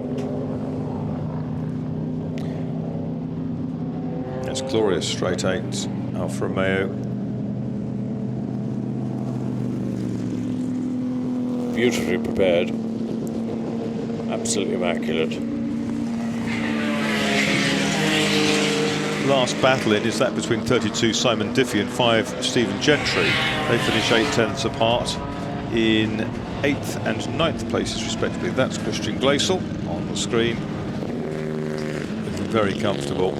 So Christian, and let's just see the result then. The Vartsy Trophy. First, number 8 Christian Glaisel, Alfa Romeo Tipo B. Second, number 17 Sean Danaher, Maserati 6CM. Third, number 14 Julian Mazub, Bugatti Type 35B. Fourth, number 28 Michael Gans, Maserati V8RI. Fifth, number 35 Charles Neal Jones, Bugatti Type 35B. Sixth, 51 Stephen Shoesmith, the Bugatti Type 51. Seventh, number 13 Duncan Pittaway, Bugatti Type 35. Eighth, 32 Simon Diffie, Bugatti Type 51. Ninth, number 5 Stephen Gentry, Bugatti Type 51. 10th, number 33 Stefan Rettenmeier, Alfa Romeo Tipo B. 11th, number 19 Paul-Emile Bessard with the Maserati 8CM. And in 12th place, number 3 Simon Edwards, Maserati 4CM. 13th, 23 Nicholas Dieterin, Alfa Romeo 8C Monza. 14th, number 10 Chris Hudson, Bugatti Type 35B. 15th, number 2 Neil Twyman, Alfa Romeo 8C 2300 Monza. 16th, number 22 Neil Perkins, Maserati 6CM. 17th, number 18 Bo Williams, Bugatti Type 35B. And 18th, number 25 Bill Kleindert with his Bugatti Type 35C. 19th was number 6 Daniel Gosens, Maserati 4CM. 20th, 16 John Guyot, Turbo Largo T150C. 21st, number 24 Marcus Black, Turbo Largo T23. 22nd, number 12 Derek Hood in the Alfa Romeo 8C 2300 Monza. 23rd, 15 Vincent Tourneur with the Delahaye 135S. And in 24th place, number 9, didn't get to the end, James Baxter with the other Delahaye. In Parc Fermé now for us is Henry Hope Frost with our race winners. Indeed, Marcus, thank you very much indeed. Christian Glaisel, winner of the inaugural Vartsy Trophy. A little bit of a grassy moment at St Mary's. What happened there? I'm saying it must have been the wind. No, it was probably a bit unconcentrated. It was a bit lonely up there. But then the tyre pressures went up, so it got very, very greasy, so Sean could catch up. It was great. And then it settled down and you were back to kind of lap record pace again. Yeah. No, it was nice. Beautiful. Honour to drive the car here at Goodwood. It's really, really good fun. It is a lovely thing, isn't it? Yeah, it's amazing, but it's very physical, so I need to eat more, go to the gym much more, I guess, for the next race. I don't think Achille Vartsy would have done that. Yeah. Thanks, Christian. Well done. Let's move down and chat to Sean Danaher, who finished second. Sean, well done. Oh, well, thank you very much. Did you think you were catching him at the end there? Well, I was catching him, but I didn't think I could get past him for real. But I knew he'd had some troubles in practice with finding the car very heavily, so I thought I'd keep pushing him to the end just in case he got really tired and he couldn't keep up the pace, but it wasn't to be. Did you see him have his grassy moment?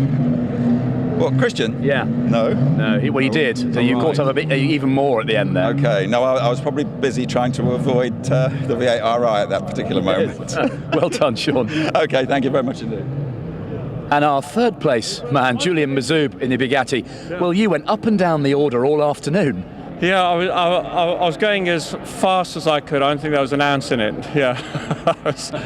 Yeah, unfortunately, well, everyone's always got an excuse, but I'm a bit low on my boost. I could have just done with that little bit more in a straight line. Yeah, but no, it handled well. There were cars I thought would be ahead of me weren't. There was that V8 RI Maserati that was just in the way all the time. I mean, I'm really glad when it finally stopped running. Yeah, Sean just mentioned that. Yeah. Yeah. But anyway, that's another story. But no, it was a lot of fun, and I'm really glad a car from the 1920s was sort of mixing it with the later cars. Yeah. It's all down to you, though, isn't it? No, it's. You've got to be riding something good to do that. Yeah. Good stuff. Well done, Julian. It's a pleasure. Julian Mazoub, third place then in the Vartsy Trophy. Let's get some highlights on the big screen of that race. The Vartsy Trophy race for pre-war French and Italian Grand Prix cars was fantastic from the outset. Brilliant start from the outside of the front row. The blue Bugatti of Julian Mazoub going across the nose, the pole starting Alpha Tipo B of Christian Glazel, and behind Charles Neal-Jones in the mix. Michael Gans in his Maserati right in there as well. All the way down the order, some cracking racing. Duncan Pittaway down in the middle of the batch. Car 31, beautiful 26M Maserati from Duncan Ricketts. But out front, it was the battle between the V8 RI of Michael Gans, number 28, and Julian Mazoub in the Bugatti. Here is the first of the moments in the race for Michael Gans. He found time for another one. He got straight back on it, caught up with the Bugatti of Mazoub, had it all to do again. There's Sean Danaher nipping past in the silver Maserati. But it's the Tipo B of number 8, Christian Glazel, that was setting the pace at the front and looking absolutely fantastic as Michael Gans fought his way back and fought his way into another spin. The fact he contained both of those was remarkable. He kept going, but late in the race we think he started to have a few mechanical problems. Christian Glazel had a moment on his own in the lead of the race. He said he was maybe just a little bit lonely, but he got to meet a few blades of grass out at Lavant. He lost about 4 or 5 seconds, and then suddenly Sean Danaher caught up with Julian Mazoub, put his silver Maserati up into second place, chasing off after Christian Glazel, but there were no answers in the end, and the German racer came through for victory in the Tipo B.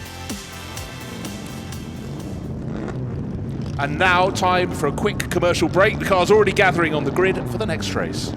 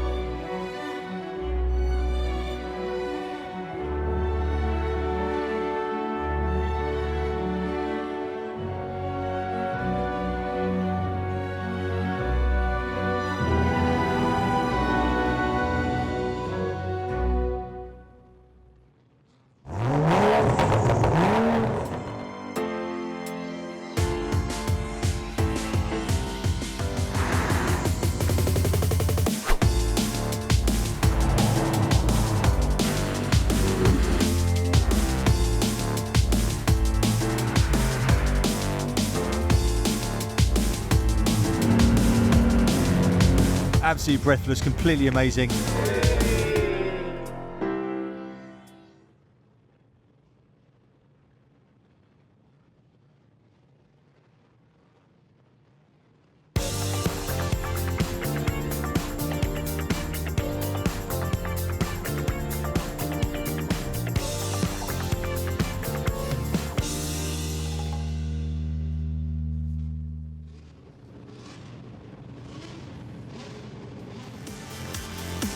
Well, before we get underway with the Jerry Marshall Trophy sprint, let's have a look at the house point situation. Tor Bolton streaking away, 3.934 current one, but Methuen 2.551 having just shaded Aubigny, who were resurgent on 2.389. Darnley still 18.47.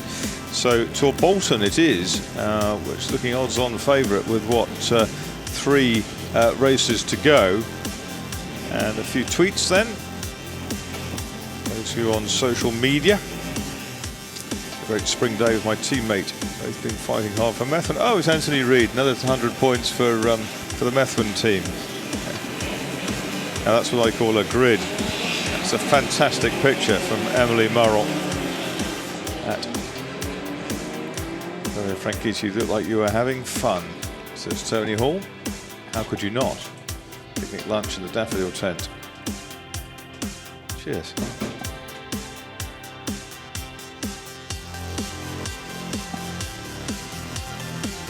And the touring cars then making their way round on the reverse grid Jerry Marshall Sprint, which brings in itself some different problems for a few of the drivers. The three Chevrolet Camaros are stuck in the middle of the field. Let's see how they come through. And the front row should be on pole the number 15 track marshal Capri of Peter Ratcliffe. Then number 8 Mike Whitaker, already a winner this afternoon. Here we go then, Peter Ratcliffe on pole in the yellow Ford Capri, alongside his 8 Mike Whitaker in the red Autocar Capri, and then 44 Jim Morris with that gallant little VW Golf GTI Mark 1. Row 2 is 5 Mark Fowler with the Ford Capri SO car, and then 25 Nick Padmore, outright record holder here in the modern era, the BMW. Third row, Lucky Cross-Stefaru with the Marlboro Escort 27, 18 Stuart Hall in the Rover, and 9 Peter Mallet in the Rover. Row 4 is 16 James Wood in the Broadspeed Triumph Dolomite Sprint, and 7 Raphael de Bourman with the Belga Ford Capri. Row 5, 77 Patrick Watts in the Frank and Jeans Capri, 74 Andrew Bruce with the Marlboro Rover SD1. Then 1, 2, 3 Rick Wood in the Gitan Ford Capri. Row 6 is David Clark in the Bastos Chevrolet Camaro. 60 is Nick Swift in the Patrick Motorsport Mini. That'll be worth watching. Row 7 is 10 Kerry Michael in the Escort that was on pole yesterday with Mark Blundell up. 11 is Nigel Garrett with the Chevrolet Camaro. 21 Graham Bryant with the Chevrolet Camaro. So if you get it away today. Row 8, 6 Chris Ward with the Rover, the Patrick Motorsport Rover. 1 James Vickers with the Belga Ford Capri. And row 9, 34 Tim Clark, Dolomite Sprint, the Mayfair car. 56 Tom Alexander in the Vauxhall Magnum GTV, and 4 Paul Clayson, the Alfa Romeo GTV 60 Alpalatu machine. Row 10 is 63 William Metcalf with the John Mowat Mini. 33 Ken Clark with the Homotype Dolomite Sprint. Row 11, the Mazda was damaged yesterday, that's like Ian Cowley's car. 12 Adam Brindle's Rover, the Triplex car. 19 Tim Morley's Triplex Dolomite Sprint. And then row 12, 3 Nick Jarvis with the Rover Sanyo, broke yesterday. And 17 Richard Myers with the Bastos Ford Capri. See who is there, see if they can all see, pretty much all going to be here one way or another. Is the Mazda fixed? The Mazda won't be. No. But pretty much everything else is there. We've got a 3 row, we've got a 2 row, another 3, another 2.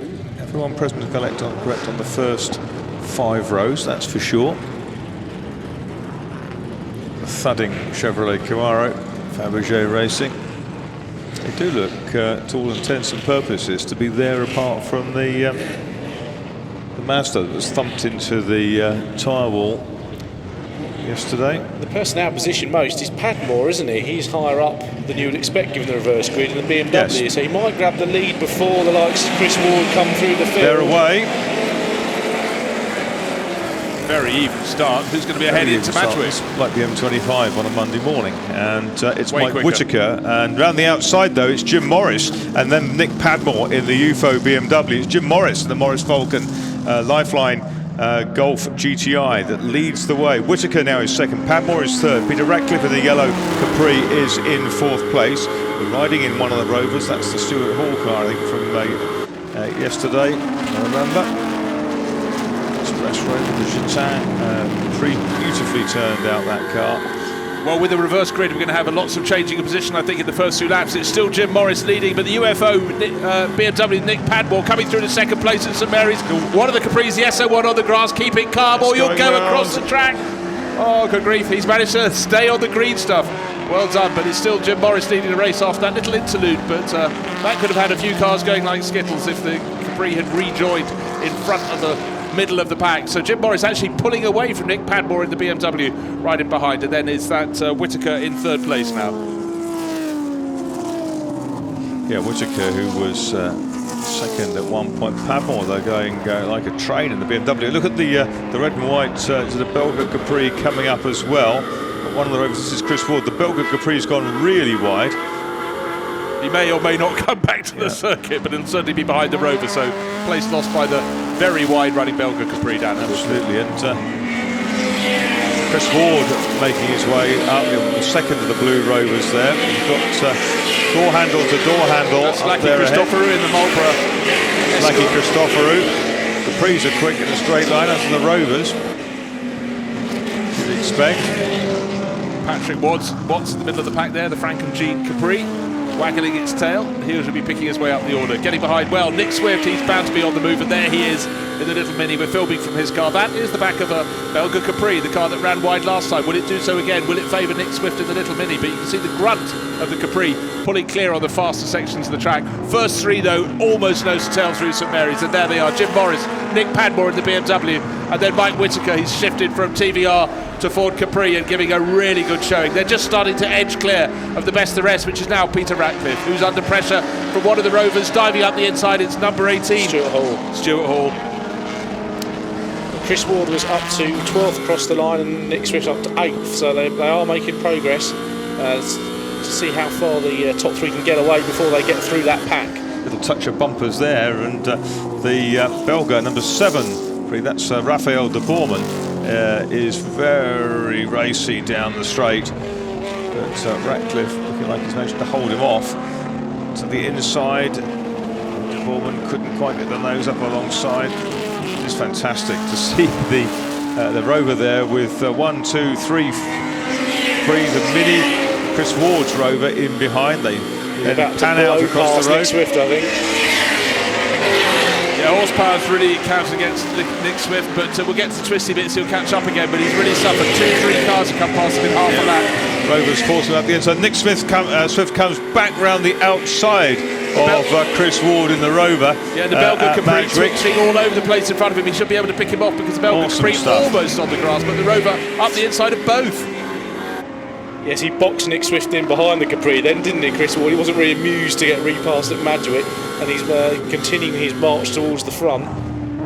Well, the marching at the front is still being done by Jim Morris in the Golf leading the way, but hard to peel your eyes off this battle. The yellow Capri of Peter Ratcliffe is being seen in close up from Nick Swift, and Ratcliffe going a little bit wide. It may be the chance for Nick Swift to make a run as they come up to Lavin, tuck up the inside, but he's got the Camaro coming through as well. It's busy out on the track.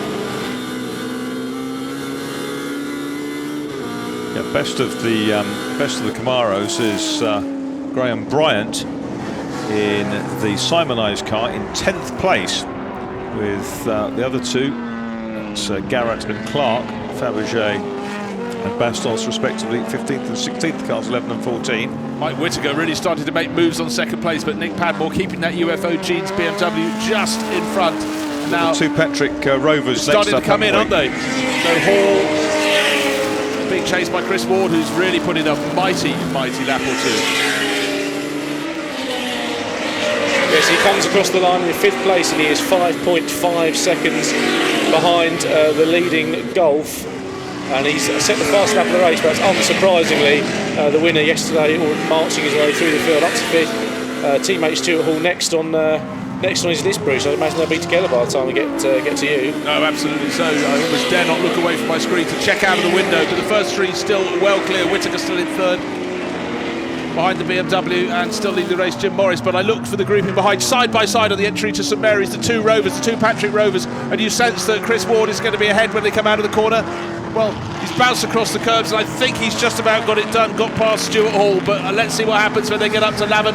Hall is on the inside, so he may be able to hold position. Oh, absolutely fantastic racing between the two Rovers. Ward on the outside, Hall on the inside. Hall ahead by, well, the front bumper, really. But the move has been pulled off the whole way around the outside there by Chris Ward, so he goes up into 4th place, and you really sense those first three. They thought they'd broken clear. Well, they have thus far. Look at Patrick Watts in the Franken-Jean Capri, right under the tail of Stuart Hall. He's going off after the leaders as well. Yeah, Patrick Watts really fancies his chances now. He's got past one or two of the difficult people, and he's now in behind these big Rovers that are bludgeoning a hole through, and the Mini is right with him as well, which is Nick Swift. Through they go. It's quite a thought, Marcus, describing people ahead of him as the difficult people. They're all difficult people when they got their helmets on, aren't they?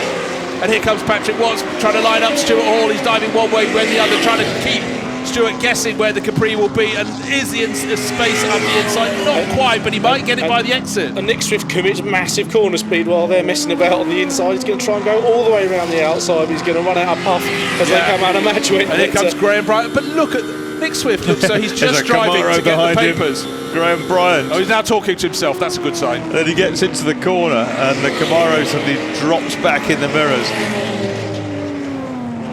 Fantastic stuff. Bryant in 9th. Chris Ward, you can see at the edge of the top of the shot there, going through St Mary's. He's getting very close to 3rd place now. Nick Swift even closer to the tail of Patrick Watts.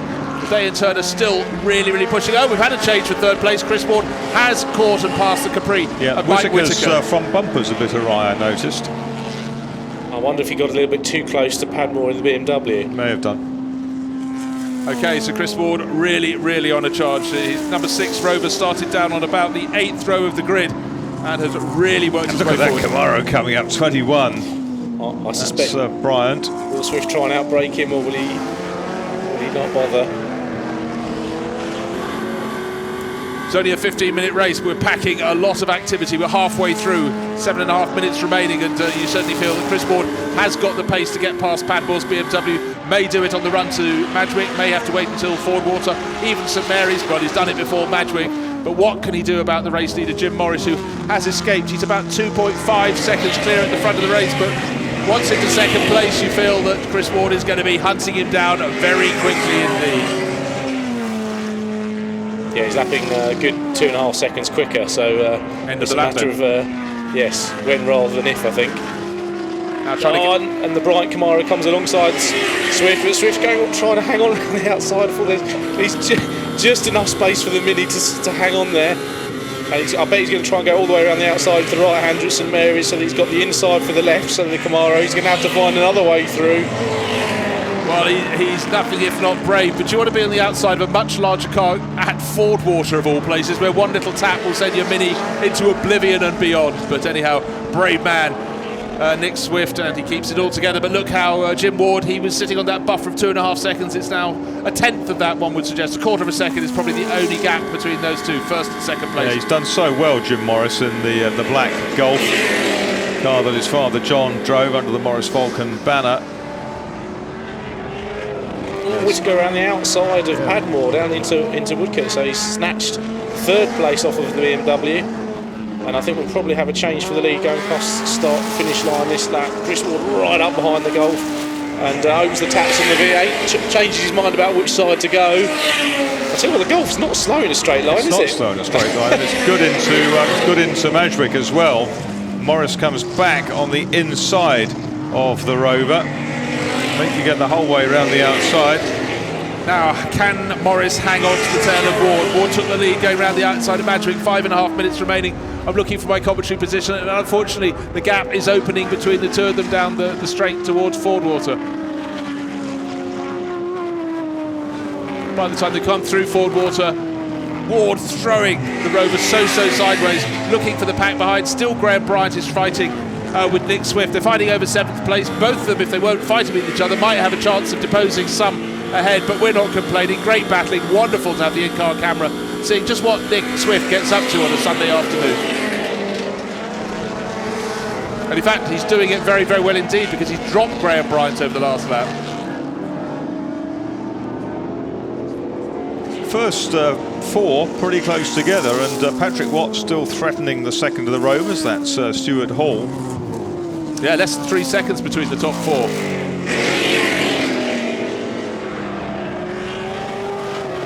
And 5 seconds covering the top 6. Running the 6th at the moment is Patrick Watts in the Frank and Jean Capri. Seeing what he can do about Stuart Hall's Rover. He's close, but not there to pass. And if anything, I'd say there's less than 5.5 seconds between. Well, we go down to 7th place. Nick Swift, 6.4 seconds last time around. Clock is beating down though. 4 minutes remaining until the checkered flag comes out. I think he's defeated the Bryant Camaro challenge. He comes through with quite a nice lead over that, so he's now actually thinking about attacking the Patrick Watts Capri. Top 7 covered by 5.1 seconds, so it is gradually edging down. And Mike Whittaker, is he finished yet? He came across the start-finish line 7/10 of a second down on Jim Morris. May yet fancy his chances in this race. He's closing in the red Capri, the Motorcraft writing on the bonnet, and having got the lead, we expect Chris Ward to pull away. He's not really, is he? 9/10 of a second over Morris at the start-finish line. Morris has got to look forward and backward. And Mike Whitaker only has to look forward to the attack through St Mary's in the Capri. Yes, as we saw with his TVR run in the Graham Hill Trophy, Mike Whitaker just gradually gets quicker and quicker and quicker, sort of winds it up, doesn't he? So he looked like he was struggling early on, but now he's got onto the back of the Golf. He's pulled away from Padmore in the BMW. Nick Swift down the inside of Patrick Watts on the exit Levant, but I suspect he's going to get outpowered again. He's been there before, and he tucks back into the slipstream. But I don't think he's done just yet in the Mini. But you know, even down to 10th place, Kerry Michael in the RS2000 that started on pole yesterday, shared with Mark Blundell. That is lapping as fast as the race leader. There's a bit of a bit. Whittaker's got no finally got past the Golf, hasn't he? But the Golf said to take the wide line over the grass. That was a little bit rude, wasn't it? It certainly was, but Whittaker is now right on the tail of race leader Chris Ward. Almost nose to tail. Look at them coming down the start-finish straight. Belgian Capri not part of that pack, but Chris Ward leading the way in the Rover, number 6. And the Capri much faster looking into the first part of Badwick. Jim Morris, glad to see him back on planet Earth, having had his detour down at Woodcote, but the pack behind now right on his tail, with Padmore in the BMW just holding off Patrick Watts's Capri, then Stuart Hall, then Nick Swift, and then Graham Bryant is catching up all over again in the Camaro. Wonderful Group 1 Bryant's touring a personal car. best of 1:32.38 last time through. Fastest lap of the race to Chris Ward, 1:29.287. And that was on lap 5. We're now working lap 9. Patrick Watts struggling to find a way past the BMW of Nick Padmore. Hall and Swift behind them. Bryant in the Camaro. Swift about to do his usual thing of tucking up the inside of the bigger cars on the run onto the 11th straight. Oh, and he's made it by. He's made it past the Rover, but I suspect if we stay on board, the Rover will reappear in the shot at some point fairly soon. And I was about to say, and he's caught it. Looks like Patrick Watts is making his move stick. He's gone around Nick Padmore's BMW, but is Padmore going to go up the inside? No, he can't. Watts has come across in front. So place gain. Patrick Watts up to 5th place, locking up a little bit down into Woodcote.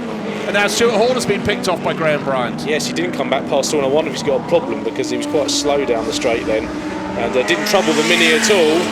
So Nick Swift next target is onto the last lap. BMW. Onto the last lap. 1.4 seconds between the first two. Whittaker his personal best at 1:30.553. So Morris is 3rd, Watts is 4th, Swift is 5th, Hall is 6th, Michael is 7th. One of them's got a dicky transponder, I see. Well, Padmore's got his work cut out. He's just been passed by Patrick Watts, and now Nick Swift fancies his chances. The little Mini tucked underneath. They're the big Camaro in the background. Graham Bryant also wants to gain another place. Morris, though, now he's got to fight off another Capri. He had a little rude assault earlier. This is for a podium, Bruce. Position, exactly. He's still in 3rd place. He's already been spat wide earlier by Mike Whittaker in the red Motorcraft Capri. Can he hold off Patrick Watts? First two seem pretty much settled. Watch for the Nick Swift move at Levant as he attacks Padmore, and he'll probably try and tuck up back on the inside again. He's done it so many times before. Here we go. Is he getting enough room? Yes, he is. Watts is also making a move on the Golf. He gets very sideways. Well, this and is a chance for both of these. and Swift to both attack. Oh my golly. Hold your breath, ladies and gentlemen. Coming down is the 3rd pace battle. 4 cars, maybe let's call it 5 among friends, all going for the same bit of track at Woodcote. Watts down the outside, and he's made it through, but can the Golf come back? The Mini's in there as well. I think the Mini got helped at some point in the middle of all that.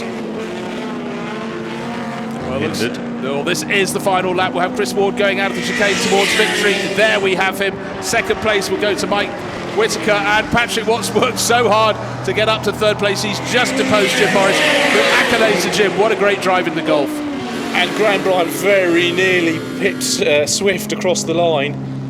In fact, so much so that he hasn't appeared on the timing screen because they were side by side. But Swift had tucked in behind the Padmore BMW to get enough of a toe to haul him across the line. I think he enjoyed that one. That was absolutely awesome, wasn't it? A short, sharp race sometimes works very, very well. And certainly that reverse grid format came off well today. Might not always. I'll put my hands in the air and say I was expecting there to be some trouble there with the reverse grid, but they actually all behaved themselves very well, didn't they? Yeah, we thought we might have had the trouble when number 5, the Esso Capri, Mark Fowler, got it on the grass going through St Mary's. He was at the front end of the pack, but luckily he kept it on the grass. But what a great race it was there. Well, Fowler got going, ended up finishing in 17th place, ladies and gentlemen. That's Mark Fowler, and the number 5, Esso, Ford Capri.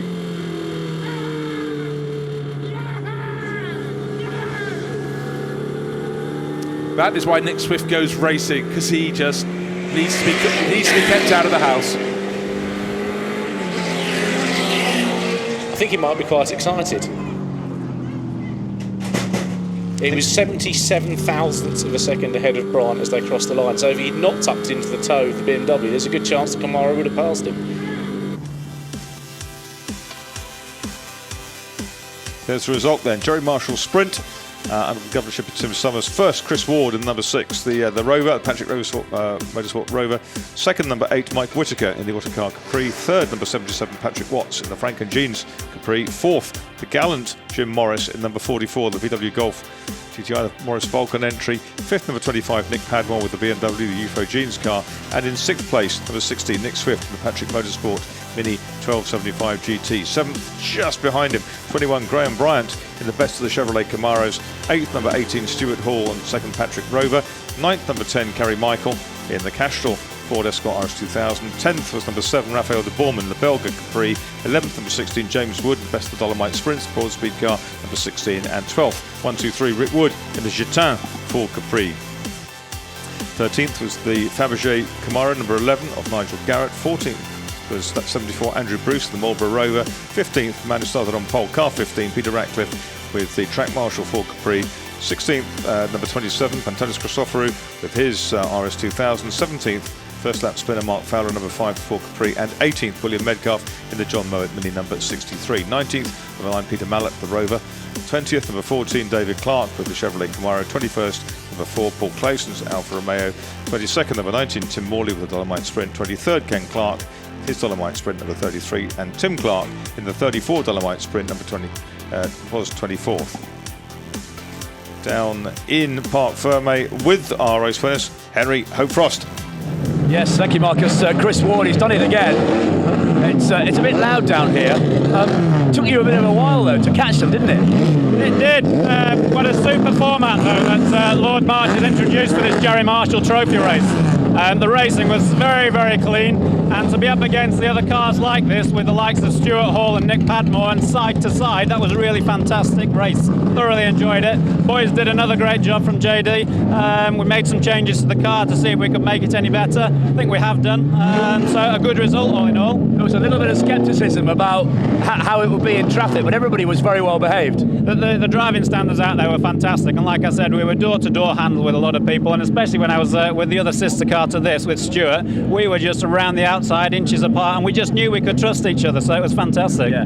I think having won both heats, you've probably won on aggregate.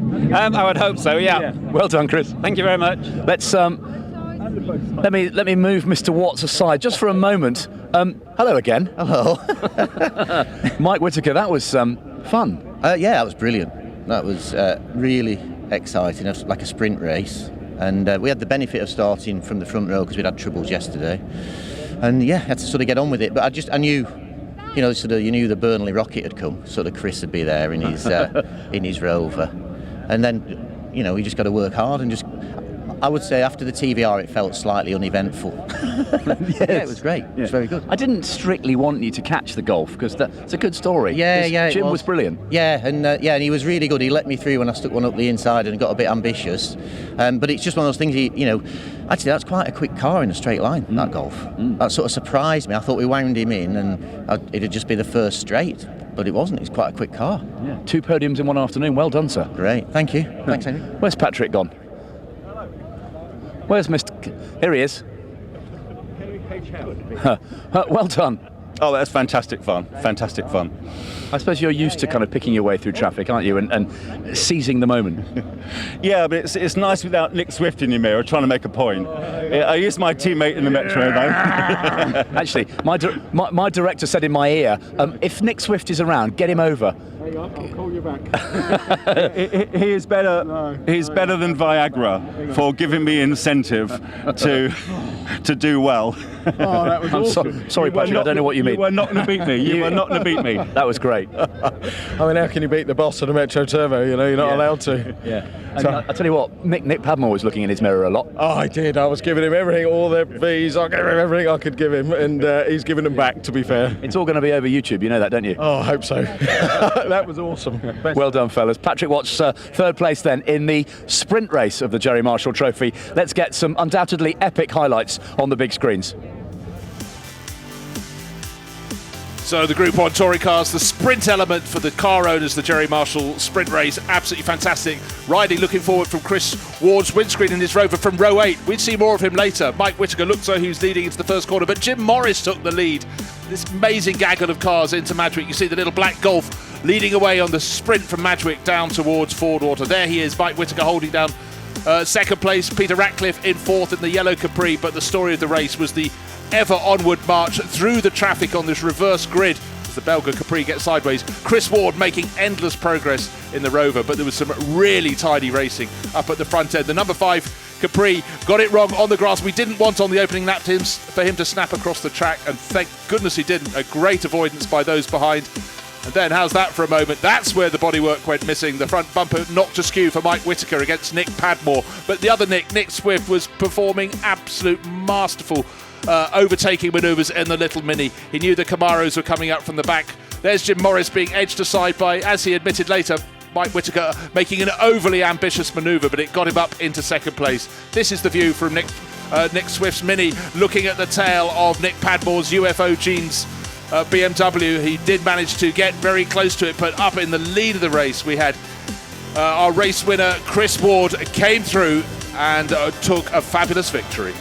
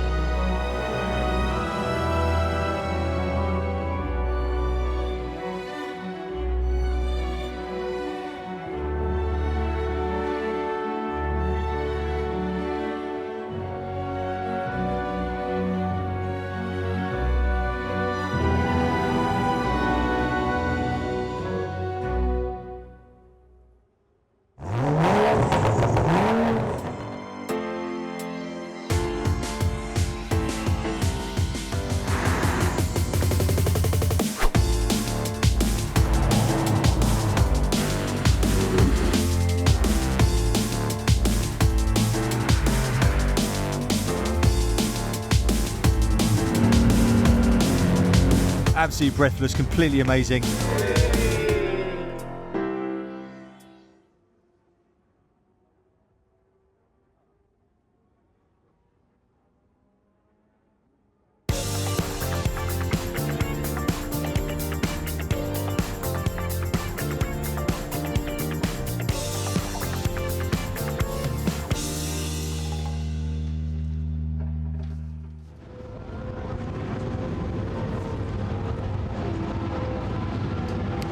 Well, the next cars out will be time for something completely different, and that's the 3-litre Sports Prototypes high-speed demonstration, which they sound fantastic. And Simon Hadfield, it looks like to me, coming past in the Lola, followed by the Matra MS670, and they're already well underway. I wonder if we've got straight on with it. We're running a few minutes behind, but some fantastic sights and sounds with these cars. Well, Kevin, not only did they get straight onto the circuit, they got straight onto the pace. They had their sight laps yesterday, if you will, and so the sounds as well as the sights are pretty much spot on. Yes, and Simon Hadfield knows how to pedal around here, so I imagine his high-speed laps will be just that, high speed. Don't know who's in the Matra today. It was Rob Hall yesterday. May well be him again today. We'll probably find out when he starts pressing on. Yeah, but certainly Leo Voizides drove that gorgeous Lola yesterday, but now it's Simon Hadfield, the the blue one at the front of the pack, but then we've got a whole gaggle of cars coming around close together. This is the beauty of these high-speed parades. The Ducati Lola with the Hammond Source sponsorship, the Alfa Romeo tucked in behind, and the toy. You get far more used to seeing the SC303s in the gold Warsteiner livery, but this also a period livery, and it just takes a little bit of recalibration. The car does look different, not being in gold. They look like they're racing, don't they? They're really going quickly. Simon Hadfield has absolutely torn past the start-finish line. Well, you think it's Andy Willis in the Matra today rather than Roy Paul, but he's no mean peddler either.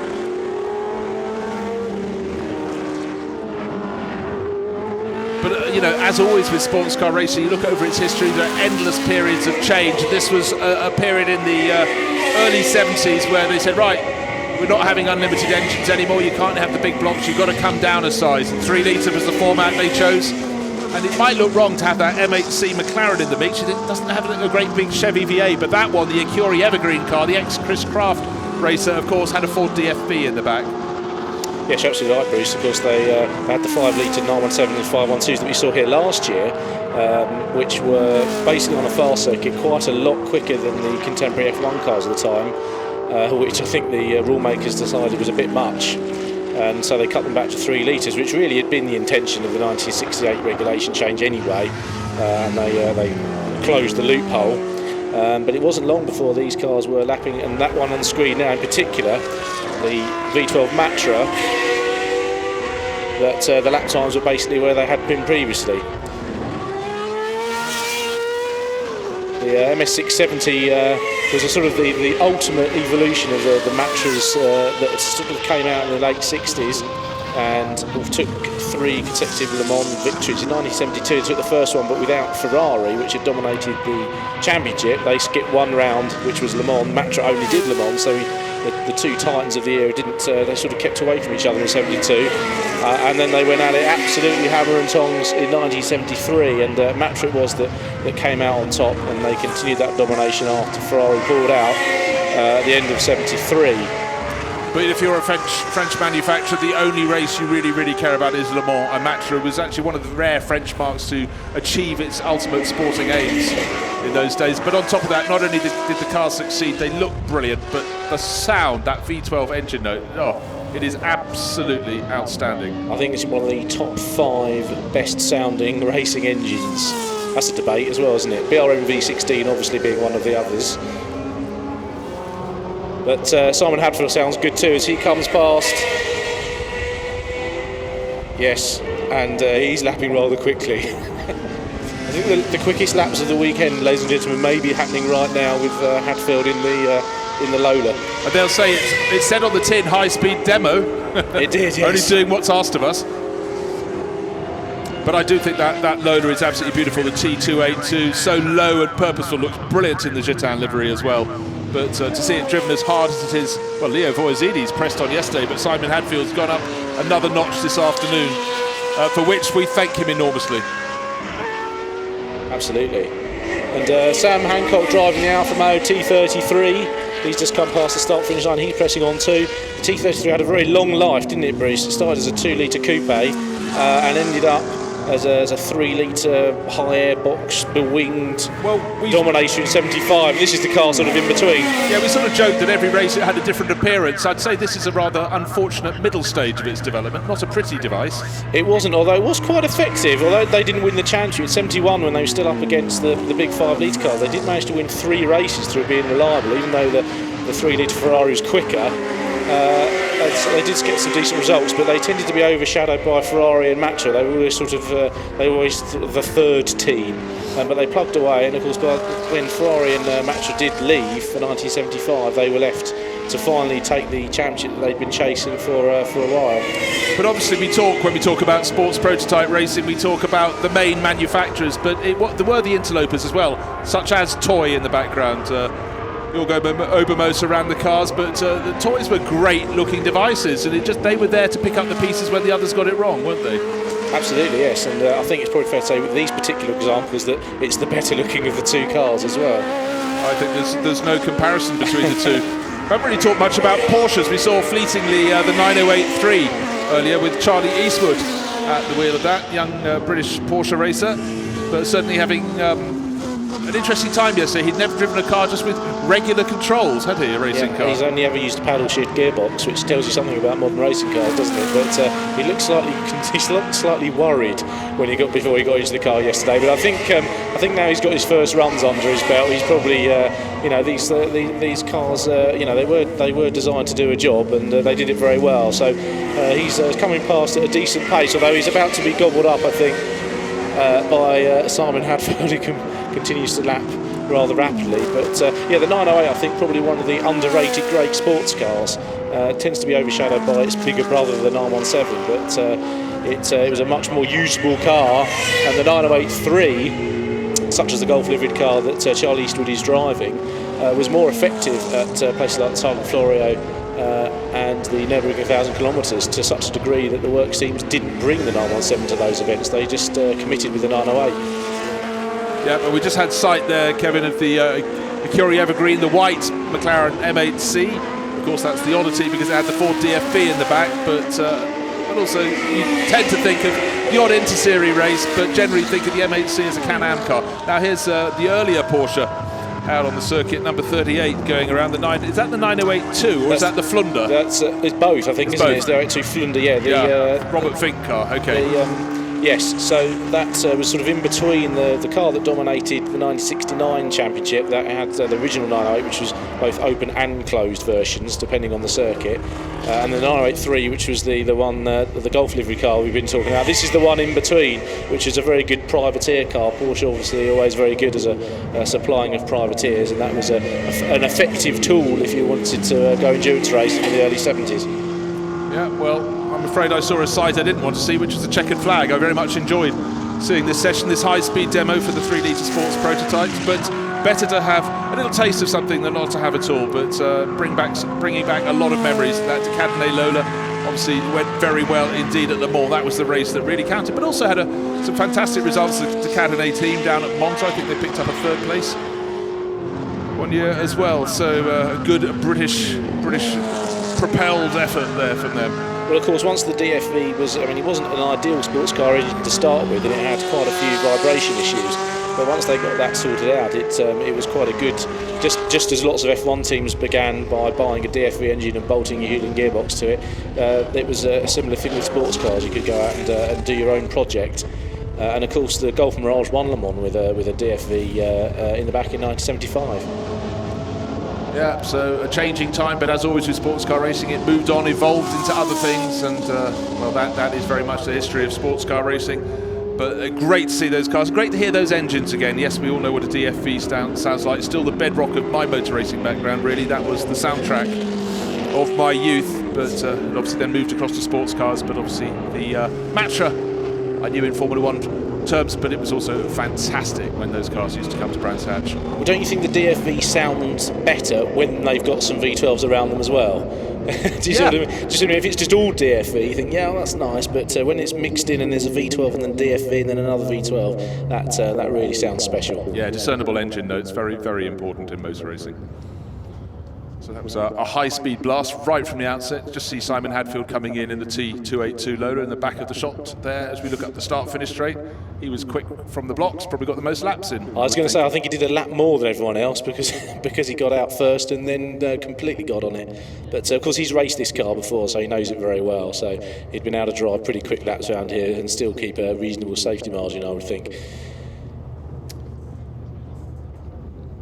Certainly think so now. We're just looking forward. We've got 2 more races on the programme. So just before them, we'll go to a quick break.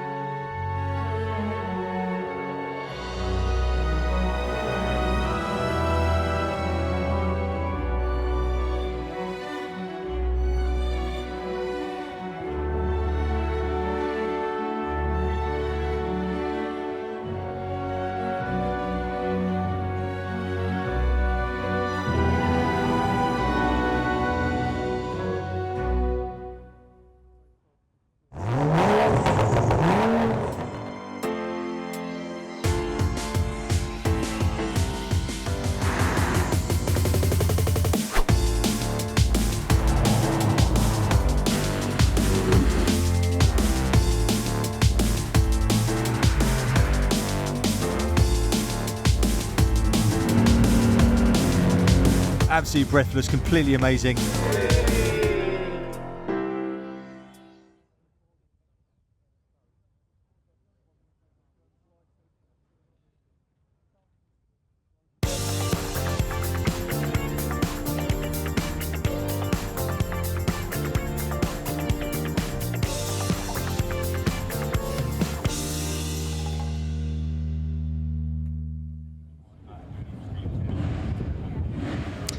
And we're back live, and we're looking down at the pole-sitting car for the next race, which is the Pierpoint Cup for the it's American Yank tanks really from the early and mid '60s. And on pole position is Steve Soper, not normally associated with Mustangs, but he is associated with being very quick, and he was on pole, did several laps good enough for pole yesterday. And alongside him is the other Alan Mann Ford Mustang. They've really got them nicely sorted of Craig Davies, and they set the pace from the outset. Didn't they, Bruce, yesterday in qualifying?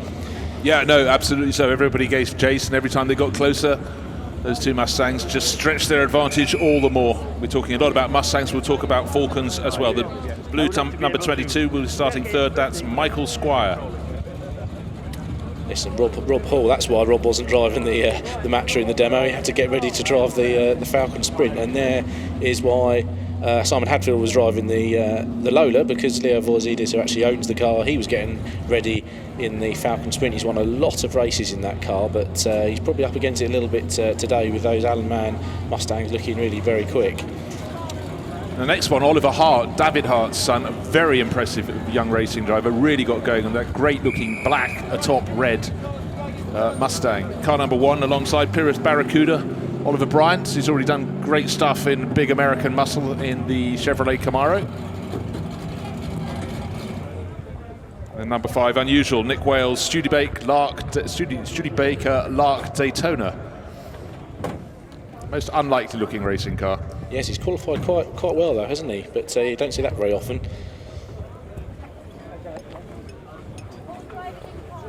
It's a tremendous field of cars, isn't it? Haven't seen quite as many V8s in one place for a long time. And some real quality drivers in there too. That is a monster. Every one of the normal type cars, the regulars, the Mustangs, the Galaxies, the Falcons, plus the Odysseys as well. Always great to see them. It doesn't matter how many times I see a Galaxy, I'm still always taken aback by just how massive they are. Exactly. 7 litres, single or twin carburetors, homologated. Pretty Mustang, the one next door, James Cottingham, another Alan Mann coloured car. All those Alan Mann Fords, the red and gold colours, spectacular. Falcon Sprint homologated at 1,000 kilos, which is unbelievable. When a full Cortina Lotus was 751. How they did that. We probably don't want to know, do we? Robin Ellis with his Falcon, it's a far cry from his regular Lotus Elite. And Peter Holford, the Canadian, with his Ford Mustang, long-time V8 exponent. The car's going out, but de Wills' Mercury Comet Cyclone Caliente goes out. And his turquoise battle dress. This should be another very, very impressive race. Caught up with Chris Ward in the paddock, and he was delighted with that good battle with Stuart Hall. Again, he was saying it's great when you can trust someone to run wheel to wheel. I thought the driving standards in that Jerry Marshall Sprint were fantastic, actually, given how close as they said, all the cars were for the whole race. Other Canadians, Ian Dalgleish and the white and green Galaxies has gone out. Michael Steele's big Galaxy. More Mustangs. Sprint developed for the Monte Carlo Rally. It's brought a team of half a dozen of them over, rallying in a big American V8. Doesn't seem an obvious car to go rallying, does it really? No, exactly. Okay, there's a little Dodge Dart. Graham Bryant's had a busy day. Oliver Bryant with the driving the Barracuda.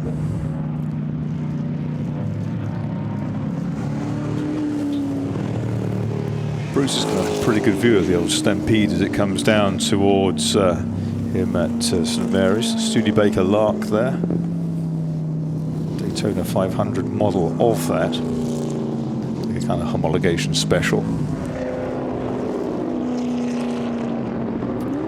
Yeah, all the field looking very good as it comes past me out at St Mary's, looking down towards the tail of the pack. But that wonderful rumble. But who's it going to be? Certainly those red and gold Mustangs on the front row. Steve Soper, Craig Davis, as Kevin pointed out, looked very promising indeed when they hit the track yesterday afternoon. Well, the worrying thing for the rest of the field with Steve Soper was that he was consistently lapping quicker than anyone else. He was. It took until the very end of the session before Craig Davies did a 1:31.6. Everyone else was in 32s, and I think Soper did at least 3 sub 1:31s. So I think if he gets the lead, unless he feels like playing, I think he'll probably disappear. I think Steve had a fair head start in terms of experience over Craig Davis. Yes, I think that's fair. Although probably not in Mustangs. He's not as good as selling fridges. Thankfully. Has Steve Soper ever tried to sell fridges? Only BMWs. Right, okay. So how do we know that he isn't good at it? Apparently he's pretty That's pleased. Henry Mann on the left, just consulting with Steve Soper. Henry Mann, son of the late Alan Mann. I think Soper was saying how well set up that Mustang is. He's had a few difficult cars to drive here, hasn't he, Marcus, over the years? And that one is definitely one of the better ones. Thumbs up from Craig Davis there. Sub-Zero Wolf Motorsport Mustang. It's John Whitmore's name on the side of that. Another great from touring cars past.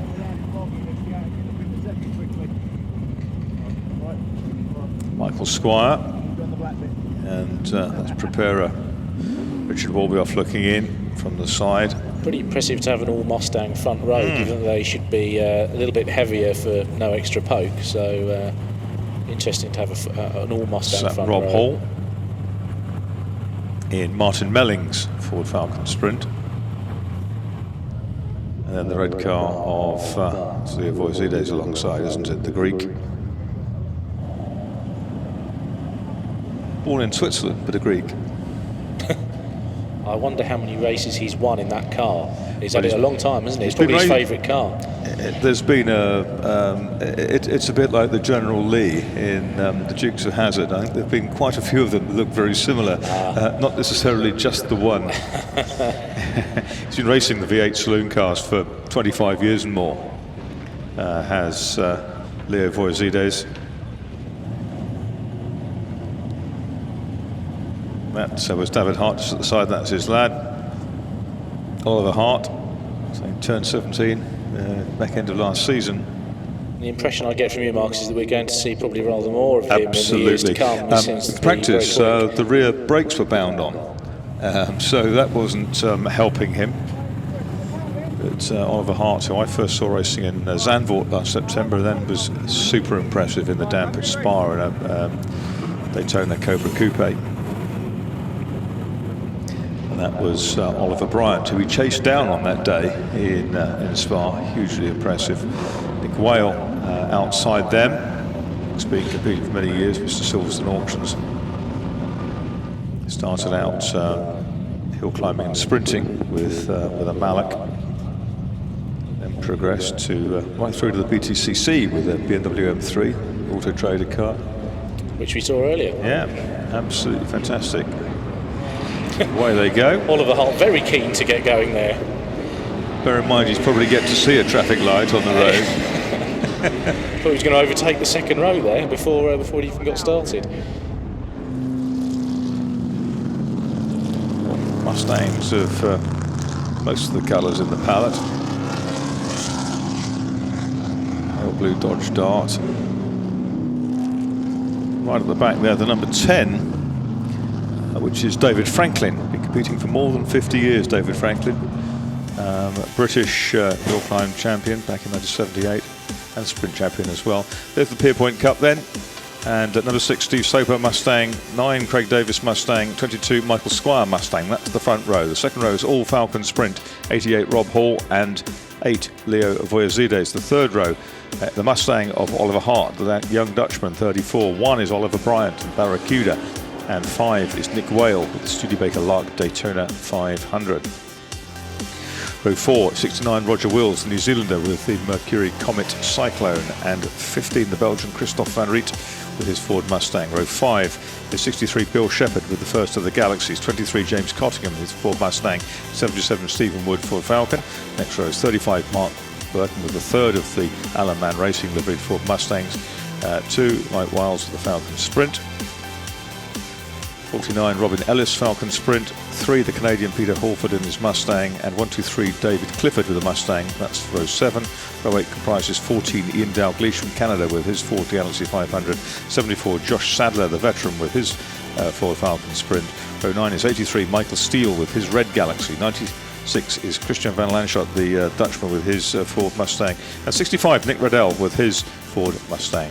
Row 10 is 7 Nick Jarvis Falcon Sprint, 4 Graham Bryant in the Dodge Dart, the pale blue car. 11 is 11 Mark Ashworth, Dr. Mark Ashworth with his Ford Mustang, 136 Nigel Batchelor with his Mustang, and 99 Rob Gravett with his Mustang. And the row 12 is 95 Duncan Pittaway with Barracuda. We know that's a non-starter, that broke. 10 David Franklin, the Bristolian there with Ford Falcon Sprint. So the Pierpoint Cup, named for Roy Pierpoint, not only raced in touring cars, but was the man behind the Attila sports car, Mark.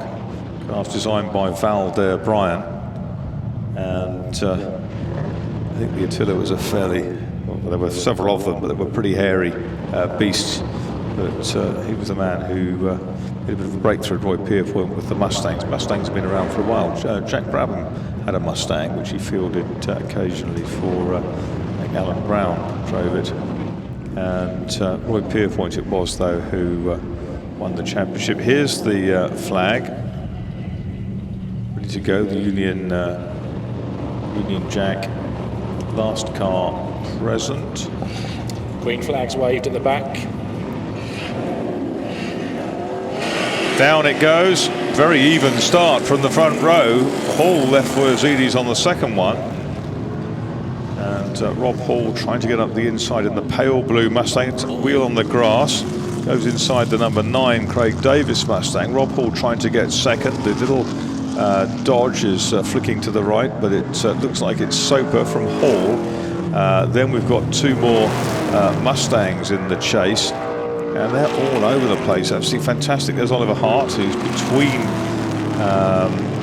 Nick Whale and Roger Wills. Oliver Hart goes past Nick Whale down through Ford Water.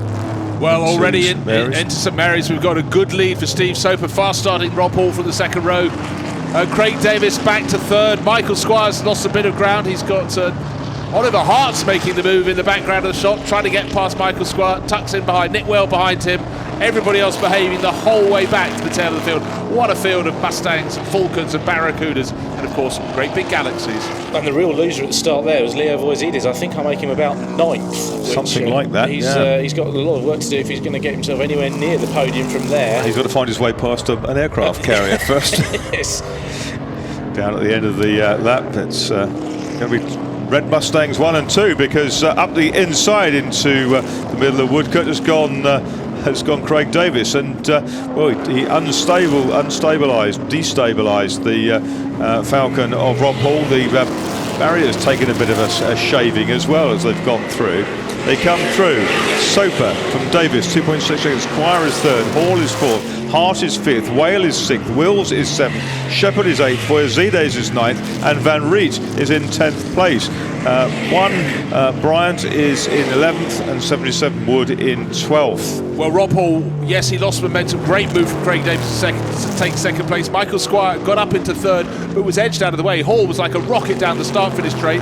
And then young Oliver Hart has now made his way past Michael Squire as well, and Nick Whale back onto Squire's tail, but out front it's Steve Soper going off into the distance. Craig Davis trying to do his best behind in second place, then Rob Hall in third, then we're looking at Michael Squire in 5th place, Nick Whale, and then Roger Wills starting to make a move in that turquoise Mercury Cyclone, you can see in the middle of the pack, coming up the inside, or is he, of Nick Whale? Not this lap, but he's giving it a go. That's why he's having to hit the curbing on the inside. So entertaining, looks so much longer than the Studebaker. Then behind the giant galaxy of none other than Bill Shepherd. He knows those big beasts. Absolutely, as they come down, rocketing through the kink on the straight, the 7-litre Galaxy comes up alongside the Mercury Comet Cyclone, just 4.7 litres in that car. Fabulous flame out from the Michael Squire Mustang. Back, oh, there goes the Cyclone. Roger Wills ducked inside Shepherd's Galaxy. All the time at the back of that group, we've got Vuelzides. Got a lot of work to do. Ollie Bryant in the silver Barracuda is in the middle of the next group with that 77 car, Steve Wood, but it's Soper now 3.5 seconds, 3.5 seconds ahead of Davis in 9. Hall is 3rd, Hart is 4th, Squire is next, Whale is in 6th place with car number 5. Battling all the way down the field, side by side through Madgwick. Number 3 is Peter Holford, and he's battling with 74, Josh Sadler, man famed for his work at Auto Farm, the Porsche place. Longer directly involved with that as far as I'm aware, but Sadler. Well, what we can see now, Marcus, is the first 5 cars down to Michael Squire are all sort of enjoying a bit of a gap, but then behind, Nick Whale being pushed again so hard by Roger Wills in the Mercury. Go back just half a distance and you've got Bill Shepherd behind the giant Galaxy. That's where the bunching up. But Vuelzides in the back, just coming through the second part of Lavin, just can't do anything about them in his red Falcon. Leo's not been here for a number of years, that's for sure. Here comes Shepherd again on wheels, but I don't think he's got quite as close this time. He's alongside into the braking area, but he couldn't get it done last lap from further up, so he has to slot back in behind it again. Yeah, Will's very happy just to hog the inside line. If you're coming past, go on the outside. Which would be braver than brave, really, to try and take the Galaxy around the outside there. But barely enough room to get it around the track then. So the gap first to second. Davis, Hall, Hart, Squire in that order, and then Wales still in 6th under great pressure. He's got Roger Wills, Bill Shepherd and Leo Vuelzides filling his mirrors. But out front, Steve Soper now 3.26. He's actually lost a couple of tenths on that lap. Riding on board, down towards St Mary's with Steve Soper. Well, with the sliding through St Mary's, feel that camber fall away on the exit of the corner, up over the brow, aim towards the corner of the building, the back corner, and then it turns to Lavant. Those are the unusual cars. The Dodge, the Studebaker, then the Mercury in there. Wheel off deck there for Vuelzides. Just interested to see. We wondered if Steve Soper, once he got clear, if he got clear at the front, would pull away. Yes, he's sitting on that 3-second advantage. Oh dear, front bumper hanging loose on the 96 Mustang. Goes to a little spin at St Mary's. That's Christian van Landschot, the Dutch racer. What has Michael Squire got different on his car to everybody else? He's certainly putting on the sort of Sonne Lumiere performance out there. 3rd lap in a row that Bill Shepherd's got alongside the Mercury on the run down the back straight. He has actually overtaken Wills this time, so Bill Shepherd has got ahead. 2.5 seconds, getting closer. I thought it was getting closer out the back. And Oliver Hart is actually lapped faster than Steve Soper. So the young Dutch racer in 4th place could be starting to reel in. In fact, he is starting to reel in. He's 0.6 of a second down on Rob Hall. That is no mean feat. The flamethrower is even more impressive that time round. That's Oliver Hart.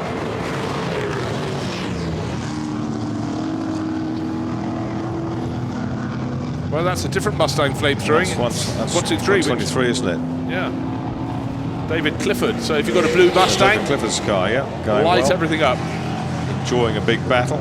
66 car with that deregistration on it. But it's 6 Soper from 9 Davis, 88 Hall, and 34 Hart. Well, I tell you what, I don't think Bill Shepherd's finished yet in his chase. He's managed to pick off the Mercury, but now he's having a go at Nick Whale in the Studebaker Lark. Have a look, getting closer and closer. Where it's so powerful, that 7-litre power plant punching its way up the Lavant Straight. Bill Shepherd, of course, used to do a lot of Formula Ford testing round here in the 1970s for the Uniclip Crosley 30F, run by Jean-Pierre de Backer, now bigwig in the Belgian ASN organising group. Now Oliver Hart getting really, really close to Stuart Hall, but not Stuart Hall, sorry, Rob Hall. But just as Rob got the tail out and lost a bit of momentum at Woodcote, so did the Mustang racer. But third and fourth, very, very close indeed.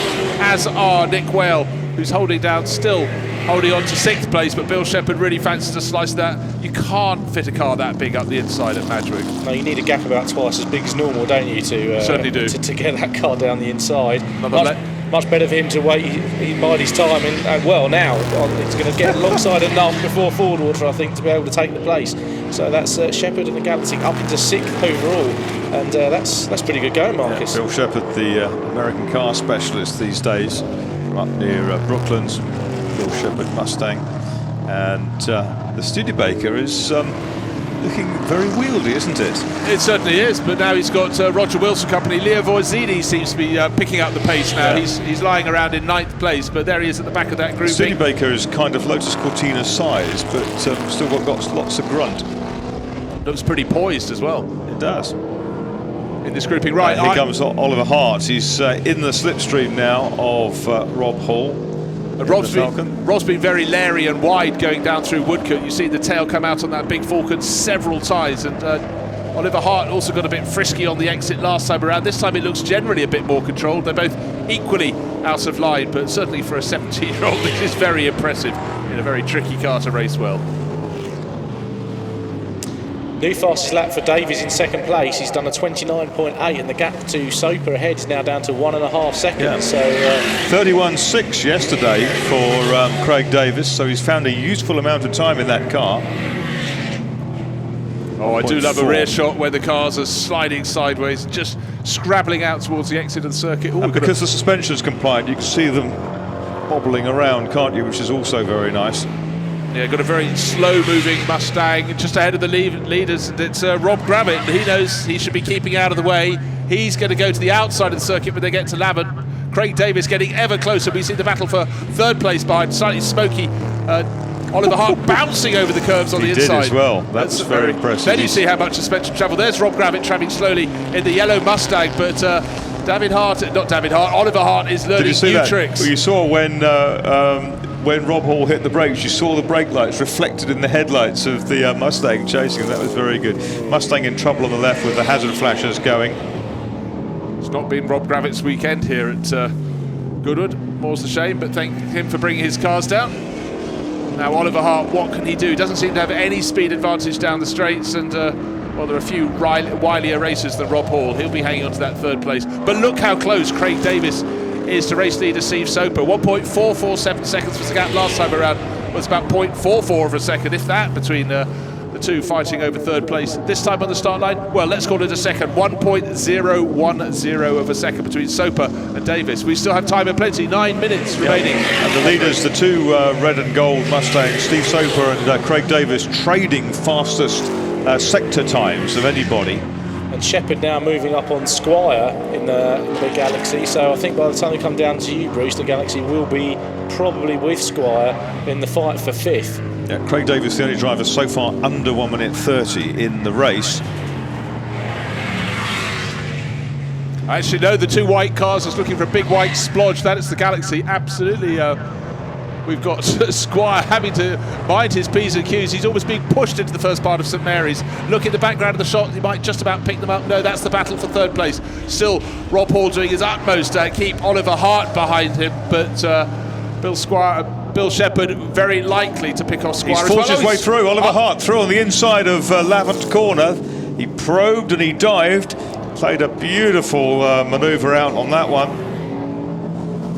Now, once he's through, will he be able to pull away from Rob Hall? And I think Soper had a moment going on to the Lavant straight there, and Craig Davies is now right with him as they come into the chicane. Makes a fine sight of the two Allen Man Ford Mustangs, but he's closed Soper down. This is how Oliver Hart did it on your big screens. 34, the red Mustang, dived up the inside, and he's a bit sideways there from Rob Hall in the Falcon, but very neatly done from Oliver Hart through on the inside of the third place.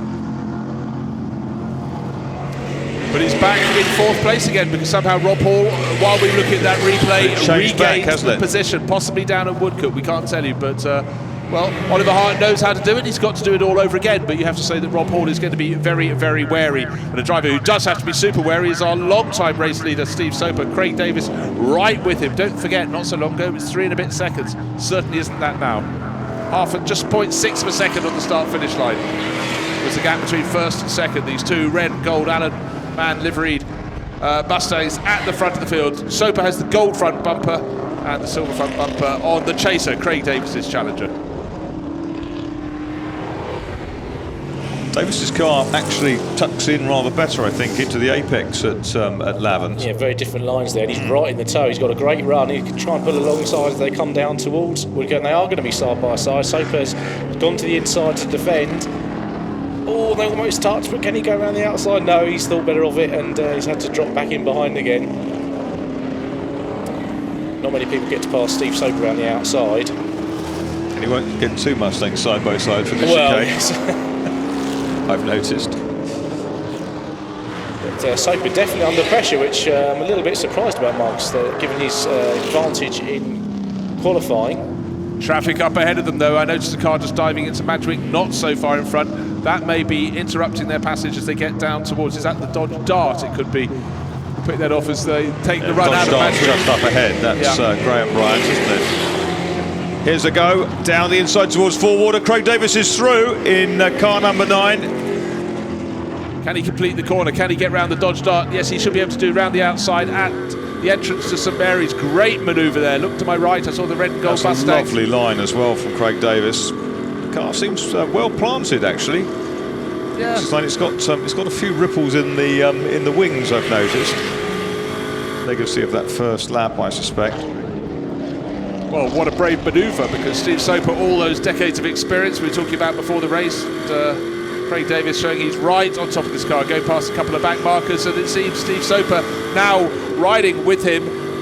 What can he do? Nothing, it seems. Craig Davis is edging ever further clear. Steve's going to have to be very brave. 5 minutes remaining in this race, but that was a cracking passing move. 3rd place, it stood Rob Hall. We know he's been passed before by the young Dutch racer behind him, Oliver Hart, but almost immediately he put him back behind. So it's not Mustangs 1, 2, 3. It's Mustangs 1, 2, 4 with that blue and silver Falcon in 3rd place. Good chance for the Darnley drivers to pick up points here. Might be a little too late, but go for it all the same. And it's very easy to spot the Squire-Shepherd battle now, because into the Squire, as the light goes, the flames are more and more visible. But Shepherd cannot find a way through, and he's brought the 3 cars behind him. So we've got 5 cars together. And Roy Eders has got ahead of Wheels. He's finally started to make some progress after that bad start, and those cars all together again now. But the leader's down with you, Bruce, and Soper's holding on to Davies at the moment. Yes, he is, and Falcon up ahead. Davis dives for the inside and the exit of the corner. In fact, they've got a red Mustang up ahead as well. Now, looks like a bit of a hesitation. Blocked and only just going around the back of the Falcon. Steve Soper thought he had the advantage there, and Craig Davis just got... Why not have a little help away? There's been a love tap on the other Mustang by the looks of things as well. It's more than a love tap. Not so much love. Front of the other Mustang doesn't look too clever either.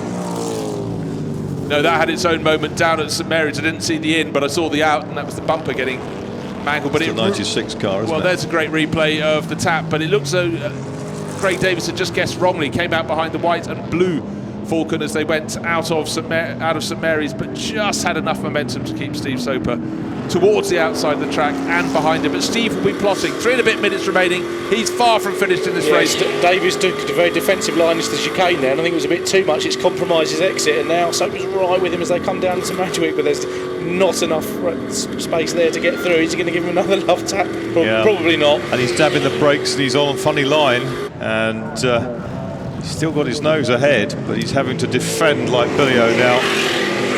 I do think there's quite a difference in terms of consequences. A love tap at Hart has got back Madgwick. past Hall for 3rd place. See where it happened.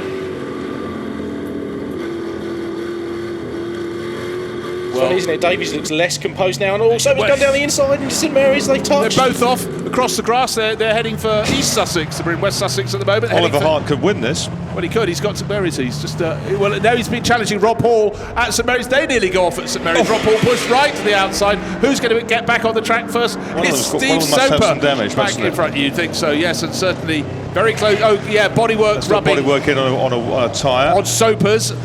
And don't think about the red Mustang tucked in behind those two red and gold ones. That's 96. Look in the background, the red and black Mustang. I think it's far enough back. These two have escaped. They're left able to continue their fight over the lead. It looks so they might be delayed enough to let Oliver Hart and Rob Hall get close. Red flag. Red flag. So, car. Leo Voyazides has gone off, I believe. A red flag has been called. Red flag called. Leo's out of the car, I'm pleased to say. It's taken a big impact at the front. So is that up at Madgwick? I think it probably is. No, the ambulance is coming down. No, it actually might be at St Mary's. I'm just trying to...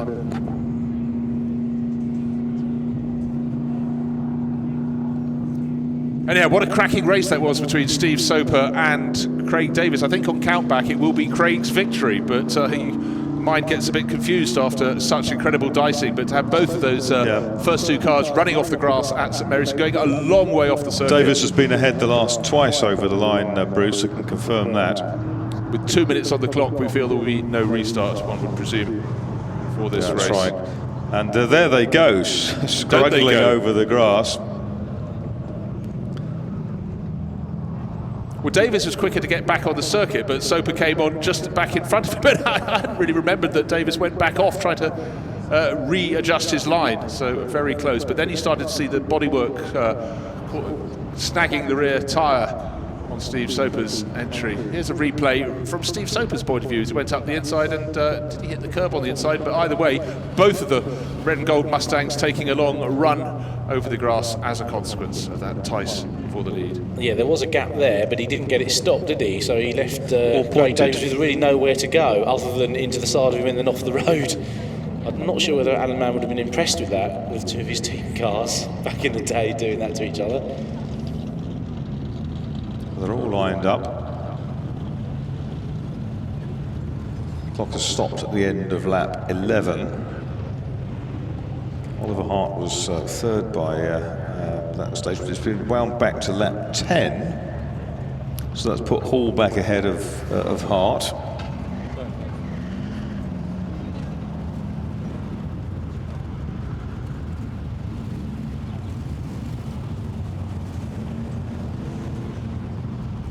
I think they're going to try to restart this over a couple of laps. There's a couple of extra minutes tacked on. 2-lap sprint. Well, with those cars being held there, they're clearly with an intention that, if possible, they will then move them forward to reform on the grid. A bit surprised by that. Normally, with only a couple of minutes left on the clock, you'd call it a day, I think, wouldn't you? Well, we've got better weather conditions than yesterday. Where we couldn't get the final race had 5 minutes removed because the cloud base was so low. So while they're tidying up, Leo Voizides just at the entrance to St Mary's had a shunt in his Ford Falcon. Let's go for a quick break.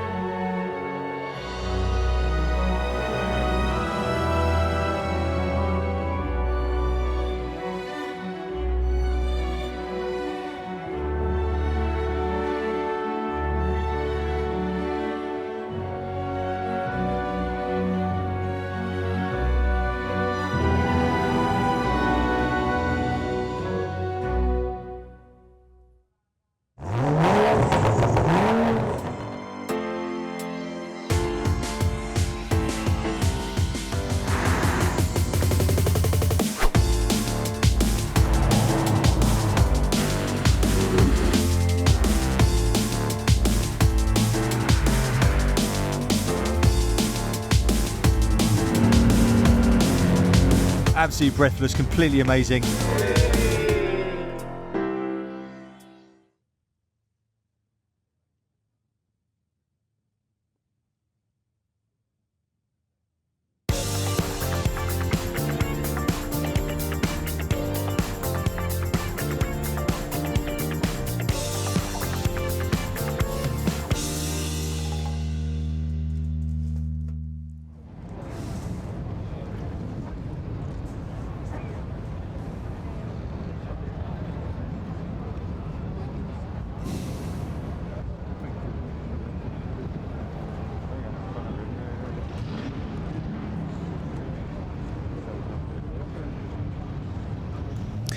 Well, we're back live then, and there is Steve Soper.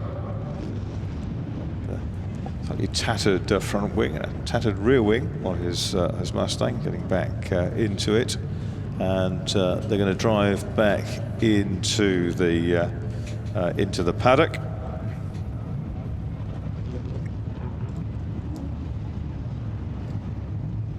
Certainly a drama-laced Pierpoint Cup race. Being pushed away. Hoping to work with the top drivers, with Henry, but I know we're going to be moving on to the Surtees Tribute, which comes next. Of course, it's a very special day today because it is the 57th anniversary of the late John Surtees' first car race here at Goodwood in Formula Junior. Two of the period members' meetings fell on the 19th of March. One much later in the 60s as well. So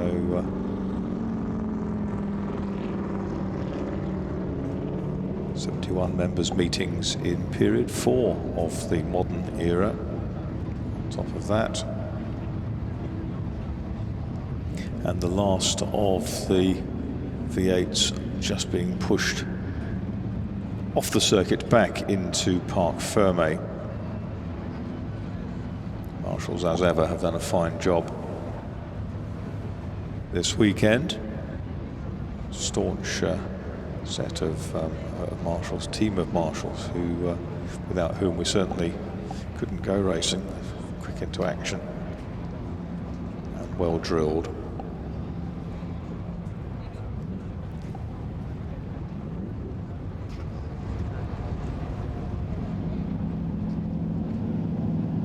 So the pace car just bringing the others back, those that were stranded out of the back of the circuit.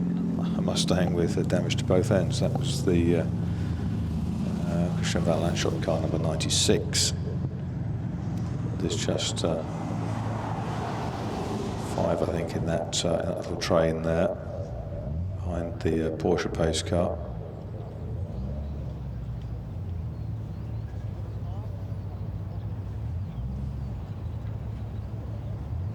Quite a few of the Mustangs ending that with a dent, one in one place or another. I have to say, I think if you're in the Mustang specialty body business, you'd be handing your cars out in the paddock, wouldn't you?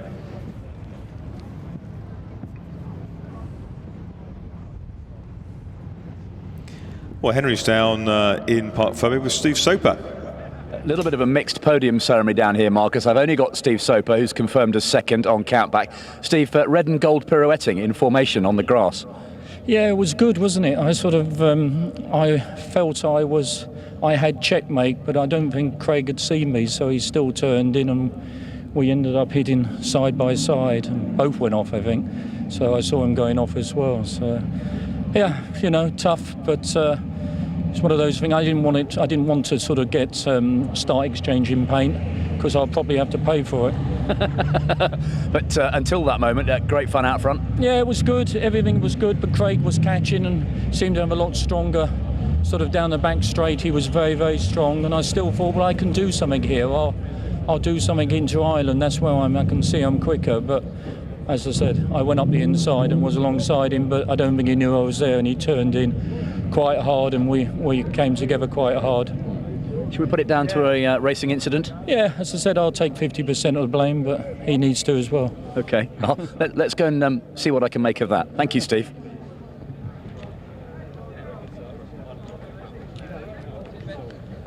I'll tell you what. No. Oh, okay. No, hold on. You don't just walk. You can't give your side. Well, we've got a little bit of a dispute going on. It's not necessary damage because you.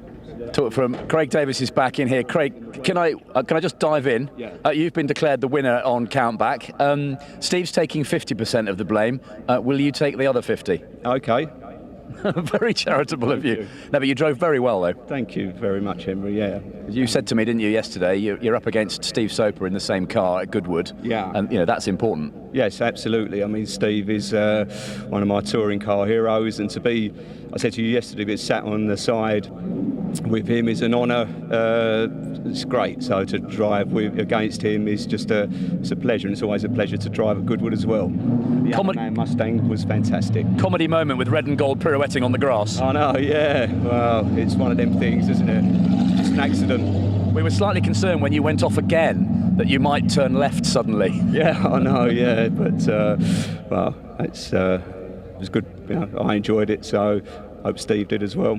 Good stuff. Well done, Craig. Thank you. Is Rob Hall still here, or has he gone? Rob, I think, was third in the Falcon Sprint. So no sign. Oh, there he is.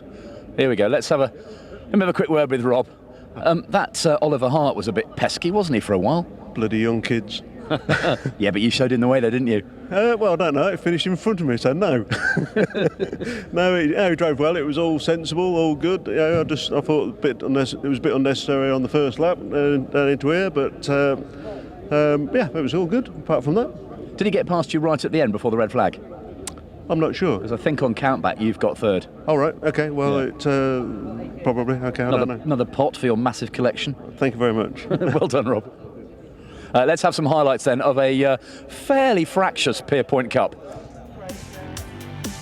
The Pierpoint Cup for V8 engine cars up to 1966. We thought it was going to be exciting, packed full of Mustangs and Falcons, and the drivers didn't disappoint.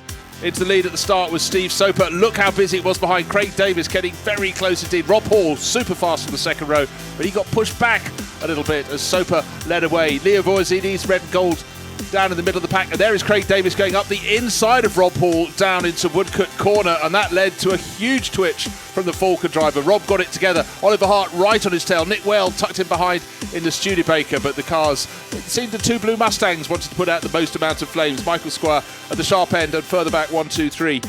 David Clifford doing likewise, and then it was the time Oliver Hart, 17 years old, deciding to attack Rob Hall. But up front, it was the two red and gold Mustangs, so super close. And Craig Davis closed onto the tail of Steve Soper, got in front, was given a little tap up the rear by Steve Soper. The gold bumpers on Soper's car, that's how we can distinguish the two of them. But then they tapped rather harder into St Mary's when contesting the lead. And Craig Davis got spat further off the circuit. They rejoined, and behind them, Oliver Hart and Rob Hall still fighting very hard indeed. That's Craig Davis going off for a second time in the same incident. And Soper into the lead, but if you look, his bodywork is rubbing on the rear tyre and it's smoking out. But then we had an accident, and that led to the end of the race. Red flag, victory to Craig Davis. So the results then of the Pierpoint Cup. This was a starting grid, but here it is. Yes, first then, number 9, Craig Davis for the Mustang. Second, number 6, second Mustang of Steve Soper. Third, number 88, Rob Hall with the Falcon Sprint. This is on countback, ladies and gentlemen. You saw Oliver Hart, 34, the Mustang, finished third on the road, but it's put back a lap. Fifth was Michael Squire in 22 in his Mustang, and sixth, number 63, Bill Shepherd in the mighty Galaxy.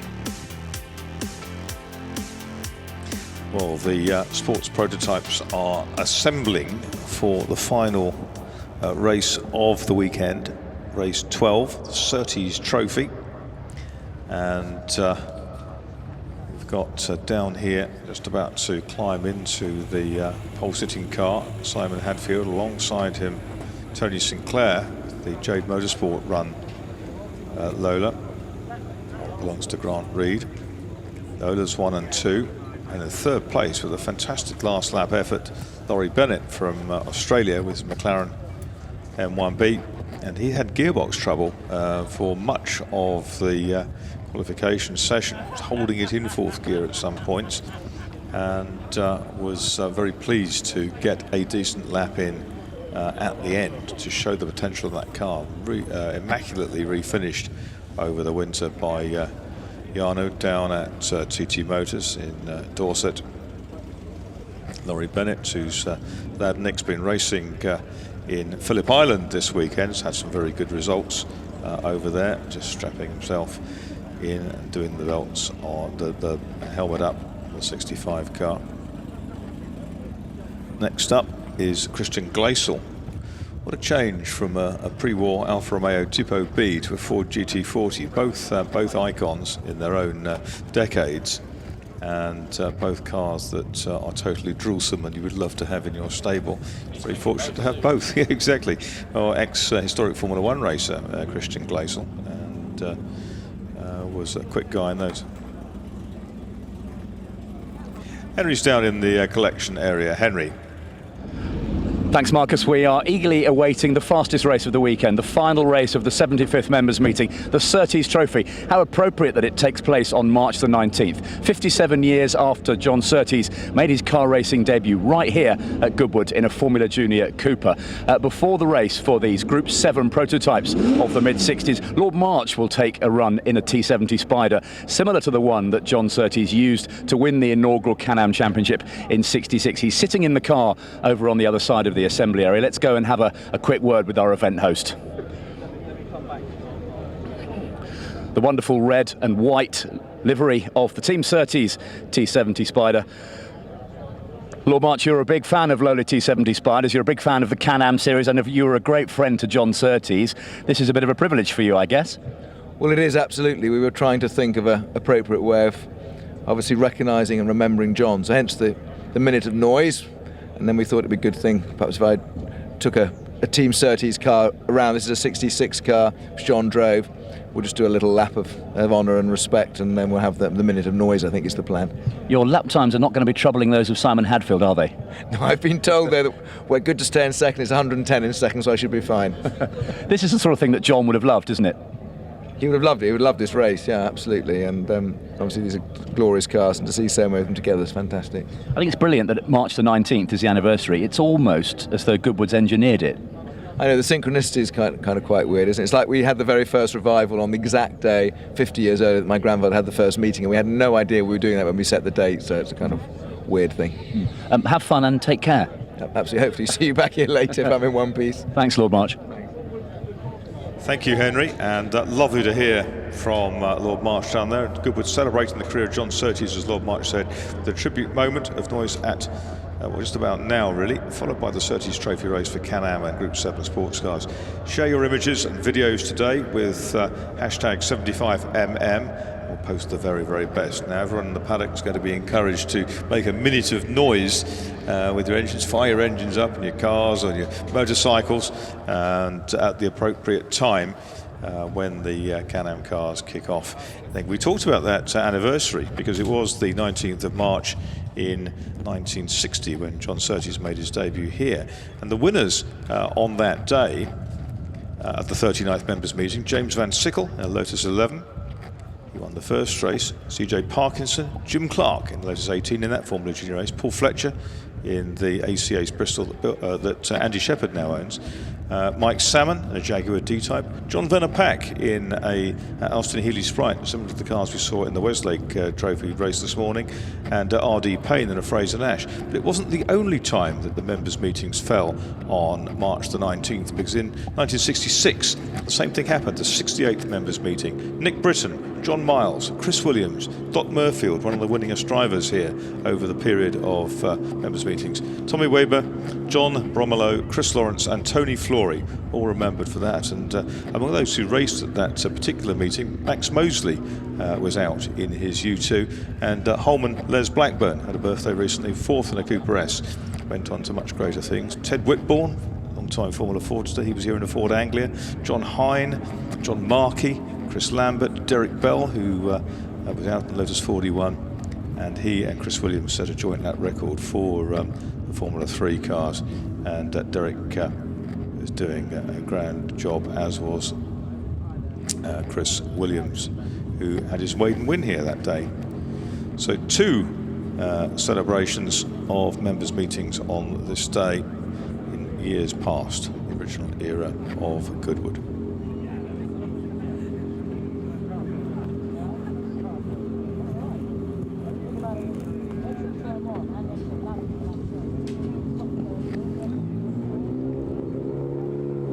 Our way through the assembly area. Anthony Scrowan there with the Lotus 30.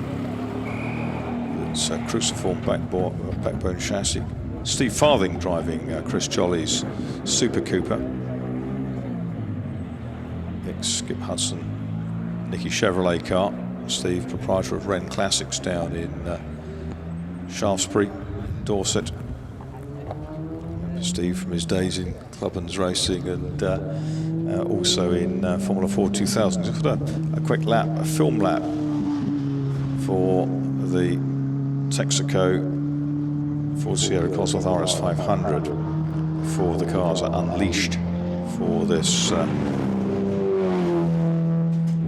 finale to the 75th members meeting. Looks like Richard Meaden. Looks like his crash helmet. That makes sense. Well, it is for a magazine feature, so that would tally. In the RS 500 there.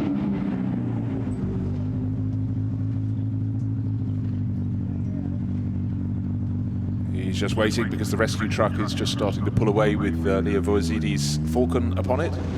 He should be flag past. Yes, he is now, so he can get underway again.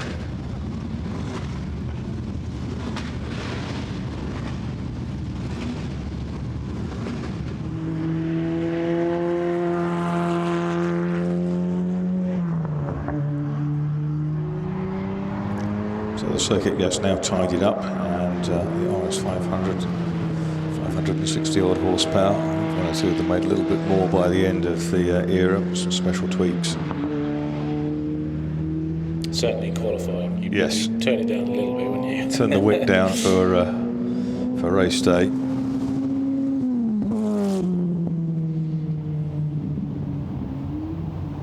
It's down towards the end of the lap, towards the Super Shell building, pictured in so many period images of the motorcycle, or motor course as it was called, I think in 1949 when the first private members meeting was held.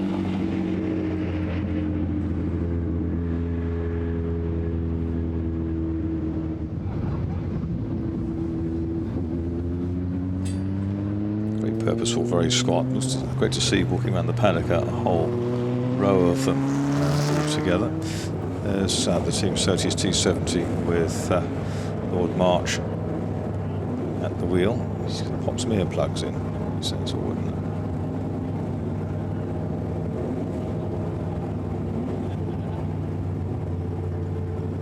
Yes, he is.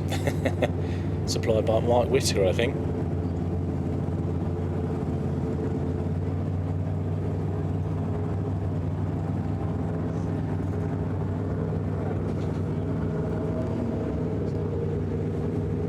One that escaped the earlier House Point Quest. Sports Protos back in the paddock. Gareth Hayes in the Voizides car. They're waiting for the Cacklefest. It looks like it's probably Paul Napton in the lower beyond.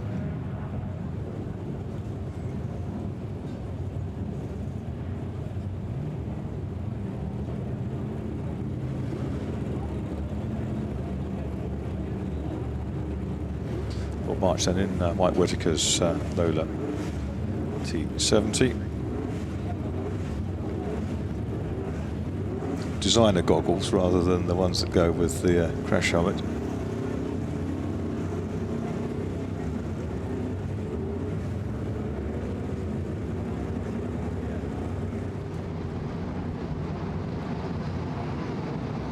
Enthusiast still there. Don't fall out of your deck chair, madam. Excellent. Just a compression. That's going to have to go in the highlights package, isn't it? Technical merit. I think the RS 500 is now coming round to complete its run. I think it was 2 laps, and then hopefully Lord March can take the Team Surtees Lola T70 out. Oh, they're coming past again. We're probably going to go back into the assembly area, aren't they? So behind the Porsche course car,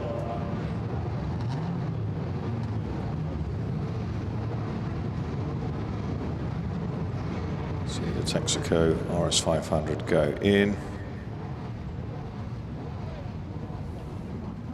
More conventional way of acknowledging the camera, a wave rather than falling out of your chair.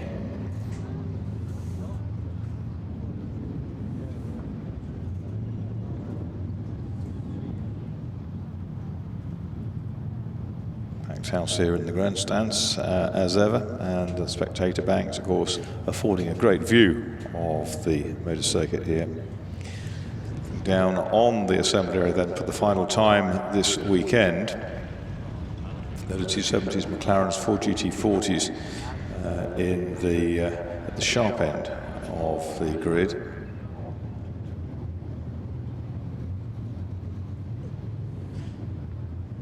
You've been out and about sending your tweets in, incoming.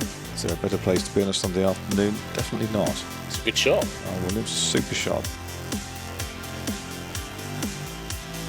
Worth braving the cold, indeed. Some Lins. And let's go down to Henry, who's amid all the race cars, the sports prototypes in assembly area. Henry.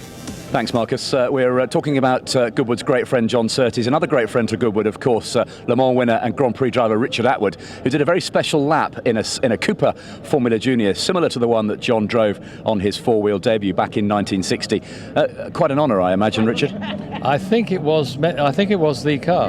The actual car? I think it was the actual car, yeah. How very Goodwood.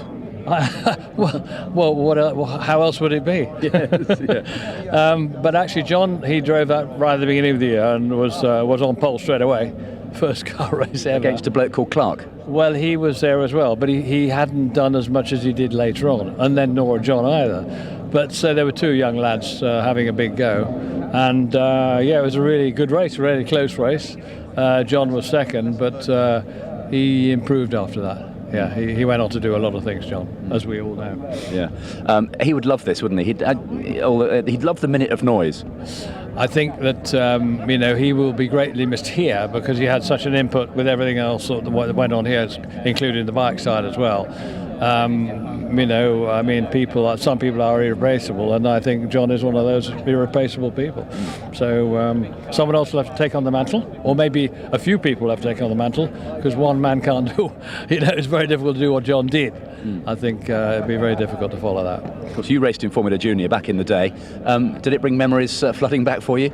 Well, it did, but I drove a similar car to that. I mean, it was a Cooper BMC in '60. Right at the end, it was the last, one of the last races here for that year, and I raced Alan M's car, which was campaigned by John Rhodes, who I think just about worn it out, and I was the last race in it, and it blew up.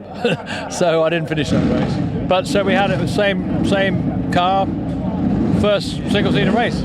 We're about to get drowned out. Okay. Richard, thank you very much. Bye. Lovely to hear from Richard Attwood, who was successful here and on the world stage, of course, winning that Formula Junior Grand Prix at Monaco in '63 and also Le Mans 24 Hours in 1970. Great highlights of his career. But before this race, we're going to have this cackle fest. And ladies and gentlemen in the paddock, starting your engines on cue. Mike Whitaker just ensuring that Lord March is familiar with the switches on the dash of the immaculate Nola 270 Spider.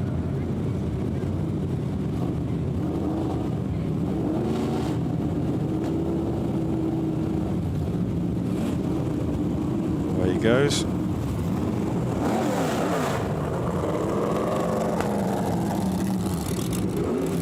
Surtees' name writ large over the rear wheel arch on the engine cover there.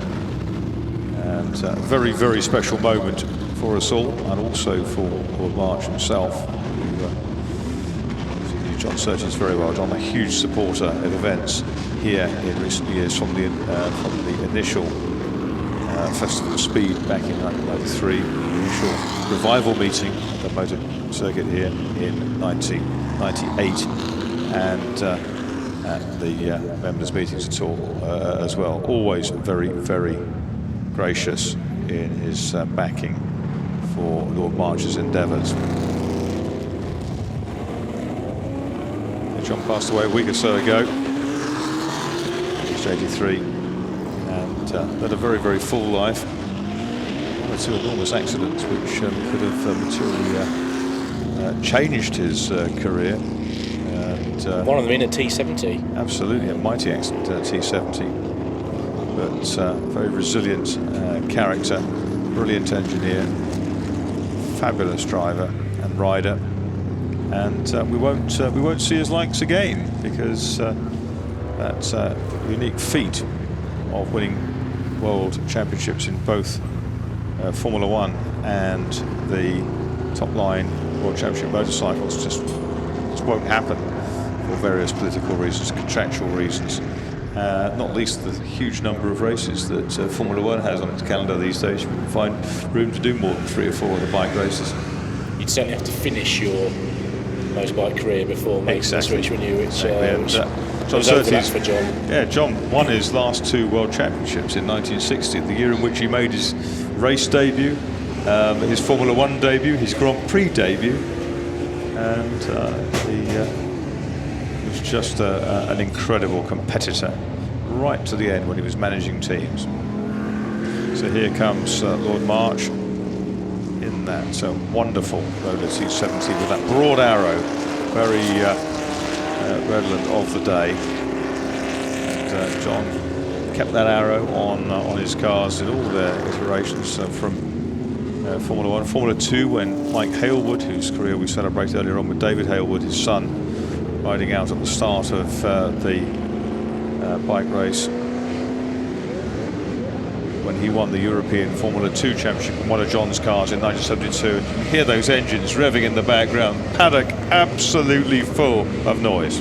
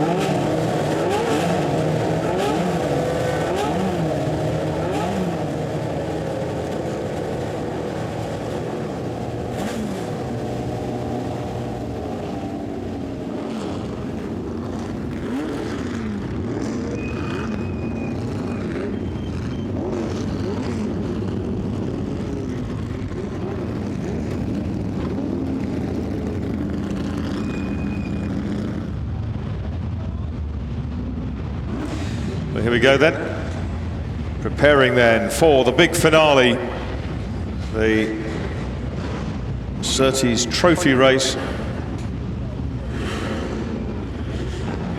Wonderful sports racing cars.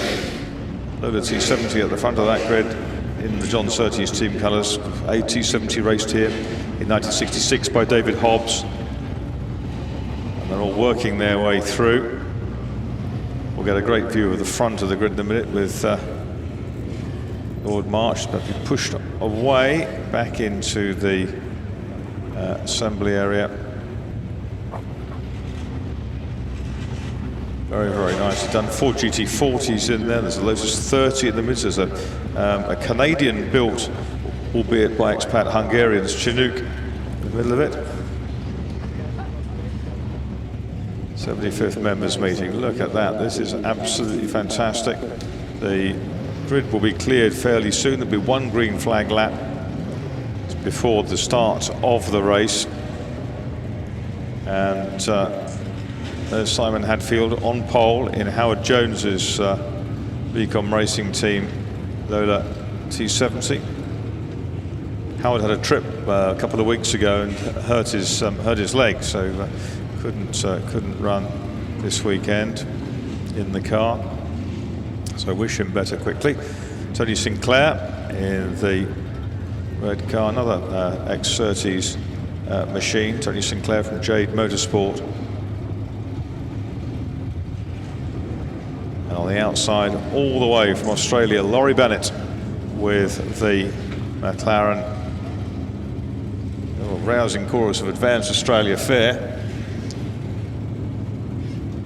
There's Laurie.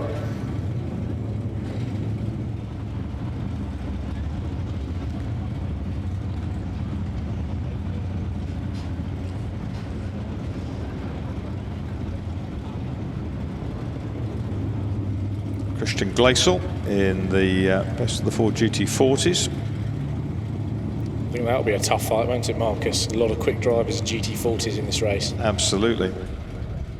And then alongside Michael Schmitz, who had the big bang last year. His car has come back far, far better than it was before. He admitted to me earlier on, he said, oh, it's a much better car than it was. And he's very, very pleased with it. Delighted to be back in harness after what was a very big accident. A yellow flag waving, which is slightly concerning. But it's to be a green flag, gets away before anything else happens. There's a car on about row 5, I would think. Is it? I think it might be the I think it's the McLaren in the middle. It's the Gareth Williams McLaren with a Ford engine. But they've waved the yellow flag to get the support man on. Don't let them go yet, because he's still running off with the battery trolley. Hoiks it over the wall. That might have been Jeff Bloxham down the back of the grid there with his wielding his camera. Yes, indeed it is. And away they go. Green flag lap then.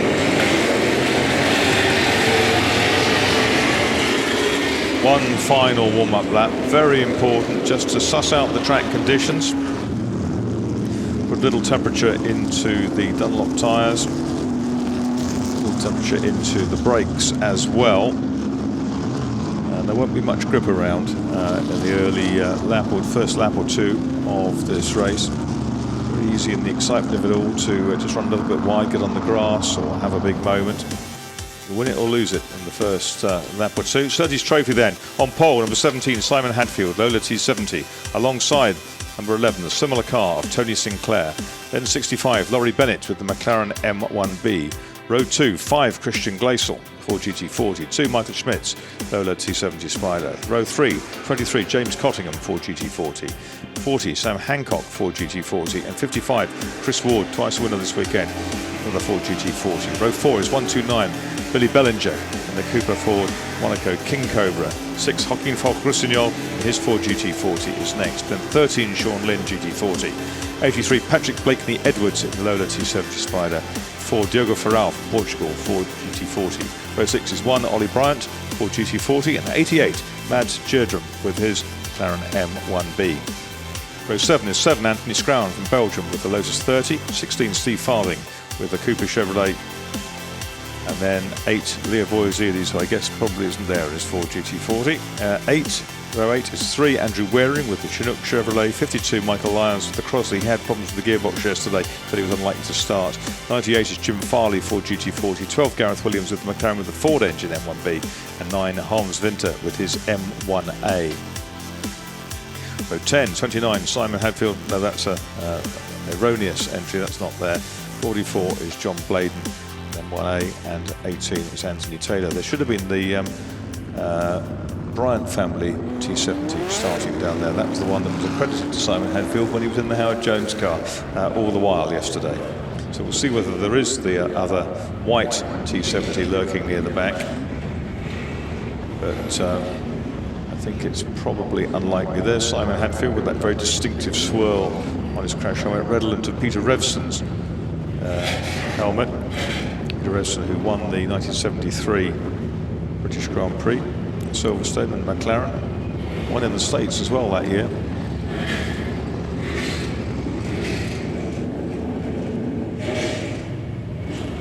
Yes, the car that was down as the Simon Hadfield car on the programme is the car number 29. I'm not sure who is in it, I regret to say. GB on the helmet, so I'm thinking Graham Bryant. Well, it's probably Graham Bryant. He is listed, Graham Bryant. Yeah.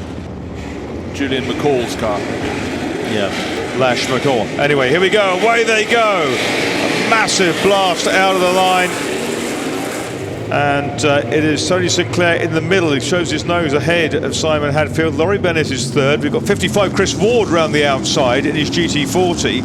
Hadfield, I think, has sneaked through inside the red Lola of Sinclair. He has, and he's got the lead back. So it's Hadfield, Sinclair, Bennett, Then it is with the 3 GT40s in there. I think that will be Billy Bellinger up challenging the GT40s. Laurie Bennett has a GT40 inside him going down through full water, and that's the Scuderia Bear car, number James 27, Cottingham. James Cottingham. 40s there as well, but Bennett's weathered the storm and he's kept the GT40s behind. Cottingham comes back down the inside, gets a bit sideways, and he's touched the grass, had to back right out of it, and I think that's Ollie Bryant in the blue GT40 that's in there as well. Sam Hancock, I think it is, in the blue Sam GT40, Hancock. but that could have been very, very spicy indeed as Cottingham got sideways and nearly clipped the back of Laurie Bennett. And when Bennett's in third place, the whole field of these enormous racers is in behind. Thank goodness he kept it straight. Simon Hadfield did prevail through the first corner, but a slightly better start from Tony Sinclair. Now we have a spinner, number 2. That's Michel Smits, is it? Yeah, but yes, it is. The outside of the second row he started. He's touched the barrier. Unfortunately, he's not badly damaged, but he's just touched the barrier. Spin for Schmitz. So Hadfield and Sinclair come across the line in first and second, already opening up a small gap over Bennett, with Cottingham in fourth, having survived that moment and leading the GT40 pack.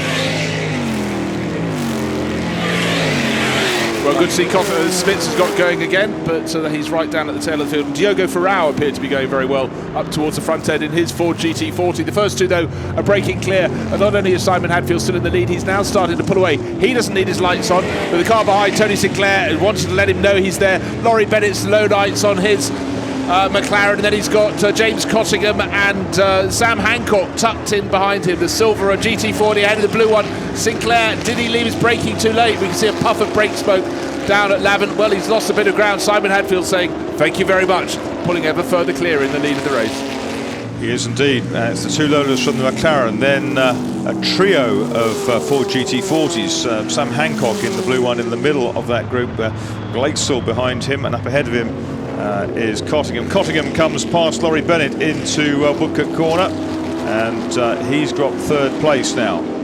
So Hancock tried to follow him through, but had to back out of it right at the last minute, and that could allow a bit of an advantage for Cottingham in the fight of the GT40s.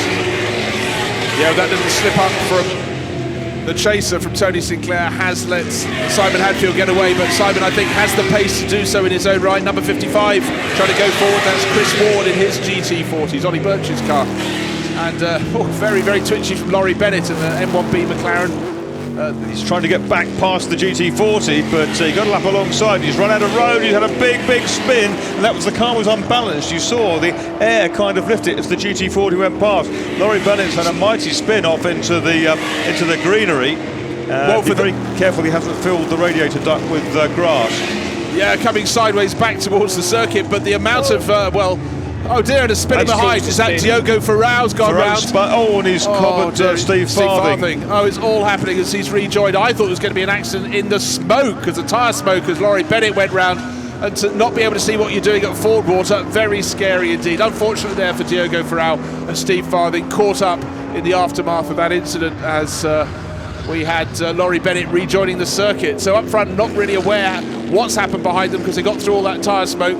Is that trio of GT40s? We've still got the 2 T70 Spiders leading the way. Simon Hadfield, Tony Sinclair, then Cottingham in the best of the GT40s.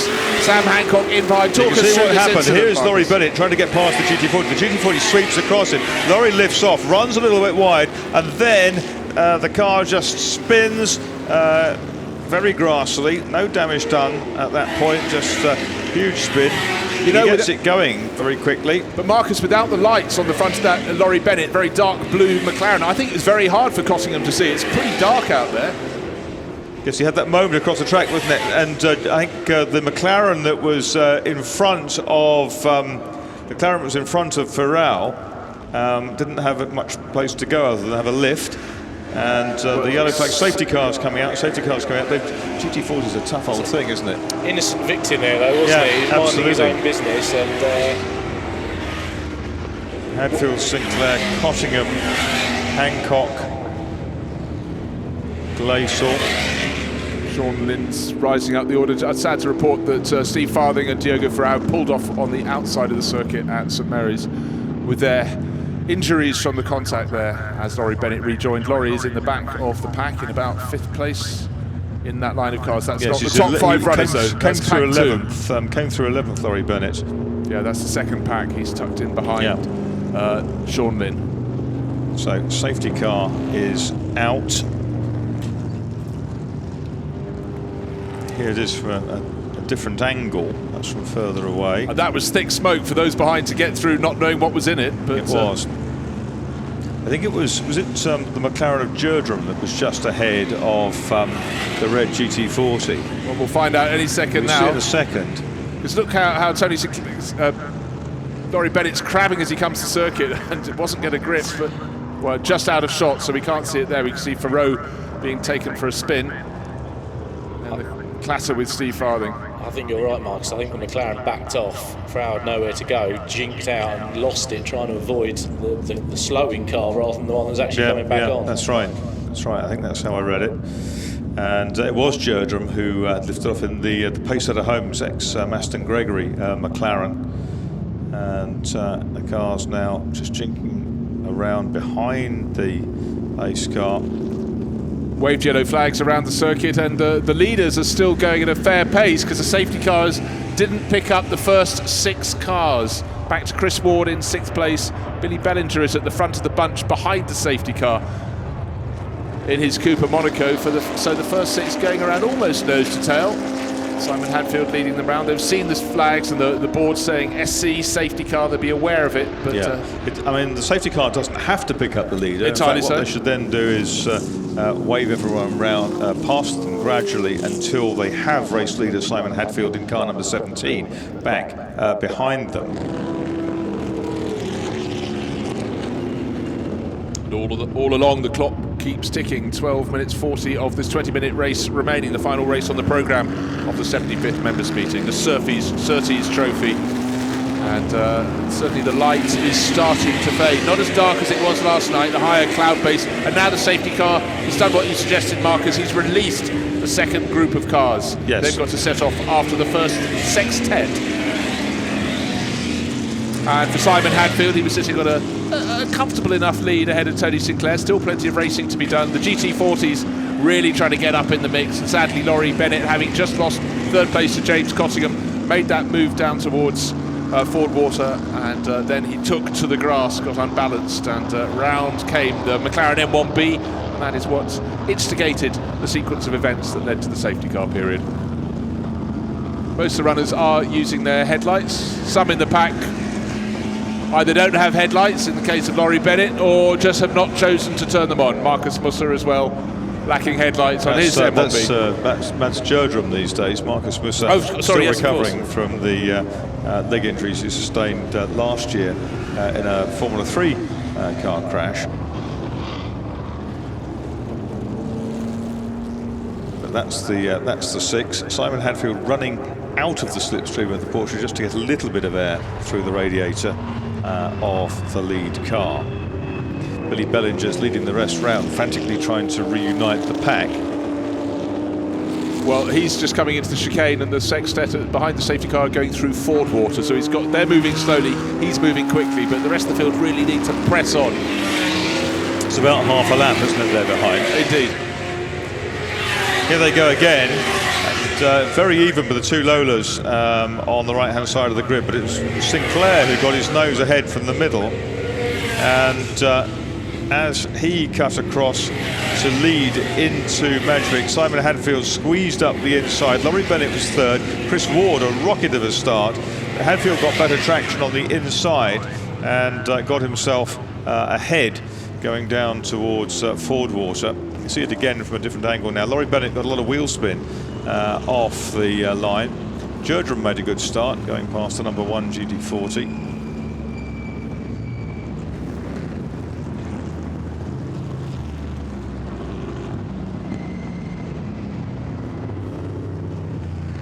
The Stampede. Very drama in the middle of the pack there, I think.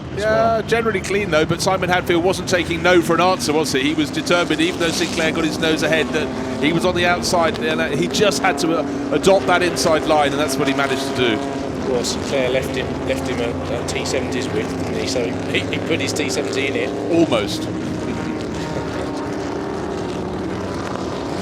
9.5 5.5 minutes to go. The light still flashing on the safety car. Line 11 there, and the field is all back together pretty much. I don't see any reason from where I'm sitting that we should not have a restart very soon indeed. Where are the damaged cars parked? They're parked by the sort of dummy. Yeah, lights off on the safety car, so we will be restarting very soon. Just to let you know, Marcus, Steve Farthing and Diogo Ferrao are by the sort of dummy commentary tower on the infield opposite me at St Mary's. But Simon Hadfield's detected, he knows those lights are off, he's held them back, and now he's going for it. The field behind have to react quickly to not let him get away. Tony Sinclair is the driver, and the safety car pulls out of the way. Goes straight through and waves Simon Hadfield on into the chicane. So through they come. The order will be the same. They're overtaking till they get to the start-finish line. And they go through them for the 6th time, still under safety car orders, but now it's green. Green flag waved at the start-finish point. Light fading fast, lights ablaze on Tony Sinclair's T70 Spider as he sets off to try and do something about Simon Hadfield. Hadfield sitting on an advantage of about a second as they go past the point where we had the incident that brought out the safety car, but no problems at all for Hadfield. But those behind really getting quite close to Tony Sinclair in the form of James Cottingham, the best of the GT40s, and Sam Hancock in number 40, looking very racy indeed as they go down into depression. Cottingham touched the grass. Yes. Cutting the grass on a Sunday, a traditional British pastime, but Sam through. Hancock through made it look very easy indeed, but clearly Hancock, can he get just enough to stay ahead as Cottingham attacks back, and I think Chris Ward made a bit of a mistake because he's fallen back, but no, Christian Glazel, Chris Ward's gone through into 5th, Glazel's made a mistake too and is dropping back in 6th. In the GT40s, lights ablaze, watch the, look for the glowing of the brakes, certainly as the race continues, and there's Ward taking a lot of speed into Woodcote Corner ahead of Glazel, as you say. Didn't see what Glazel's problem was. I saw the aftermath and clearly lost momentum. Then Billy Bellinger in the Cooper coming up behind, but the first 6 you feel they'll pull away all over again. The big question is, can Tony Sinclair do anything about Simon Hadfield leading the race?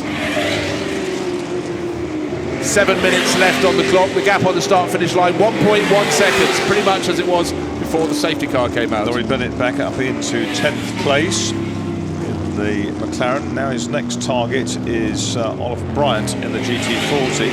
Well, Bryant just picked him off, really, so yeah, that was a change of position. Bryant coming past.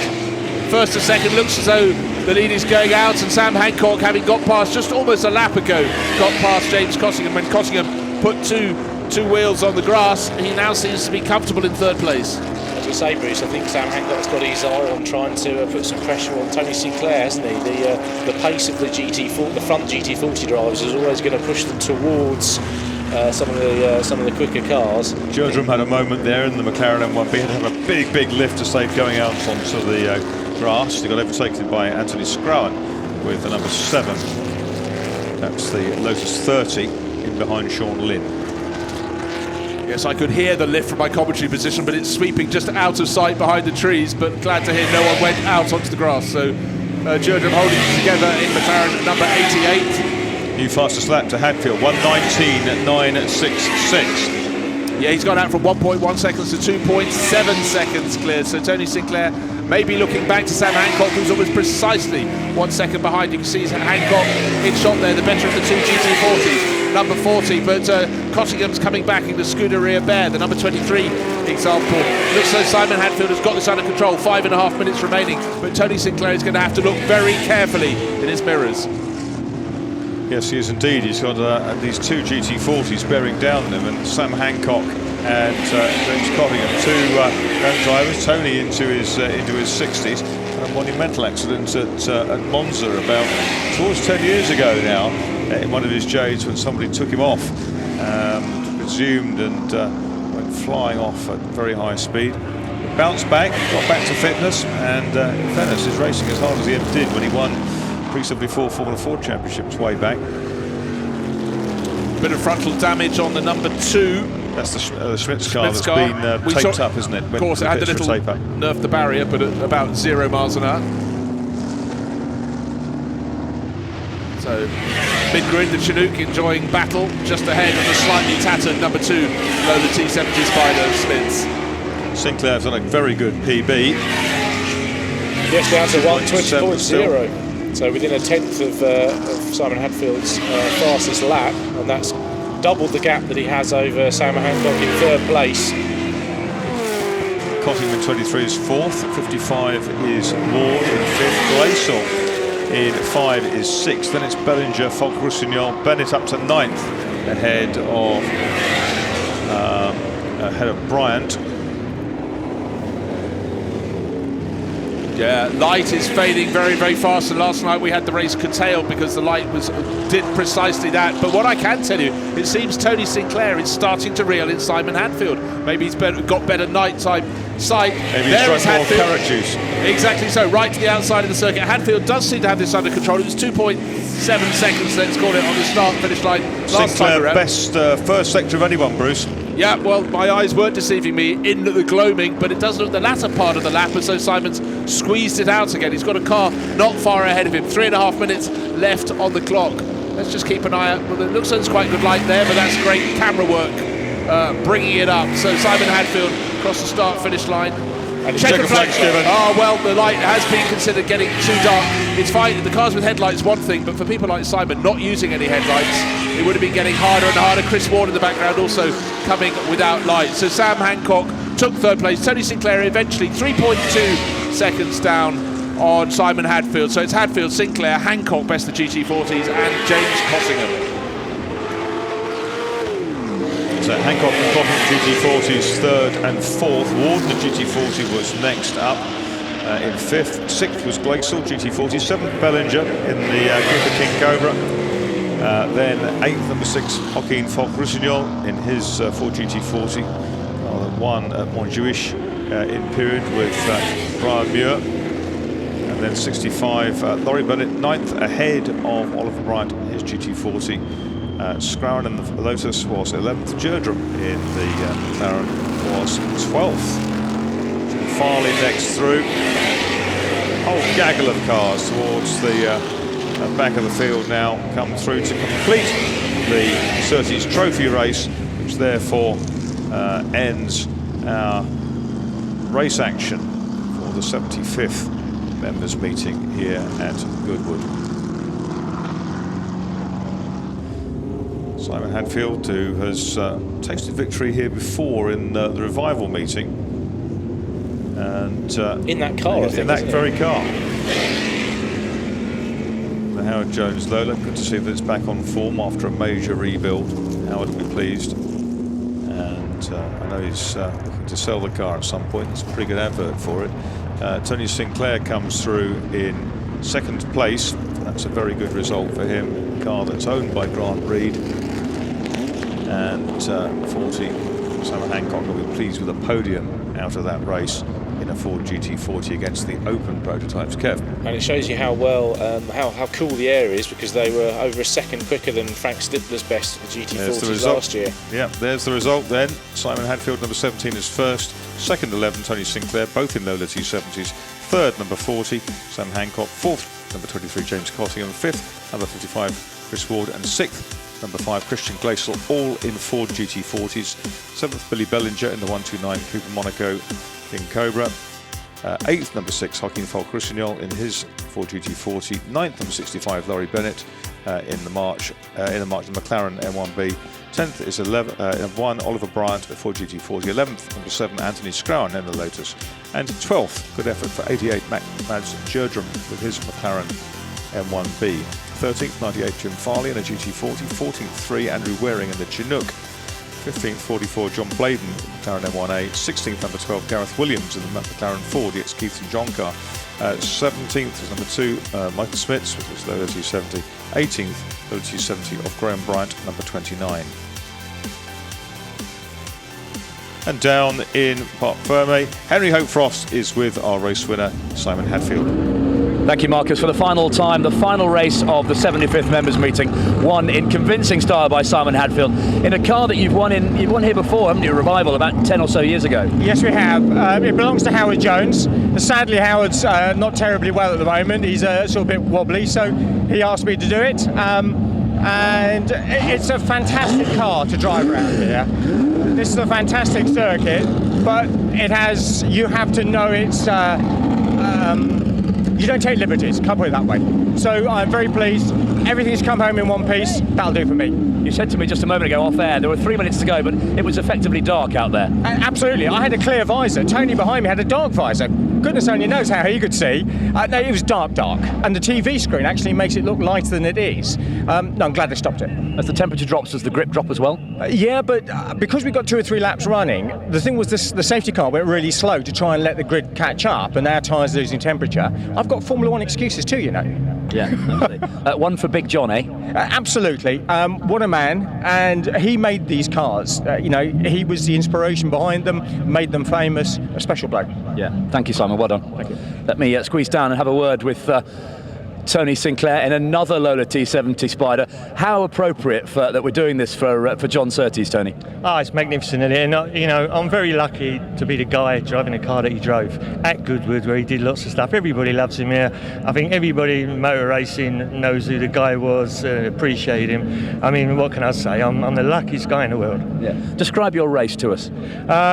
Well, it was eventful. I got a good start, but Simon got past me on the first corner. I was sort of hanging on to him, but he was just a little bit too quick for me, if I'm honest. And the safety car come out, and I managed to hang on to him again, but I just still couldn't do it. But I had a good try for John, so that's really it. So it's been a good day. Well done, Tony. Good stuff. Tony Sinclair second then. Best of the 4 GT40s, driven to third place in convincing style by Sam Hancock. Another podium this weekend, Sam. Well done.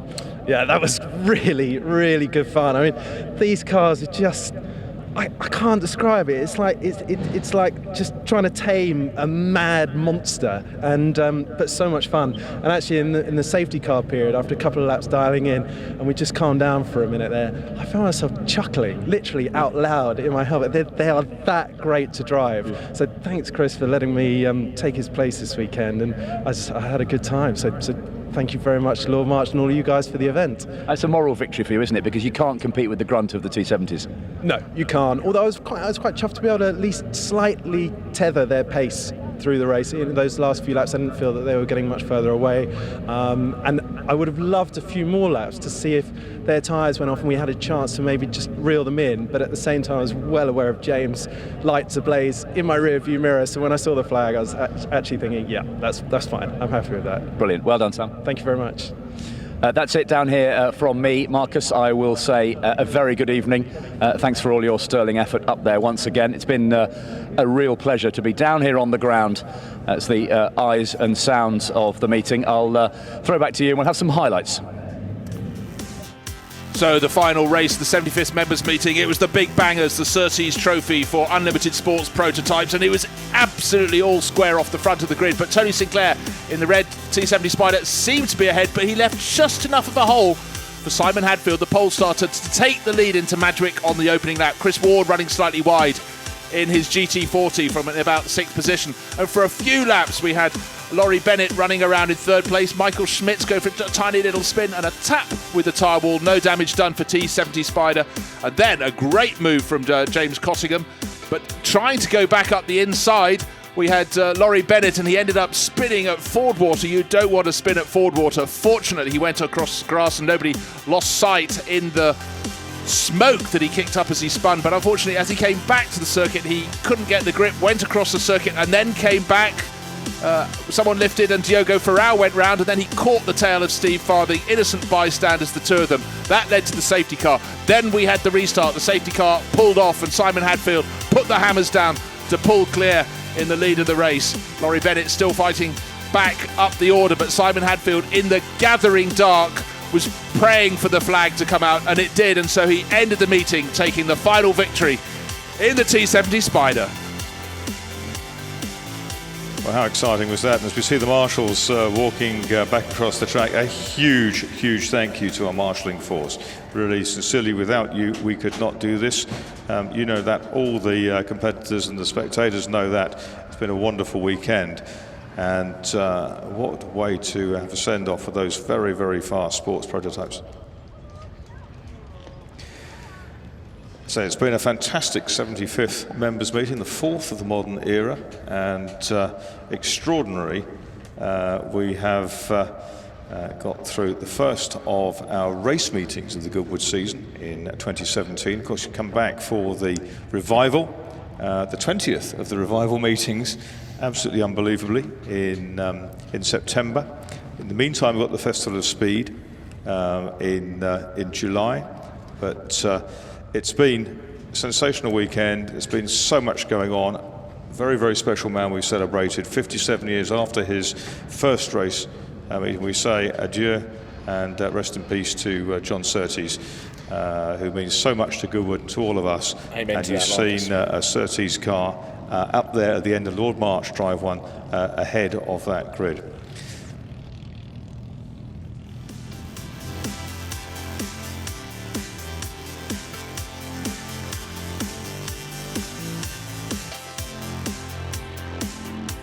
That was Paul Woolmer out in that little Sprite. And Rob Hall.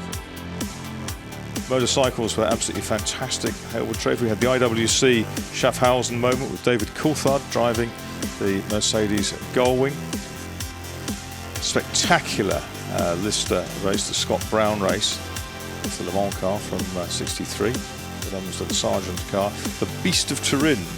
That's making one of my its Goodwood debut. highlights, absolutely. Kevin certainly enjoyed that one. As was that Mark Jordan's driving the CBR, fantastic.